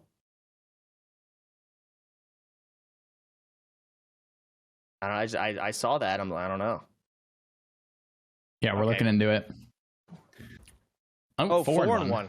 Great. Okay. Yeah, these Warriors out here clobbering. Slept on class. When you give them the tools of the entire game, they're monsters. They really are. Not a lot of answers. Wow. So tomorrow at 12, right? And I mean, how long is that from here? What, 16 hours, something like that? Mm-hmm. 17 hours from now?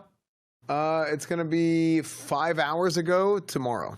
So 19 hours. 19 hours. Oh, mathematics. All right, 19 hours. So if you don't like time zones, like I don't like time zones, just 19 hours from now will be the build-up, the finals. People are going to die. One person will be alive by the end of the tournament. And we're going to find out who that's going to be. And they win $50,000, I think, for first place. Mm-hmm. Just straight to them. 50 grand. Huge. And then the top performer of every class is getting prize money as well. I believe it's $6,250. Top performer of every class. Is that right? Maybe I don't remember the exact number. Okay, $6,250. And just to clarify, I believe if the winner is, for example, a Warlock, that would mean the second place Warlock would get that $6,250 as the top of class. Just so everything is all fair. So $50,000 of that first place, $6,250 to the top of each class, and the second place of the class of the winner. And that will be tomorrow. And these will all be Mak'Goras tomorrow. It's gonna be. I mean, just. Every duel, such a big deal. So exciting. So it's going to be huge, man. It's going to be huge. Yeah, 10 a.m. PST again, noon Central Time, 10 a.m. PST, 1 p.m. CST. I think it's 7 p.m. Central European. Maybe somebody could fix that for me. But yeah, it's going to be huge. We're still working on going through those tiebreakers. Admin is making sure everything is 100% correct. So just stay tuned. They're telling us to hold tight just a little bit to make sure we're all good on everything. But yeah, and yes, tomorrow you get to refresh your bags as well. Just to clarify, you get to refresh your bags so you can restock, do all that. If you used any of your 3 flasks today, you can get back to 3 flasks. Again, you can pre-pop 1 too if you want. You can pre-pop a flask and then have 3 in your bags. And So- yeah, How many people are in the tournament? If it's 8 of each class, it's 6 classes, right? Or 7? How many in Classic? 8 So there's 64 people tomorrow. are going to have invested into min-maxing their character for the past month. And they're gonna lose it 63 will die. 63 will die. Yep. 63 are dead. Exactly. Yeah, tomorrow's gonna be wild. Today was wild, dude. We had some crazy duels today, man. I mean, we came in like right out the gate. Savix versus Zico was nuts. That was a great one. I mean, it's I mean, there's a ton of them, right? We could keep talking, or keep mentioning them, but like it's gonna be very, very. Like I think tomorrow's gonna be emotional for some people. Oh, yeah. I mean, it's gonna be a lot. And you know The what? nerves There are an all-time won't high. even be time for tears. We got to move on to the next duel. We got 64 to go through. There's not. It's going to be a bit of an overload.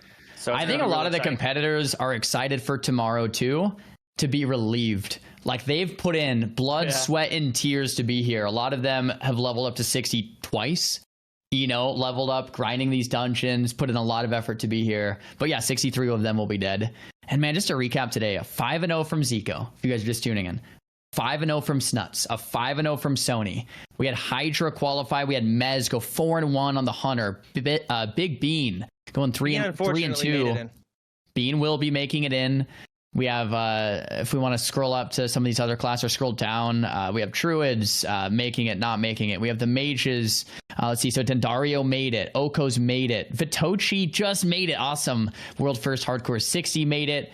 We have Sots. I can't wait to see him play more. Went 5-0. Josito made it. Hydra made it, going 4-1 on that Shadow Priest. Bunch of rogues obviously didn't make it because there were so many rogue signups. We did have Bobka, Savix, Peo, Perplexity, all go 4-1 or more that are making it. Not a single rogue went 5-0. Yeah. A lot of 4-1s, and those are the rogues that will be qualified for tomorrow. So did Pachero not make it? That's a good question. PS Hero went 3-2. 1, 2, 3, 4, 5, 6. See, it's just a stacked bracket, man. So there might be tiebreakers.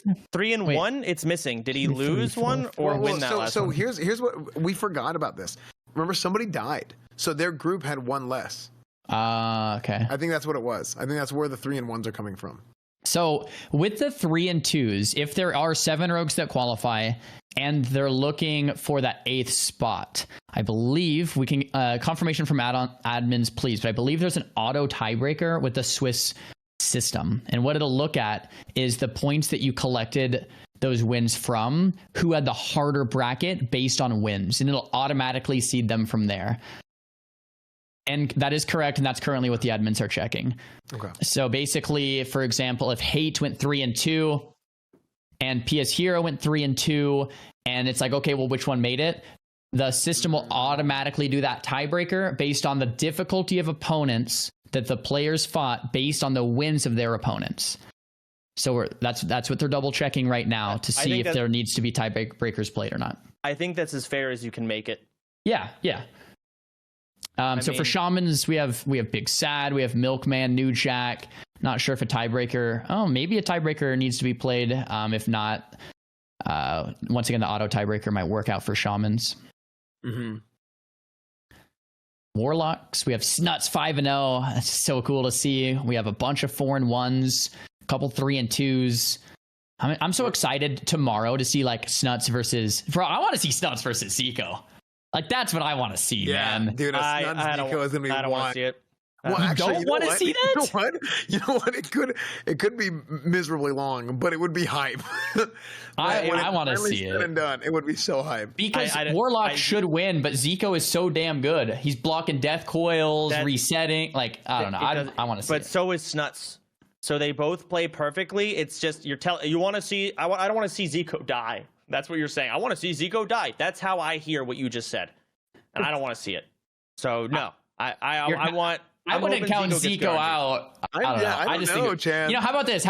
I want to see it as the grand finals. How cool would it be? They come on opposite sides of the bracket. They kill everyone else, and then Zico versus Snuts grand finals. Now that'd be wild. That would be sick. Hey, look, I said it earlier. Don't count out Sony. Sony might find a way, dude. Sony, look, the way it pans out, like, you know, Sony against the Warlock, who knows? Who knows, dude? It all comes down to the draw on the brackets. If Sony gets the right bracket, Sony could win the whole thing. If he gets a bunch of priests, rogues, locks, hunters, and just takes them all out, avoids all the mages, or even gets a mage, but maybe the mage is underexperienced, under-geared, maybe Sony wins any. Like, it could be anyone's game tomorrow. I'm going to tell you right now, I think J-Law's right there with Sony. Yeah, I'm sorry. I don't mean like, to single out. Yeah. No, these Warriors, all of them are so good. Sony got 5-0. I think J-Law could have gotten 5-0 as well. A lot of these guys could have gotten 5-0 if they got the right bracket RNG. There's not 3 good players in this. Everyone's pretty damn good. Yeah, everyone qualifying knows what's going on. Yep. Almost.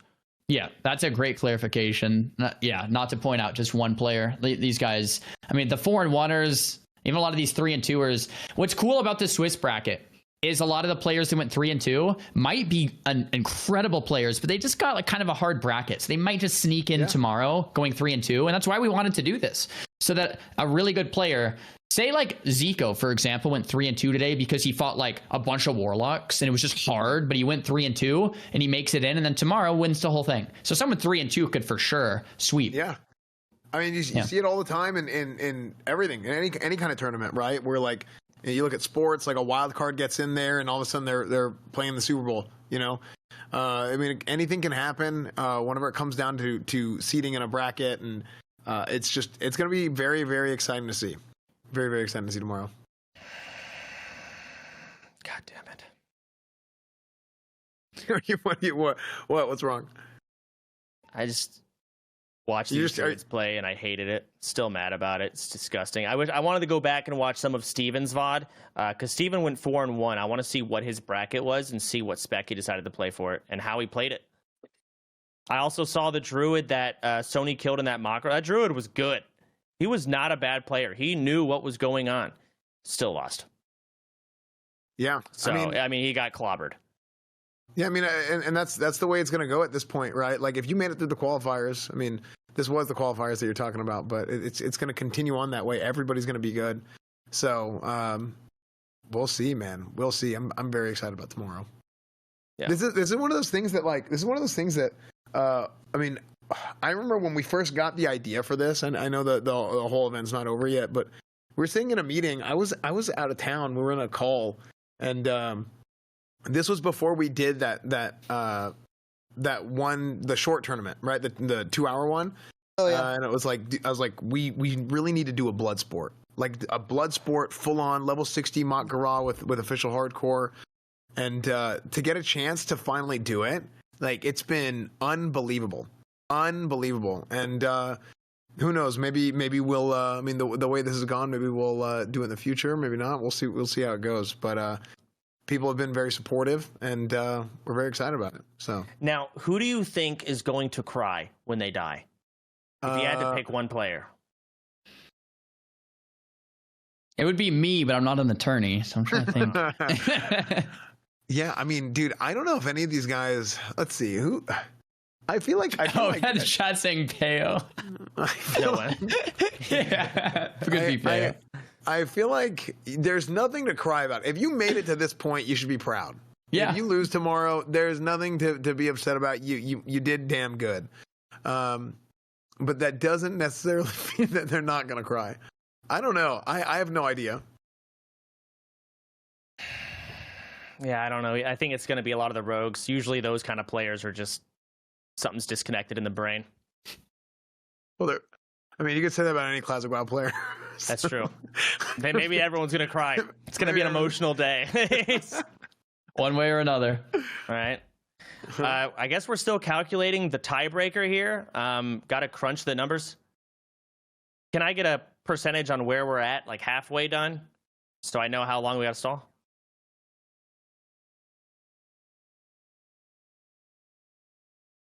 We're about halfway done. Hunters, rogues, shaman, and warlocks are still not figured out. So, good luck, guys. I'm going to go grab a drink. Here. Sounds good. Yeah, I do think the reason, I think there was like automatic tiebreakers in that website, but something happened and they're having to do all the numbers manually. But it's still really cool the way the Swiss system works with that auto tiebreaker. So pretty sweet. I think the Swiss system, because I've never done anything with a Swiss system before, and I don't know whose idea it was, but I remember we were talking about it, and I was talking to Tips. Tips was explaining he thinks that's the way to go, and I was like, hey, look, you're the CDL guy, Tips. You know, hey, you're the CDL guy. You did all the classic dueling stuff. You've seen all the good and the bad, and so leave it to Tips, and we'll see how you pull this off. And I think the Swiss system was really, really good. Turned out being really, really good. You know what I'm really impressed with? Nothing went wrong. I mean, I was gonna say that too. Yeah, actually. We had all the other couple CDLs, the drama. I mean, yeah, it's kind of like unfortunate, man. It's kind of. I mean, the fears, but like that's gonna happen. Tomorrow still, you know, could still happen because it's a Mak'Gora, deserter, coward. Well, you know what? But we don't. Yeah, it'll be fine. It'll be great. Tomorrow's gonna be great. Oh, Tips, Nice. let's go, baby. Yeah. Let's go. Nice. Did Tips put this up himself? He put it up himself. He probably made it too. He's like, oh, this looks sick. I must say, I agree with you, Esfon. The Swiss bracket was sweet. When I first heard about it, I was like, wait, so there are not going to be Mak'Goras? Like, I was a little hesitant. And then, yeah. And then when you start thinking about it, it's like, wait, this is way better because you're going to have the best 64 players pretty much. Yeah. It's like bad luck protection. Like, you just have the players qualify for the Mak'Gora tournament tomorrow. And it's like, oh, okay, yeah, it's actually way better in like every way, you know. And then the brilliance behind it, and I don't know if this was Tip's idea, was doing 8 duels at the same time, and we just hop between the best ones. We had action nonstop. Every other tournament ever, like in WoW, there's 15-minute downtime, 10-minute downtime, 15. You know, this is great. That's something that, like, to be honest. So a few nights ago we were talking about this, and it was like, is this going to be too much? I mean, there were a couple times that we got a chance only to tune in, like in the middle of a duel or whatever. But I think it was worth, because the flip side of it would be, I mean, this was a long tournament, right? And it's going to be a long tournament when you have something this big. Mm-hmm. But it's better than it being 16 hours, right? Like at that point, like everybody's tired. You know, staff is tired, casters are tired, the players are tired, the viewers are tired. So I think the way that it was done was it turned out really, really good. I'm very happy. If we got to keep stalling for these tiebreakers, what we could do, could we just interview the 5-0 players? Yeah, I think it's a great idea. Like, I don't know. Drag them in here, that'd be great. If that's possible. Production's going to get him in a call right now. In the meantime, Starforge Systems. Let's sneak another one in there, guys. StarforgeSystems.com. Huge shout out Starforge Systems. You guys can see that they have all the new the custom cases, the plate lights. If you yeah, I heard Tectone all the way from across town. That was crazy. Yeah, new custom cases and plate lights and everything. So all that from Starforge Systems. You guys can go to the website. Mods, if you can spam that Starforge link in the chats, please. StarforgeSystems.com. You guys can buy those plate lights separately. If you guys have that Lee & Lee case, even if you don't have a Starforge computer, you have that case, you can buy a plate light and put it into your own system. So you don't even have to have a Starforge PC to get them if you guys have your own custom builds. So there's that. And then also Raider.io. Raider.io working our back end for the tournament. Hugely supportive. I mean, that's the place to go for everything. You want to run tournaments, raids. You got a bunch of guides and stuff on there. Raider.io is the place to go for all that. And also Blizzard. You know, huge shout out to Blizzard for allowing us to put this tournament on, because it's part of their TOS. If you want to go above a certain prize pool, then it has to be done through them, as far as like it has to be approved by them. And we got a lot of news coming up. BlizzCon is coming up. I will be there. It's gonna be what the hell was that? I heard scream. I heard Sorry, screaming. I'll try to get her to be quiet. Yeah, but yeah, BlizzCon is coming up, so we're all hoping for a little bit of classic news. We've seen the schedule. I know I will be there. Xaryu, are you going to be there at BlizzCon or no? My wife is 38 weeks pregnant. We are expecting in the next week or two. So I will not be there. No, normally, bro, I love going to BlizzCon, meeting everyone, saying it's like a highlight of the year for me, and it's been since 2019. But next year, this year we're a boy or a girl. We don't know. We're going to find out day of. We're picking out 2 names, and it's just going to be RNG. And yeah, I actually today I remember I was on a call with Tips like a month ago, and he's like, would you want to do the tournament with us and stuff like that? And I was like, yeah. The only way I won't be here is if Shannon's in labor. And like even today, I'm like, we'll see. Are you doing all right? Yeah, it could be any minute now. You killed it today, man. I mean, your play-by-play was great, dude. Great commentary. So huge shout out to you, man. Thanks for having me, guys. It's been dope. Okay. Yep. It's been awesome, guys, and we're not done yet. Oh, sorry. Okay, so just to update everybody on what's going on, we are currently tabulating the tiebreakers. So per the rules, in the event of a tie for the top 8 classes, or the top 8 of each class to move on to the finals, we weigh all of the competitors' scores based on how well their opponents did during that day. So we accumulate the wins that their opponents got that day, and whoever had the hardest bracket of the day, they essentially move on, and whoever had the easiest bracket is what drops off. So that's the passive tiebreaker. Now, in the event where all of the people that are tied have the same opponent scores, there is a mirror match tiebreaker that will take place. And guess what? The Warlocks, as of right now, all faced opponents who accumulated 14 wins. Oh my gosh. There will be a 4-way round-robin mirror match tiebreaker between Cheerios, Frostadamus, Crazy, and Yones Cow. I think that's how you pronounce his name. Oh, God. We are also working on Shamans, Rogues, and Hunters to see if that's going to be the case. It's looking like it won't be for Hunters, and Rogues and Shamans, we're still working on it, but the Warlocks, we can actually get started dueling relatively soon here. So we'll let you guys know when that's coming up. Great. Thanks for the update. Okay. Big update. Okay, so we got some tournament DLC coming right now. We got some bonus duels coming up, and that's great. I mean, one of the most exciting matchups in Classic, Warlock versus Warlock 2, just to top it off. I'm hyped.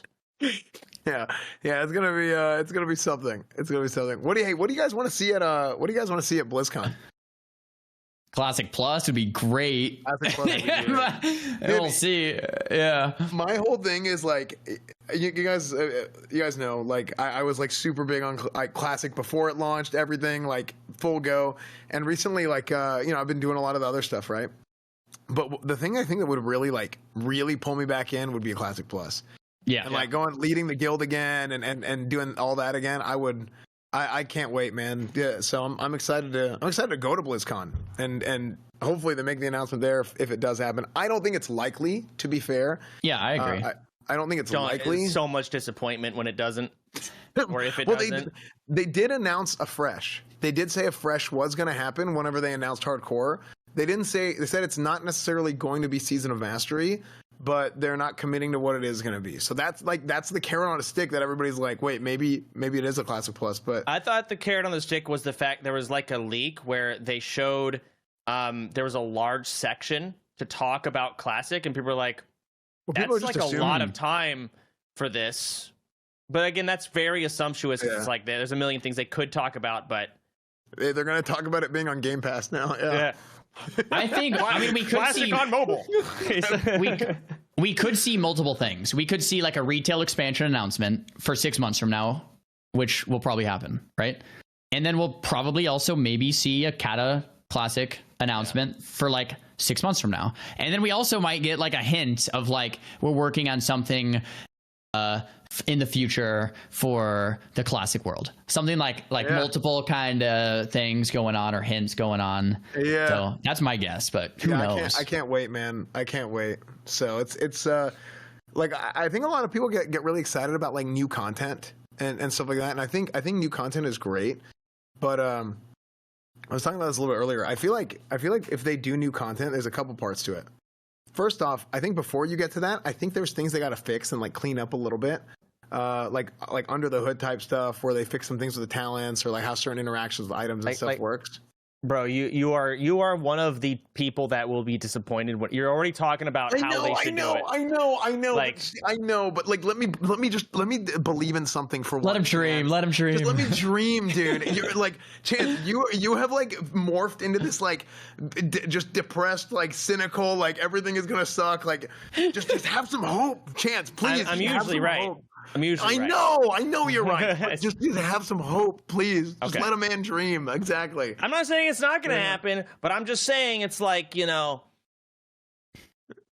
might not. If it does, just have some hope in your life, dude, for once. Okay? It's not all doom and gloom. Like, you got no light coming in your room, dude. Open a window. I got plenty of, like, look at this shit. That shit's coming you got a through right sliver. there. Yeah, a sliver, because that's reality. That's the light that you give. The rest is a lie. All right? This just got really deep. No, dude. I hope, man. I think. Look, if they make new content, I hope they make it for. I mean, this is something that we talked about yesterday with hardcore. Like, what's something that's so good about Vanilla WoW? Right, like what's exclusive to Vanilla WoW versus like Burning Crusade and the later. The world is alive, right? Right. Yeah, that's a big one. Start to finish. So like, I hope if they make new content, they actually make like mid-level content, and they add some different things. Maybe open up some zones, like maybe like a new level 40-ish leveling zone, because I feel like level 40 to 50 is like kind of a slog. If like, we're gonna jump it. Oh shit. Yeah, here we go. I mean, full time. They're not ready. They're just getting if we're gonna talk about Classic Plus, if I'm really gonna dive in deep with you, I agree. I think especially with how popular hardcore WoW is now, I think making the leveling process way more fun should be half their focus. Yeah, because that's what Classic is, leveling. Yeah, and like making some actually really cool stuff in there. I think the biggest the biggest and best criticism of Classic is the super long quest chain rewards are like random green items. Like, right? The really, really long quests that take like 20, 30 quest chains, and you get like a random green dagger that sucks that you just vendor. Putting really long, meaningful quest chains into Classic and then giving it like a really great blue item or even maybe an epic item would be cool to me. Yeah. Well, dude, hey, like, imagine if they add in something like, so if you get a corrupted Ashbringer, you can go to Scarlet Monastery, and there's that whole event that happens, the Scarlet Monastery Ashbringer event. What if you could actually turn that into a quest chain, and there's something that happens, and you can cleanse the Ashbringer? Oh man, that made me too excited. Imagine like the whirlwind. Copium. Sorry. Imagine the Whirlwind Axe quest. Oh, my cam died. But imagine like the Whirlwind Axe quest, but it's instanced, and you have to solo it, and it's really challenging, and you actually like have to be good to do it. You know, that would be cool. Some cool mechanics. I think one of the coolest things about Classic Plus is just the amount of things and potential in the Classic world that already exists. Like, we have Uldum, we have Hyshal, we have that portal in Stormwind that goes to nowhere. We're grabbing Zico for an interview. Oh man, this is gonna be great. But yeah, there's just so much to do with that old Classic world that you don't even have to add a new continent. You don't have to add any, like, it's just like there's so much in the world, like unfinished lore, things that you could add in that's like really exciting. We have Zico here in just a second. All right. Hey, Zico, congratulations on your 5-0. I'm actually really happy we get time to interview you here. I wanted just to kind of pick your brain, and I know you can't say as much as you'd want to because you still have the Mak'Gora tournament tomorrow. But like, what exactly was your plan going into these duels? How did you feel during them? Any duels you feel like you could have improved on, etc.? The floor is yours. Yo, thank you, and thank you for putting on such a good show. Appreciate it. Dude. Yeah, of course. You know, I would have liked to have the authentic S-Fund green screen interview, but I'll take this as well. Tomorrow. Leaked. All right. We're saving it for tomorrow. My thoughts in the duels was I had a plan into everything, and against rogues, I just did a bunch of practice. And you kind of just wing it. You kind of go with the flow. I did fight a lot of rogues today. And I don't know, things went my way. I thought a lot about what consumes I wanted to use and stuff like that. So, it just went kind of according to the plan. I have some ideas of what to do against the casters as well. Warlock's going to be hard. I've basically been thinking for the last 24 days, every day before I go to bed, I have like a pillow with Snut's face on it that I just like stare into. But yeah, I think I have some ideas that I think could work. Some hidden tech. Bro, you played flawlessly today. It was just like an absolute pleasure to view and cast the games versus the Rogues, especially the duel versus PS Hero and Savix. Like, both of the duels were just really such a pleasure to cast. Really impressive, man. Well done. Thank you. It means a lot coming from you, Xar. Appreciate it. I wanted to, I mean, did you feel like a 5-head when you rocket helmed the warrior to get the drinks off without healing him with poly? Yeah, in the last duel? Yeah, you were out. Yeah. You had no Evo, no mana gem, no mana pot, no way to get any mana, and you were tapped. Yeah, so he was wearing a decent amount of frost resist, and he was using frost resist consumes as well, like throughout the duel. So it was really hard for me to do enough damage to actually kill him without going and I was like juggling, the mage offhand from the quest to get extra mana and mana pots and, mana gems and all that stuff. But I did get a weak aura for like stance swapping, and I kind of wanted to bait him a little bit to try to drop combat and charge me. And then when he went to battle stance, I thought, okay, I'm gonna send a rocket helm and get like a semi reset to be able to actually finish the job. So it worked out, but JMD played really, really well. Like, he was for sure one of the hardest warriors.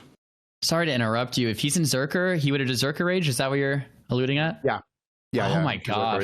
So I didn't even notice that. That's incredible, man. That's a dope. Great call. Yeah, it was a well thought through plan. I thought you were screwed, and I'm like, oh my god, he got the rocket. I thought you were tapped. You had no way to get mana. That was your only win condition at that point. He had too much health. You needed mana, and you squeezed it out. It was very impressive. Your duels were a treat to watch. I don't think we missed any of them, did we? Maybe we saw all of them. Yeah, I think we actually spectated most every one of your duels. Thank you. I appreciate that. Gotta put on the show. So yeah, you absolutely owned today, man. Absolutely owned. I don't like the spotlight too much. I don't like being one of the hyped people into a tournament. I prefer being the underdog. Like, you just go in with no expectation. It's like, well, you're certainly not the underdog here, Z. No. Everyone's rooting for you. Oh man, we're excited for tomorrow. We're really excited for tomorrow to see how those brackets end up. Thanks for taking the time to chat. If there's any shout outs.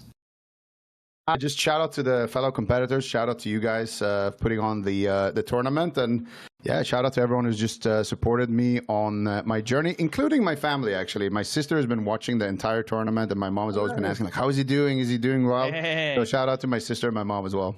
Aw, nice. Zico's mom and sister. I assume. Do you have any prep? Do you have any prep you're going to do tonight? I'm just going to restock up on my consumables. So I'm really happy. There's, you guys know, like the tea and sugar and like some of those quest items that you only get like really once. Can you re-up on those? No, you can't. And I didn't actually use any of mine. So dang, I'm pretty happy with being able to save that. Yeah. So I'm just going to restock on the auction house and just like take a nice early evening. There you go. Okay. I mean, take the supportive family to dinner. Yeah. Get some nice food, have a good time. It's almost over. Tomorrow, that's it. Yeah. Hell, maybe wait. You might get your a bigger dinner with a 50K prize pool if you win, or 50K prize money. I mean. Yeah, I hope so. We're gonna be dining abroad, dude. We're going somewhere nice. Nice. Thank you. All right, great job, Zico. Well done. Zico. Congratulations. All right. GG's. All right, GG's. Thank you for having me. Today, man. Peace. So we also have who else do we have? Oh, we have shit. Next duel. We're in the middle of a duel. Cheerios versus Frost, and I think we'll have the pleasure to talk to Sony after as well. Yes. Shadowlock here on the Frostadamus. It's going to be a UA versus UA battle, and Fell Hunters are going at it. Net's coming out, full fear on the Howl of Terror. Will of Forsaken to follow. Looks like Cheerios is opting to kill the pet, which is a long-term play here, and I kind of like it. Drain life on the pet, gets interrupted, but that pet is going to die. Looks like Frostadamus doesn't decide to kill the pet at all, and once you decide not to, it's kind of too late, right? Having said that, the Feldom resummoned pet will be back available pretty soon here, so Cheerios might go for a second pet kill. Parav's being used from Cheerios, and I thought that was someone dying. It was just a raid warning. Not again, bro. Imagine it with Zico logged in, just messed up. Oh no, dude. Yeah. Right. Okay, So that's a pretty long fear, pretty far range fear. He didn't get another pet off, did he? No pet. Oh no, sorry, excuse me. I got the pets confused. I'm dumb. I don't know what the win condition here is in Warlock v Warlock, but I see Curse of Tongues and Curse of Agony. Each one is opting for a different curse here. And I also can't tell who the hell's winning. I have no clue. Yeah. All I know is I hate Warlocks because they own me. So I see an Arcane Bomb. At least Frosted Das tried to do it. Cheerios is just tapped. He's got a whole lot of nothing left. I think Cheerios is losing. He's taking out the pet. But he's killed both pets now. It's 2 pet kills. So now the rest of the duel, there's going to be no SL from Frost for the rest of this duel. There's going to be no spell lock for the rest of the duel. There's going to be no damage for the rest of the duel. So Cheerios is behind, but he has that pet. So I think Cheerios might actually win this because, he won't have to deal with it anymore. Okay. We'll see. Full dots, Shadow Protection Potion. Oh, there's a lockout. Ooh, Fat Nade. Dagger. Health Stone. Another fear. Cheerios, I think, has this. He can life tap a couple times. He's got the health for it now. But at the same time, he's going to run away and try and bandage, let that Curse of Agony fall off. That's absolutely what he could drink in the ticks, too. I think I think the pet's going to keep him in combat. It's a tick or two, which is nice. Yeah, that's so big. Cheerios' pet might die, but he has the Feldon for the second one. When it does die, it actually might not die at all. And then the longer this duel goes on, like Frost is just going to fall behind because the lack of that SL making him less tanky, the lack of the pet. They're just draining life, but obviously Cheerios is going to pull further and further ahead. It's pretty. I mean, Cheerios was behind, but now it's even. Cheerios gets the fear. He is so low. He needs to get some HP back. Yeah, it's pretty close. Got the dots. Double dots coming in. There's the drain life. I think this is. The bait and switch. The CS. The silence might be everything here. Frost is 5% life. Cheerios up to 17. I think Cheerios has it, but it's really close. Fear. Juan push massive. Back. Huge. So Cheerios. I love the flask at the end. Yeah, that was well played. Cheerios went for like the early pet kill into the second pet kill, and it looked like Cheerios was done for. And then that pet being dead, he slowly crawled his way back into that. And then Frost was trying to play like the fast game, and then after 4 or 5 minutes of that duel. So it looks like Cheerios, correct me if I'm wrong, is advancing to tomorrow. Or is it maybe it's a round robin, so it will maybe need more Warlock duels to figure that out. Yeah, we got another duel going right away. Okay. Yeah, we'll get Sony in here too afterwards. I know he's waiting, but then again, we'll get after the duel here. All right, so I mean, maybe going for the pet kill is the play. Maybe it depends on how many procs they get. They gotta adapt based on how many Shadow Bolt procs, etc. they get. There's a coil coming in. Each one of them pet's about the same HP. I don't know whose pet is whose. I think Crazy is at an advantage. Here comes his medicine pouch. It's going to heal him for 1,200 and a health stone. His health is going up, and he's going to tap some of that extra health into mana. There's a CS. Crazy is not dotted. Now he is. But Yones, look at his health. He's going to flask for HP. Arcane Bomb coming in. Huge silence. That's it. Wow. Oh, my God. The UI. Seeing these pets just like fall is so surprising to me because I thought with the Fell Hunters, especially against casters, like they're so tanky. You know, the high. I mean, everyone's got high resistance at this point. Yeah, so it's been cool to see because I wasn't expecting them to fall over like that. But I guess it's like the damage from the SL and whatnot kind of adding up. But still, very good. Yeah, very very exciting. So it'll be like the winner of those two locks fight each other for the lock spot potentially. I believe so. We're going to get word from the admins on that. If we can. Well, let's go ahead and get an interview with... Oh, shit. No. There we go. Yeah, Cheerios versus Crazy. So cool. Both the winners. So the winner of this will make it as that 8th spot Warlock and move to the Mak'Gora tournament tomorrow. I'm not going to lie, Crazy had a pretty convincing win against that last Warlock. So we'll see if Cheerios like kind of opts for that pet kill or if Crazy's just going to go wild again. Cheerios is a very good Warlock. I will say, though, Cheerios, his duel ended a while ago, so he has more cooldowns than that's a good point. Crazy. It's a really I guess Crazy doesn't seem to give a shit, so let's just... He's crazy. Just go in there. There's a lot on the line here. I mean, whoever loses this duel is out. That's it. The character life is over. Duel commences. We have Curse of Tongues being traded out. Curse of Agony being traded out. We have Corruptions being traded out. And is there not a second pet here?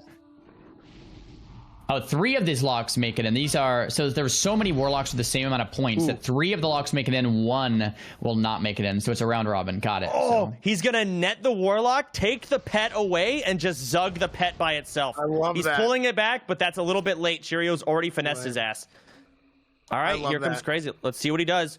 Another Fell Hunter. Cheerios just wants to kill it again. Going for the long con. I love it, Cheerios. Dotting his ass up, getting some dots on that pet, making sure to still do damage to Crazy. Big Fears, Will of Forsaken on cooldown. Big Coil for healing. Crazy's got a lot of health and a lot of mana. Once again, Cheerios is behind. But if he gets that pet down, it's the same situation as last time. And he's got him dotted. He just needs that pet to wither. Oh, he used a T? Yep. All right. I mean, you gotta qualify, so he's using his T. That pet is almost dead. Look how low it is.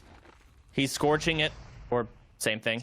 Go to Searing Pain, yeah, same thing. Don't let him heal it. He might health funnel. He is health no. funneling. That was Bit of a misplay. If that pet lives, Cheerios is in shambles because he's kind of all in on killing that pet. Another Fear goes out. I mean, the pet is like 1 tick. Okay, there it is. So there's no more pet. Cheerios pops the Spellstone from the offhand. It looks like he's in a great spot though. Thorium Nade gets interrupted with the Fear, and yeah, like you said, Chance. Crazy has no outs to these Fears anymore. He's just gonna have to eat them, and Cheerios can just Fear and then Fear again. Crazy doesn't have a spell lock. There's a big nade. Yep. More drain life. Doesn't even need a Fear. He's just dead. That's a strat difference right there. I love it from Cheerios. It's like you just take it. You're behind for a while. You get both pets killed, and then you come back with the win. Love it. Super impressive. I mean, yeah, I think playing the strat or playing the matchup that way, playing the mirror that way is as you guys can tell, it's been working out great. So cool to see. Are they going again? Is this a? What are we watching now? There's so many tiebreakers that they can't have any downtime. It's just another Warlock. Yones versus they're not on the screen. Was that Frost? Who's the camera guy? Yeah. We gotta get him on Type Racer. Dude, hey, camera guy has been owning all day. I mean, I don't know anybody who could do what happened today as well as he did. So it's a tough one. Yeah. All right, big Hellstone coming from Yones. I don't think these guys are opting to kill the pet. Maybe they are. I haven't been able to see. Looks like 1 pet's dead. I mean, I only see 1 Fell Hunter. Yeah, Frost is screwed. No pet and no HP. Frost is screwed. Shoot. There we go. So Frost lost both of the duels, I think. Yones is 1-1? Something like that, I think. Wait for the admins to let us know, but... Hey, what's up, guys? Hey. Oh. Hey, Tips. What's the word, Tips? Hey, so while these Warlock mirror matches move on, we've got a couple of updates. First, from the Hunter class. Okay. We had 2 Hunters go 4-1, then 7 Hunters went 3-2. So we had a 7-way tie at 3-2. Of all the opponent's scores, X4 SFMG had the lowest score. So he has been eliminated. Big Bean, Big Trap, LT Swags, Peace, Proxy, and Zeroji have all advanced, along with Mez and Rupert, to the Mak'Gora finals. So no need for a tiebreaker there, or no need for duels. And we have another update from the Rogues. So we had an insane 7-way tie for 8th place for Rogues. The highest scoring Rogue, or the Rogue who had the highest scoring opponents, was PS Hero with 18. Ooh! Damn! Yeah, he had a rough bracket. He definitely did. So he advances to the Mak'Gora finals tomorrow. No need for mirror matches. And then finally, we had the Shamans. Shamans had a 8-way tie for 6th, 7th, and 8th place, I believe. 1, 2, 3, 4, 5, 6 for 7th and 8th place. A 6-way tie, or an 8-way tie for 7th and 8th place. And based on the scores, we have a 3-way tie remaining between Flixie, Saga, and Todd. So they're going to do a round robin mirror match tiebreaker. 2 of them will advance. 1 of them will be eliminated. Flixie, Saga, and Todd. Okay, 2 out of 3 will advance. Okay, that's going to be hype. Sir. So admins are coordinating all that stuff, and we'll get the duels running. Okay. So it's just those 3 shamans? Just those 3 shamans, yep. Okay. Great. Shaman versus shaman. Interesting. And once we're done with the mirror matches, we'll do the seeding. We'll probably do it off stream together, guys, and we'll present it as soon as it's done. Okay. Great. Just in, Rockman just messaged me, our current camera guy, and said, "Are you fucking serious? I type 200 words per minute. They have goofy ass names, bro. I'll type you any day." Actually true. I want to see after the finals. You guys need better names, okay? I want to see a 1v1 type racer, Soda versus Rockman after the finals.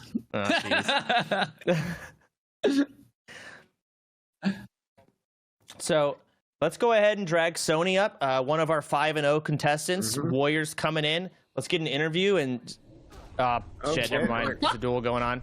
I feel so bad for Sony every time we're gonna say that. All right, the duel's over. Okay, it's over. All right. Let's go ahead. Let's go ahead and bring in Sony here. Sony. Hey. Congrats, brother. Yo, what's up, boys? Yo, what's up, dude? Hey, congratulations on your 5-0 win as a warrior coming in. Definitely to the viewers an underdog class, but you know, we all know that when you use the tools correctly that you can in this game and there's no limits, your class clobbers, and you showed that today.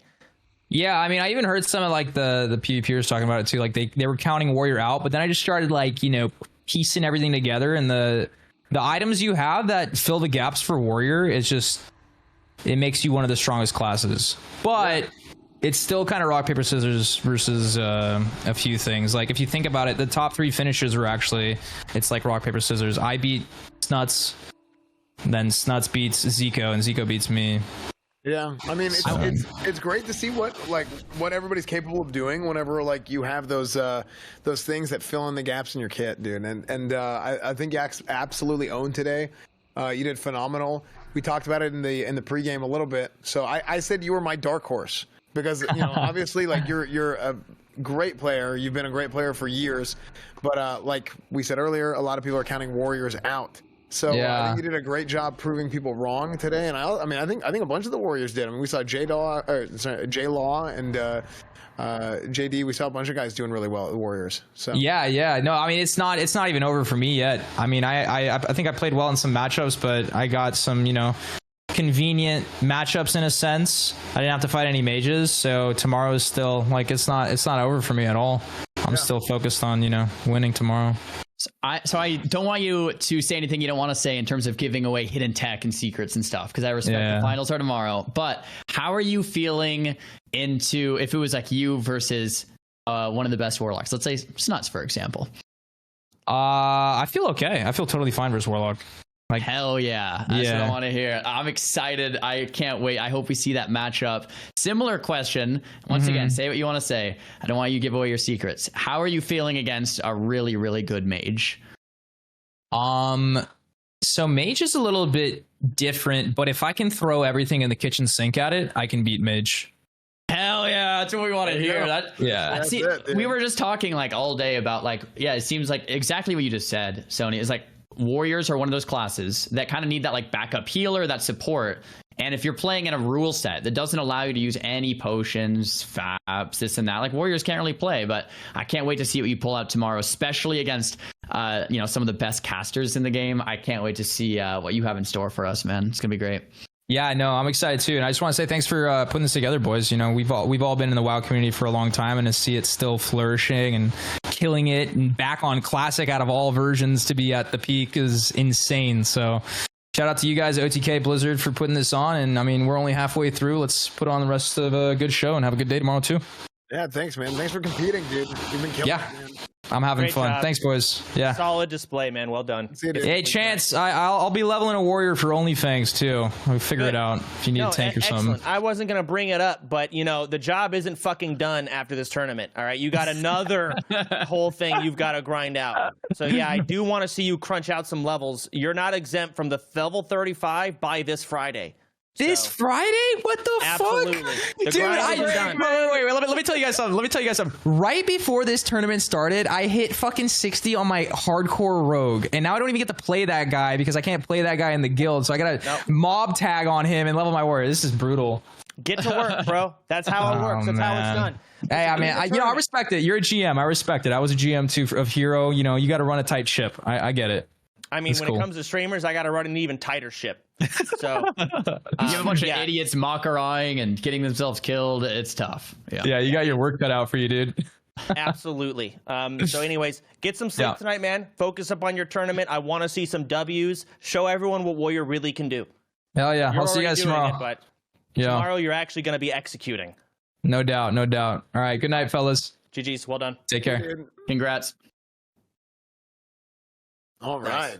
So we're setting up right now for our shaman tiebreaker, and I believe I believe we got confirmation on if that's the only tiebreaker that we have left. I believe it is. Yeah. Okay. So we're getting set up for that. I'm gonna go grab a water real quick. Actually, before you go, now that Sony's brought it up, what are your plans to hit 35, S-Fan? By Friday. I have my guy. I'm the homie's gonna hook it up. You know what I'm saying? Okay. Listen, I don't care how you do it, but get to 35. You got until Friday, or otherwise there are going to be some serious punishments. 35. It's not hard. 35 is, that's 35 is that's a lot. 30. No, it's 35. It's locked in and set in stone. Well, I'll meet you in the middle. 25. We had a full meeting on this, as fun. Were you leaving halfway through or something? No, I didn't leave and go to the dentist and do the rest of the meeting on my phone. Unbelievable. I got a crown put in. I had a temporary crown for like 8 months. It was not good. They're supposed to last like 2 weeks. Oh, jeez. Yeah. All right. But no, look, it's 30. I'm going to BlizzCon. Okay, I got a job. I don't care. Okay? I'm not like the streamers. Okay, BlizzCon is not my problem. That's your problem. Job, okay. I got a job. You don't. You don't. I have to go to BlizzCon. Bring a laptop. I don't care. We're sponsored by Razer, aren't we? Get one for free. Like, this isn't my problem. You can do it. There's no excuse. Okay, I absolutely, my liege. Your Excellency, I will make sure that I'm level 35. There you go. That's more like That's what I want to hear. So our next tiebreaker we again, shamans, right? 3 shamans and only one of them or 2 of them get to advance? I don't remember. 2, I believe. 2 of the 3. Okay, so we got to find the worst of the 3, and I guess they're gonna duel each other. I don't know what spec any of them are, but we might see some enhancement clobbering some Ellies. Yeah, I don't remember the names of the 3 doing the tiebreaker, but we saw them earlier. Do we have the warlocks? Okay. Do we have confirmation on the warlock that didn't make it? I think 3 out of the 4 made it. 1 was eliminated. Are those rounds wrapped up? I saw Frost lose every single duel, I think. So okay, they're double checking on that, and then we'll know for warlocks, and then we'll go into the round robin of just the 3 shamans. 2 of the 3 will move on, and then we'll have our top 8 for everybody. Yeah. I think Frost went 0-3. So he's the one who's going to be eliminated, but we'll get confirmation on that. And then, shamans. I don't know. Rogues, we already figured out that PS Hero is going, right? And that's it. And then tomorrow's the finals. Yep. Man, I can't wait to see tonight how the brackets RNG.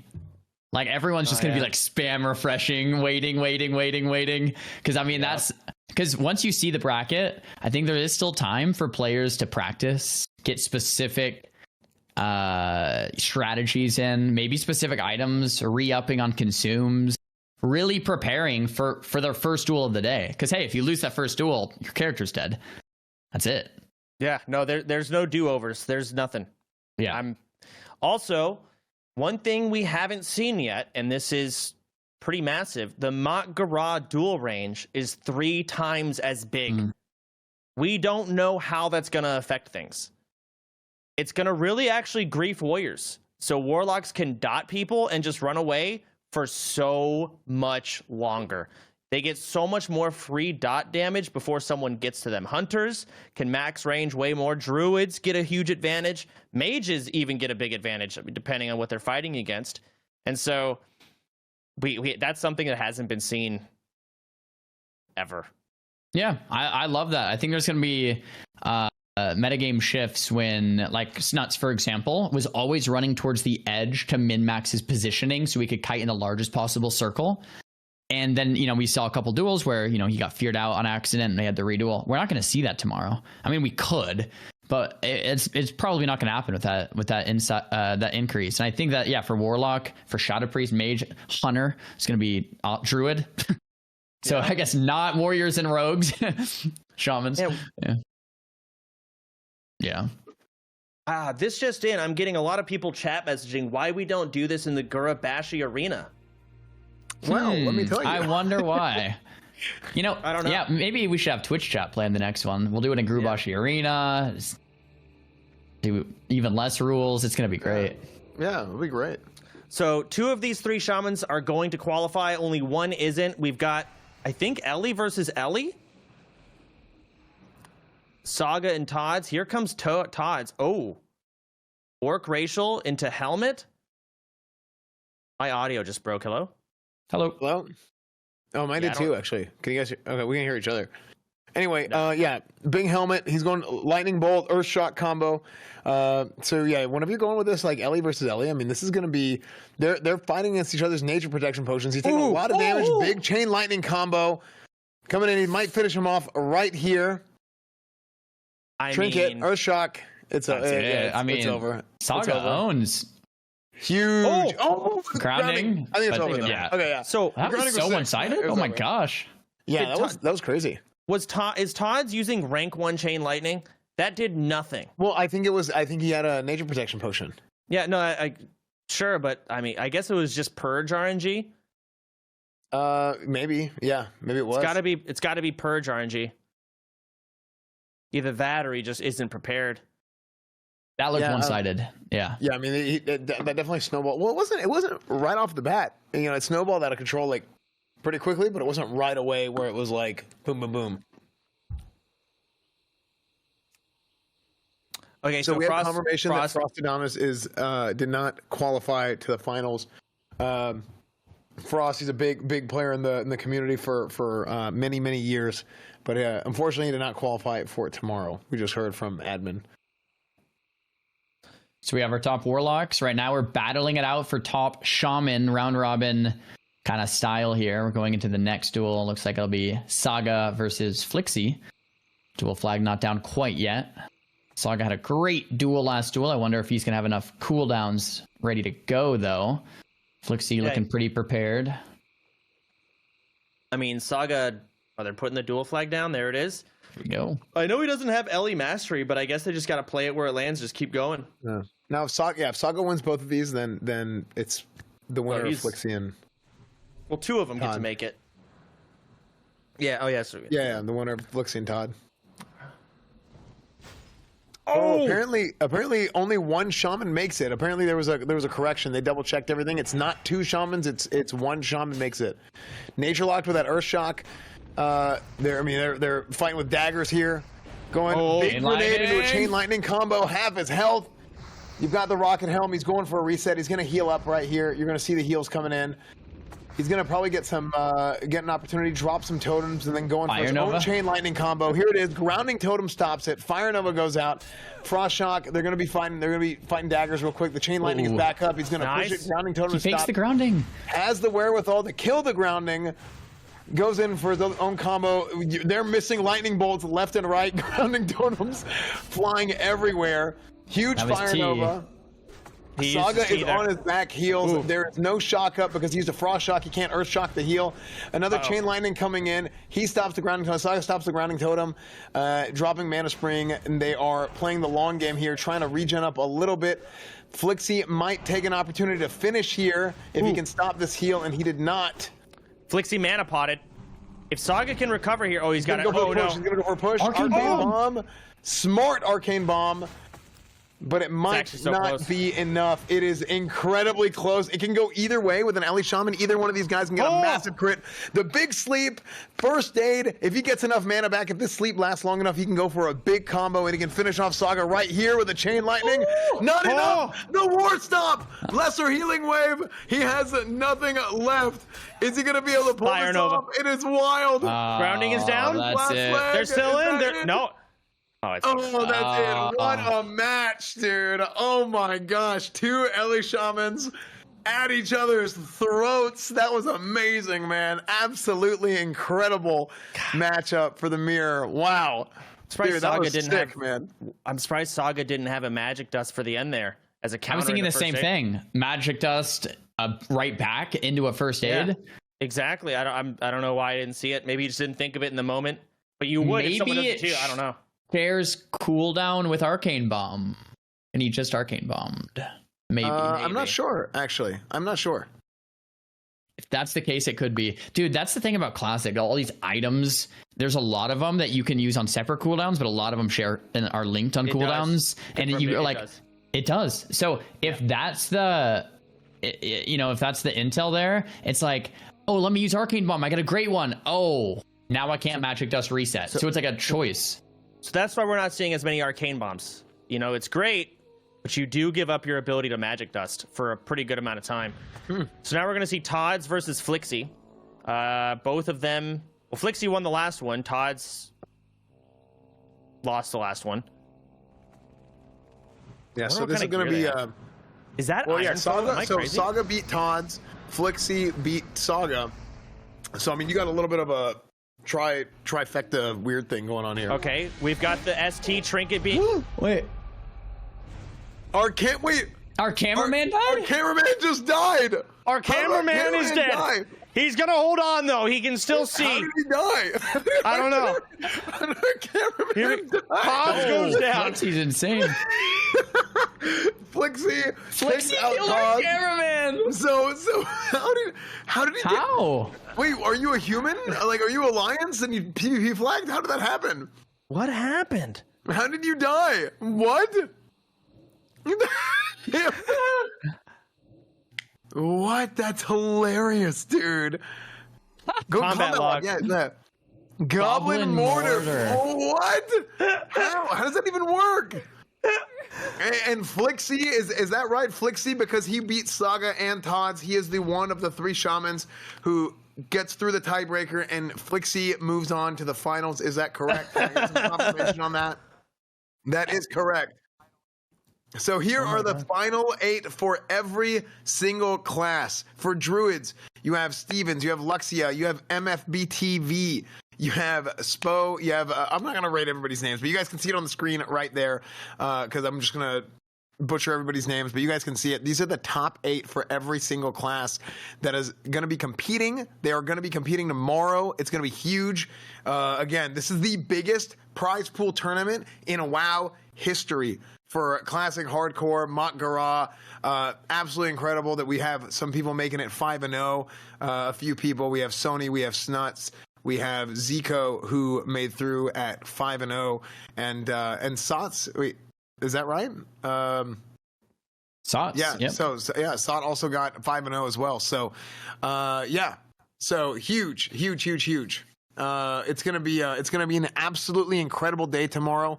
We are starting slightly later.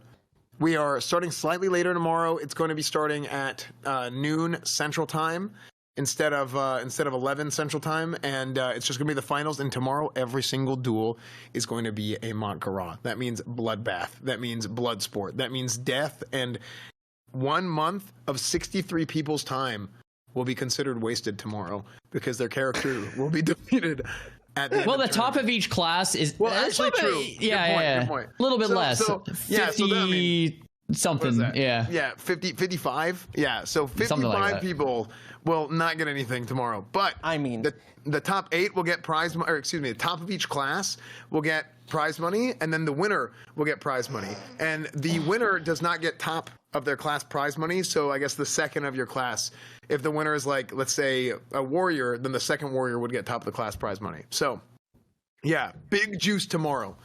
Big juice tomorrow. It's going to be incredible.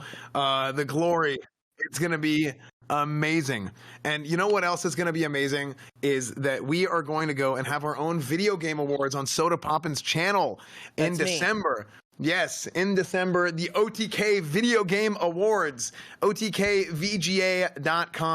You guys can nominate your favorite in each one of these categories of the general, the best of the best, the indie, or even just the genre categories. There's tons of categories. So please, please, please, please go and nominate your favorite games. This is a community-run video game awards event.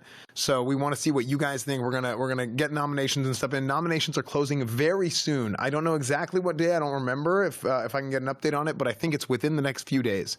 So if you guys want to nominate, go nominate now. Go nominate tonight.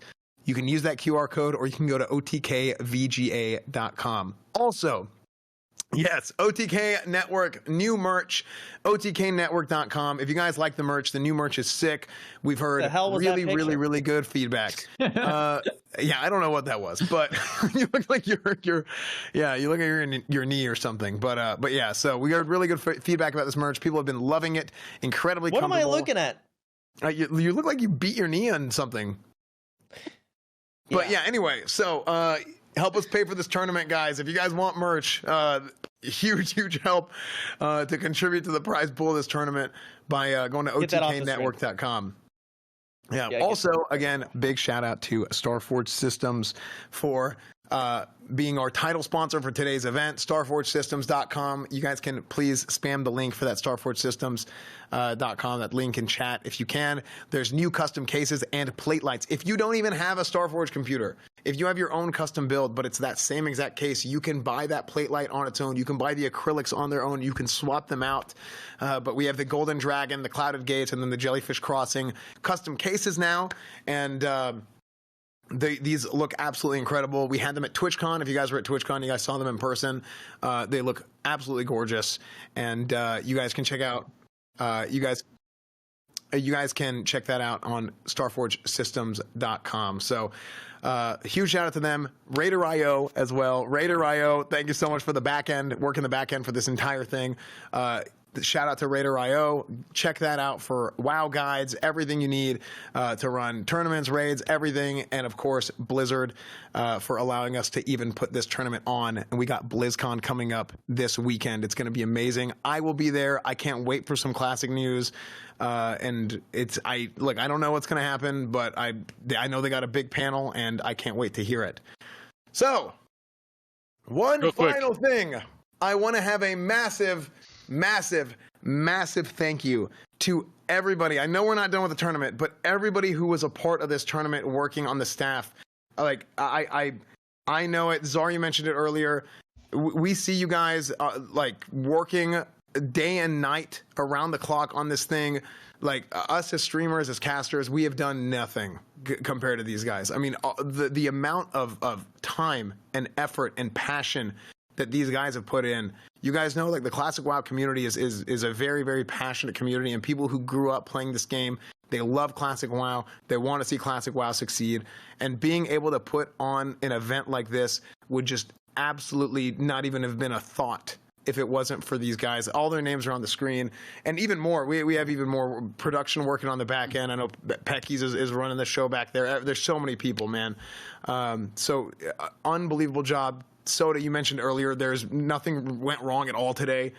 I mean, this took a whole team of people, of the admins, the volunteers, staff work in the back end, Tips even pulling out of retirement, calling back to his CDL days, Tips running helping us get the rule set and everything going. So really leading the show, leading the charge. Rockman did die at the end. I mean, perfect place for him to die, if ever. Literally, the ending of the final duel of today. True. I mean, if it was the middle of the day, that would have been annoying. So, let's get two cameramen, because one of them might die. Sorry. We need a backup. There were two camera guys that whole time, apparently. Oh, he was dual. Okay, he was dual. Legendary. Yeah. Okay, so we did have a backup camera there, but that's absolutely hilarious. I didn't even know Goblin Mortar could do that and just go kill it all one. I didn't either. It's a new grief tech. We can kill. Yeah, dude. People are going to be hanging out. A Goblin Mortar backfire. Huh. But in order to make a Goblin Mortar, don't you take, how much damage do you take when you make it and it fucks up? I don't. It kills you. Yeah, I've seen death clips of people doing that. Yeah. Yeah. You got to not make it in Iron Forge, and you have to, Well, that's the reload, I guess. Okay, so you can just make mortars and then just spam it off cooldown. Eventually, you'll get a backfire. You'll kill like 8 bank ults. Oh god, don't tell people that. Hey, you better put your bank ults in a safe space. Dude, hey, Blizzard's gonna fix that real quick. Please, Blizzard, please. Yeah. Leave it as is. Yeah. Play it where it lands. Yeah. All right. Do you guys have anything else that you guys wanna shout out? Is there anything that I may be forgetting? Production? Bro, I think. Yeah. Oh, huge shout out to Mythic Talent. If you're a streamer watching this and you are interested in having talent management, and any sort of, you're looking for sponsors and stuff like that, Mythic Talent, you guys can reach out to them. Check out that QR code. If you want to get in touch with me or Asmin or Soda, or look at that, dude, look at that stare, dude. Look at that. That's blue steel almost. That's blue steel worthy. But yeah, you can get in touch with us and we can send you to the right place and get you in touch with these guys to get some management and stuff. If you guys are looking for sponsors and whatnot. So yeah, mythictalent.com. Huge shout out. I'm looking real pasty. Yeah. You always look like that. True. So I guess for today, I think that's pretty much the whole shebang. That was the qualifiers. Tomorrow, 64 people, battle to the death. We've gone over the time. We can only go over it so many times. Hopefully we see everyone there. I wouldn't miss it. If you want to see these duels, it's gonna be pretty awesome. Yeah, I'm gonna be watching. Be here 6 hours ago tomorrow. Oh God. I'd rather you go with time zones. 18 hours from now. Yeah, 18 hours from now. So, all right. Great. So, again, guys, Xaryu, great job today, man. Thank you so much for coming on, being our play-by-play guy. Soda as well. Soda, you're doing your horror games tonight? Yeah, I'm having a terrible night. Yes. So Soda is going to be terrified all night. So if you guys want to go check out some horror games, go check out Soda a little bit later here. I'll stick around for a little bit longer after this and chop it up. And yeah, we should be good. So Xaryu, we'll see you tomorrow. Chance, we'll see you tomorrow. Thanks so much for coming on, guys. This has been a phenomenal event so far. GG's. Well done. GG's, and thanks for having me, guys. All the people that are participating, I know you're watching the stream. Good luck. Try to get some sleep tonight. And see you tomorrow. Good luck, guys. Yeah. It all comes down to this. Hope you guys enjoyed. All right. Peace. If you never want to miss another OTK show, go to otk.to/calendar. Choose what platform you use the most, and you'll get live updates on show changes, announcements, and where to watch. Your calendar, your content.